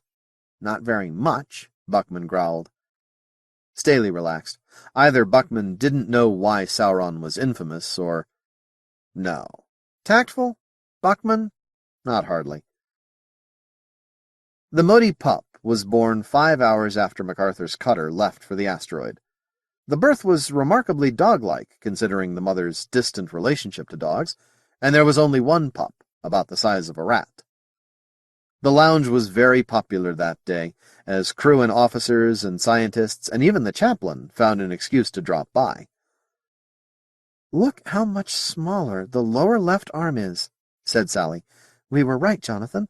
The little ones are derived from the big Moties." Someone thought of leading the large Motie down to the lounge. She did not seem the least interested in the new miniature Motie, but she did make sounds at the others. One of them dug Horace Barry's watch out from under a pillow and gave it to her. Rod watched the activities around the Motie pup when he could. It seemed very highly developed for a newborn. Within hours of its birth it was nibbling at cabbages, and it seemed able to walk, although the mother usually carried it with one set of arms. She moved rapidly and was hardly hampered by it at all. Meanwhile, the Motie ship drew nearer, and if there was any change in its acceleration, it was too small for MacArthur to detect. "They'll be here in 70 hours, Rod told Cargill via laser message. "I want you back in 60. Don't let Buckman start anything he can't finish within the time limit. If you contact aliens, tell me fast, and don't try to talk to them unless there's no way out." "Aye, aye, Skipper." "Not my orders, Jack. Kutuzov's. He's not happy about this excursion. Just look that rock over and get back." The rock was 30 million kilometers distant from MacArthur, about a 25-hour trip each way at 1G. 4 gravities would cut that in half. Not enough, Staley thought, to make it worthwhile putting up with 4 Gs. "But we could go at 1.5 G, sir," he suggested to Cargill. "Not only would the trip be faster, but we'd get tired faster. We wouldn't move around so much. The cutter wouldn't seem so crowded." "That's brilliant," Cargill said warmly. "A brilliant suggestion, Mr. Staley." "Then we'll do it?" "We will not." "But why not, sir?" "Because I don't like plus Gs. Because it uses fuel, and if we use too much, MacArthur may have to dive into the gas giant to get us home. Never waste fuel, Mr. Staley. You may want it someday. And besides, it's a nitwit idea." "Yes, sir." "Nitwit ideas are for emergencies. You use them when you've got nothing else to try. If they work, they go in the book. Otherwise, you follow the book, which is largely a collection of nitwit ideas that worked. Cargill smiled at Staley's puzzled look. Let me tell you about the one I got in the book. For a midshipman, it was always school time. Staley would hold higher ranks than this one, if he had the ability, and if he lived. Cargill finished his story and looked at the time. Get some sleep, Staley. You'll have the con after turnover. From a distance, the asteroid looked dark, rough, and porous. It rotated once in 31 hours, oddly slow, according to Buckman. There was no sign of activity, no motion, no radiation, no anomalous neutrino flux. Horst Staley searched for temperature variations, but there were none. I think that confirms it, he reported. The place must be empty. A life form that evolved on Mote Prime would need heat, wouldn't it, sir? Yes? The cutter moved in. Stippling which had made the rock look porous at a distance became pocks, then gaping holes of random size. Meteors, obviously. But so many? I told you the Trojan points were crowded, Buckman said happily. Probably the asteroid passes through the thick of the Trojan cluster regularly. Only give me a close-up of that big pock there, Cargill. 2 powers higher, and the screen was half filled by a black pit. Smaller pits showed around it. No sign of a crater rim, Cargill said. Noticed that, did you? Damn thing's hollow. That's why the density is so low. Well, it's not inhabited now, but it must have been once. They even went to the trouble of giving it a comfortable rotation. Buckman turned. Cargill will want to search through that thing. Yes, but not you. A Navy crew will board the rock. This is my field of competence, damn it! Your safety's mine, Doctor. Lafferty, take us around the rock. The back of the asteroid was one enormous cup-shaped crater. Pocked with little craters. But they are craters, not holes, said Cargill. Doctor, what do you make of that? I can't imagine. Not if it's a natural formation. It was moved! Staley exclaimed. Oddly enough, just what I was thinking, Cargill said. The asteroid was moved using thermonuclear devices, exploding the bombs progressively in the same crater to channel the blast. It's been done before. Get me a radiation reading, midshipman. Aye, aye, sir. He left and returned in a minute. Nothing, sir. It's cold. Really? Cargill went to check that for himself. When he finished, he looked at his instruments and frowned. Cold as a pirate's heart. If they used bombs, they must have been goddamn clean. That shouldn't surprise me. The cutter circled farther around the flying mountain. That could be an airlock. There! Staley pointed at a raised cap of stone surrounded by an archery target in faded orange paint. Right, but I doubt if we'd get it open. We'll go in through one of the meteor holes. Still, we'll look it over. Lafferty, take us in. In their reports, they called it Beehive asteroid. The rock was all many-sided chambers without floors, linked by channels too small for men, all choked with dried asymmetrical mummies. Whatever miracles the builders had made, artificial gravity was not one of them. The corridors went in all directions. The larger chambers and storage rooms were studded everywhere with knobs for handholds, anchor points for lines, storage niches. The mummies floated everywhere, thin and dried, with gaping mouths. They varied from 1 meter to 1.5 meters in height. Staley chose several and sent them back to the cutter. There was machinery, too, all incomprehensible to Staley and his men, all frozen fast by vacuum cementing. Staley had one of the smaller machines torn from the wall.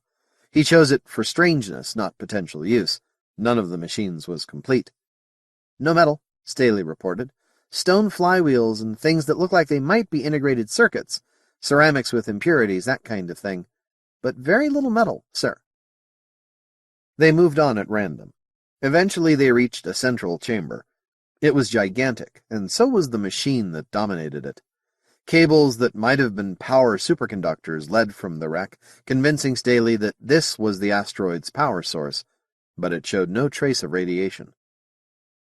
They worked through narrow passages between incomprehensible blocks of stone, and found a large metallic box. Cut into that, Staley ordered. Lafferty used his cutting laser. They stood around watching the narrow green beam do nothing to the silvery casing. Staley wondered, where was the energy going? Could they be pumping power into it somehow? Warmth on his face hinted at the answer. He took a thermometer reading.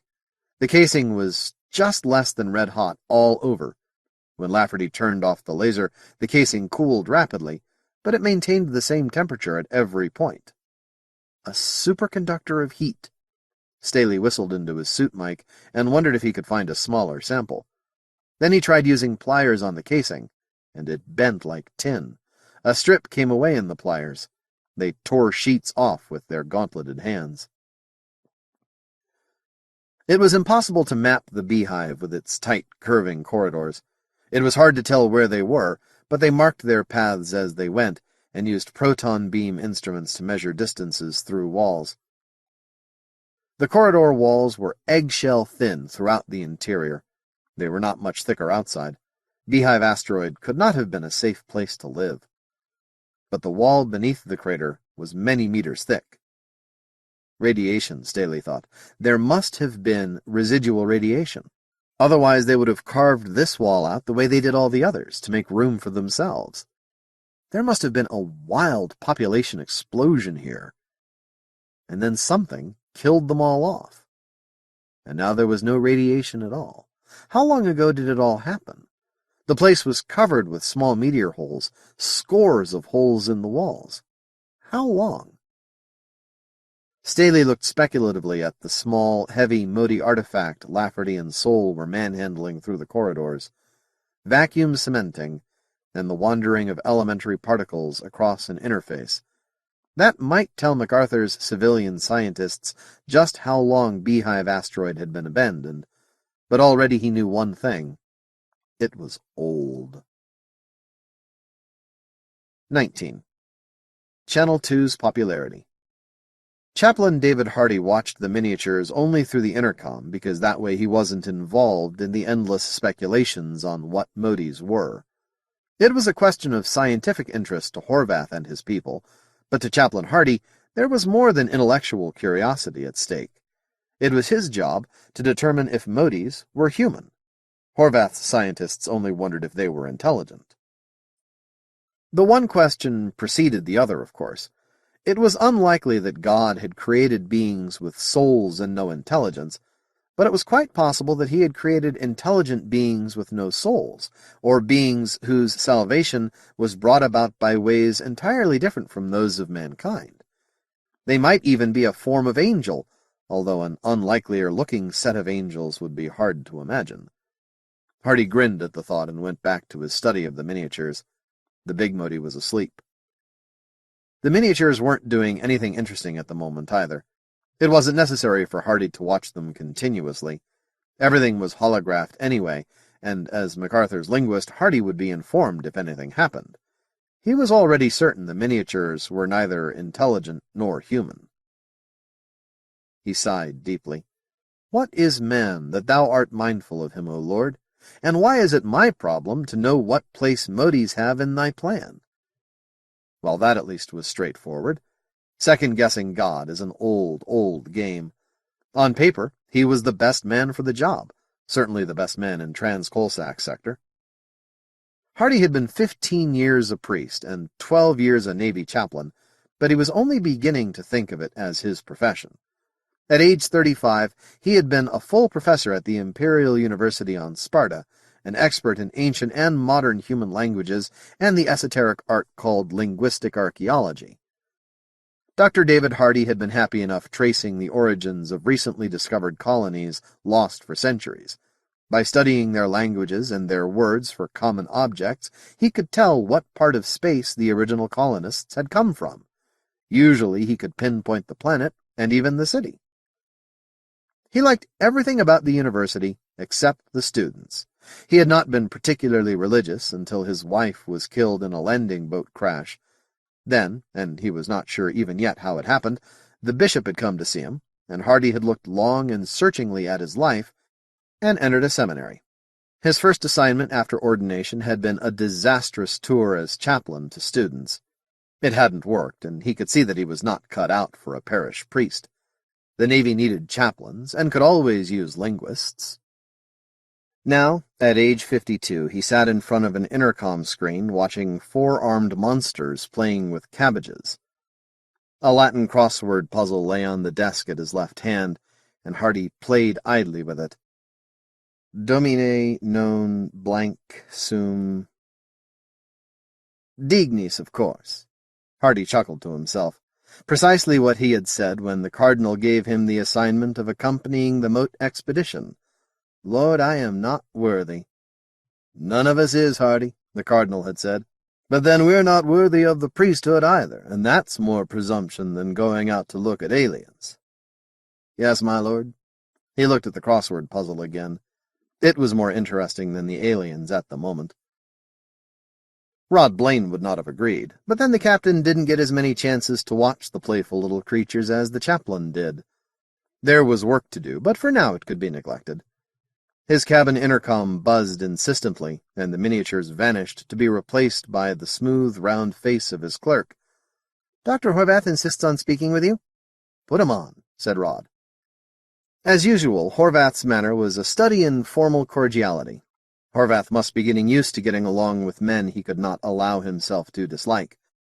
"Good morning, Captain. We have our first pictures of the alien ship. I thought you'd like to know." "Thank you, Doctor. What coding?" "They're not filed yet. I have them right here." The image split, Horvath's face on one half and a blurred shadow on the other. It was long and narrow, with one end wider than the other, and it seemed to be translucent. The narrow end terminated in a needle's spine. "We caught this picture when the alien made mid-course turnover. Enlargement and noise eliminators gave us this, and we won't have better until it's alongside." Naturally, Rod thought, the alien ship would now have its drive pointed toward MacArthur. "The spine is probably the Motie fusion drive." An arrow of light sprang into the picture. "And these formations at the front end? Well, let me show you a density pattern." The density pattern showed a pencil-shaped shadow circled by a row of much wider, almost invisible toroids. See? An inner core, rigid, used for launching. We can guess what's in there.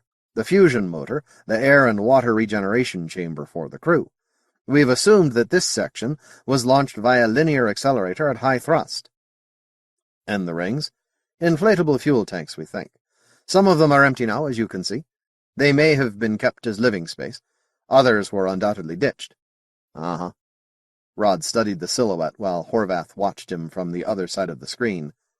Finally, Rod said, "Doctor, these tanks couldn't have been on the ship when it was launched. No. They may have been launched to meet the core section. Without passengers, they could have been given a much higher thrust. In a linear accelerator? The tanks don't look metallic. No, they don't seem to be metallic. The fuel has to be hydrogen, right? So how could those have been launched? We don't know." Horvath hesitated again. "There may have been a metal core. Also ditched." All right. Thank you." After some thought, Rod put the pictures on the intercom. Nearly everything went on the intercom, which served as library, amusement center, and communications for MacArthur. In intervals between alerts, or during a battle, one channel of the intercom might show anything. Canned entertainments, chess tournaments, spatball games between the champions of each watch, a play if the crew had that much time on their hands, and they did sometimes on blockade duty. The alien ship was naturally the main topic of conversation in the wardroom. "There are shadows in yon hollow donuts," Sinclair stated, "and they move." "Passengers, or furniture," Renner said, "which means that at least these first 4 sections are being used as living space. That could be a lot of Moties." "Especially," Rod said as he entered, "if they're as crowded as that mining ship was. Sit down, gentlemen, carry on." He signaled to a steward for coffee. "One for every man aboard MacArthur," Renner said. "Good thing we've got all this extra room, isn't it?" Blaine winced. Sinclair looked as if the next intercom event might star the chief engineer and the sailing master, 15 rounds. "Sandy, what do you think of Horvath's idea?" Renner asked. "I don't care much for his theory of launching the fuel balloons with a metal core.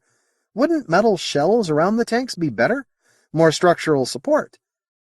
Unless—" "Aye?" Sinclair prompted. Renner said nothing. "What is it, Renner?" Blaine demanded.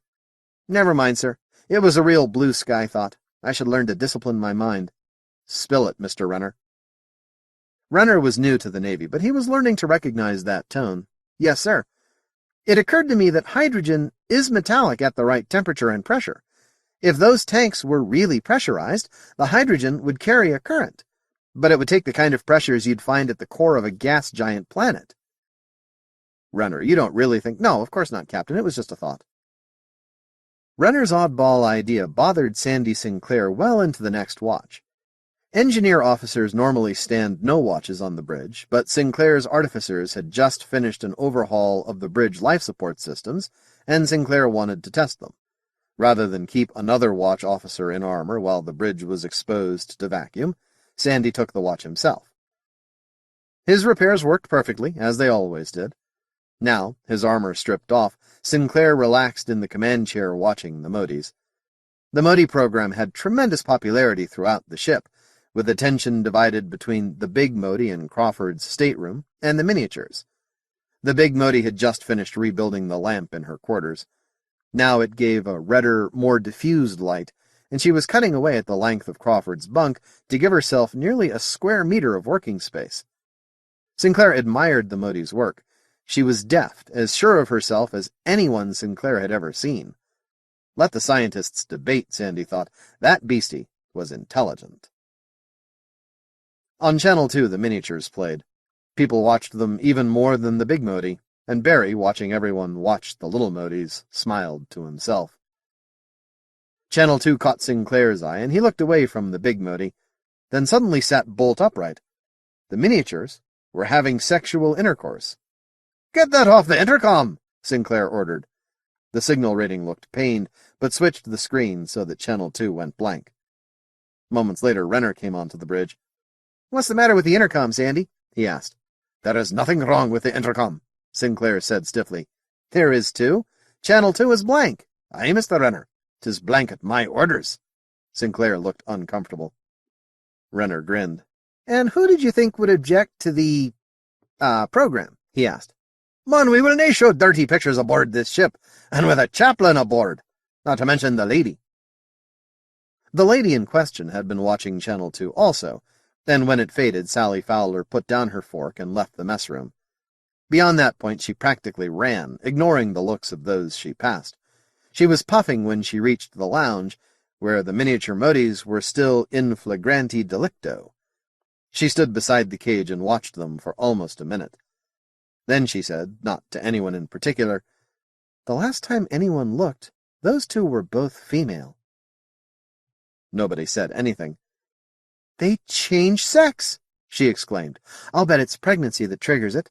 Dr. Horvath, what do you think?" "It seems likely enough," Horvath said slowly. "In fact, I'm almost sure the one on top was the mother of the little one." He seemed to be fighting off a stutter.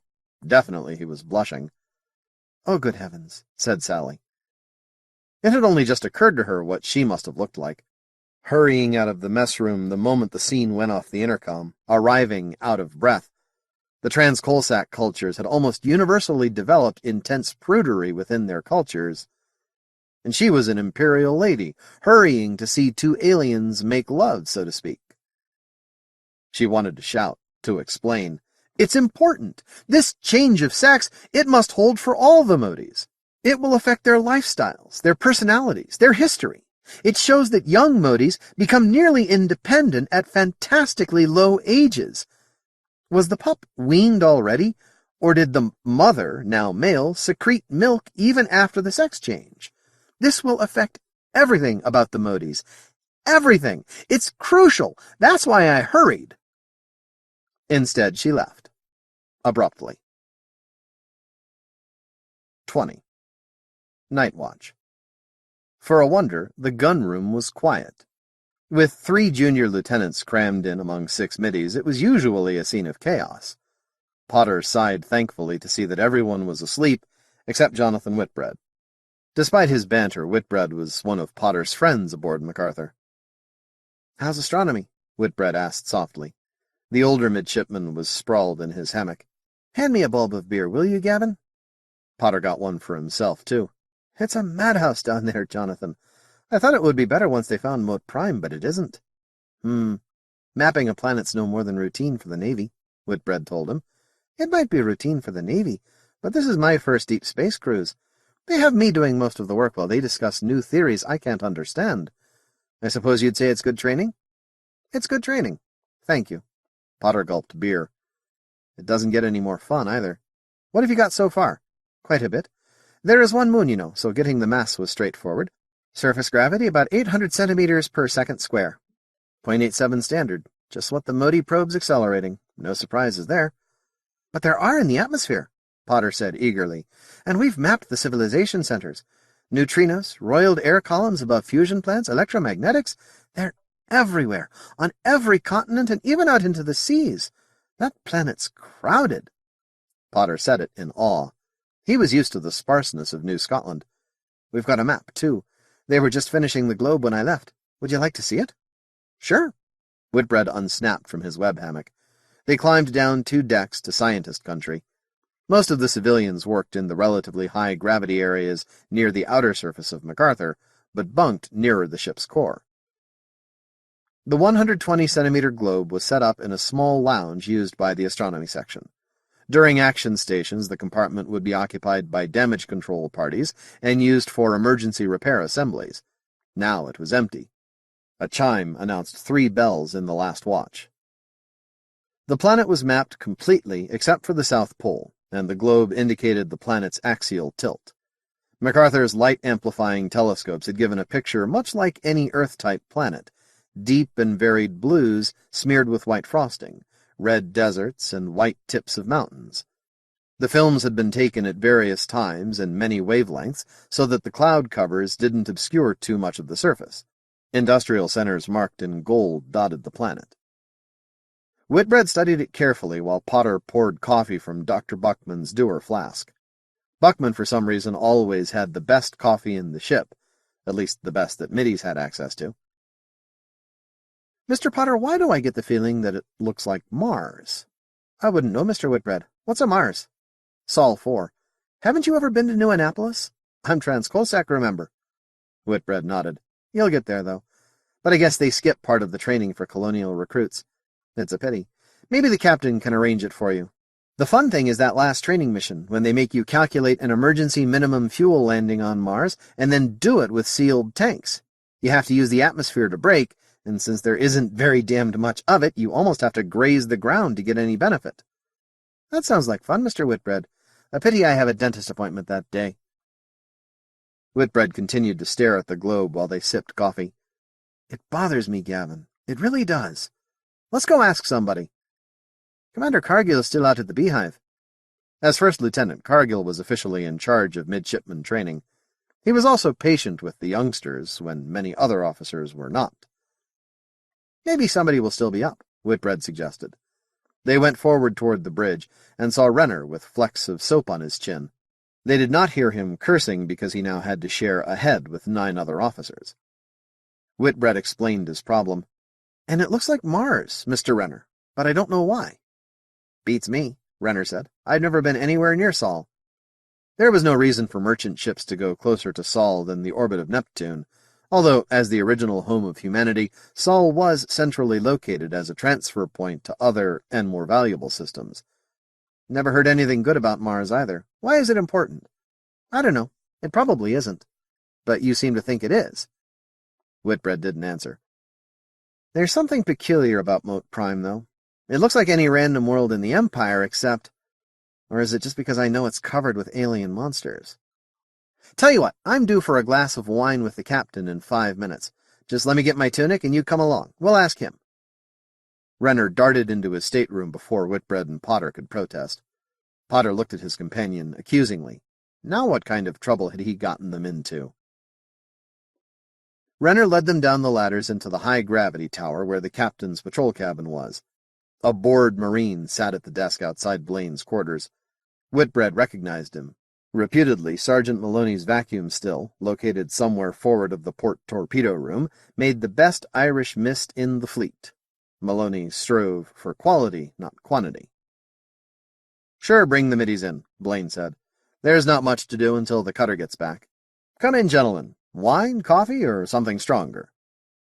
Whitbread and Potter settled for sherry, although Potter would have preferred Scotch. He had been drinking it since he was 11. They sat in small folding chairs which fitted into dogs scattered around the deck of Blaine's patrol cabin. The observation ports were open and the ship's field off, so MacArthur's bulk hovered above them. Blaine noted the middies' nervous glances and smiled. It got to everybody at first. "What's the problem?" Blaine asked. Whitbread explained. "I see. Mr. Potter, would you get that globe on my intercom? Thank you." Rod studied the image on the screen. Normal-looking world. The colors are off somehow. Clouds look, well, dirty. Not surprising. There's all kinds of crud in the atmosphere. You'd know that, Mr. Whitbread. "Yes, sir." Whitbread wrinkled his nose. "Filthy stuff." "Right.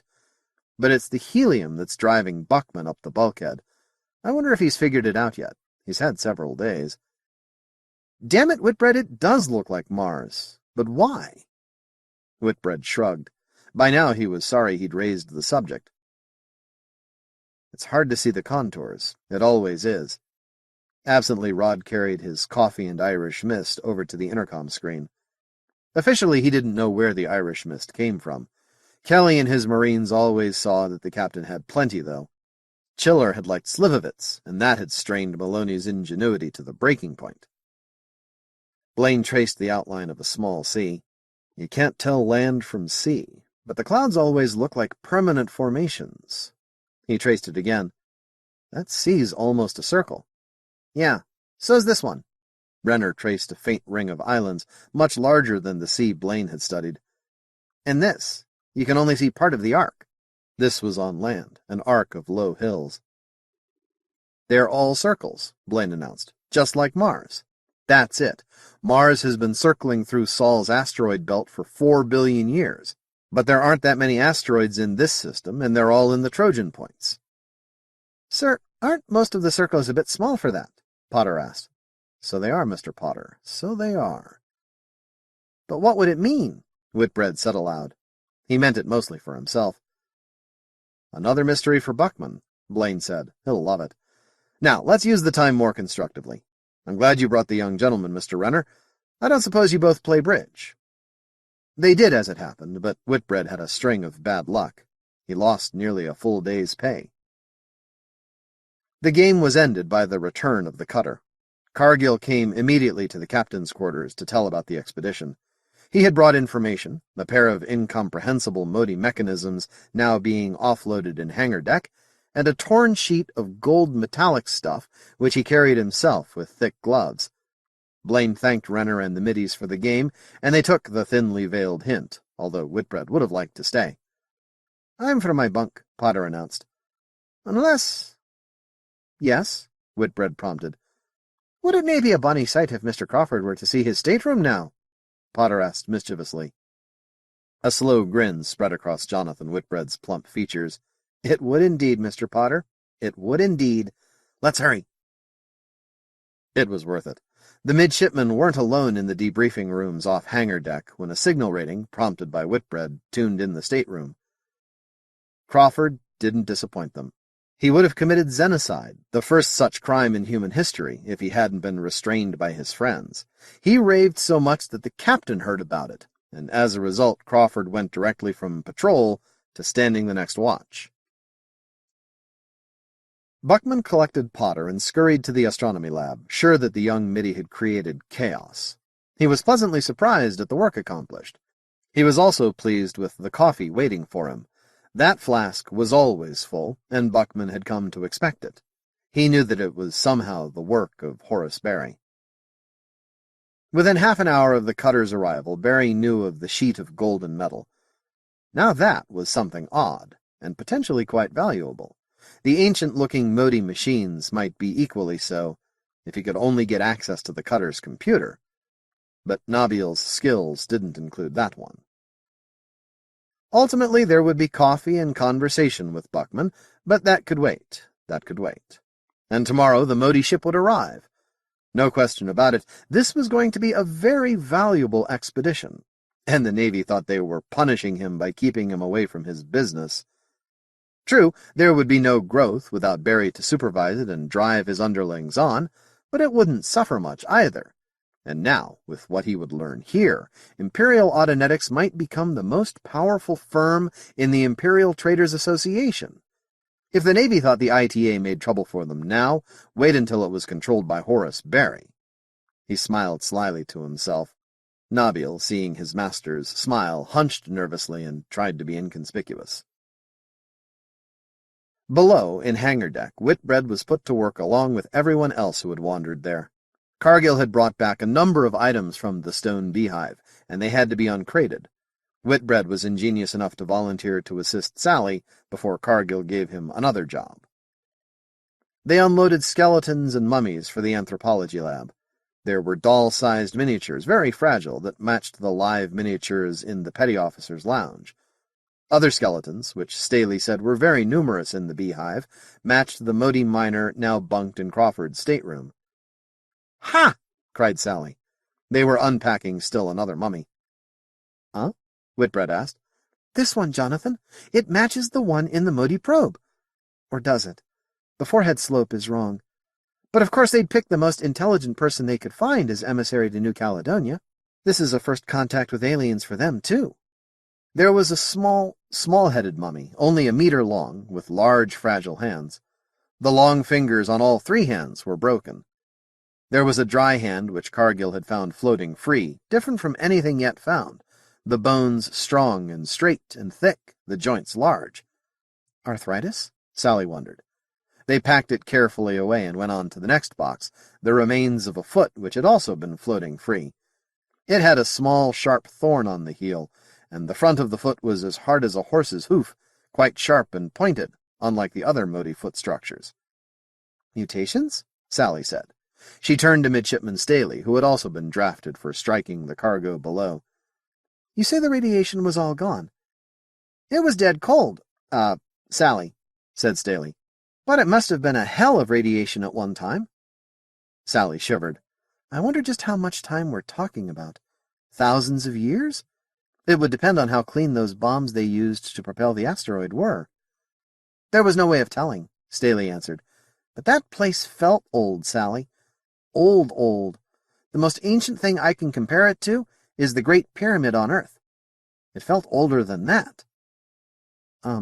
She said. "But that's no evidence, Horst." "No. But that place was old. I know it."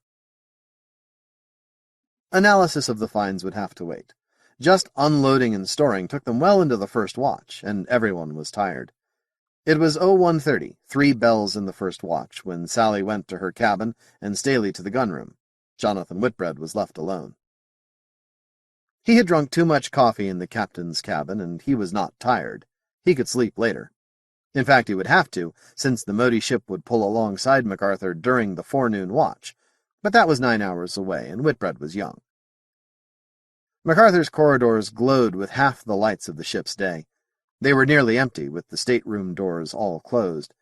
The ever-present human voices that drifted in every corridor during MacArthur's day, interfering with each other until no single voice could be heard, had given way to silence. The tension of the day remained, though. MacArthur would never be at rest while in the alien system.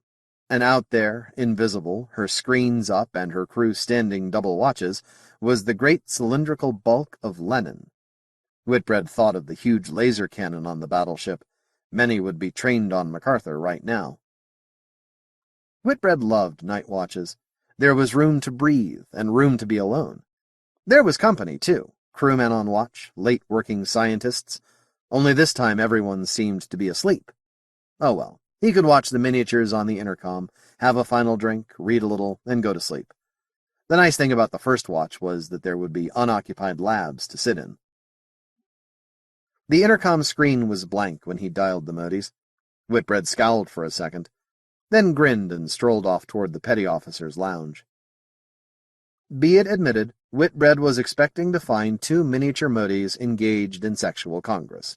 A midshipman must find his own entertainment, after all. He opened the door, and something shot between his feet and out, a flash of yellow and brown. Whitbread's family had owned dogs. It gave him certain trained reflexes. He jumped back fast, slammed the door to keep anything else from getting out, then looked down the corridor. He saw it quite clearly in the instant before it dodged into the crew galley area. One of the miniature Moties, and the shape above its shoulders had to be the pup. The other adult must still be in the petty officer's lounge. For a moment Whitbread hesitated. He had caught dogs by moving after them immediately. It was in the galley, but it didn't know him, wasn't trained to his voice. And damn it, it wasn't a dog. Whitbread scowled. This would be no fun at all. He went to an intercom and called the watch officer. "Jesus Christ," said Crawford. "All right, you say one of the goddamn things is still in the lounge? Are you sure?" "No, sir. I haven't actually looked in there, but I only spotted one." "Don't look in there," Crawford ordered. "Stay by the door and don't let anyone in there." "I'll have to call the captain." Crawford scowled. The captain might well bite his head off, being called out of bed because a pet had got loose, but the standing orders said any activities by aliens must be reported to the captain immediately. Blaine was one of those fortunate people who can come awake instantly without transition. He listened to Crawford's report.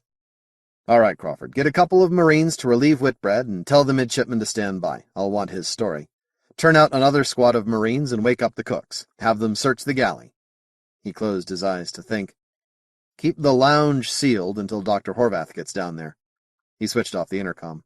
Have to call Horvath, Rod thought. And have to call the Admiral. Best to postpone that until he knew what had happened. But it couldn't be put off long. He pulled on his tunic before calling the science minister. "They got loose? How?" Horvath demanded. The science minister was not one of those fortunate people. His eyes were wounds. His thin hair went in all directions at once. He worked his mouth, clearly not satisfied with the taste. "We don't know," Rod explained patiently. "The camera was off. One of my officers went to investigate."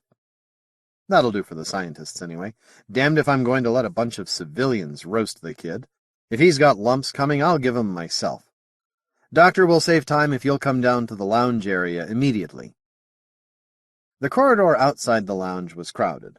Horvath in a rumpled red silk dressing gown, 4 Marines, Leighton, the junior officer of the watch, Whitbread, Sally Fowler, dressed in a bulky housecoat but with her face well scrubbed and her hair in a bandana, 2 cooks and a petty officer cook, all muttering as they rattled pans in the galley, were searching for the Motie, while more Marines looked around helplessly. Whitbread was saying, "I slammed the door and looked down the corridor. The other one could have gone the other way." "But do you think he's still in there?" "Yes, sir." "All right, let's see if we can get in there without letting him out."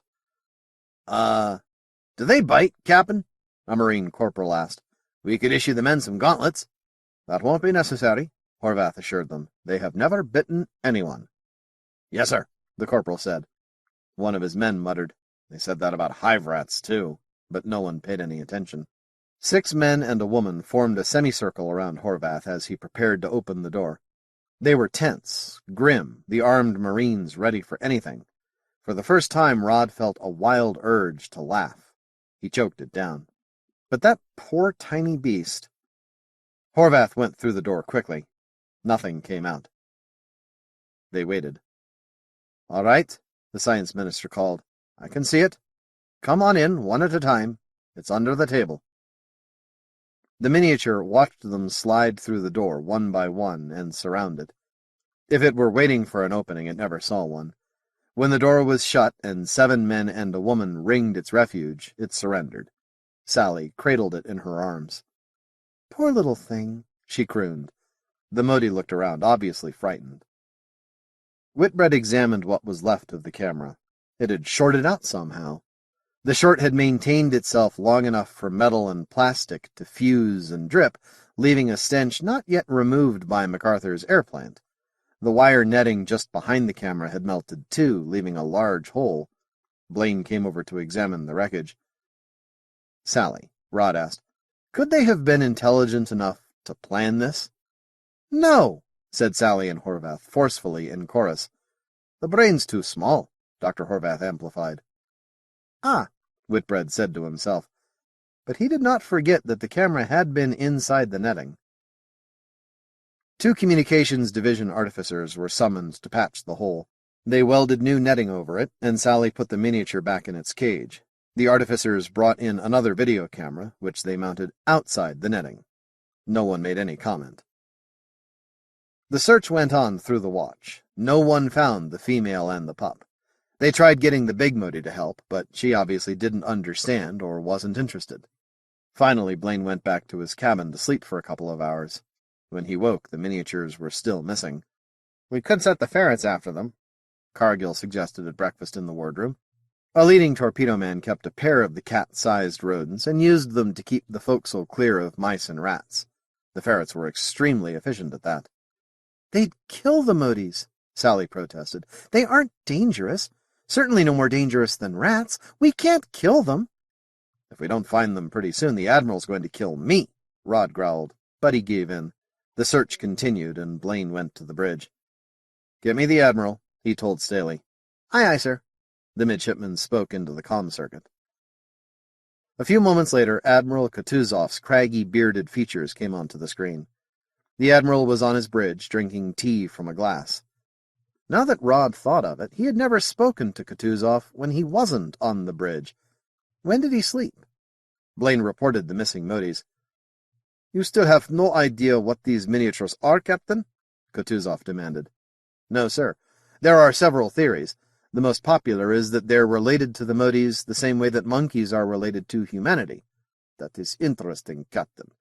And I suppose these theories explain why there are monkeys on asteroid mining ship, and why this miner brought 2 monkeys aboard your war vessel?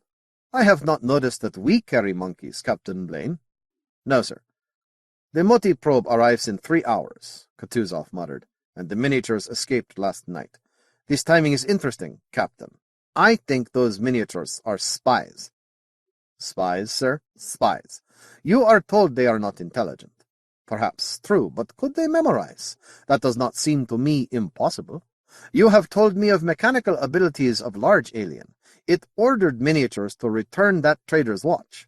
Captain, under no circumstances may adult alien be allowed contact with miniatures which have escaped, nor may any large alien do so. Is that understood?" "Yes, sir." "You want reason?" the Admiral demanded. "If there is any chance at all that those beasts could learn secrets of drive and field, Captain—" "Yes, sir. I'll see to it. See that you do, Captain." Blaine sat for a moment staring at the blank screen, then glanced across at Cargill. "Jack, you shipped with the Admiral once, didn't you? What's he really like under all that legendary image?" Cargill took a seat near Blaine's command chair. "I was only a middy when he was captain, Skipper. Not too close a relationship. One thing, we all respected him. He's the toughest officer in the service, and he doesn't excuse anyone, especially not himself. But if there are battles to be fought, you've got a better chance of coming back alive with the Tsar in command." "So I've heard. He's won more general fleet actions than any officer in the service. But Jesus, what a tough bastard." "Yes, sir." Cargill studied his captain closely. They had been lieutenants together not long before, and it was easier to talk to Blaine than it would ever be with an older CO. "You've never been on St. Ekaterina, have you, Skipper?" "No. But we've got several crewmen from there. Lenin has more, of course. There's an unholy high percentage of Katerinas in the Navy, Skipper. You know why?" "Only vaguely." "They were settled by the Russian elements of the old Codominium fleet," Cargill said. "When the CD fleet pulled out of Sol's system, the Ruskies put their women and children on Ekaterina. In the Formation Wars, they got hit bad. Then the Secession Wars started when Sauron hit St. Ekaterina without warning. It stayed loyal, but—" "Like New Scotland," Rod said. Cargill nodded enthusiastically. "Yes, sir. Imperial loyalist fanatics. With good reason, given their history. The only peace they've ever seen has been when the Empire's strong." Rod nodded judiciously, then turned back to his screens. There was one way to make the Admiral happy. "Staley," Blaine snapped, "have Gunner Kelly order all Marines to search for the escaped Moties. They are to shoot on sight. Shoot to disable if possible, but shoot. And have those ferrets turned loose in the galley area."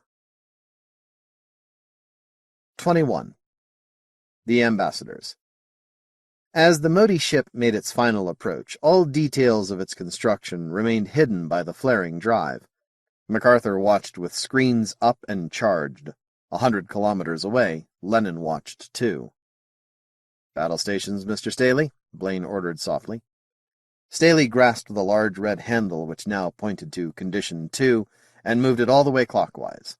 Alarms trilled, then a recorded trumpet sang to arms, rapid notes echoing through steel corridors. "Now hear this! Now hear this! Battle stations! Battle stations! Condition Red 1!"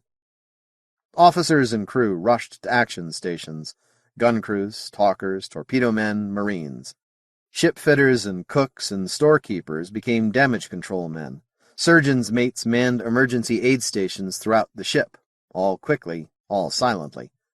Rod felt a burst of pride. Chiller had given him a taut ship, and by God, they still were taut. "Com room reports Condition Red 1, the bridge talker announced. The quartermaster's mate 3rd class said words given him by someone else, and all over the ship men rushed to obey, but he gave no orders of his own. He parroted words that would send MacArthur leaping across space, fire laser cannon and launch torpedoes, attack or withdraw, and he reported results that Blaine probably already knew from his screens and instruments. He took no initiative, and never would, but through him the ship was commanded. He was an all-powerful, mindless robot. "Gunnery stations report Condition Red 1. Marine Commander reports Condition Red 1. Staley, have the Marines not on sentry duty continue the search for those missing aliens," Blaine ordered. "Aye, aye, sir." "Damage control reports Condition Red 1. The Motie ship decelerated toward MacArthur, the fusion flame of its drive ablaze on the battle cruiser's screens. Rod watched nervously. "Sandy, how much of that drive could we take?" "It's nae too hot, Captain," Sinclair reported through the intercom. "The field can handle all of that for 20 minutes or more. And his nae focused, skipper. There'd be nae hot spots." Blaine nodded. He'd reached the same conclusion, but it was wise to check when possible. He watched the light grow steadily. "Peaceful enough," Rod told Renner, "even if it is a warship." "I'm not so sure it is one, Captain." Renner seemed very much at ease. Even if the Motie should attack, he'd be more a spectator than a participant. At least they've aimed their drive flame to miss. Courtesy counts. The hell it does. That flame spreads. Some of it is spilling onto our Langston field, and they can observe what it does to us. I hadn't thought of that. "Marines report civilians in corridors B-deck bulkhead 20. "God damn it!" Blaine shouted. "That's astronomy! Get those corridors cleared!" "It'll be Buckman," Renner grinned, "and they'll have their troubles getting him to his stateroom. Yeah. Mr. Staley, tell the Marines to put Buckman in his cabin, even if they have to frog-march him there." Whitbread grinned to himself. MacArthur was in freefall, all her spin gone. Now how would the Marines frog-march the astrophysicist in that? "Torpedo rooms report Condition Red 1. Torpedoes armed and ready." "One of the leading cooks thinks he saw a miniature," Staley said. "The Marines are on the way." The alien ship drew closer, her drive a steady white blaze. She was cutting it very fine, Blaine thought. The deceleration hadn't changed at all. They obviously trusted everything. Their drives, their computers, sensors. "Engine room reports Condition Red 1. Field at maximum strength." "The Marines have Dr. Buckman in his stateroom," Staley said. "Dr. Horvath is on the intercom. He wants to complain." "Listen to him, Staley, but not for long." "Gunnery reports all batteries locked onto alien craft. Locked on and tracking." MacArthur was at full alert. All through the ship, her crew waited at action stations.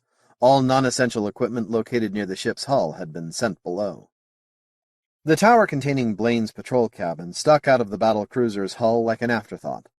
For spin gravity, it was conveniently far from the ship's axis, but in a battle it would be the first thing shot off. Blaine's cabin was an empty shell now, his desk and the more important gear long since automatically raised into one of the null-gravity recreation areas. Every idle compartment at the ship's core was jammed, while the outer decks were empty, cleared to make way for damage control parties. And the Motie ship was approaching fast. She was still no more than a brightening light, a fusion jet fanning out to splash MacArthur's Langston field. "Gunnery reports alien ship decelerating at .870 gravities." "No surprises," said Renner sotto voce. The light expanded to fill the screen, and then dimmed. Next moment, the alien ship was sliding precisely alongside the battlecruiser, and its drive flame was already off. It was as if the vessel had entered an invisible dock predetermined 6 days ago. The thing was at rest relative to MacArthur. Rod saw shadows moving within the inflated rings at its forend. Renner snarled, an ugly sound. His face contorted. "Goddamn show-offs!" "Mr. Renner, control yourself." "Sorry, sir. That's the most astounding feat of astrogation I've ever heard of. If anyone tried to tell me about it, I'd call him a liar. Who do they think they are?" Renner was genuinely angry. Any astrogator in training that tried a stunt like that would be out on his tail if he lived through the crash. Blaine nodded. The Motie pilot had left no margin of error at all. And I was wrong. That couldn't possibly be a warship. Look at it. Yeah, it's as fragile as a butterfly. I could crush it in my hand. Rod mused a moment, then gave orders. Ask for volunteers to make first contact with that ship alone using an unarmed taxi. And keep condition Red 1. There were a good many volunteers. Naturally, Mr. Midshipman Whitbread was one of them, and Whitbread had done it before. Now he waited in the taxi. He watched the hangar doors unfolding through his polarized plastic faceplate. He had done this before.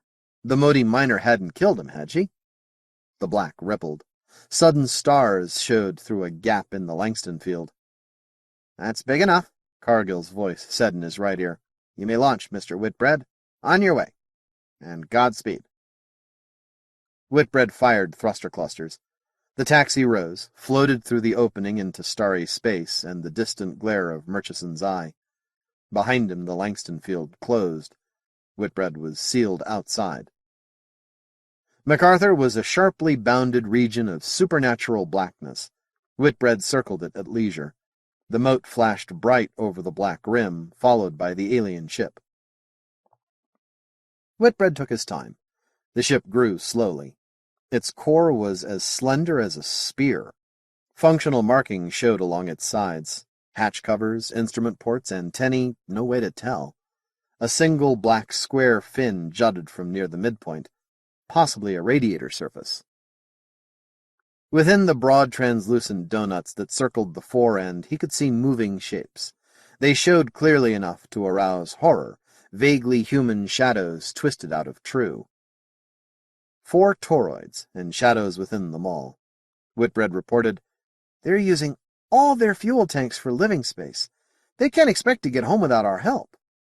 The captain's voice, "You're sure?" "Yes, sir. There could be an inboard tank, but it wouldn't be very large." He had nearly reached the alien craft. Whitbread slowed to a smooth stop just alongside the inhabited fuel tanks. He opened his airlock door. A door opened immediately near the forend of the metal core. A Motie stood in the oval opening. It wore a transparent envelope. The alien waited. Whitbread said, "Permission to leave that granted. Report whenever convenient. Otherwise use your own judgment. The Marines are standing by, Whitbread, so don't yell for help unless you mean it. They'll come fast. Now good luck." As Cargill's voice faded, the captain came on again. "Don't take any serious risks, Whitbread. Remember, we want you back to report." "Aye, aye, sir." The Motie stepped gracefully out of his way as Whitbread approached the airlock. It left the Motie standing comically on vacuum, its big left hand gripping a ring that jutted out from the hull. "There's stuff poking out all over," Whitbread said into his mic. "This thing couldn't have been launched from inside an atmosphere." He stopped himself in the oval opening and nodded at the gently smiling alien. He was only half sardonic as he asked formally, "Permission to come aboard?" The alien bowed from the waist, or perhaps it was an exaggerated nod. The joint in its back was below the shoulders. It gestured toward the ship with the 2 right arms. The airlock was Motie-sized, cramped. Whitbread found 3 recessed buttons in a web of silvery streamers. Circuitry. The Motie watched his hesitation, then reached past him to push first one, then another. The lock closed behind him. The mediator stood on emptiness, waiting for the lock to cycle. She wondered at the intruder's queer structure, at the symmetry and the odd articulation of its bones. Clearly the thing was not related to known life, and its home ship had appeared in what the mediator thought of as the Crazy Eddy Point. She was far more puzzled at its failure to work out the lock circuitry without help. It must be here in the capacity of a mediator. It had to be intelligent, didn't it? Or would they send an animal first? No, certainly not. They couldn't be that alien. It would be a deadly insult in any culture. The lock opened. She stepped in and set it cycling. The intruder was waiting in the corridor, filling it like a cork in a bottle. The mediator took time to strip off her pressure envelope, leaving her naked. Alien as it was, the thing might easily assume she was a warrior. She must convince the creature that she was unarmed. She led the way toward the roomier inflated sections. The big, clumsy creature had trouble moving. It did not adapt well to freefall.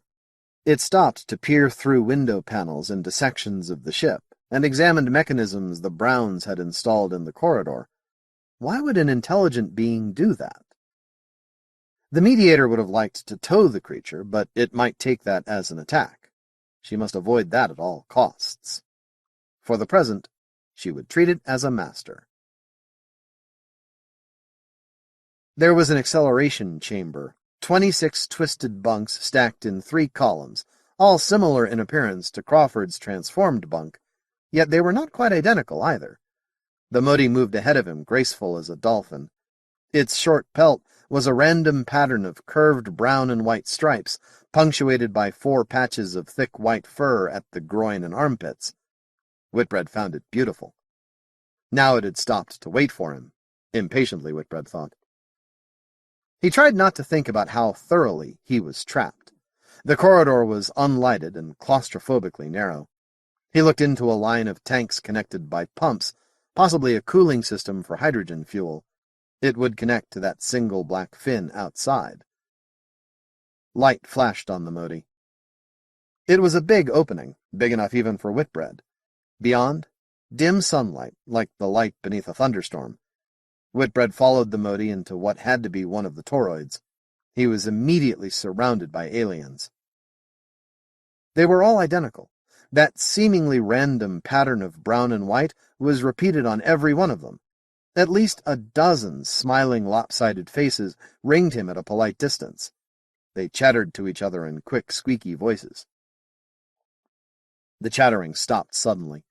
One of the Moties approached Whitbread and spoke several short sentences that might have been in different languages, though to Whitbread they were all meaningless. Whitbread shrugged theatrically, palms forward. The Motie repeated the gesture instantly with incredible accuracy. Whitbread cracked up. He sprawled helplessly in free fall, arms folded around his middle, cackling like a chicken. Blaine spoke in his ear, his voice sober and metallic. "All right, Whitbread, everyone else is laughing too. The question is—" "Oh, no! Sir, am I on the intercom again?" "The question is, what do the Moties think you're doing?" "Yes, sir. It was the third arm that did it." Whitbread had sobered. "It's time for my striptease act, Captain. Please take me off that intercom." The telltale at his chin was yellow, of course. Slow poison, but this time he wasn't going to breathe it. He took a deep breath, undogged, and lifted his helmet. Still holding his breath, he took scuba gear from an outside patch of his suit and fitted the mouthpiece between his teeth. He turned on the air. It worked fine. Leisurely, he began to strip. First came the baggy coverall that contained the suit electronics and support gear. Then he unsnapped the cover strips that shielded the zippers and opened the tight fabric of the pressure suit itself. The zippers ran along each limb and up the chest. Without them, it would take hours to get in and out of a suit, which looked like a body stocking or a leotard. The elastic fibers conformed to every curve of his musculature, as they had to keep him from exploding in vacuum. With their support, his own skin was, in a sense, his pressure suit, and his sweat glands were the temperature-regulating system. The tanks floated free in front of him as he struggled out of the suit. The Moties moved slowly, and one, a brown, no stripes, identical to the miner aboard MacArthur, came over to help. He used the all-purpose goop in his toolkit to stick his helmet to the translucent plastic wall. Surprisingly, it did not work. The brown Motie recognized his difficulty instantly. It produced a tube of something and dabbed it on Whitbread's helmet. Now it stuck. Jonathan faced the camera toward him and stuck the rest of his suit next to it. Humans would have aligned themselves with their heads at the same end, as if they must define an up direction before they could talk comfortably. The Moties were at all angles. They clearly didn't give a damn. They waited, smiling. Whitbread wriggled the rest of the way out of his suit until he wore nothing at all. The Moties moved in to examine him. The brown was startling among all the brown and white patterns. It was shorter than the others, with slightly bigger hands and an odd look to the head. As far as Whitbread could tell, it was identical to the miner. The others looked like the dead one in the Motie lightsail probe. The brown one was examining his suit, and seemed to be doing things to the toolkit, but the others were prodding at him, seeking the musculature and articulations of his body, looking for places where prodding would produce reflex twitching and jumping. Two examined his teeth, which were clenched. Others traced his bones with their fingers, his ribs, his spine, the shape of his head, his pelvis, the bones of his feet. They palpated his hands and moved the fingers in ways they were not meant to go. Although they were gentle enough, it was all thoroughly unpleasant. The chattering rose to a crescendo. Some of the sounds were so shrill they were nearly inaudible shrieks and whistles, but behind them were melodious mid-range tones. One phrase seemed to be repeated constantly in high tenor. Then they were all behind him, showing each other his spine. They were very excited about Whitbread's spine. A Motie signaled him by catching his eye and then hunching back and forth. The joints jutted as if its back were broken in two places. Whitbread felt queasy watching it, but he got the idea. He curled into fetal position, straightened, then curled up again. A dozen small alien hands probed his back. Presently they backed away. One approached and seemed to invite Whitbread to explore its anatomy. Whitbread shook his head and deliberately looked away. That was for the scientists. He retrieved his helmet and spoke into the mic. "Ready to report, sir. I'm not sure what to do next. Shall I try to get some of them to come back to MacArthur with me?" Captain Blaine's voice sounded strained. Definitely not. "Can you get outside their ship?" "Yes, sir, if I have to." "We'd rather you did. Report on a secure line, Whitbread." Yes, sir." Jonathan signaled the Moties, pointed to his helmet and then to the airlock. The one who had been conducting him around nodded. He climbed back into his suit, with help from the brown Motie, dogged the fastenings, and attached his helmet. A brown and white led him to the airlock. There was no convenient place outside to attach the safety line, but after a glance his Motie escort glued a hook onto the ship's surface. It did not look substantial, that hook. Jonathan worried about it briefly. Then he frowned. Where was the ring the Motie had held when Whitbread first approached? It was gone. Why? Oh well, MacArthur was close. If the hook broke off, they would come get him. Gingerly he pushed away from the Motie ship until he hung in empty space. He used his helmet sights to line up exactly with the antenna protruding from MacArthur's totally black surface. Then he touched the security stud with his tongue. A thin beam of coherent light stabbed out from his helmet. Another came in from MacArthur, following his own into a tiny receptacle set into the helmet. A ring around that receptacle stayed in darkness. If there were any spillover, the tracking system on MacArthur would correct it. Or if the spill touched still a third ring around Whitbread's receiving antenna, cut off communication entirely. "Secure, sir," he reported. He let an irritated but puzzled note creep into his voice. After all, he thought, I'm entitled to a little expression of opinion, aren't I? Blaine answered immediately, "Mr. Whitbread, the reason for this security is not merely to make you uncomfortable. The Moties do not understand our language now, but they can make recordings, and later they will understand Anglic. Do you follow me?" "Why, yes, sir." Ye gods, the old man was really thinking ahead.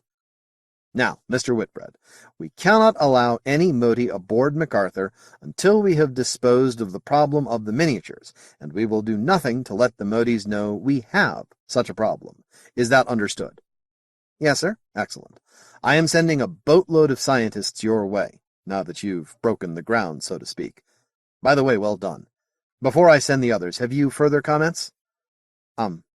Yes, sir. First, there are 2 children aboard. I saw them clinging to the backs of adults. They're bigger than miniatures and colored like the adults."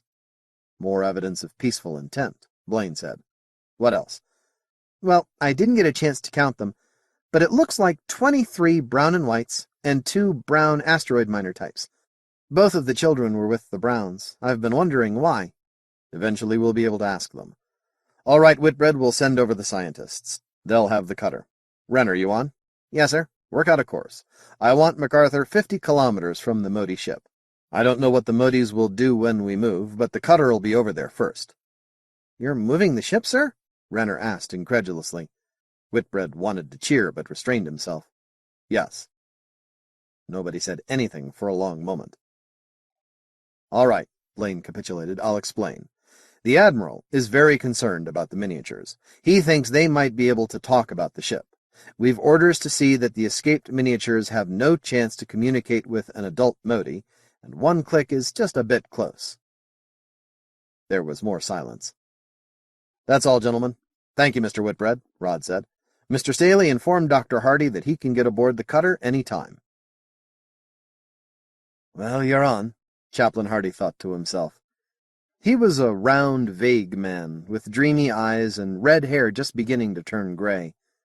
Except for conducting the Sunday worship services, he had deliberately stayed to his cabin during most of the expedition. David Hardy was not unfriendly. Anyone could come to his cabin for coffee, a drink, a game of chess, or a long talk, and many did. He merely disliked people in large numbers. He could not get to know them in a crowd. He also retained his professional inclination not to discuss his work with amateurs, and not to publish results until enough evidence was in.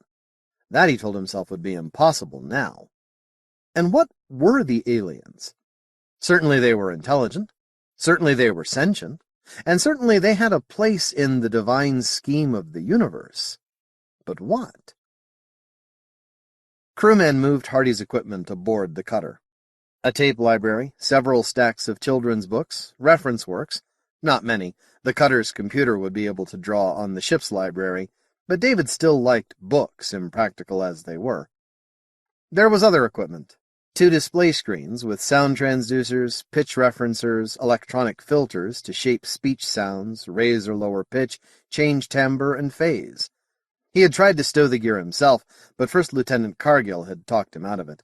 Marines were expert at the task, and Hardy's worries about damage were nothing compared to theirs. If anything broke, they'd have Kelly to contend with. Hardy met Sally in the airlock. She was not traveling light either. Left to herself, she'd have taken everything, even the bones and mummies from the Stone Beehive, but the captain would only allow her holographs, and even those were hidden until she could learn the Moties' attitude toward grave robbers. From Cargill's description of the Beehive, the Moties had no burial customs, but that was absurd. Everyone had burial customs, even the most primitive humans. She could not take the Motie minor, either, or the remaining miniature, which had become female again. And the ferrets and marines were searching for the other miniature and the pup. And why had it run away with the other miniature, not its mother? She wondered if the fuss she had made about Rod's orders to the Marines might be responsible for the ease with which she won her place on the cutter. She knew she wasn't really being fair to Rod. He had his orders from the Admiral. But it was wrong. The miniatures weren't going to hurt anyone. It took a paranoid to fear them. She followed Chaplain Hardy into the cutter's lounge. Dr. Horvath was already there. The 3 of them would be the first scientists aboard the alien ship, and she felt a surge of excitement. There was so much to learn. An anthropologist, she thought of herself as fully qualified now, and certainly there was no one to dispute it, a linguist, and Horvath, who had been a competent physicist before going into administration. Horvath was the only useless one in the group, but with his rank he was entitled to the seat if he demanded it. She did not think the same description applied to herself, although half the scientists aboard MacArthur did. 3 scientists, a coxswain, 2 able spacers, and Jonathan Whitbread. No Marines and no weapons aboard. Almost the excitement was enough to cover the fear that welled up from somewhere in her insides. They had to be unarmed, of course, but she would have felt better all the same if Rod Blaine had been aboard, and that was impossible. Later there would be more people on the cutter. Buckman with 1,000,000 questions once Hardy cracked the communications problem. The biologists would come in force. A Navy officer, probably Crawford, to study the Motie weapons. An engineering officer. Anyone, but not the captain. It was unlikely that Kutuzov would allow Rod Blaine to leave his ship, no matter how peacefully they might find the Moties. She was suddenly homesick. On Sparta she had a home, Charing Close, and within minutes was the capital. Sparta was the center of civilization, but she seemed to be living in a series of spacecraft of diminishing sizes, with the prison camp thrown in for variety. When she graduated from the university, she had made a decision. She would be a person, not an ornament to some man's career. Right now, though, there was much to be said for being an ornament, especially for the right man, only... No, she must be her own woman. There was a crash couch and a curved instrument board at one end of the cutter's lounge. It was the fire control bridge, some lounge, but there were also couches and recessed tables for games and dining. "Have you been through this boat?" Horvath was asking her. "I beg your pardon?" Sally answered. "I said, have you been through this boat? It has gun emplacements all over it. They took out the works, but they left enough to show there were guns. Same with the torpedoes. They're gone, but the launch ports are still there. What kind of embassy ship is this?" Hardy looked up from a private reverie. "What would you have done in the captain's place?" "I'd have used an unarmed boat." "There aren't any," Hardy replied softly. "None you could live on, as you'd know if you spent any time on hangar deck." Chapel was held on hangar deck, and Horvath had not attended. That was his business, but no harm in reminding him. "But it's so obviously a disarmed warship." Hardy nodded. "The Moties were bound to discover our terrible secret sooner or later. We are a warlike species, Anthony. It's part of our nature. Even so, we arrive in a complete disarmed fighting vessel. Don't you think that's a significant message for the Moties? But this is so important to the Empire." David Hardy nodded assent. The science minister was right, although the chaplain suspected he had the wrong reasons. There was a slight lurch, and the cutter was on her way. Rod watched on the bridge screens and felt helpless frustration. From the moment the cutter came alongside the Motie vessel, one of Crawford's batteries would be locked onto her, and Sally Fowler was aboard the frail, disarmed ship. The original plan had the Moties coming aboard MacArthur, but until the miniatures were found, that was impossible. Rod was glad that his ship would not be host to the aliens. "I'm learning to think paranoid," he told himself, like the Admiral. Meanwhile, there was no sign of the miniatures, Sally wasn't speaking to him, and everyone else was edgy.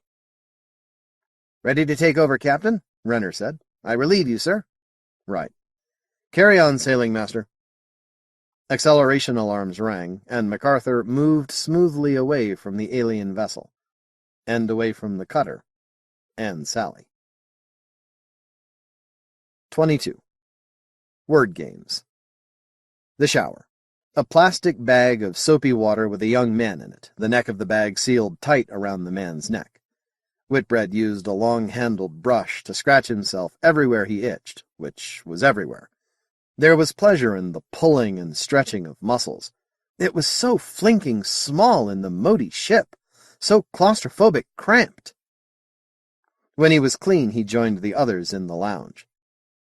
The chaplain and Horvath and Sally Fowler, all wearing sticky-bottomed falling slippers, all aligned in the up direction. Whitbread would never have noticed such a thing before.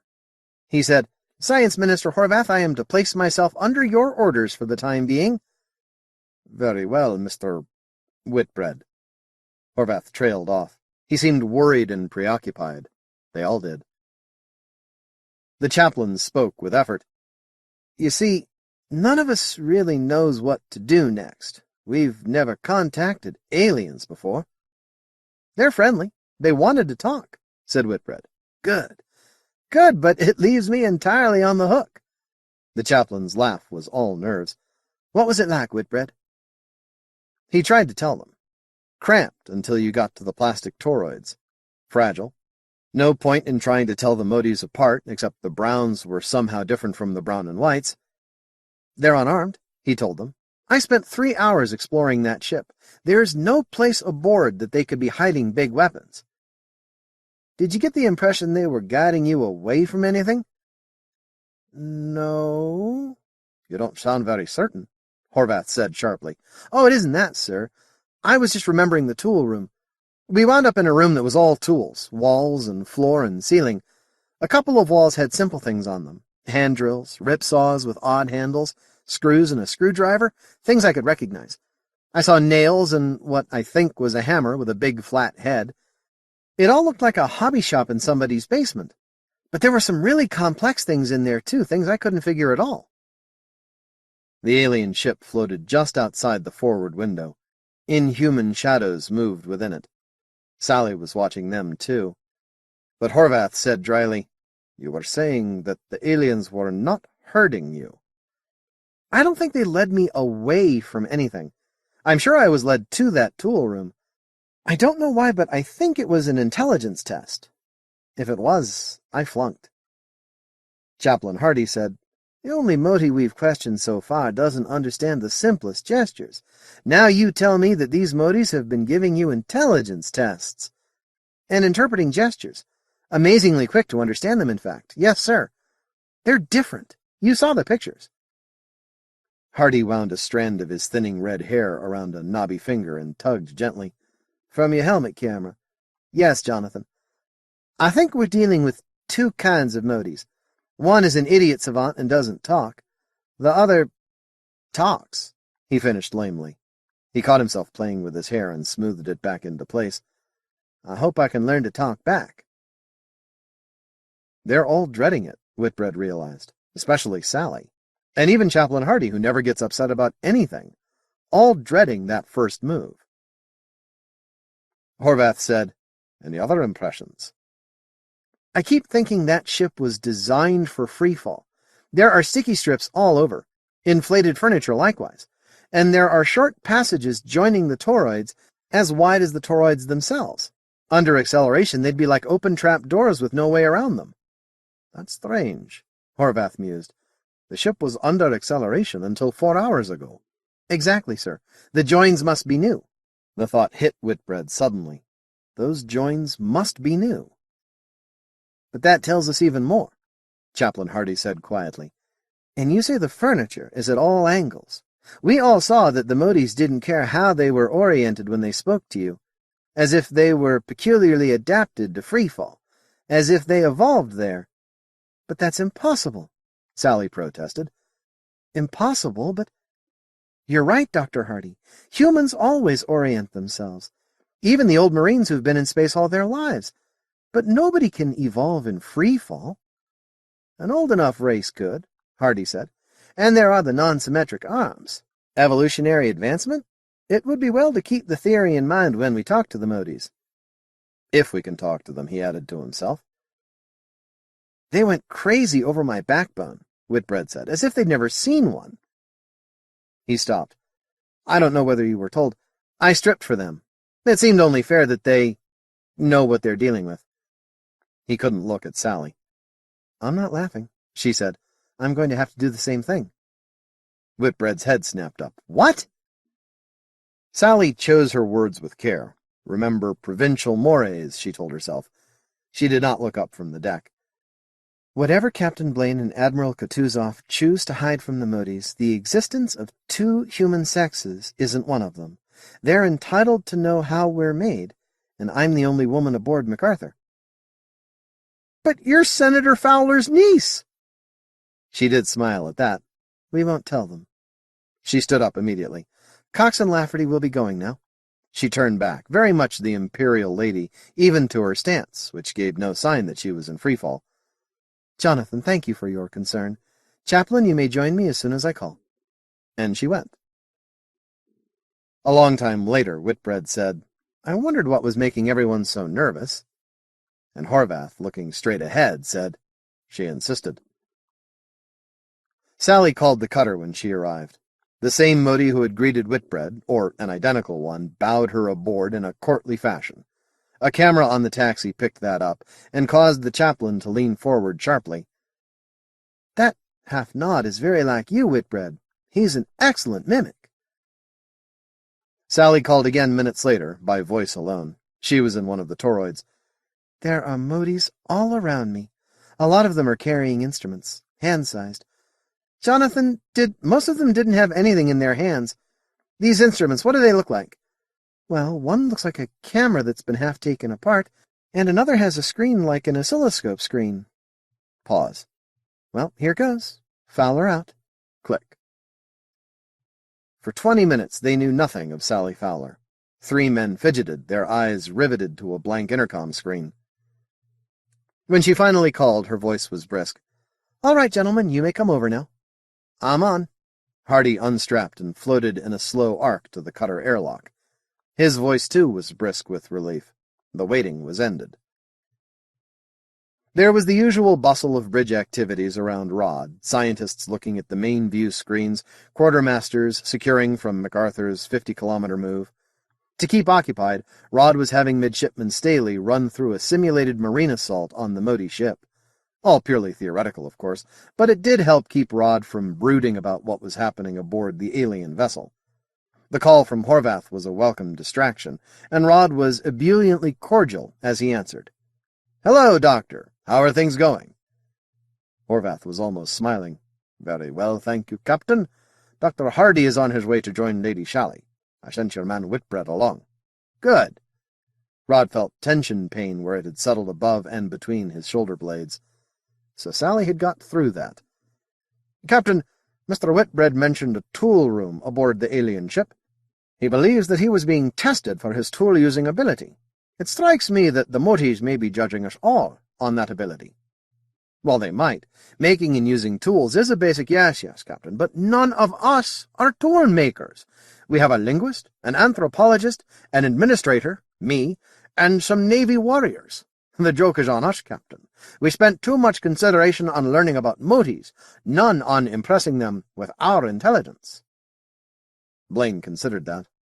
There are the ships themselves. But you have a point, Doctor. I'll send you someone. We're bound to have someone aboard who can do well on such a test. When Horvath was off the screen, Rod touched the intercom controls again. "Kelly, you can take half your Marines off alert now." "Aye, aye, Captain." The gunner's face showed no signs of emotion, but Rod knew just how uncomfortable battle armor was. The entire Marine force of MacArthur was wearing it on full alert in hangar deck. Then, thoughtfully, Blaine called Sinclair. "It's an unusual problem, Sandy. We need someone who's generally good with tools and willing to go aboard the Motie ship. If you'll pick me some men, I'll ask for volunteers." "Never mind, Captain. I'll go myself." Blaine was shocked. "You, Sandy?" "Aye, and why not, Captain? Am I no skilled with tools? Can I no fix anything that ever worked in the first place? My laddies can handle aye that can go wrong with MacArthur. I've trained them well. You will no miss me." "Hold on a minute, Sandy." "Aye, Captain." "Okay. Anybody who'd do well in a test will know the field and drive. Even so, maybe the Admiral won't let you go." "There's nae another aboard who will find out everything about yon beastie's ship, Captain."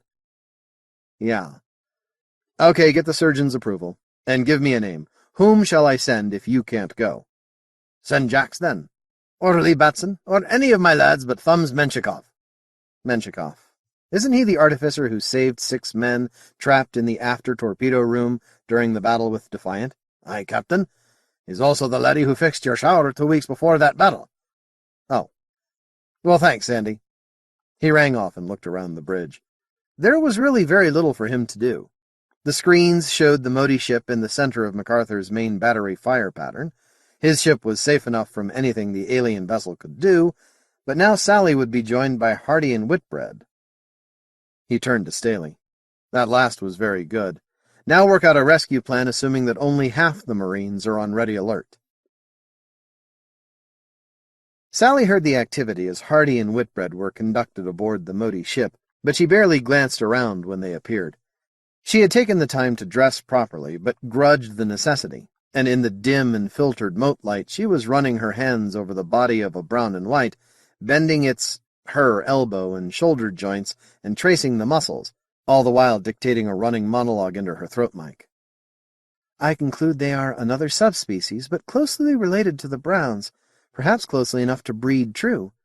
This must be determined by genetic coding when we take samples back to New Scotland where there is proper equipment.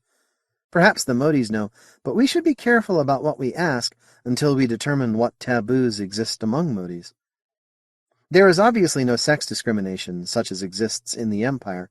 In fact, the predominance of females is remarkable. One brown is male and cares for both pups. The pups are weaned, or at least there is no obvious sign of a nursing female or male aboard. My hypothesis is that, unlike humanity after the Secession Wars, there is no shortage of mothers or childbearers, and thus there is no cultural mechanism of overprotectiveness such as survives within the Empire.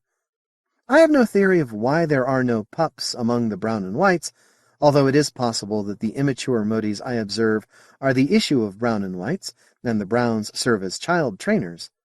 There is certainly a tendency to have the browns do all the technical work. The difference in the two types is definite, if not dramatic. The hands are larger and better developed in the brown, and the forehead of the brown slopes back more sharply. The brown is smaller. Question: which is better evolved as a tool user? The brown and white has a slightly larger brain capacity. The brown has better hands. So far, every brown and white I have seen is female, and there is one of each sex of brown. Is this accident, a clue to their culture, or something biological? Transcript ends. Welcome aboard, gentlemen. Whitbread said, Any trouble? Her head was in a plastic hood that sealed around her neck like a Navy shower bag. She was obviously not used to nasal respirators. The bag blurred her voice slightly. None at all. I certainly learned as much as they did from the, orgy. What's next? Language lessons. There was a word. Fionch click. When the chaplain pointed at himself and said, David, the Motie he was looking at twisted her lower right arm around into the same position and said, Fionch click, making the click with her tongue. Fine. But Sally said, My Motie had the same name, I think. Do you mean I've picked the same alien? No, I don't think so. And I know Fionch click. She said it carefully, making the click with her tongue, then ruined the effect by giggling. Isn't the word for Motie. I've tried that. The chaplain frowned. Perhaps all proper names sound alike to us. Or we may have the word for arm, he said seriously. There was a classic story about that, so old that it probably came from pre-atomic days. He turned to another Motie, pointed at himself, and said, Fionch click? His accent was nearly perfect, and he didn't giggle. The Motie said, No. They picked that up quickly, said Sally. Whitbread tried it. He swam among the Moties, pointing to himself and saying, Fionch click? He obtained 4 perfectly articulated no's before an inverted Motie tapped him on the kneecap and said, Fionch click? Yes. So, there were 3 Moties who would say Fionch click to a human, each to a different human and not to the others. So? It may mean something like, I am assigned to you, Whitbread suggested. Certainly one hypothesis, Hardy agreed. A rather good one, but there were insufficient data. Had the boy made a lucky guess? Moties crawled around them. Some of the instruments they carried might have been cameras or recorders. Some instruments made noises when the humans spoke. Others extruded tape or made wiggly orange lines on small screens. The Moties gave some attention to Hardy's own instruments, especially the male brown mute, who disassembled Hardy's oscilloscope and put it back together again before his eyes. The images on it seemed brighter, and the persistence control worked much better, he thought. Interesting. And only the Browns did things like that. The language lessons had become a group effort. It was a game now, this teaching of Anglic to Moties. Point and say the word, and the Moties would generally remember it. David Hardy gave thanks. The Moties kept fiddling with the insides of their instruments, tuning them, or sometimes handing them to a brown with a flurry of bird whistles. The range of their own voices was astonishing. Speaking Motie, they ranged from bass to treble in instants. The pitch was part of the code, Hardy guessed. He was aware of time passing. His belly was a vast emptiness whose complaints he ignored with absent-minded contempt. Chafe spots developed around his nose where the respirator fitted. His eyes smarted from Motie atmosphere that got under his goggles, and he wished he'd opted for either a helmet or a plastic sack like Sally's. The mote itself was a diffused bright point that moved slowly across the curved, translucent wall. Dry breathing air was slowly dehydrating him. These things he felt as passing time and ignored. A kind of joy was in him. David Hardy was fulfilling his mission in life. Despite the uniqueness of the situation, Hardy decided to stick to traditional linguistics. There were unprecedented problems with hand, face, ears, fingers. It developed that the dozen fingers of the right hands had one collective name, the 3 thick fingers of the left another. The ear had one name, flat, and another, erect. There was no name for face, although they picked up the Anglic word immediately and seemed to think it a worthwhile innovation. He had thought that his muscles had adjusted to free fall, but now they bothered him. He did not put it down to exhaustion. He did not know where Sally had disappeared to, and the fact did not bother him. This was a measure of his acceptance of both Sally and the Moties as colleagues, but it was also a measure of how tired he was. Hardy considered himself enlightened, but what Sally would have called overprotectiveness of women was deeply ingrained in the imperial culture, especially so in the monastic navy. It was only when his air gave out that the others could persuade Hardy to go back to the cutter. Their supper was plain, and they hurried through it to compare notes. Mercifully, the others left him alone until he'd eaten, Horvath taking the lead in shushing everyone, although he was obviously the most curious of the lot. Even though the utensils were designed for freefall conditions, none of the others were used to long periods of zero gravity, and eating took new habits that could be learned only through concentration. Finally, Hardy let one of the crewmen remove his lap tray and looked up. 3 eager faces telepathically beamed 1,000,000 questions at him.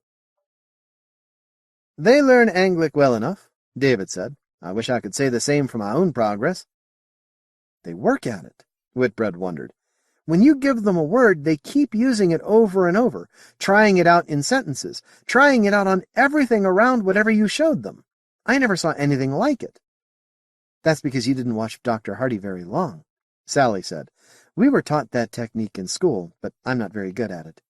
"Young people seldom are." Hardy stretched out to relax. That void had been filled. But it was embarrassing. The Moties were better at his job than he was. Young people usually haven't the patience for linguistics. In this case, though, your eagerness helps, since the Moties are directing your efforts quite professionally. By the way, Jonathan, where did you go? I took my fiancé outside and showed him around the taxi. We ran out of things to show the Moties in their own ship, and I didn't want to bring them here. Can we do that?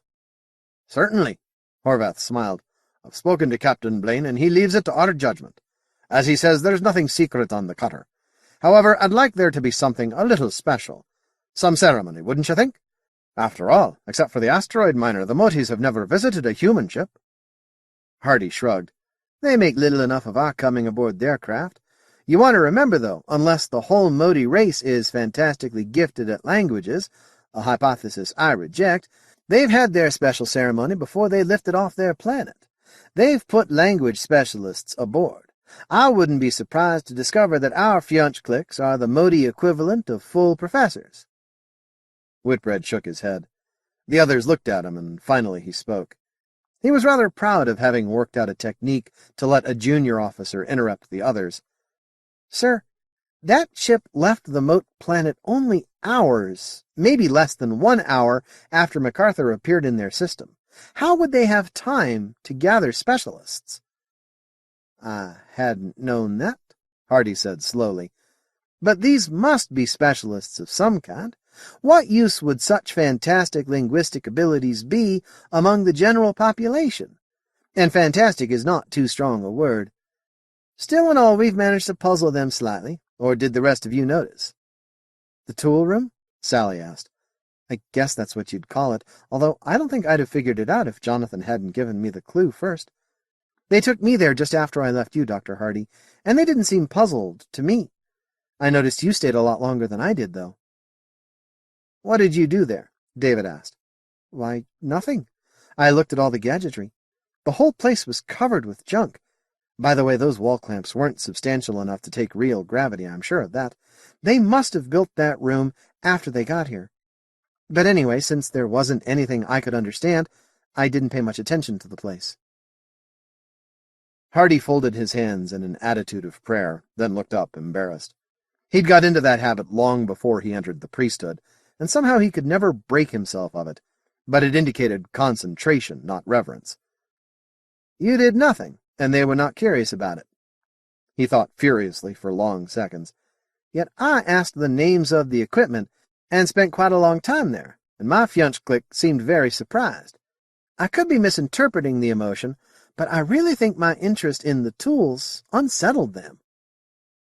"Did you try to use any of the gadgets?" Whitbread asked. "No. Did you?" "Well, I played around with some of the stuff. And were they surprised or curious about that?" Jonathan shrugged. "They were all watching me all the time. I didn't notice anything different." "Yes." Hardy folded his hands again, but this time didn't notice he was doing it. "I think there is something odd about that room and the interest they showed in our interest in it. But I doubt that we'll know why until Captain Blaine sends over his expert. Do you know who's coming?" Horvath nodded. "He's sending Chief Engineer Sinclair." The sound was involuntary. The others looked at Jonathan Whitbread, who grinned slowly. "If the Moties were puzzled by you, sir, just think what'll go through their heads when they hear Commander Sinclair talk." On a Navy warship, men do not maintain an average weight. During the long idle periods, those who like to eat amuse themselves by eating. They grow fat. But men who can dedicate their lives to a cause, including a good percentage of those who will remain in the Navy, tend to forget about eating. Food cannot hold their attention. Sandy Sinclair looked straight ahead of himself as he sat rigid on the side of the examining table. It was this way with Sinclair. He could not look a man in the eye while he was naked. He was big and lean, and his stringy muscles were much stronger than they looked. He might have been an average man given a skeleton 3 sizes too large. A third of his surface area was pink scar tissue. Sharp metal flying out of an explosion had left that pink ridge across his short ribs. Most of the rest had been burned into him by puffs of flame or droplets of metal. A space battle left burns, if it left a man alive at all. The doctor was 23, and cheerful. 24 years in service, eh? Ever been in a battle? Sinclair snapped. "You'll have your own share of scars if you stay with the Navy long enough." "I believe you, somehow." "Well, Commander, you're in admirable shape for a man in his 40s. You could handle a month of freefall, I think, but we'll play safe and drag you back to MacArthur twice a week. I don't suppose I have to tell you to keep up on the freefall exercises." Rod Blaine called the cutter several times the next day, but it was evening before he could get anyone besides the pilot. Even Horvath had gone aboard the Motie ship. Chaplain Hardy was exhausted and jubilant, with a smile spread across his face and great dark circles under his eyes. "I'm taking it as a lesson in humility, Captain. They're far better at my job, well, at linguistics anyway, than I am. I've decided that the fastest way to learn their language will be to teach them Anglic. No human throat will ever speak their languages without computer assistance." "Agreed. It would take a full orchestra. I've heard some of your tapes. In fact, Chaplain, there wasn't much else to do." Hardy smiled. "Sorry. We'll try to arrange more frequent reporting. By the way, Dr. Horvath is showing a party of Moties through the cutter now. They seem particularly interested in the drive. The brown one wants to take things apart, but the pilot won't let him. You did say there were no secrets on this boat." "Certainly I said that, but it might be a bit premature to let them fool with your power source. What did Sinclair say about it?" "I don't know, Captain." Hardy looked puzzled. "They've had him in that tool room all day. He's still in there." Blaine fingered the knot on his nose. He was getting the information he needed, but Chaplain Hardy hadn't been exactly whom he wanted to talk to. How many Moties are there aboard your ship?" "4. 1 for each of us. Myself, Dr. Horvath, Lady Sally, and Mr. Whitbread. They seem to be assigned as mutual guides." 4 of them. Rod was trying to get used to the idea. The cutter wasn't a commissioned vessel, but it was one of His Majesty's warships, and somehow having a bunch of aliens aboard was nuts. Horvath knew the risks he was taking. "Only 4? Doesn't Sinclair have a guide? Oddly enough, no. A number of them are watching him work in the tool room, but there was no special one assigned to him. And none for the coxswain or the spacers on the cutter? No. Hardy thought a moment. That is odd, isn't it? As if they class Commander Sinclair with the unimportant crewmen. Maybe they just don't like the Navy. David Hardy shrugged. Then carefully he said, Captain, sooner or later we'll have to invite them aboard MacArthur. I'm afraid that's out of the question. Hardy sighed. Well, that's why I brought it up now, so that we could thrash it out. They've shown that they trust us, Captain. There's not a cubic centimeter of their embassy ship that we haven't seen, or at least probed with instruments. Whitbread will testify that there's no sign of weaponry aboard. Eventually, they're going to wonder what guilty secrets we're hiding aboard. I'm going to tell you. Are there Moties within earshot? No, and they haven't learned Anglic that well anyway. Don't forget they will learn, and don't forget recorders. Now, Chaplain, you've got a problem about Moties and creation. The Empire has another. For a long time we've talked about the great galactic wizards showing up and deciding whether to let the humans join, right? Only it's the other way around, isn't it? We've got to decide whether to let the Moties out of their system. And until that's decided, we don't want them to see the Langston Field generators, the Alderson Drive, our weapons, not even just how much of MacArthur is living space, Chaplain. It would give away too much about our capabilities. We've a lot to hide, and we'll hide it. You're treating them as enemies, David Hardy said gently. And that's neither your decision nor mine, Doctor. Besides, I've got some questions I want answered before I decide that the Moties are nothing more than steadfast friends.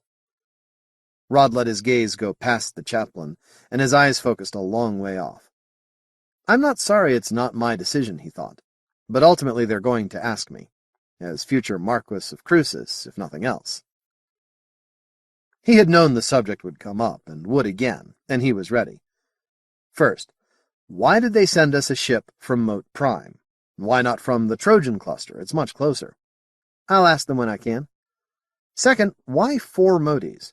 It may not be important, but I'd like to know why they assigned 1 to each of you scientists, 1 to Whitbread, and none to any of the crew. They were right, weren't they? They set guides on the 4 people most interested in teaching them exactly.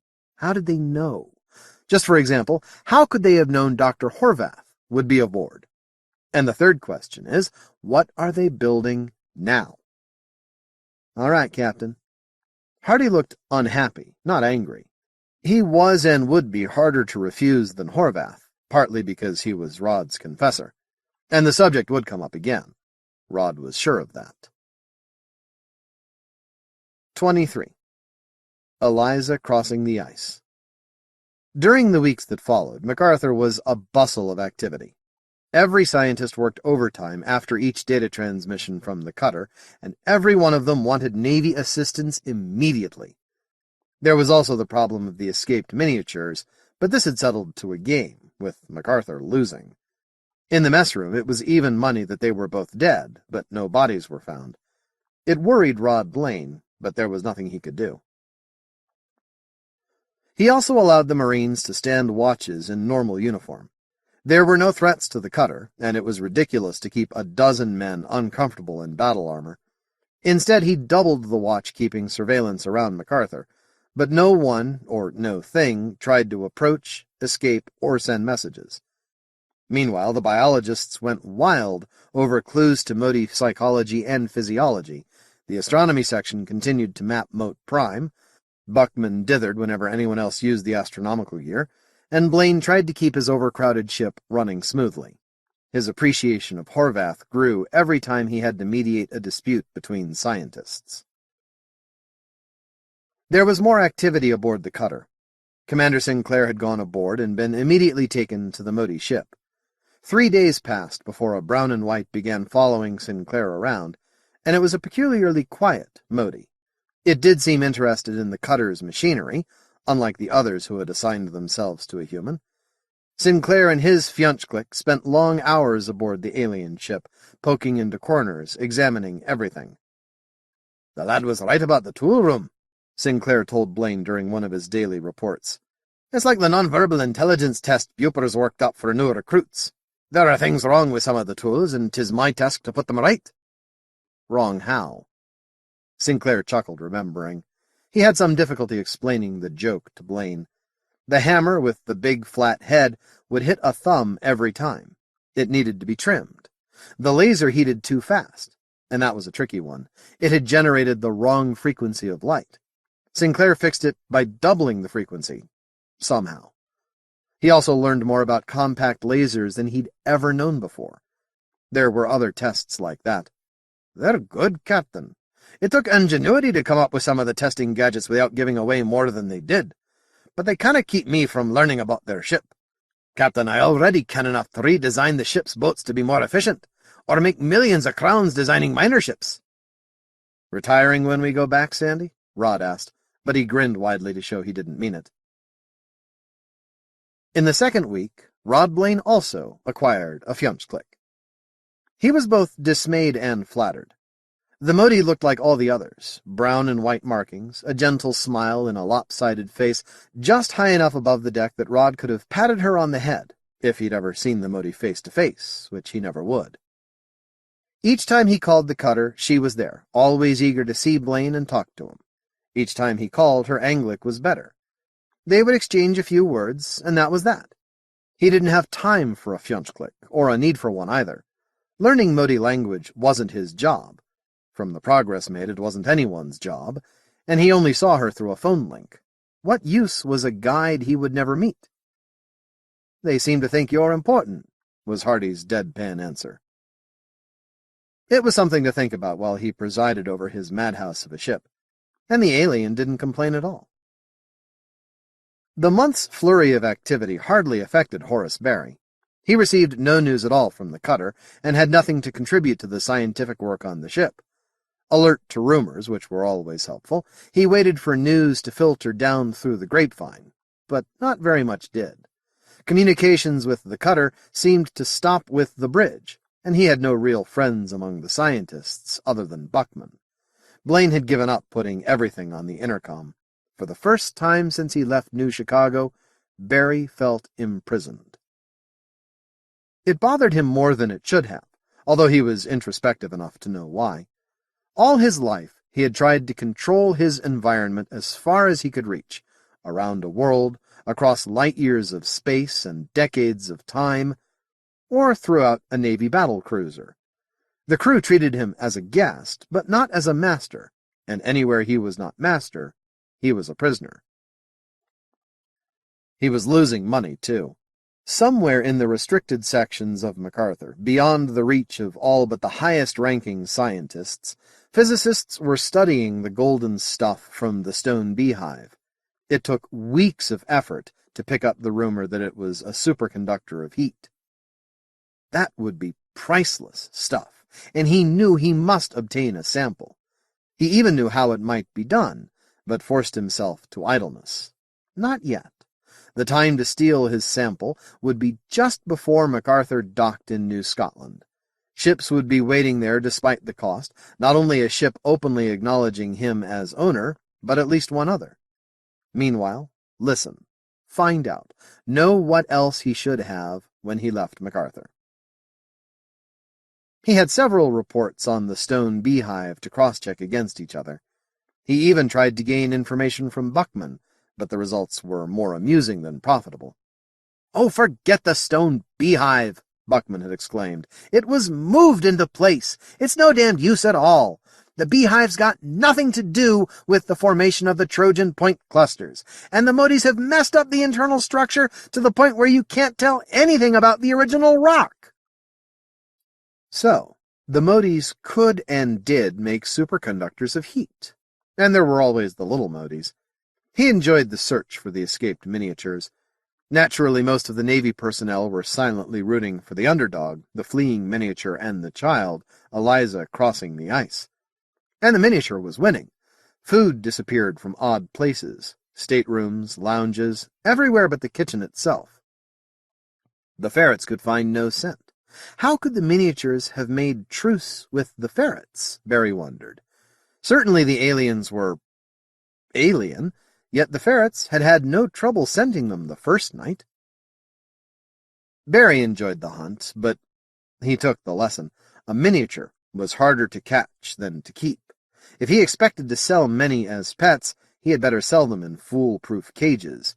Then there was the matter of acquiring a breeding pair. The longer the miniatures remained free, the less grew Barry's chances of persuading the Navy that they were harmless, friendly pets. But it was fun seeing the Navy look foolish. Barry rooted for both sides and practiced patience, and the weeks went on. While 6 Fjontkliks bunked aboard the cutter, the rest of the Moties worked. The interior of the alien ship changed like dreams. It was different every time anyone went aboard. Sinclair and Whitbread made a point of touring it periodically to see that no weapons were built. Perhaps they would have known, and perhaps not. One day, Hardy and Horvath stopped by the captain's watch cabin after an hour in MacArthur's exercise rooms. "The Moties have a fuel tank coming," Horvath told Rod. "It was launched at about the same time as their own ship, by linear accelerator, but in a fuel-saving orbit. It should arrive in 2 weeks. So that's what it is. Blaine and his officers had worried about that silent object coasting at leisure toward their position. "You knew about it. You might have mentioned it to us." "They'll need to retrieve it," Blaine speculated. I wonder if one of my boats might get it for them. Would they let us do that?" "I see no reason why not. We'll ask," said David Hardy. "One more thing, Captain." Rod knew something tricky was coming. Horvath had Dr. Hardy ask for all the things Rod might refuse. "The Moties want to build an airlock bridge between the cutter and the embassy ship," Hardy finished. "It's only a temporary structure, and we need it." Horvath paused. "It's only a hypothesis, you understand. But, Captain, we now think that every structure is only temporary to them. They must have had high-G couches at takeoff, but they're gone now. They arrived with no fuel to take them home. They almost certainly redesigned their life support system for freefall in the 3 hours following their arrival." "And this too shall pass away," Hardy added helpfully. "But the idea doesn't bother them. They seem to like it." "It's a major departure from human psychology," Horvath said earnestly. "Perhaps a Motie would never try to design anything permanent at all. There will be no Sphinx, no pyramids, no Washington Monument, no Lenin's tomb." "Doctor, I don't like the idea of joining the 2 ships. But, Captain, we need something like this. People in Moties are constantly passing back and forth, and they have to use the taxi every time. Besides, the Moties have already started work. May I point out that if they join those 2 ships, you and everyone aboard will thenceforth be hostage to the Moties' goodwill." Horvath was ruffled. "I'm sure the aliens can be trusted, Captain. We're making very good progress with them." "Besides," Chaplain Hardy added equably, "we're hostages now. There was never a way to avoid the situation. MacArthur and Lennon are our protection, if we need protection. If 2 battleships don't scare them, well, we knew the situation when we boarded the cutter." Blaine ground his teeth. If the cutter was expendable, the cutter's personnel were not. Sinclair, Sally Fowler, Dr. Horvath, the chaplain, MacArthur's most valuable people were living aboard the cutter. Yet the chaplain was clearly right. They were all subject to murder at any moment, save for the risk of MacArthur's vengeance. "Tell them to go ahead," Rod said. The airlock bridge would not increase the danger at all. The lock was begun as soon as Rod gave permission. A tube of thin metal, flexibly jointed, jutting from the hull of the Motie ship, it snaked toward them like a living creature. Moties swarmed around it in fragile-seeming suits. As seen from the cutter's main port, they might almost have been men. Almost. Sally's eyes blurred as she watched. The lighting was strange, dim mote light and space-black shadows, and occasional flares of artificial light, everything reflected from the bright, curved metal surface. The perspective was all wrong, and it gave her a headache. "I keep wondering where they're getting the metal," said Whitbread. He sat near her, as he usually did when they were both between jobs. "There wasn't any spare mass aboard the ship. Not the first time I went through it, and not now. They must be tearing their ship apart. That would fit, said Horvath. They had gathered around the main window after dinner, with tea and coffee bulbs in their hands. The Moties had become tea and chocolate fanciers. They could not stomach coffee. Human Motie, they circled the window on the horseshoe-shaped freefall bench. The Fjonchkliks had learned the human trick of aligning themselves all in the same direction. "Look how fast they work," Sally said. "The bridge seems to grow before your very eyes." Again her eyes tried to cross. It was as if many of the Moties were working farther back, well behind the others. "The one marked with the orange strips must be a Brown. She seems to be in charge, don't you think?" "She's also doing most of the work," said Sinclair. "That makes an odd kind of sense," said Hardy. "If she knows enough to give the orders, she must be able to do the work better than any of the others too, wouldn't you think?" He rubbed his eyes. "Am I out of my mind, or are some of those Moties smaller than others?" "It does look that way," said Sally. Whitbread stared at the bridge builders. Many of the Moties seemed to be working a long way behind the embassy ship, until 3 of them passed in front of it. Carefully, he said, "Has anyone tried watching this through the scope? Lafferty, get it on for us, will you?" In the telescope screen it was shockingly clear. Some of the Motie workmen were tiny, small enough to crawl into any crevice, and they had 4 arms each. Do you often use those creatures as workmen?" Sally asked her Fjonchklik. "Yes, we find them very useful.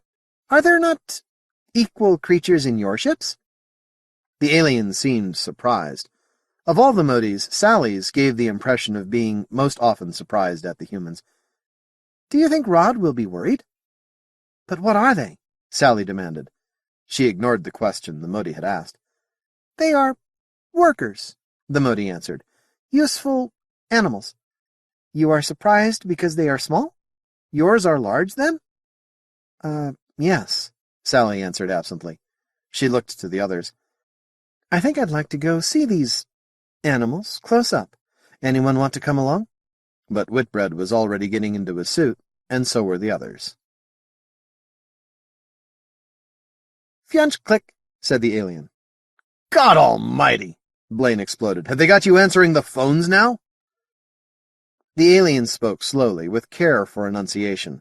Her grammar was not perfect, but her grasp of idiom and inflection was freshly amazing every time she spoke. "Why not? I talk well enough. I can remember a message. I can use the recorder. I have little to do when you are not available." "I can't help that." "I know." With a touch of complacence, the alien added, "I startled a rating." "God's teeth, you startled me! Who's around?" "Cox and Lafferty. All the other humans are absent. They have gone to look at the tunnel. When it is finished, the ratings will not have to go with them when they wish to visit the other ship. Can I pass on a message?" "No, thanks. I'll call back." "Sally should be back soon," said Blaine's Motie. "How are you? How goes the ship?" "Well enough." "You always sound so cautious when you speak of the ship. Am I stepping on Navy secrets? It's not the ship that concerns me, Rod. I'm Fjonchklik to you. It means considerably more than just guide." The Motie gestured oddly. Rod had seen her do that before when she was upset or annoyed. "Just what does Fjonchklik mean?" "I am assigned to you. You are a project, a masterwork. I am to learn as much about you as there is to know. I am to become an expert on you, my Lord Roderick Blaine, and you are to become a field of study to me. It's not your gigantic, rigid, badly designed ship that interests me. It's your attitudes toward that ship and the humans aboard, your degree of control over them, your interest in their welfare, etc." How would Kutuzov handle this? Break contact? Hell. Nobody likes being watched. Anyone would feel a bit uncomfortable being studied like that. "We guessed you would take it that way. But, Rod, you're here to study us, aren't you? Surely we are entitled to study you back." "You have that right." Rod's voice was stiff despite himself. But if someone becomes embarrassed while you're talking to him, that's probably the reason. God damn it to hell, said Blaine's Motie. You are the first intelligent beings we've ever met who aren't relatives. Why should you expect to be comfortable with us? She rubbed the flat center of her face with her upper right forefinger, then dropped her hand as if embarrassed. It was the same gesture she'd used a moment before. There were noises off screen. Blaine's Motie said, Hang on a moment. Okay, it's Sally and Whitbread. Her voice rose. Sally, the captain's on screen. She slid out of the chair. Sally Fowler slid in. Her smile seemed forced as she said, Hello, Captain. What's new? Business as usual. How goes it at your end? Rod, you look flustered. It's a strange experience, isn't it? Don't worry, she can't hear us now. Good. I'm not sure I like an alien reading my mind that way. I don't suppose they really read minds. They say not, and they guess wrong sometimes. She ran a hand through her hair, which was in disarray, perhaps because she had just doffed a pressure suit helmet. Wildly wrong. Commander Sinclair's fianch clique wouldn't talk to him at first. They thought he was a Brown. You know, an idiot carpenter type. How are you doing with the miniatures? That was a subject they'd both learned to avoid. Rod wondered why she'd brought it up. The loose ones are still loose, no sign of them. They might even have died somewhere we wouldn't find them. We've still got the one that stayed behind. I think you'd better have a look at her, Sally, next time you're over. She may be sick. Sally nodded. I'll come over tomorrow. Rod, have you been watching the alien work party? Not particularly. The airlock seems almost finished already. Yes. Rod, they've been using trained miniatures to do part of the work. Rod stared stupidly. Sally's eyes shifted uneasily. Trained miniatures. In pressure suits. We didn't know there were any aboard. I suppose they must be shy. They must hide when humans are aboard. But they're only animals after all. We asked. Animals. Oh, my God. What would Kutuzov say? Sally, this is important. Can you come over tonight and debrief me? You and anyone else who knows anything about this. All right. Commander Sinclair is watching them now. Rod, it's really fantastic how well the little beasts are trained. And they can get into places where you'd have to use jointed tools and spy eyes. I can imagine. Sally, tell me the truth. Is there the slightest chance the miniatures are intelligent? No, they're just trained. Just trained. And if there were any alive aboard MacArthur, they'd have explored the ship from stem to stern. Sally, is there the slightest chance that any of the aliens can hear me now? No, I'm using the earphone, and we haven't allowed them to work on our equipment. So far as you know. Now, listen carefully, then I want to talk privately to everyone else on that cutter, one at a time. Has anyone said anything at all, about there being miniatures loose aboard MacArthur? No, you told us not to, remember? Rod, what's wrong? What's wrong? For God's sake, don't say anything about the loose miniatures. I'll tell the others as you put them on. And I want to see all of you, everyone except the cutter's regular crew, tonight. It's time we pooled our knowledge about Moties, because I'm going to have to report to the Admiral tomorrow morning. He looked almost pale. I guess I can wait that long. Well, of course you can, she said. She smiled enchantingly, but it didn't come off very well. She didn't think she'd ever seen Rod so concerned, and it upset her. We'll be over in an hour. Now here's Mr. Whitbread, and please, Rod, stop worrying. 24. Brownies.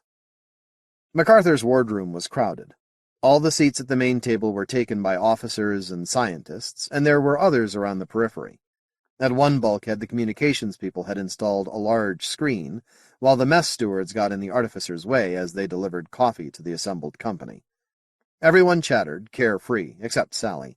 She remembered Rod Blaine's worried face, and she couldn't join in the happy reunion. Officers and ratings stood as Rod came into the wardroom. Some of the civilians stood likewise, others pretended not to see the captain, and a few looked at him, then looked away, exploiting their civilian status. As Rod took his place at the head of the table, he muttered, "At ease," then sat carefully. Sally thought he looked even more worried than before.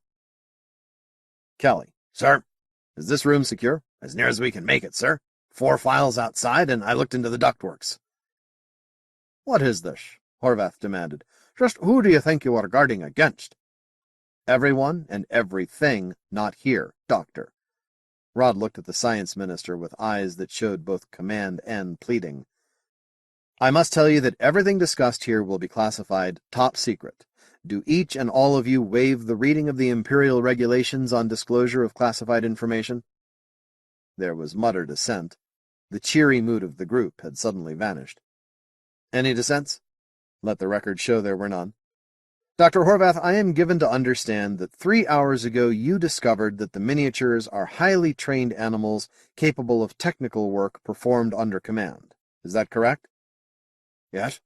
Certainly it was quite a surprise, I can tell you. The implications are enormous.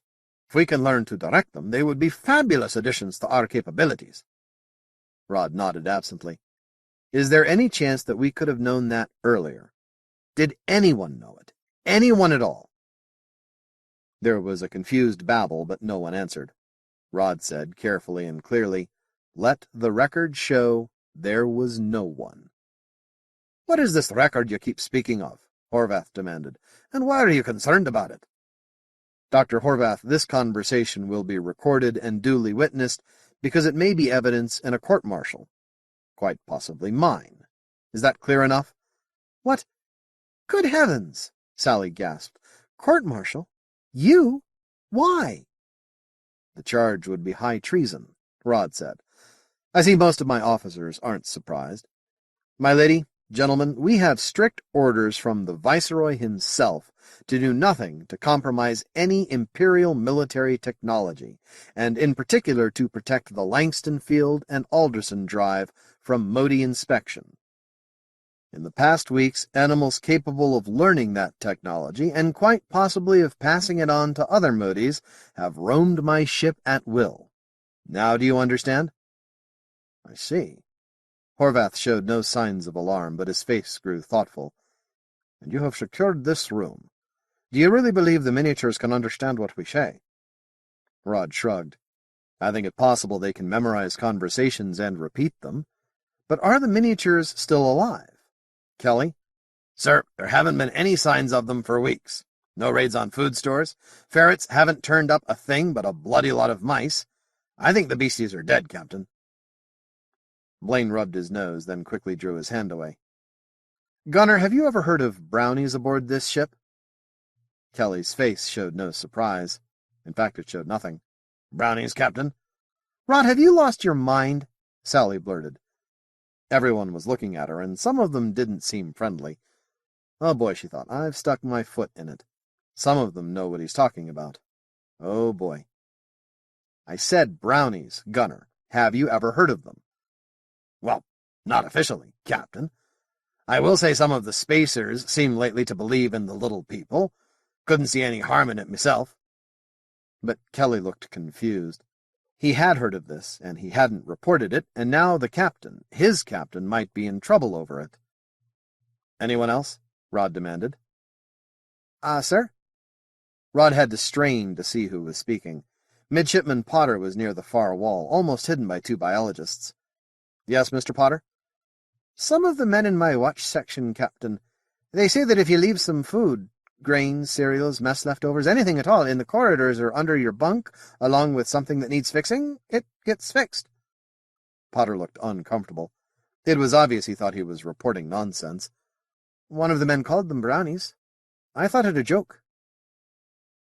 Once Potter had spoken, there were a dozen others, even some of the scientists. Microscopes with smoother focusing operations than the best things ever made by Leica Optical, a handmade lamp in the biology section, boots and shoes customized to individual feet. Rod looked up at that one. Kelly, how many of your troops have sidearms individualized like yours and Mr. Renner's? I don't know, sir. I can see one from here. You, man, Polozovsky, how did you come by that weapon? The Marine stammered. He wasn't used to speaking to officers, certainly not the captain, and most certainly not the captain in an ugly mood. Well, sir, I leaves my weapon in a bag of popcorn by my bunk, and next morning it's done, sir. Like the others said, Captain. And you didn't think this unusual enough to report to Gunner Kelly? Sir, Some of the others, we thought maybe, well, the surgeon's been talking about hallucinations in space, Captain, and we, besides, if you reported it, I might stop the whole thing. Rod finished for him. Oh, God damn it to hell! How was he going to explain all this? Busy. Too busy arbitrating squabbles with the scientists. But the fact stood out. He'd neglected his naval duties, and with what outcome? Aren't you taking all this too seriously? Horvath asked. After all, Captain, the Viceroy's orders were given before we knew much about Moties. Now, surely we can see they aren't dangerous, and they certainly aren't hostile. Are you suggesting, Doctor, that we put ourselves in the position of countermanding an imperial directive? Horvath looked amused. His grin spread slowly across his face. Oh, no, he said. I don't even imply it. I only suggest that if and when, really, it's inevitable, that policy is changed, all this will seem a trifle silly, Captain Blaine. Childish, in fact. Be damned to you! Sinclair exploded. That's nae way to talk to the captain, mon! Gently, Sandy, First Lieutenant Cargill interjected. Dr. Horvath, I take it you've never been involved in military intelligence? No, of course not. But you see, in intelligence work we have to go by capabilities, not by intentions. If a potential enemy can do something to you, you have to prepare for it, without regard to what you think he wants to do. Exactly, Rod said. He was glad of the interruptions. Sinclair was still fuming at his end of the table, and it wouldn't take much to make him explode again. So, first we have to find out what the potential of the miniatures is. From what I've seen of the airlock construction, plus what we gather about the Brownies, that's quite high. But they're only animals, Sally insisted. She looked at the fuming Sinclair, the sardonically smiling Horvath, and Rod's worried face. You don't understand. This business with tools. Well, yes, they're good with tools, but it's not intelligence. Their heads are too small. The more brain tissue they use for this instinct to make tools work, the more they have to give up. They've virtually no sense of smell or taste. They're very nearsighted. They've less sense of language than a chimpanzee. Their space perception is good, and they can be trained, but they don't make tools. They only fix or change things. Intelligence, she exploded. What intelligent being would have custom-formed the grip on Mr. Batson's toothbrush? As for spying on us, how could they? Nobody could have trained them for it. They were randomly selected in the first place. She looked around at their faces, trying to judge if she was getting through. You're really sure the escaped miniatures are alive? The voice was hearty, tinged with New Scot accent. Rod looked across to Dr. Blevins, a colonial veterinarian drafted into the expedition. My own miniature is dying, Captain. Nothing I can do about it. Internal poisoning, glandular deterioration. The symptoms seem to be similar to old age. Blaine shook his head slowly. I wish I could think so, Doc, but there are too many Brownie stories in this ship. Before this meeting, I talked to some of the other chiefs, and it's the same on the lower decks. Nobody wanted to report it because first we'd think they were crazy, and second, the Brownies were too useful to risk losing. Now, for all of Gunner Kelly's Irish folk tales, there have never been any little people on Navy ships. It has to be the miniatures. There was a long silence. What harm are they doing, anyway? Horvath asked. I'd think some Brownies would be an asset, Captain. Ha! That didn't need comment in Rod's opinion. Harm or good, immediately after this meeting we will sterilize this ship. Sinclair, have you arranged to evacuate hangar deck? Aye, Captain. Then do it. Open it to space, and see all the compartments in there are opened to space. I want that hangar deck dead. Commander Cargill, see that the essential watch crew are in battle armor. Alone in their battle armor, number 1. The rest of you, give some thought to whatever equipment you have that can't stand hard vacuum. When hangar deck's done, Kelly's Marines will help you get that into hangar deck. Then we depressurize the rest of the ship. We're going to put an end to Brownies once and for all. But, hey, that's silly. My cultures will die. Goddamn regular Navy bastards are always... Can he do that? Aye, aye, Captain. What the hell does he think he's... 10, shut! Kelly's roar cut through the babble. Captain, do you really have to be so vicious about it? Sally asked. He shrugged. I think they're cute, too. So what? If I don't order it done, the Admiral will anyway. Now, Are we all agreed that the miniatures aren't spies?" "Not deliberate ones," Renner said. "But, Captain, do you know about the incident with the pocket computer?" "No." "The big Motie took Miss Fowler's pocket computer apart and put it back together again. It works." Rod made a sour face. "But that was the big brown Motie." "Which can talk to the little Moties. It made the miniatures give Mr. Barry his watch back," Renner said. "I've got the crew alerted, Captain," Cargill reported. He was standing by the wardroom intercom. "I didn't tell anyone anything. The crew thinks it's a drill." "Good thinking, Jack." "Seriously, everyone, what's the objection to killing off these vermin? The big Motie did the same thing, and if, as you say, they're only animals, there must be plenty more of them. We won't be upsetting the big Moties one whit, will we?" "Well, no," said Sally, "but—" Rod shook his head decisively. "There are plenty of reasons for killing them, and I haven't heard any for keeping them around. We can take that as settled, then." Horvath shook his head. "But it's all so drastic, Captain. Just what do we think we're protecting?" "The Alderson Drive directly, indirectly the whole Empire, but mainly the Drive," Cargill said seriously. "And don't ask me why I think the Empire needs protecting from Moties. I don't know, but I think it does." "You won't save the Drive. They've already got that," Renner announced. He gave them all a lopsided smile as everyone in the room swiveled toward him. "What?" Rod demanded. "How? Who's the bloody traitor?" Sinclair demanded. "Name the scum!" "Whoa, hold it! Stop already!" Renner insisted. "They already had the Drive, Captain. I only learned an hour ago. It's all recorded. Let me show you." He stood and went to the big screen. Images flashed across it until Renner found the place he wanted. He turned to the watchful group. "It's nice to be the center of attention." Renner cut off at the sight of Rod's glare. "This is a conversation between, my Motie and myself. I'll use split screen to show you both sides of it." He touched the controls, and the screen sprang to life. Renner on MacArthur's bridge, his Fjonsklik in the Motie embassy ship. Renner ran it at high speed until he found precisely what he wanted.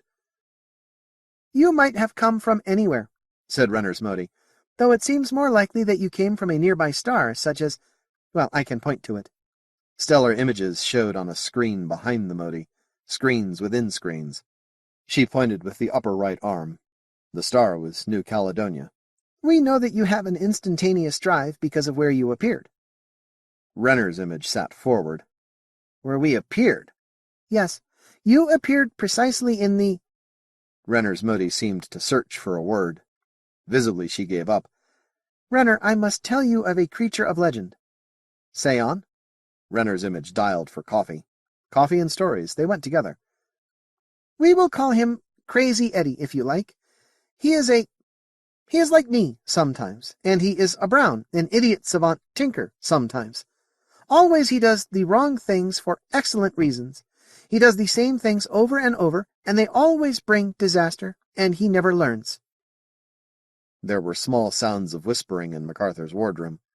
Renner's image said, "For instance?" Renner's Motie's image paused to think.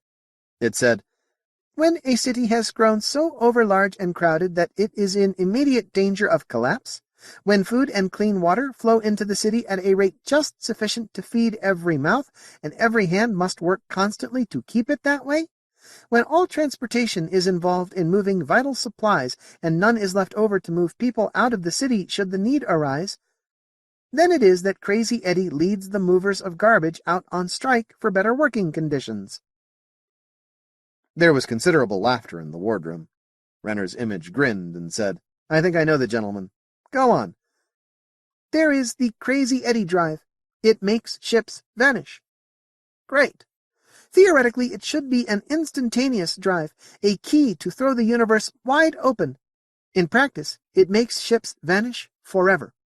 The drive has been discovered and built and tested many times, and always it makes ships vanish forever with everyone aboard, but only if you use it right, mind. The ship must be in just the right place, a place difficult to locate exactly, with the machinery doing just what the theoreticians postulate it must, or nothing will happen at all." Both Renners were laughing now. "I see. And we appeared in this point, the Crazy Eddie point. from which you deduce that we have solved the secret of the Crazy Eddie Drive. You got it. And what does that make us?" The alien parted its lips in a smile disturbingly shark-like, disturbingly human.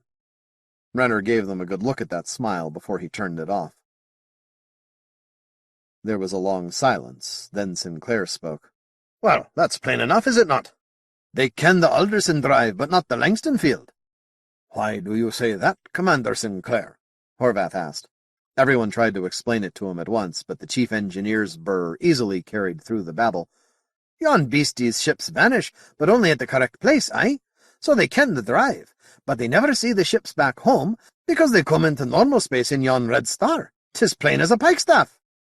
"Oh," Horvath nodded sadly, "with nothing to protect them. After all, it is the inside of a star, isn't it?" Sally shuddered. "And your Motie said they'd tried it often." She shuddered again. "Then, but, Mr. Renner, none of the other Moties ever talk about astrogation or anything like that.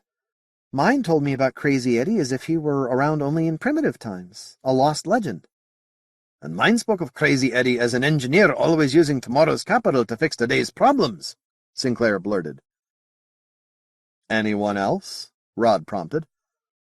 "Well—" Chaplain David Hardy looked embarrassed. His plump face was almost beet red. "My Motie says Crazy Eddie founds religions. Weird, very logical, and singularly inappropriate religions." "Enough," Rod protested. "I seem to be the only one whose Motie has never mentioned Crazy Eddie." He looked thoughtful. "We can all agree that the Moties do have the drive, but not the field?" They all nodded. Horvath scratched his ear for a moment, then said, "Now that I remember the history of Langston's discovery, it's no surprise that the Moties don't have the field. I'm amazed they have the drive itself, although its principles can be deduced from astrophysical research. The field, though, was a purely accidental invention." "Given that they know it exists, then what?" Rod asked. "Then—" "I don't know," Horvath said. There was complete silence in the room, an ominous silence. Finally the bubble burst. Sally was laughing. "You all look so deadly serious," she protested. "Suppose they have both drive and field. There's only the one planet full of Moties. They aren't hostile, but even if they were, do you really think they would be a threat to the Empire? Captain, what could Lenin do to the Mote planet right now, all by itself, if Admiral Kutuzov gave the order?" The tension broke. Everyone smiled. She was right, of course. The Moties didn't even have warships. They didn't have the field, and if they invented it, how would they learn space war tactics? Poor peaceful Moties, what challenge could they be to the Empire of Man? Everyone except Cargill.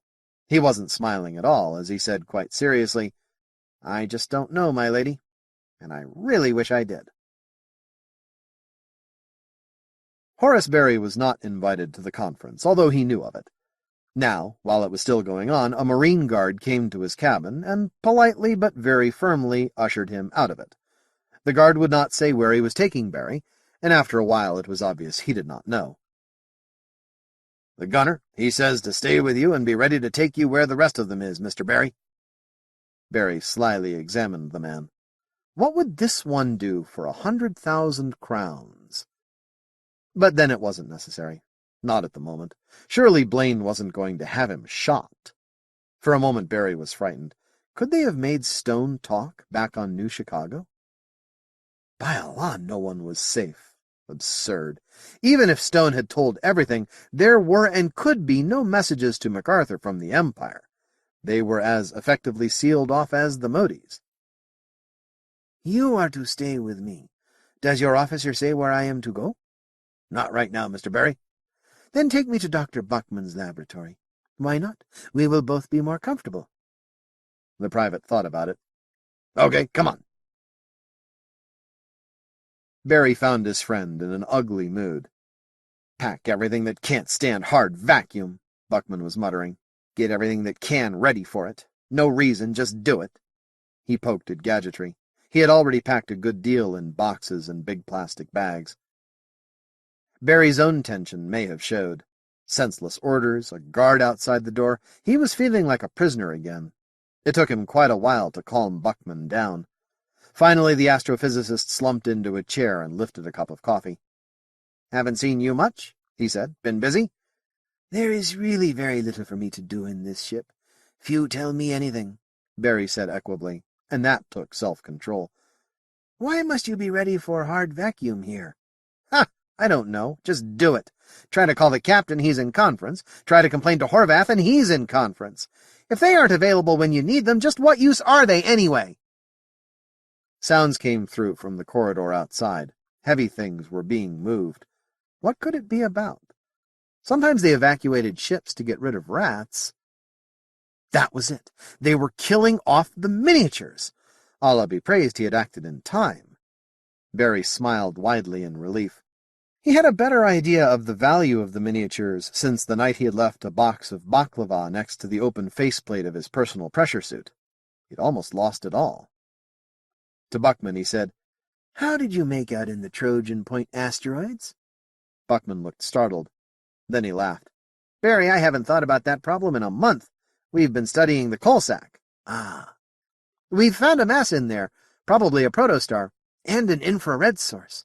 The flow patterns in the coal sack are fantastic, as if the gas and dust were viscous.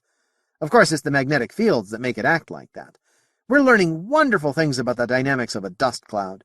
When I think of the time I wasted on those Trojan Point rocks, when the whole problem was so trivial."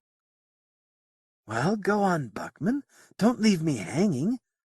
"Huh? Oh, I'll show you." Buckman went to the intercom and read out a string of numbers. Nothing happened. "That's funny. Some idiot must have put a restricted on it." Buckman closed his eyes, recited another string of numbers. Photographs appeared on the screen. "Ah, there." Asteroids tumbled on the screen, the pictures blurred and jumpy. Some were lopsided, some almost spherical, many marked with craters. "Sorry about the quality. The near Trojans are a good distance away, but all it took was time and MacArthur's telescopes. Do you see what we found?" "Not really. Unless—" All of them had craters, at least one crater, 3 long, narrow asteroids in succession, and each had a deep crater at one end. One rock twisted almost into a cashew shape, and the crater was at the inside of the curve. Each asteroid in the sequence had a big, deep crater in it, and always a line through the center would have gone through the rock's center of mass. Barry felt fear and laughter rising in him. "Yes, I see. You found that every one of those asteroids had been moved into place artificially. Therefore you lost interest." "Naturally. When I think that I was expecting to find some new cosmic principle—" Buckman shrugged. He swallowed some coffee. "I don't suppose you told anyone." "I told Dr. Horvath. Why, do you suppose he put the restricted designation on it?" "It may be. Buckman, how much energy do you think it would take to move such a mass of rocks around?" "Why, I don't know. A good deal, I think. In fact," Buckman's eyes glowed, "an interesting problem. I'll let you know after this idiocy is over." He turned back to his gear. Barry sat where he was, staring at nothing. Presently he began to shiver. 25. The Captain's Motie. "I appreciate your concern for the safety of the Empire, Admiral," Horvath said. He nodded sagely at the glowering figure on MacArthur's bridge screen. "Indeed I do. The fact remains, however, that we either accept the Motie's invitation, or we might as well go home. There is nothing more to learn out here." "You, Blaine, you agree with that?" Admiral Kutuzov's expression was unchanged. Rod shrugged. "Sir, I have to take the advice of the scientists. They say that we've got about all we're going to get from this distance." "You want to take MacArthur into orbit around the Mote planet, then? That is what you recommend, for the record?" "Yes, sir. Either that or go home, and I don't think we know enough about the Moties simply to leave." Kutuzov took a long, slow breath. His lips tightened. "Admiral, you have your job, I have mine," Horvath reminded him. "It's all very well to protect the Empire against whatever improbable threat the Moties pose, but I must exploit what we can learn from Motie science and technology. That, I assure you, isn't trivial. They're so far advanced in some respects that well, I haven't any words to describe it, that's all. Exactly. Kutuzov emphasized the word by pounding the arm of the command chair with his closed fists. They have technology beyond ours. They speak our language, and you say we will never speak theirs. They know the Alderson effect, and now they know Langston Field exists. Perhaps, Dr. Horvath, we should go home. Now. But, Horvath began, and yet, Kutuzov continued, I would not like to fight war with these Moties without knowing more about them. What are planetary defenses? Who governs Moties? I notice for all your work you cannot answer that question. You do not even know who is commanding that ship of theirs. True. Horvath nodded vigorously. It's a very strange situation. Sometimes I honestly think they don't have a commander, but on the other hand they do seem to refer back to their ship for instructions sometimes. And then there's the sex matter. You play games with me, Doctor? No, Horvath said with irritation. It's quite straightforward. All of the brown and whites have been female since their arrival. In addition, the brown female has become pregnant and has given birth to a brown and white pup. Now it's a male. I know of sex changes in aliens. Perhaps one brown and white was male until shortly before embassy ship arrived. We thought of that. But it seems more likely that the brown and whites haven't been breeding because of population pressure. They all stay female. They may even be mules, since a brown is mother of one. Crossbreed between the brown and something else? That would point to a something else aboard the embassy ship. They got an admiral aboard their ship, Kutuzov said positively, just as we do. I knew it. What do you tell them when they ask of me? Rod heard a snort behind him and guessed that Kevin Renner was strangling. As little as possible, sir, Rod said. Only that we're subject to orders from Lenin. I don't think they know your name, or if there's one man or a council aboard. Just so. The Admiral almost smiled. Just what you know about their command, huh? You watch, they got an admiral aboard that ship, and he's decided he wants you closer to their planet. Now, my problem is, do I learn more by letting you go than he learns by getting you there? Horvath turned away from the screen and sent a pleading look to heaven, its wonders, and all the saints. How could he deal with a man like that, the look asked. Any sign of little Moties? Kutuzov asked.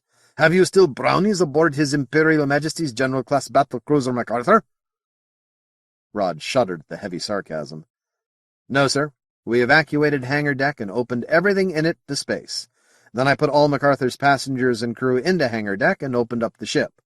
We fumigated the plant rooms with cyphogene, poured carbon monoxide through all the vents, opened to space again, and after we came back from hangar deck, we did the same thing there. The miniatures are dead, Admiral. We have the bodies. 24 of them, to be exact, although we didn't find one of them until yesterday.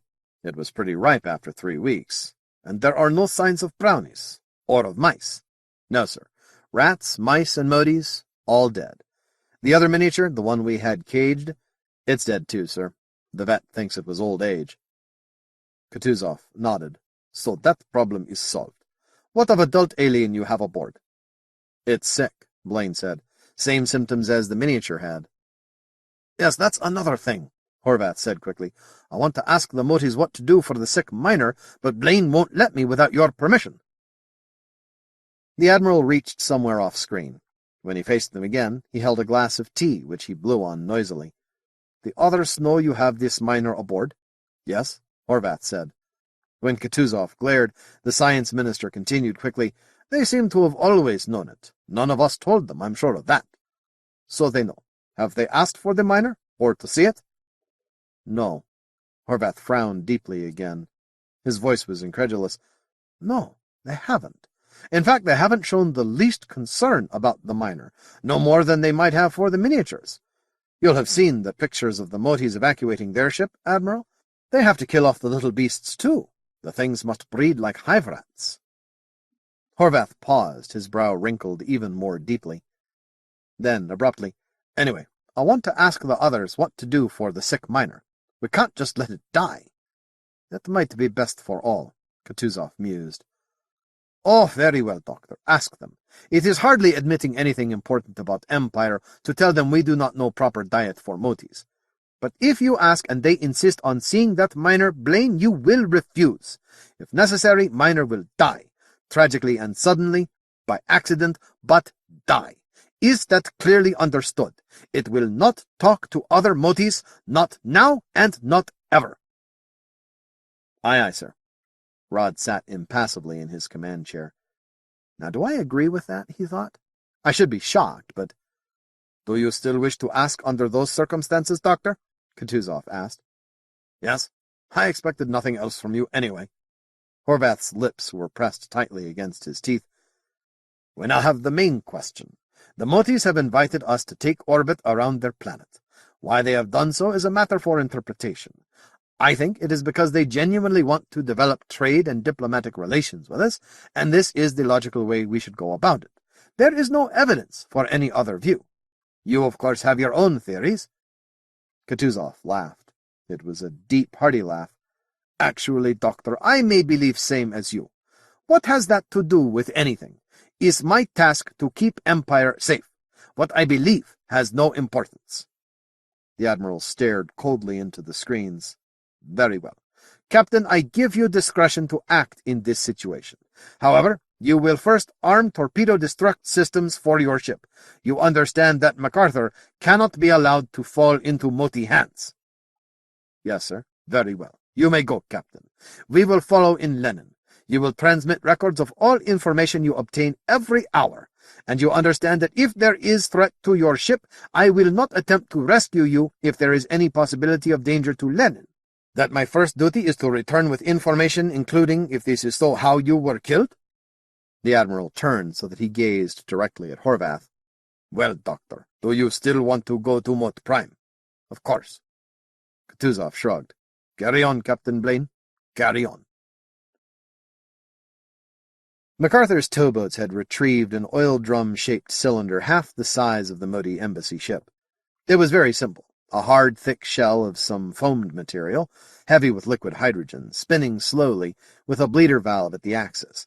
Now it was strapped to the embassy ship aft the toroidal living spaces. The slender spine meant to guide the plasma flow for the fusion drive had been altered too, bent far to the side to direct the thrust through the new center of mass. The embassy ship was tilted far back on her drive, like a smaller but very pregnant woman trying to walk. Moties, brown and whites, guided by one of the Browns, were at work disassembling the airlock bridge, melting it down and reshaping the material into ring-shaped support platforms for the fragile toroids. Others worked within the ship, and 3 small brown and white shapes played among them. Again, the interior changed like dreams. Free-fall furniture was reshaped. Floors were slanted, vertical to the new line of thrust.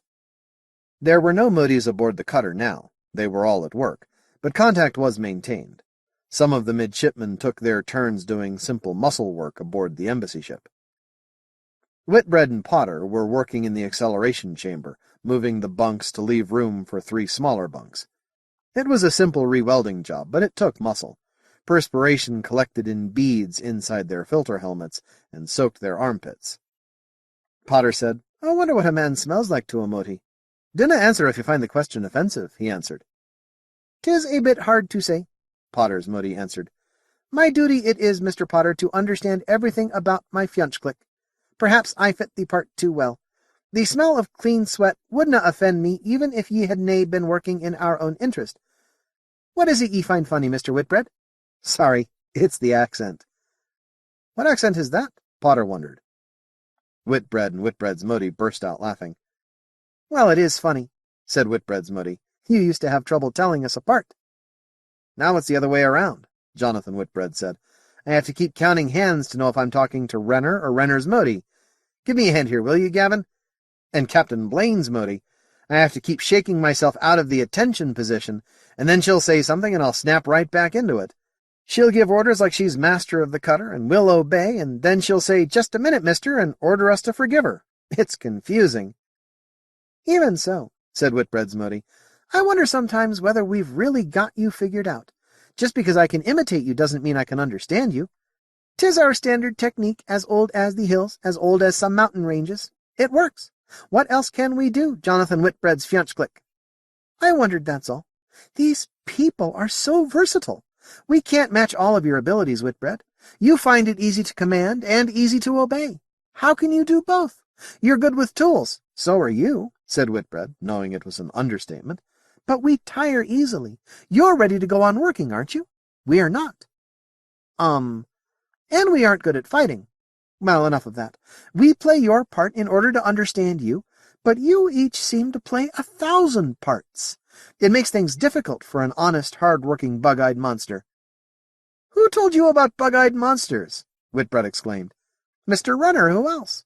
I took it as a compliment, that he would trust my sense of humor, that is." "Dr. Horvath would kill him. We're supposed to be tippy-toe careful in our relationship with aliens. Don't offend taboos and all that." "Dr. Horvath," Potter said, "I am reminded that Dr. Horvath wanted us to ask you something. You know that we have a Brown aboard MacArthur." "Sure, a miner. Her ship visited MacArthur, then came home empty. It was pretty obvious she'd stayed with you." "She's sick," Potter said. "She has been growing worse. Dr. Blevins says it has the marks of a dietary disease, but he has nae been able to help her. Have you any idea what it is that she might lack?" Whitbread thought he knew why Horvath had not asked his Motie about the Brown. If the Moties demanded to see the miner, they must be refused on orders from the Admiral himself. Dr. Horvath thought the order was stupid. He would never be able to defend it. Whitbread and Potter were not called upon to try. Orders were orders. When the Moties did not answer at once, Jonathan said, "Between them, the biologists have tried a lot of things. New foods, analysis of the Brown's digestive fluids, X-rays for tumor. They even changed the atmosphere in her cabin to match the Mote Prime atmosphere. Nothing works. She's unhappy. She whines. She doesn't move around much. She's getting thin. Her hair is coming out." Whitbread's Motie spoke in a voice gone oddly flat. "You haven't any idea what might be wrong with her?" "No," said Whitbread. It was strange and uncomfortable the way the Moties were looking at them. They seemed identical now, floating half-crouched, anchored by handholds. Identical pose, identical markings, identical faint smiles. Their individual identities didn't show now. Perhaps it was all a pose. "I'll get you some food," Potter's Motie said suddenly. "You may have guessed right. It may be her diet." Both Moties left. Presently Whitbread's Motie returned with a pressure bag that contained grain and plum-sized fruits and a chunk of red meat. "Boil the meat, soak the grain, and give her the fruit raw," she said, "and test the ionization in her cabin air." She ushered them out. The boys boarded an open scooter to return to the cutter. Presently Potter said, "They behaved very strangely. I cannot but think that something important happened a minute ago." "Yeah. Then what was it?" "Maybe they think we've been mistreating the Brown. Maybe they wonder why we won't bring her here. Maybe the other way around. They're shocked that we take so much trouble for a mere Brown. And perhaps they were tired and we imagined it." Potter fired thruster clusters to slow the scooter. "Gavin, look behind us." "Not now. I must see to the safety of my command." Potter took his time docking the scooter, then looked around. More than a dozen Moties had been working outside the ship. The bracing for the toroids was conspicuously unfinished, but the Moties were all streaming into the airlock. The mediators came streaming into the toroid, bouncing gently from the walls in their haste to get out of each other's way. Most of them showed in one way or another that they were fjonchklik to aliens. They tended to underuse their lower right arms. They wanted to line themselves with their heads pointing all in the same direction. The master was white. The tufts at her armpits and groin were long and silky, like the fur of an Angora cat. When they were all there, the master turned to Whitbread's Motie and said, "Speak." Whitbread's Motie told of the incident with the midshipman. "I'm certain they meant it all," she concluded. To Potter's Motie, the master said, "Do you agree?" "Yes, completely." There was a panicky undercurrent of whispers, some in Motie tongues, some in Anglic. It cut off when the master said, "What did you tell them?" "We told them the disease might well be a dietary deficiency." There was shocked, human-sounding laughter among the mediators, none at all among the few who had not yet been assigned fjonchkliks. "And gave them food for the engineer. It will not help, of course." "Were they fooled?" "Difficult to tell. We are not good at lying directly. It is not our specialty," said Potter's Motie. A buzz of talk rose in the toroid. The master allowed it for a time. Presently she spoke. "What can it mean? Speak of this." One answered, "They cannot be so different from us. They fight wars. We have heard hints of whole planets rendered uninhabitable." Another interrupted. There was something graceful, human feminine in the way she moved. It seemed grotesque to the master. "We think we know what causes humans to fight. Most animals on our world and theirs have a surrender reflex that prevents one member of a species from killing another. Humans use weapons instinctively. It makes the surrender reflex too slow." "But it was the same with us once," said a third. "Evolution of the mediator mules put an end to that. Do you say that humans do not have mediators?" Sally Fowler's Motie said, "They have nothing that is bred for the task of communicating and negotiating between potential enemies. They are amateurs at everything, second best at everything they do. Amateurs do their negotiating. When negotiations break down, they fight." "They are amateurs at playing master, too," one said. Nervously she stroked the center of her face. "They take turns at playing master. In their warships they station marines between fore and aft in case the aft sections should wish to become masters of the ship. Yet when Lennon speaks, Captain Blaine obeys like a Brown." "It is," she said, "difficult to be a Fjonchklik to a part-time master." "Agreed," said Whitbread's Motie. "Mine is not a master, but will be some day." Another said, "Our engineer has found much that needs improvement in their tools. There is now no class to fit Dr. Hardy." "Stop this," said the master, and the noise stopped. "Our concern is more specific. What have you learned of their mating habits?" "They do not speak of this to us. Learning will be difficult. There seems to be only one female aboard." "One female?" "To the best that we can learn." "Are the rest neuters, or are most neuters?" "It would seem that they are not. Yet the female is not pregnant, has not been pregnant at any time since our arrival." "We must learn," said the master, "but you must also conceal. A casual question. It must be asked very carefully to reveal as little as possible. If what we suspect is true—" "Can it be true?" One said, "All of evolution is against it. Individuals that survive to breed must carry the genes for the next generation. How then—" "They are alien. Remember, they are alien," said Whitbread's Motie. "We must find out. Select one among you and formulate your question, and select the human you will ask. The rest of you must avoid the subject unless the aliens introduce it." "I think we must conceal nothing." One stroked the center of her face as if for reassurance. "They are alien. They may be the best hope we have ever had. With their help, we may break the ancient pattern of the cycles." The master showed her surprise. "You will conceal the crucial difference between man and ourselves. They will not learn of it." "I say we must not," cried the other. "Listen to me. They have their own ways. They solve problems, always—" The others converged on her. "No, listen! You must listen!"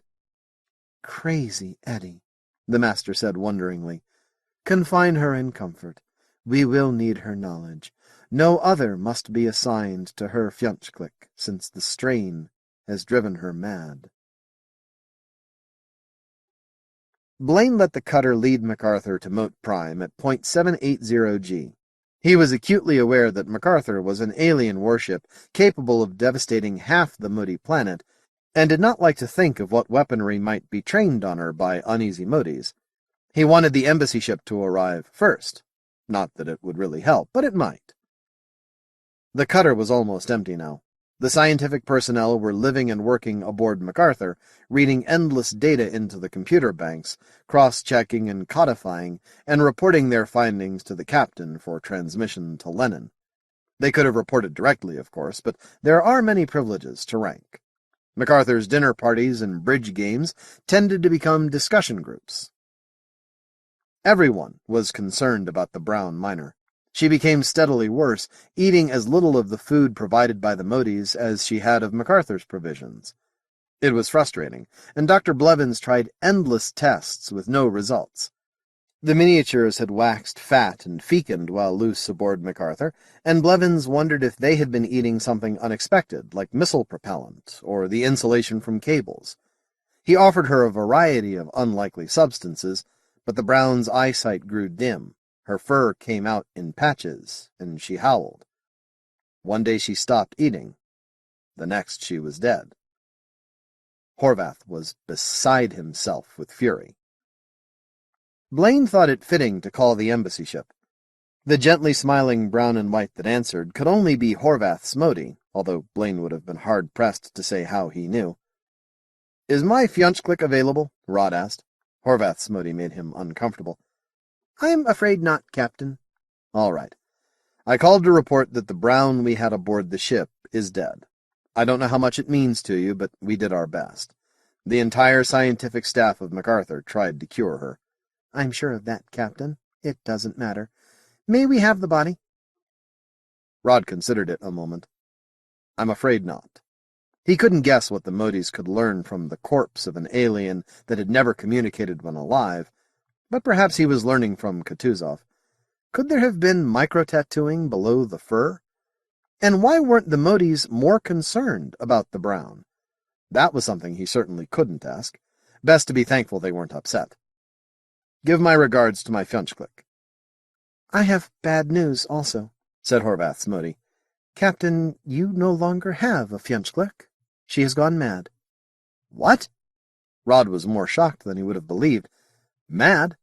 Why? How?" "Captain, I don't imagine you can grasp what a strain it has been for her. There are Moties who give orders, and there are Moties who make and fix tools. We are neither. We communicate. We can identify with a giver of orders, and it is no strain, but an alien giver of orders? It was too much. How shall I put it? Mutiny. Your word is mutiny. We have none. She is safe and under confinement, but it is best for her that she does not speak with aliens again." "Thank you," Rod said. He watched the gently smiling image fade from the screen and did nothing more for 5 minutes. Finally, he sighed and began dictating reports for Lennon. He worked alone, and it was as if he had lost a part of himself and was waiting for it to come back. Part 3. Meet Crazy Eddie. 26. Mote Prime. Mote Prime. Marginally habitable world in the Trans-Kolsak sector. Primary, G2 yellow dwarf star, approximately 10 parsecs from the Trans-Kolsak sector capital, New Caledonia. Generally referred to as the Mote in Murchison's Eye, QV, or the Mote. Mass, 0.91 Sol. Luminosity, 0.78 Sol. Mote Prime has a poisonous atmosphere breathable with the aid of commercial or standard Navy-issue filters. Contraindicated for heart patients or where emphysema problems exist. Oxygen 16%, nitrogen 79.4%, CO2 2.9%, helium 1%. Complex hydrocarbons including ketones 0.7%. Gravity 0.780 standard. The planetary radius is 0.84 and mass is 0.57 Earth standard, a planet of normal density.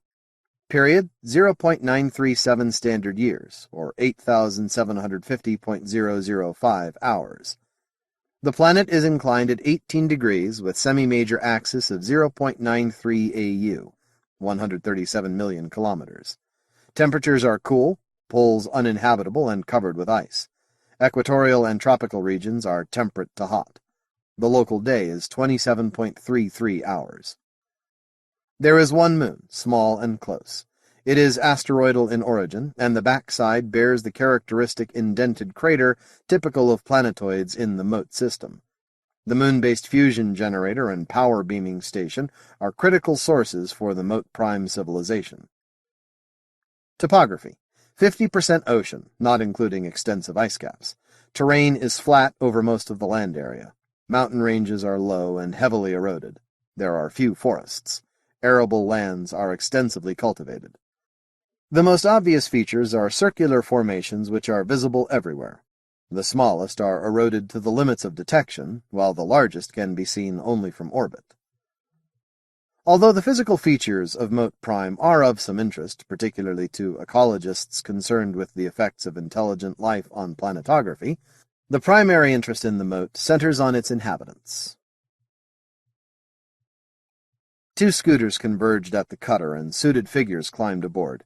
When both humans and Moties had checked over the ship, the Navy ratings who had brought her to orbit gratefully turned her over to the midshipmen and returned to MacArthur. The middies eagerly took their places in the control cabin and examined the landscape below. "We're to tell you that all contact with you will be through this ship," Whitbread told his Motie. "Sorry, but we can't invite you aboard MacArthur." Whitbread's Motie gave a very human shrug to express her opinion of orders. Obedience posed no strain on either her or her human. "What will you do with the cutter when you leave?" "It's a gift," Whitbread told her. "Maybe you'll want it for a museum. There are things the captain wants you to know about us, and things he wants to conceal." "Certainly." From orbit, the planet was all circles. Seas, lakes, an arc of a mountain range, the line of a river, a bay. There was one, eroded and masked by a forest. It would have been undetectable had it not fallen exactly across a line of mountains, breaking the backbone of a continent as a man's foot breaks a snake. Beyond, a sea the size of the Black Sea showed a flattish island in the exact center. "The magma must have welled up where the asteroid tore the crust open," said Whitbread. "Can you imagine the sound it must have made?" Whitbread's Motie nodded. "No wonder you moved all the asteroids out to the Trojan points. That was the reason, wasn't it?" "I don't know. Our records aren't complete from that long ago. I imagine the asteroids must have been easier to mine, easier to make a civilization from, once they were lumped together like that." Whitbread remembered that the beehive had been stone cold without a trace of radiation. "Just how long ago did all this happen?" "Oh, at least 10,000 years. Whitbread, how old are your oldest records?" "I don't know. I could ask someone." The midshipman looked down. They were crossing the Terminator, which was a series of arcs. The night side blazed with a galaxy of cities. Earth might have looked this way during the Codominium, but the Empire's worlds had never been so heavily populated. "Look ahead." Whitbread's Motie pointed to a fleck of flame at the world's rim. "That's the transfer ship. Now we can show you our world." "I think your civilization must be a lot older than ours," said Whitbread. Sally's equipment and personal effects were packed and ready in the cutter's lounge, and her minuscule cabin seemed bare and empty now. She stood at the viewport and watched the silver arrowhead approach MacArthur. Her Motie was not watching. I have a rather indelicate question," Sally's Fionchclick said. Sally turned from the viewport. Outside, the Motie ship had come alongside, and a small boat was approaching from MacArthur. "Go ahead." "What do you do if you don't want children yet?" "Oh, dear," said Sally, and she laughed a little. She was the only woman among nearly 1,000 men, and in a male-oriented society. She had known all this before she came, but still she missed what she thought of as girl talk. Marriage and babies and housekeeping and scandals, they were part of civilized life. She hadn't known how big a part until the new Chicago revolt caught her up, and she missed it even more now. Sometimes in desperation she had talked recipes with MacArthur's cooks as a poor substitute, but the only other feminine-oriented mind within light years was her Fionchclick. "Fionchclick," the alien reminded her. "I wouldn't raise the subject, but I think I ought to know. Do you have children aboard MacArthur?" "Me? No." Sally laughed again. "I'm not even married." "Married?" Sally told the Motie about marriage. She tried not to skip any basic assumptions. It was sometimes hard to remember that the Motie was an alien. "This must sound a bit weird," she finished. "Come, I will conceal nothing from you, as Mr. Renner would say." The mimicry was perfect, including gestures. "I think your customs are strange.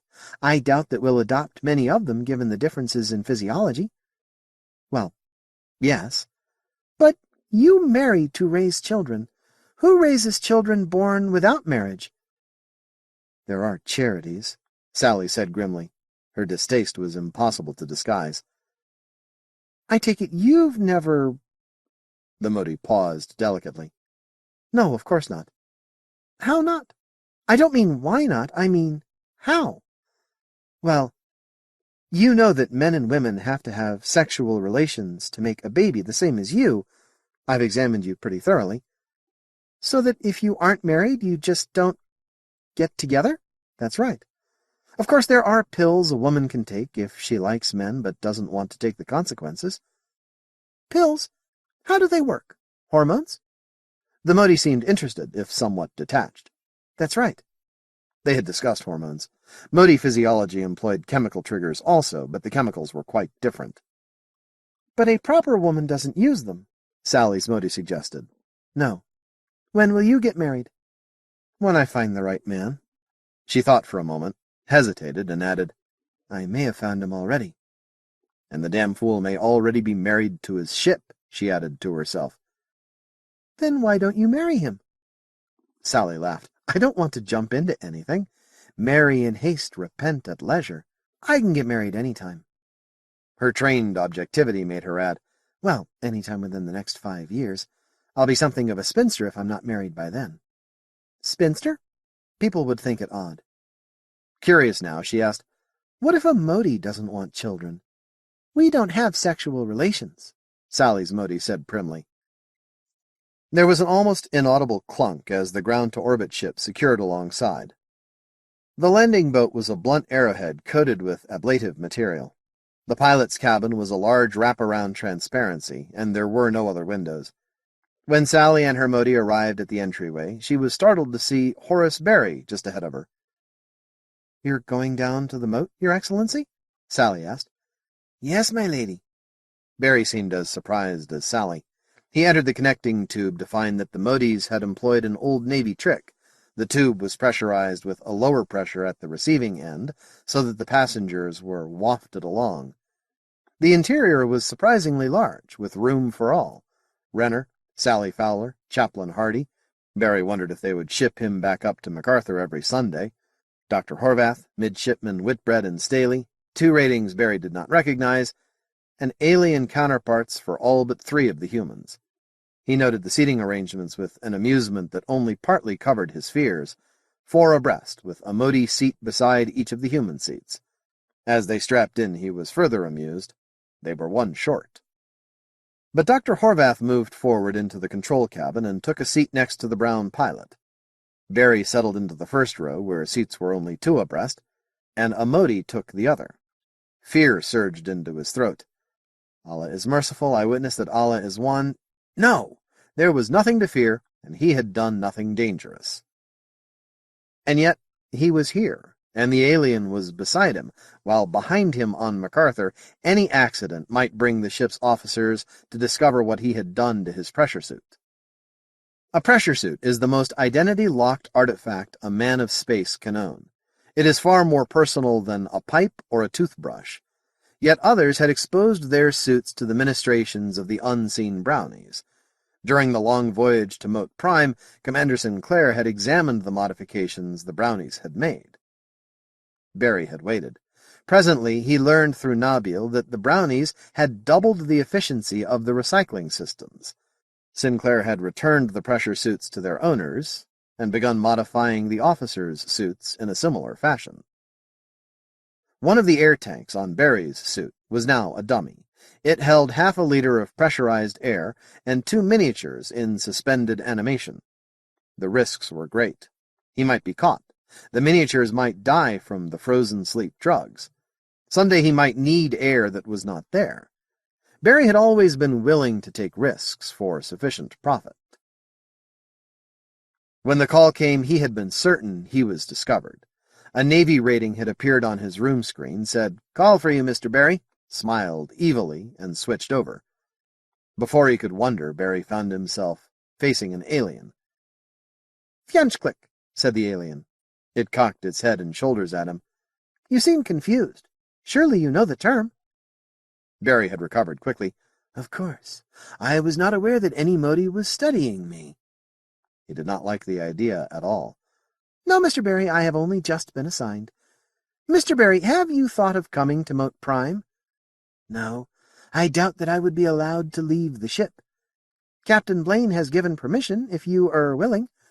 Mr. Barry, we would deeply appreciate your comments regarding the possibilities for trade between the Mote and the Empire. It seems likely we would both profit." Yes! Beard of the Prophet! An opportunity like that! Barry had agreed quickly. Nabil could guard the hidden brownies. But now, as he sat aboard the landing boat, it was difficult to control his fears. He looked at the alien beside him.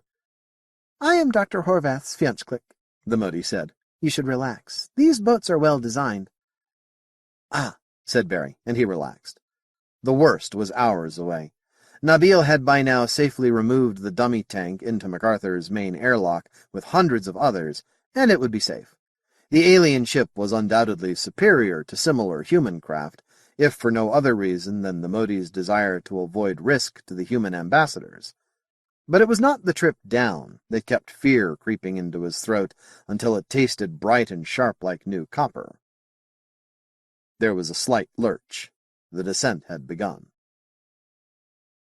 To everyone's surprise, it was dull. There were occasional shifts in gravity, but no turbulence. 3 separate times they felt almost subliminal clunks, as of landing gear coming down, and then there was a rolling sensation. The ship had come to rest. They filed out into a pressurized chamber. The air was good but scentless, and there was nothing to see but the big inflated structure around them. They looked back at the ship and stared unashamedly. It was gull-winged now, built like a glider. The edges of the crazy arrowhead had sprouted a bewildering variety of wings and flaps. "That was quite a ride," Horvath said jovially as he came to join them. "The whole vehicle changes shape. There aren't any hinges on the wings. The flaps come out as if they were alive. The jet scoops open and close like mouths. You really should have seen it. If Commander Sinclair ever comes down, we'll have to give him the window seat," he chortled. He did not notice the glares. An inflated airlock opened at the far end of the building, and 3 brown and white Moties entered. Fear rose in Barry's throat again as they separated, one joining each of the Navy ratings, while the other came directly to Barry. "Fiancé," it said. Barry's mouth was very dry. "Don't be afraid," said the Motie. "I can't read your mind." It was definitely the wrong thing to say if the Motie wanted Barry at ease. "I'm told that is your profession." The Motie laughed. "It's my profession, but I can't do it. All I will ever know is what you show me." It didn't sound at all as Barry sounded to himself. It must have studied humans in general, only that. "You're male," he noticed. "I am young. The others were female by the time they reached MacArthur. Mr. Barry, we have vehicles outside and a place of residence for you nearby. Come and see our city, and then we can discuss business." It took his arm in 2 small right arms, and the touch was very strange. Barry let himself be led to the airlock. "Don't be afraid. I can't read your mind," it had said, reading his mind. On many rediscovered worlds of the First Empire, there were rumors of mind readers, but none had ever been found, praise the mercy of Allah. This thing claimed that it was not, and it was very alien. The touch was not abhorrent, although people of Barry's culture hated to be touched. He had been among far too many strange customs and peoples to worry about his childhood prejudices. But this Motie was reassuringly strange, and Barry had never heard of anybody's fiancé acting that way. Was it trying to reassure him? Nothing could have lured him but the hope of profit. Profit without ceiling, without limit, profit from merely looking around. Even the terraforming of the New Caledonia worlds by the First Empire had not shown the industrial power that must have moved the asteroids to Mote Beta's Trojan points. "A good commercial product," the Motie was saying, "should not be bulky or massive. We should be able to find items scarce here and plentiful in the Empire, or vice versa. I anticipate great profit from your visit." They joined the others in the airlock. Large windows showed the airfield. "Blasted show-offs," Renner muttered to Barry. When the trader looked at him quizzically, Renner pointed. "There's city all around, and the airport's got not 1 meter of extra space." Barry nodded. Around the tiny field were skyscrapers, tall and square-built, jammed close together, with only a single belt of green running out of the city to the east. If there were a plane crash, it would be a disaster, but the Moties didn't build planes to crash. There were 3 ground cars, limousines, 2 for passengers and 1 for luggage, and the human seats took up 2/3 of the room in each. Barry nodded reflectively. Moties didn't mind being crowded together. As soon as they took their seats, the drivers, who were Browns, whipped the cars away. The vehicles ran soundlessly, with a smooth feeling of power, and there was no jolt at all. The motors were in the hubs of the tall balloon tires, much like those of cars on Empire worlds. Tall, ugly buildings loomed above them to shoulder out the sky. The black streets were wide but very crowded, and the Moties drove like maniacs. Tiny vehicles passed each other in intricate curved paths with centimeters of clearance. The traffic was not quite silent. There was a steady, low hum that might have been all the hundreds of motors sounding together, and sometimes a stream of high-pitched gibberish that might have been cursing. Once the humans were able to stop wincing away from each potential collision, they noticed that all the other drivers were Browns, too. Most of the cars carried a passenger, sometimes a brown and white, often a pure white. These whites were larger than the brown and whites, and their fur was very clean and silky, and they were doing all the cursing as their drivers continued in silence. Science Minister Horvath turned back to the humans in the seats behind him. I had a look at the buildings as we came down. Roof gardens on every one of them. Well, Mr. Renner, are you glad you came? We were expecting a Navy officer, but hardly you. It seemed most reasonable to send me, Kevin Renner said. I was the most thoroughly available officer aboard, as the captain put it. I won't be needed to chart courses for a while.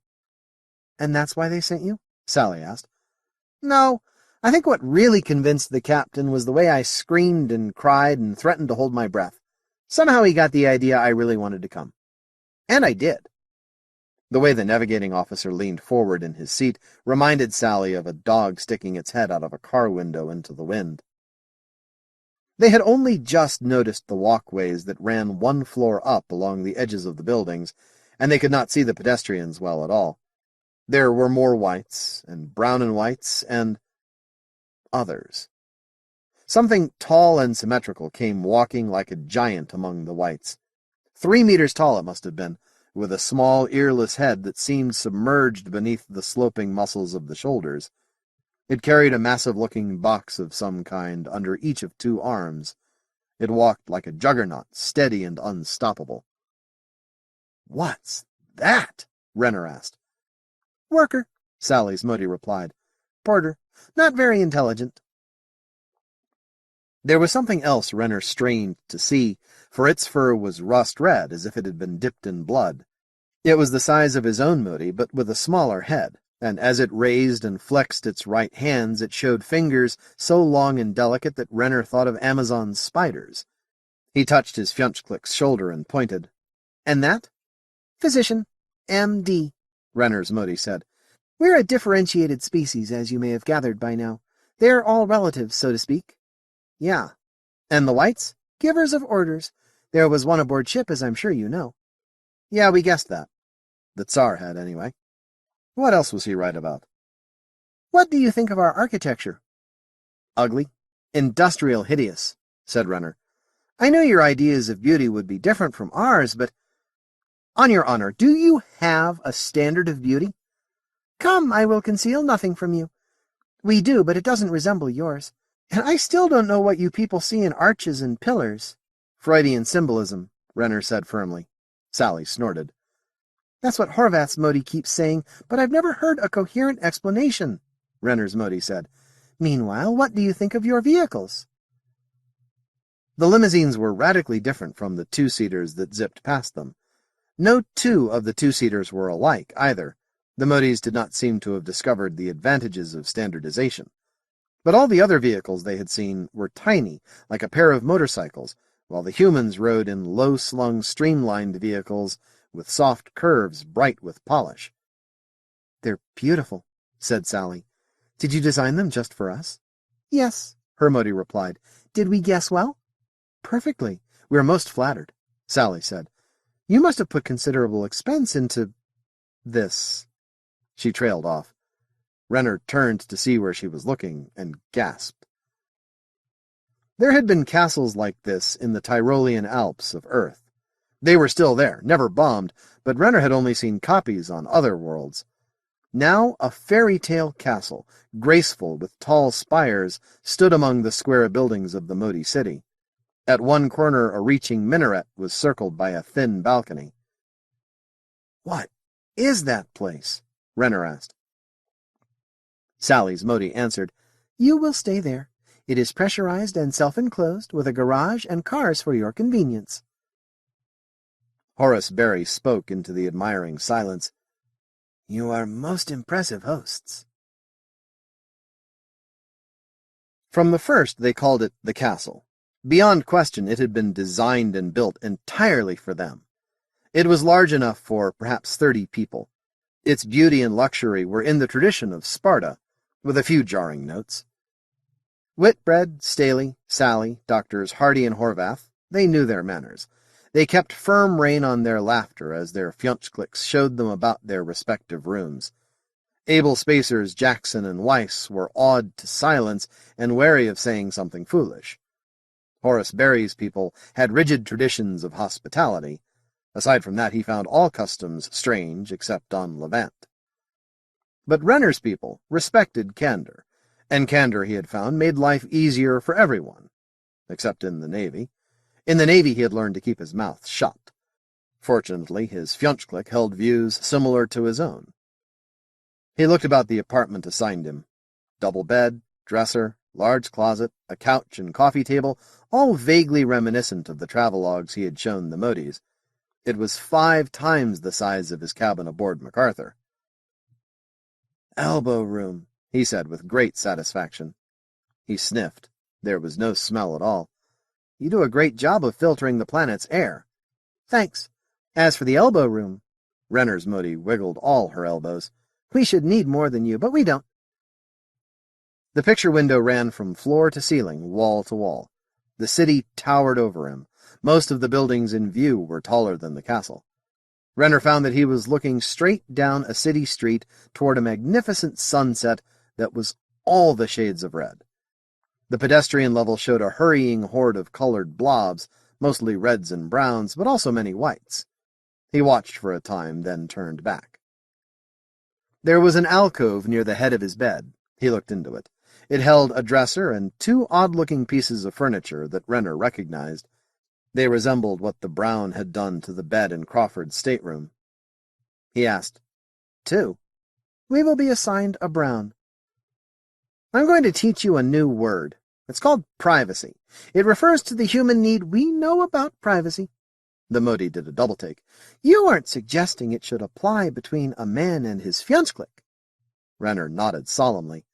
But, Renner, do you have any respect for tradition?" "Do I?" "No. Damn it. All right, Renner, we'll sling a door there." "With a lock?" "Yeah. I might add that the rest probably feel the same way, whether they say so or not." The bed, the couch, the table showed none of the familiar Motie innovations. The mattress was a bit too firm, but what the hell. Renner glanced into the bathroom and burst out laughing. The toilet was a free-fall toilet, somewhat changed from those in the cutter. It had a gold flush carved into the semblance of a dog's head. The bathtub was strange. "I've got to try that bathtub," said Renner. "Let me know what you think. We saw some pictures of bathtubs in your travelogues, but they looked ridiculous given your anatomy." "Right. Nobody's ever designed a decent bathtub. There weren't any toilets in those pictures, were there?" "Oddly enough, there weren't." Renner began sketching. When he had finished, his Motie said, "Just how much water do these use?" "Quite a lot. Too much for spacecraft." "Well, we'll see what we can do." "Oh, and you'd better hang another door between the bathroom and the living room." "More privacy?" "Yeah." Dinner that night was like a formal dinner in Sally's old home on Sparta, but weirdly changed. The servants, silent, attentive, deferential, guided by the host, who in deference to her rank was Dr. Horvath's Motie, were laborers 1.5 meters tall. The food was from MacArthur's stores, except for an appetizer, which was a melon-like fruit sweetened with a yellow sauce. "We guarantee it non-poisonous," said Renner's Motie. "We've found a few foods we can guarantee, and we're looking for more.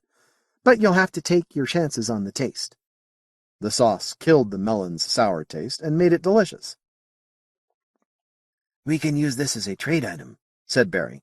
"We would rather ship the seeds, not the melon itself. Is it hard to grow?" "Not at all, but it requires cultivation," said Barry's Motie. "We'll give you the opportunity to test the soil. Have you found other things that might be worth trading?" Barry frowned and looked down at his plate. Nobody had remarked on those plates. They were gold. Plates, silverware, even the wine goblets, though they were shaped like fine crystal.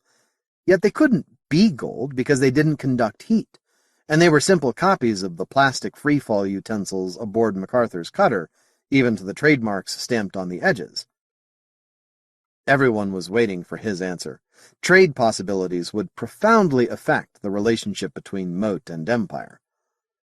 "On our route to the castle, I looked for signs of luxuries among you. I saw none but those designed specifically for human beings. Perhaps I did not recognize them." "I know the word, but we deal very little in luxuries. I speak for the givers of orders, of course, we put more emphasis on power, territory, the maintenance of a household and a dynasty. We concern ourselves with providing a proper station in life for our children." Barry filed the information. "We speak for the givers of orders." He was dealing with a servant. No, an agent. He must keep that in mind, and wonder how binding were his Fjunchklick's promises. He smiled and said, "A pity. Luxuries travel well. You will understand my problem in finding trade goods when I tell you that it would hardly be profitable to buy gold from you." "I thought as much. We must see if we can find something more valuable." "Works of art, perhaps?" "Art? Let me," said Renner's Motie. She switched to a high-pitched warbling language, talked very fast for perhaps 20 seconds, then looked about at the assembled company. "Sorry, but it was quicker that way." Barry's Motie said, "Quite so.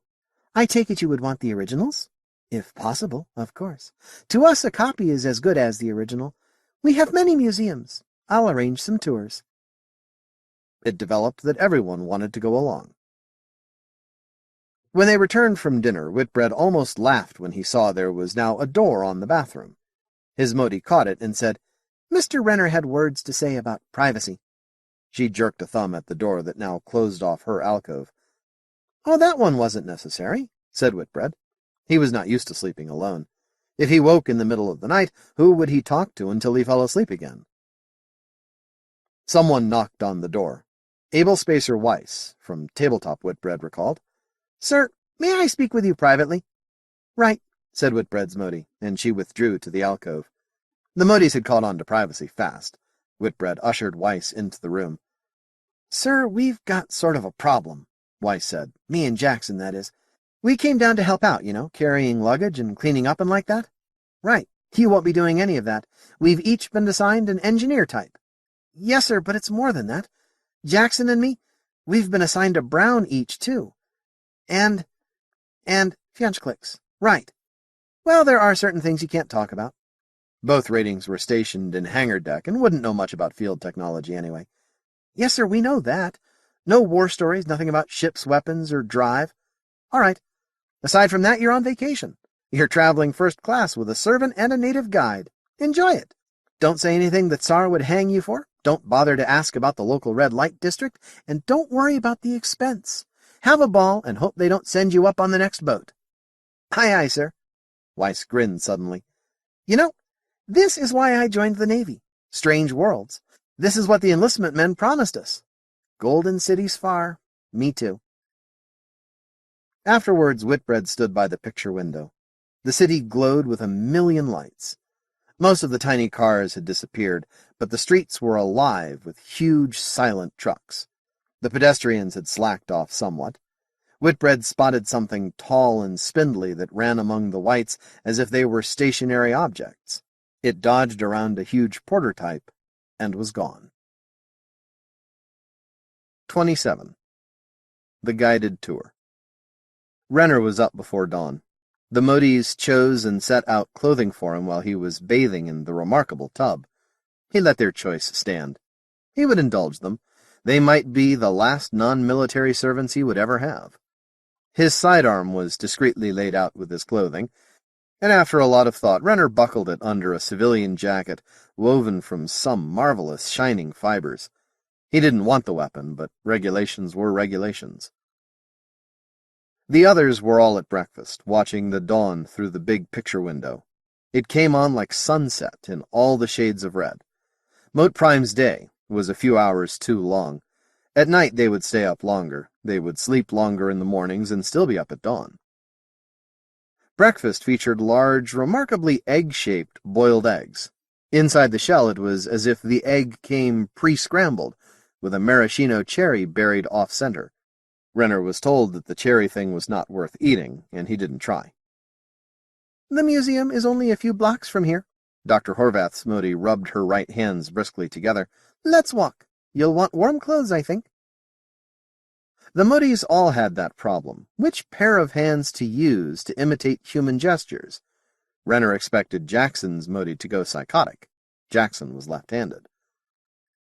They walked. A cold breeze whipped them from around corners. The sun was big and dim. You could look directly at it this early in the day. Tiny cars swarmed 6 feet below them. The smell of Mote Prime air seeped faintly through the filter helmets, and so did the quiet hum of cars and the faster jabber of Motie voices. The group of humans moved along crowds of Moties of all colors, and were ignored. Then a group of white-furred pedestrians turned a corner and lingered to examine them.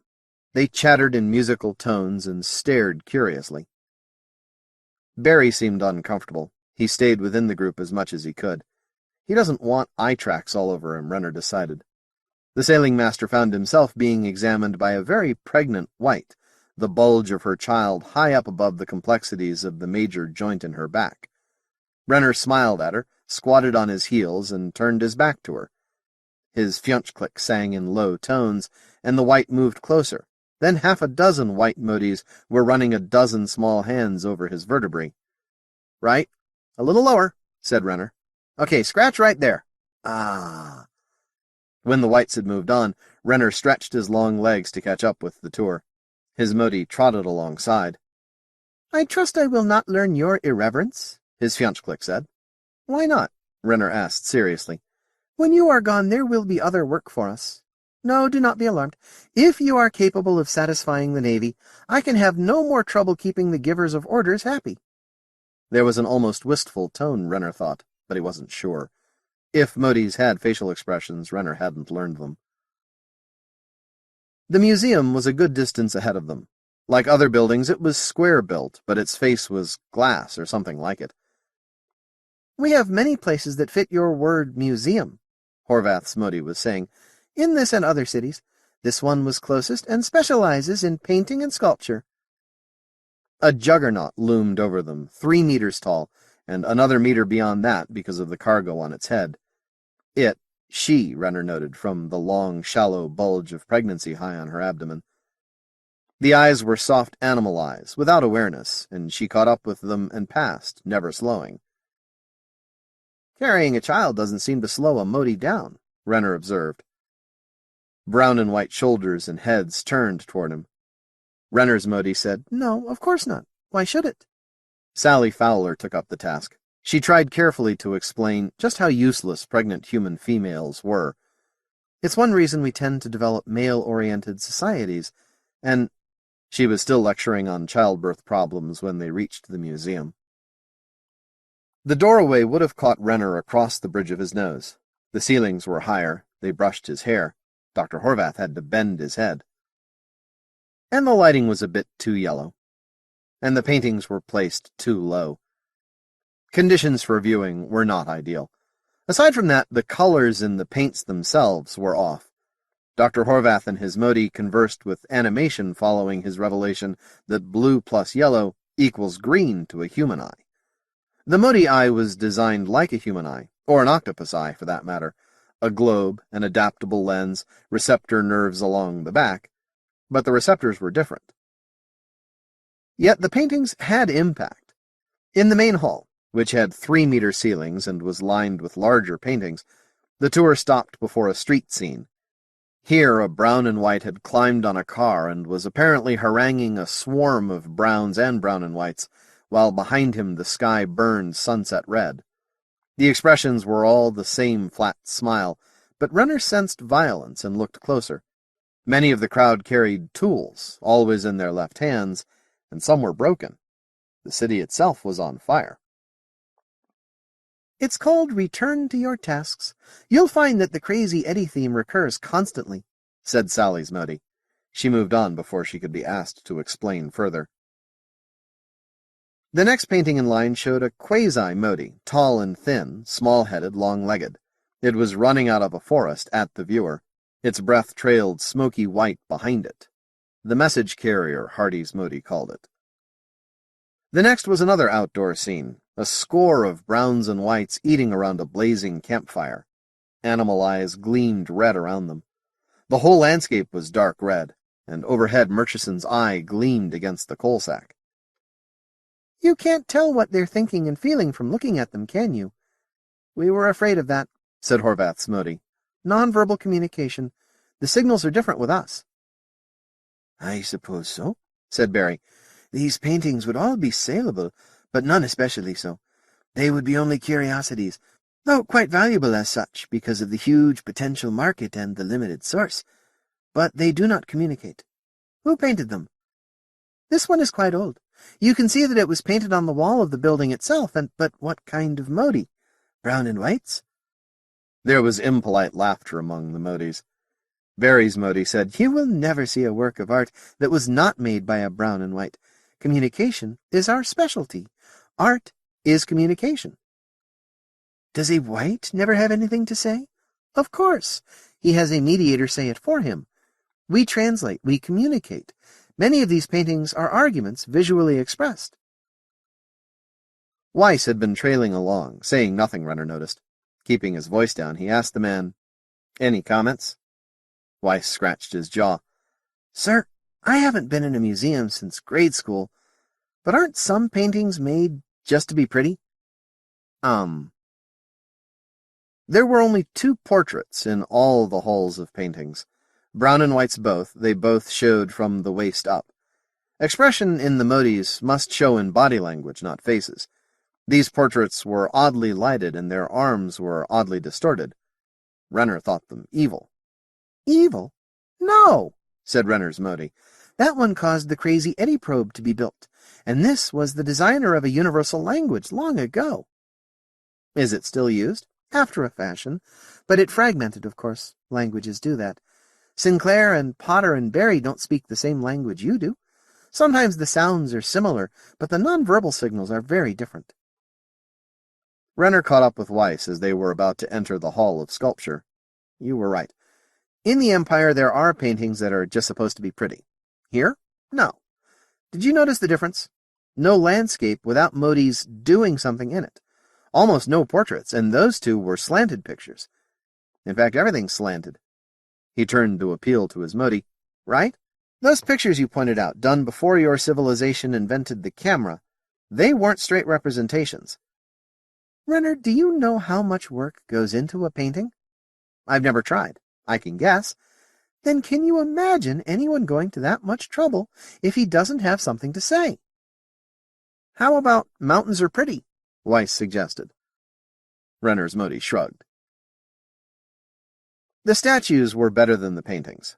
Differences in pigment and lighting did not intrude. Most did show Moties, but they were more than portraits. A chain of Moties of diminishing size, Porter to 3 whites to 9 brown to 27 miniatures? No, they were all done in white marble and had the shape of decision-makers. Barry regarded them without expression and said, "It occurs to me that I will need interpretations of any of these before I could sell them anywhere, or even give them as gifts." "Inevitably so," said Barry's Motie. "This, for instance, illustrates a religion of the last century. The soul of the parent divides to become the children, and again to become the grandchildren ad infinitum." Another showed a number of Moties in red sandstone. They had long, slender fingers, too many on the left hand, and the left arm was comparatively small. Physicians? They were being killed by a thread of green glass that swept among them like a scythe, a laser weapon held by something off-stage. The Moties were reluctant to talk about it. "An unpleasant event in history," said Barry's Motie, and that was that. Another showed fighting among a few marble whites and a score of an unrecognizable type done in red sandstone. The red ones were lean and menacing, armed with more than their share of teeth and claws. Some weird machine occupied the center of the melee. "Now that one is interesting," said Renner's Motie. "By tradition, a mediator, one of our own type, may requisition any kind of transportation he needs from any decision-maker. Long ago, a mediator used his authority to order a time machine built. I can show you the machine if you will travel to it. It is on the other side of this continent." "A working time machine?" "Not working, Jonathan. It was never completed. His master went broke trying to finish it." "Oh." Whitbread showed his disappointment. "It was never tested," said the Motie. "The basic theory may be flawed." The machine looked like a small cyclotron with a cabin inside. It almost made sense, like a Langston field generator. "You interest me strangely," Renner said to his Motie. "You can requisition any transportation any time." "That's right. Our talent is communication, but our major task is stopping fights. Sally has lectured us on let's say, your racial problems involving weapons and the surrender reflex. We mediators evolved out of that. We can explain one being's viewpoint to another. Non-communication can assume dangerous proportions sometimes, usually just before a war, by one of those statistical flukes that make you believe in coincidence. If one of us can always get to transportation, or even to telephones or radios, war becomes unlikely." There were odd expressions among the humans. "Very nice," said Renner. Then, "I was wondering whether you could requisition MacArthur." "By law and tradition, yes. In practice, don't be a fool." "Okay. These things fighting around the time machine, legendary demons," Barry's Motie explained. "They defend the structure of reality." Renner remembered ancient Spanish paintings dating from the time of the Black Plague in Europe, paintings of living men and women being attacked by the revived and malevolent dead. Next to the white Moties, these red sandstone things had that impossibly lean, bony look, and a malevolence that was almost tangible. "And why the time machine?"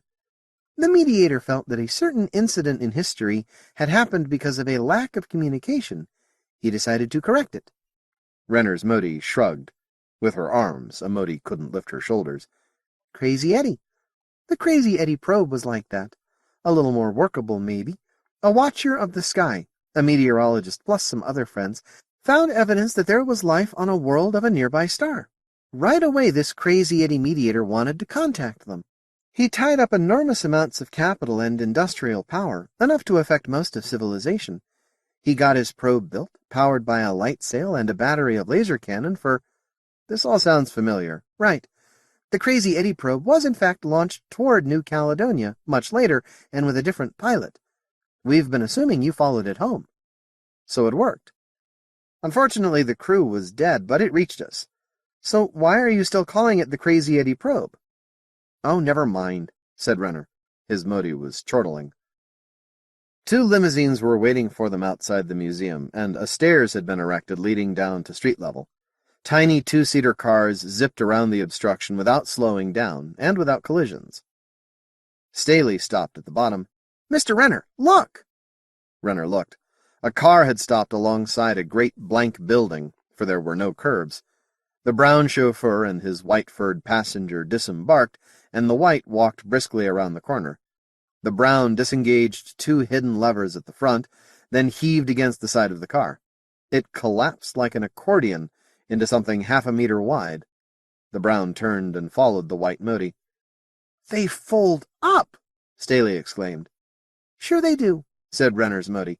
"Can you imagine the traffic jam if they didn't? Come on, get in the cars." They did. Renner said, "I wouldn't ride in one of those little death traps for Barry's own petty cash fund." "Oh, they're safe." "That is," said Runner's Motie, "it isn't the car that's safe, it's the driver. Browns don't have much territorial instinct, for one thing. For another, they're always fiddling with the car, so nothing's ever going to fail." The limousines started off. Browns appeared behind them and began removing the stairs. The buildings around them were always square blocks, the streets a rectangular grid. To Horvath, the city was clearly a made city, not something that had grown naturally. Someone had laid it out and ordered it built from scratch. Were they all like this? It showed none of the Browns' compulsion to innovate. And yet he decided it did. Not in basics, but in such things as street lighting.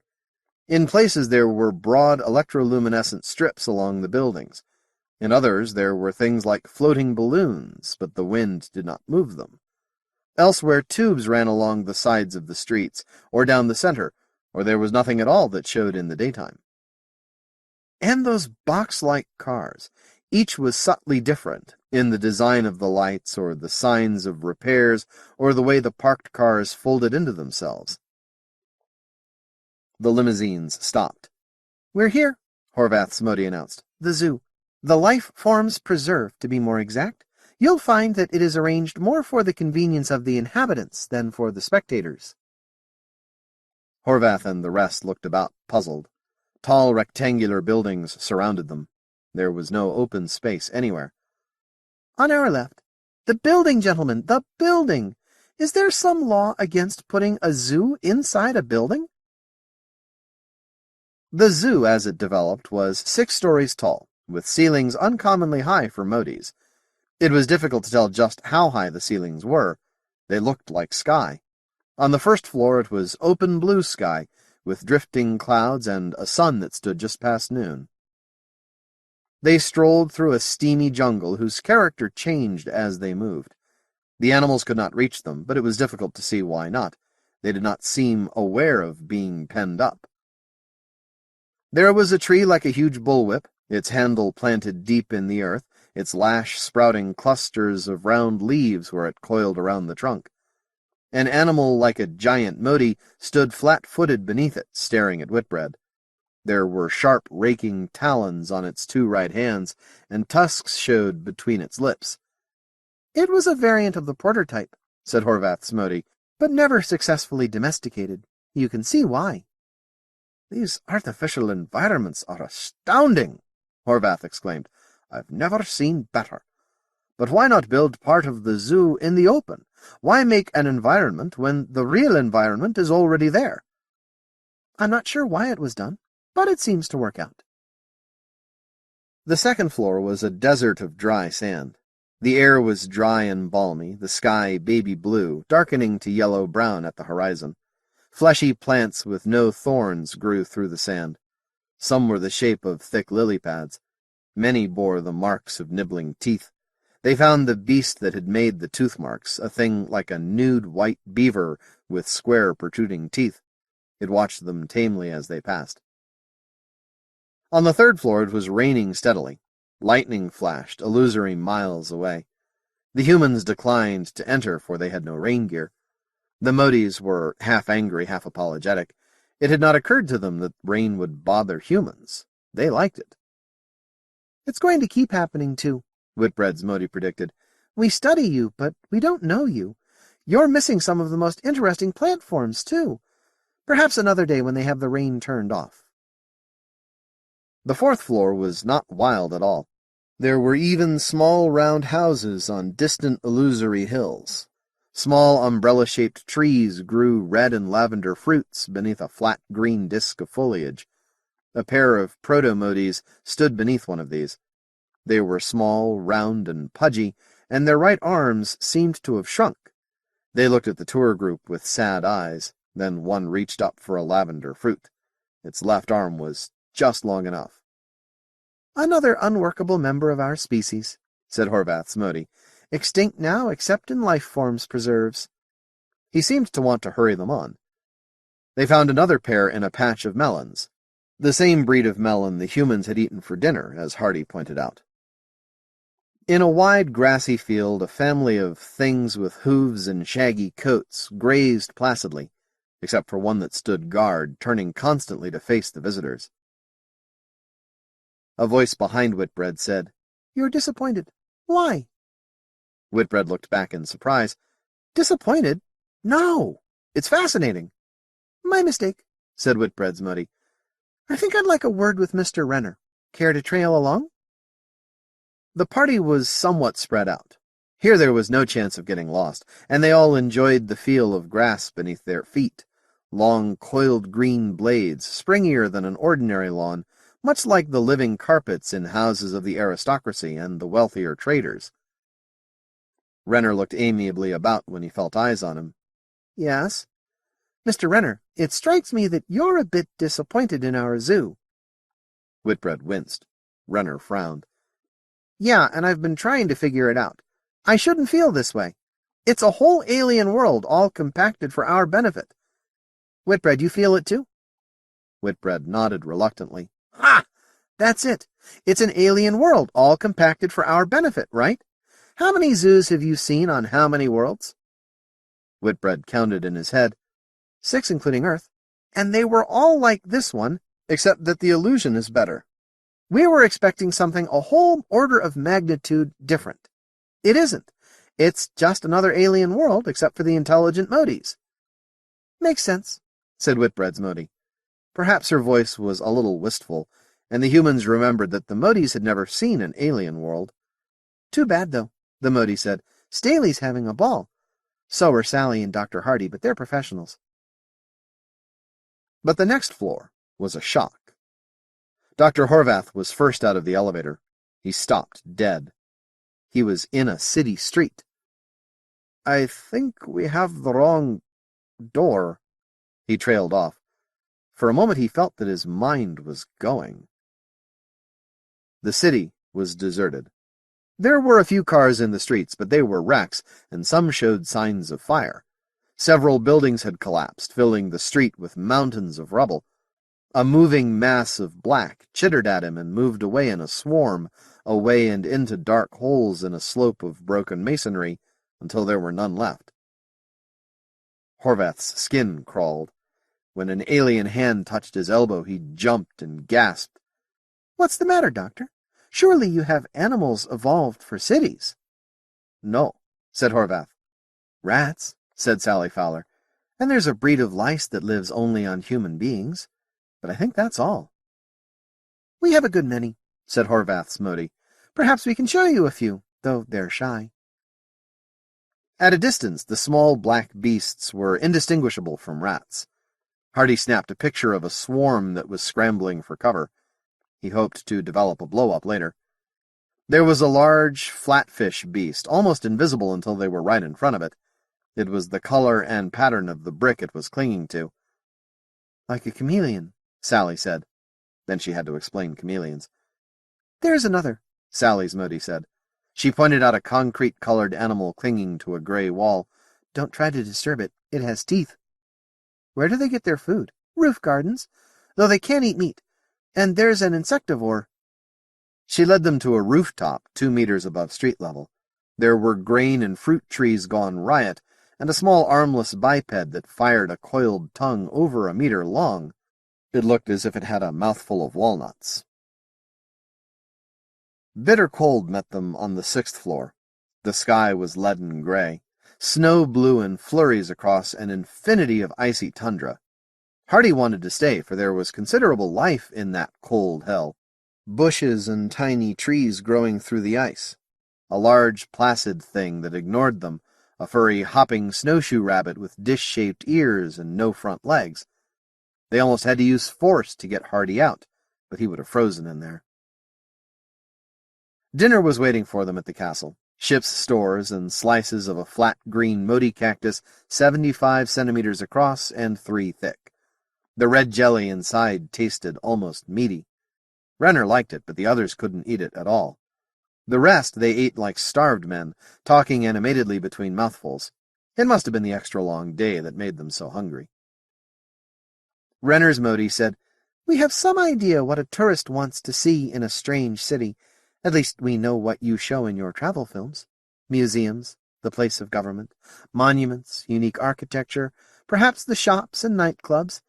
Above all, the way of life of the native." She gestured deprecatingly. "We've had to omit some of this. We don't have any nightclubs. Too little alcohol doesn't do anything to us. Too much kills. You'll get a chance to hear our music, but frankly you won't like it. Government is mediators meeting to talk. It might be anywhere.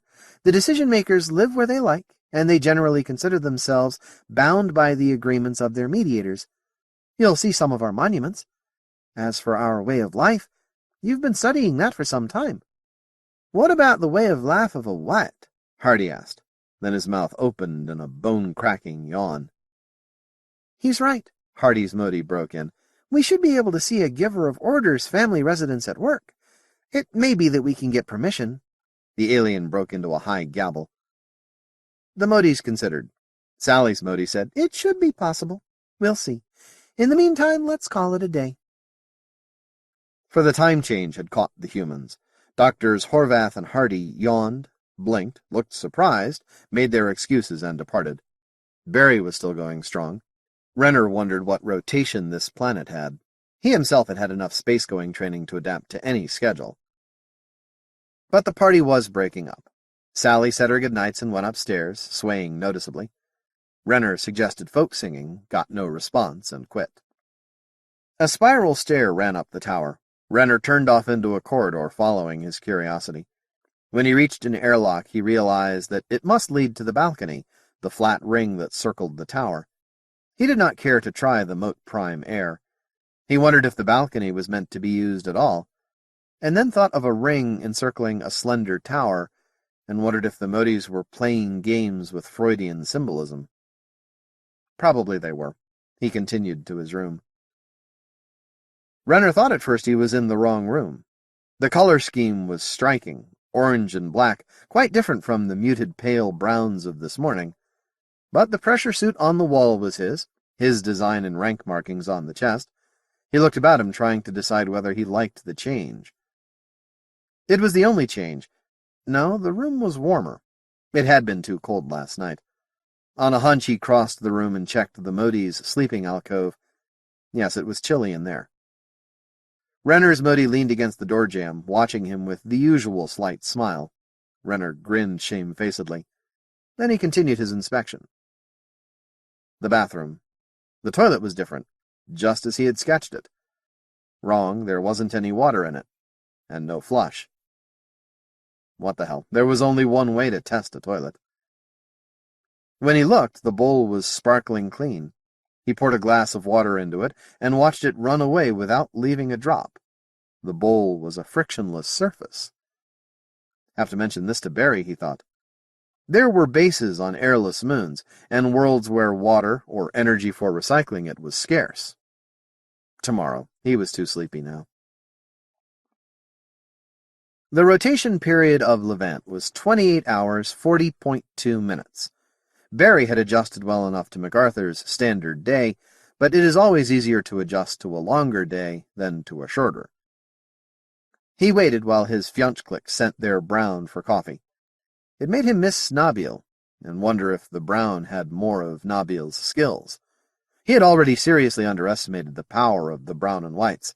Apparently his Motie could commandeer any vehicle on Mote Prime, whether or not it had been built yet.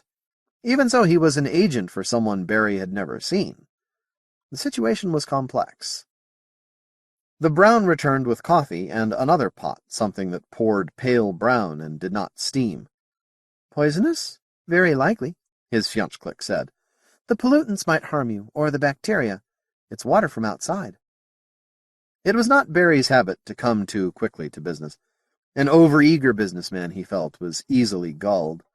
He was not aware of the thousands of years of tradition behind his opinion. Accordingly, he and his Motie liaison talked of many things. Of shoes and ships and sealing wax, of cabbages and kings, he quoted, and he identified all of these to his Motie's evident interest. The Motie was particularly interested in the various forms of human government. "But I don't think I should read this Lewis Carroll," he said, "until I know considerably more of human culture." Eventually, Barry raised the subject of luxuries again. "Luxuries. Yes, I agree in principle. said Barry's Motie. "If a luxury travels well, it can pay for itself merely in diminished fuel costs. That must be true even with your crazy eddy drive. But in practice, there are restrictions between us." Barry had already thought of a few. He said, "Tell me of them." "Coffee, teas, wines. I presume you deal in wines also?" "Wine is forbidden to my religion." Barry dealt indirectly in the transfer of wines from world to world, but he could not believe the Moties would want to deal in wines. "It doesn't matter. We could not tolerate alcohol, and we do not like the taste of coffee. The same would probably apply to your other luxury foods, though they may be worth a try." "And you do not yourselves deal in luxuries?" "No. In power over others, in safety, in durability of customs and dynasties. As usual, I speak for the givers of orders. We deal in these for their benefit, but we also deal in diplomacy. We trade durable goods and necessities, skills. What do you think of our works of art?" "They would sell at good prices until they became common, but I think our trade will be more in ideas and designs." "Ah?" "The frictionless toilet and the principle behind it. Various superconductors, which you fabricate more easily than we. We found a sample in an asteroid. "Can you duplicate it?" "I'm sure the Browns will find a way." The Motie waved a languid hand. "There will be no problem here. You certainly have much to offer. Land, for instance. We will want to buy land for our embassies." Probably that would be offered gratis, Barry thought. But to this race, land would be literally priceless. Without the humans, they could never have more than they had at the moment. And they would want land for settlements. This world was crowded. Barry had seen the city lights from orbit, a field of light around dark oceans. "Land," he agreed. "And grain. There are grains that grow beneath suns like yours. We know that you can eat some of them. Might they grow here more efficiently than yours? Bulk food would never be shipped at a profit, but seeds may be. You may also have ideas to sell us." "I wonder.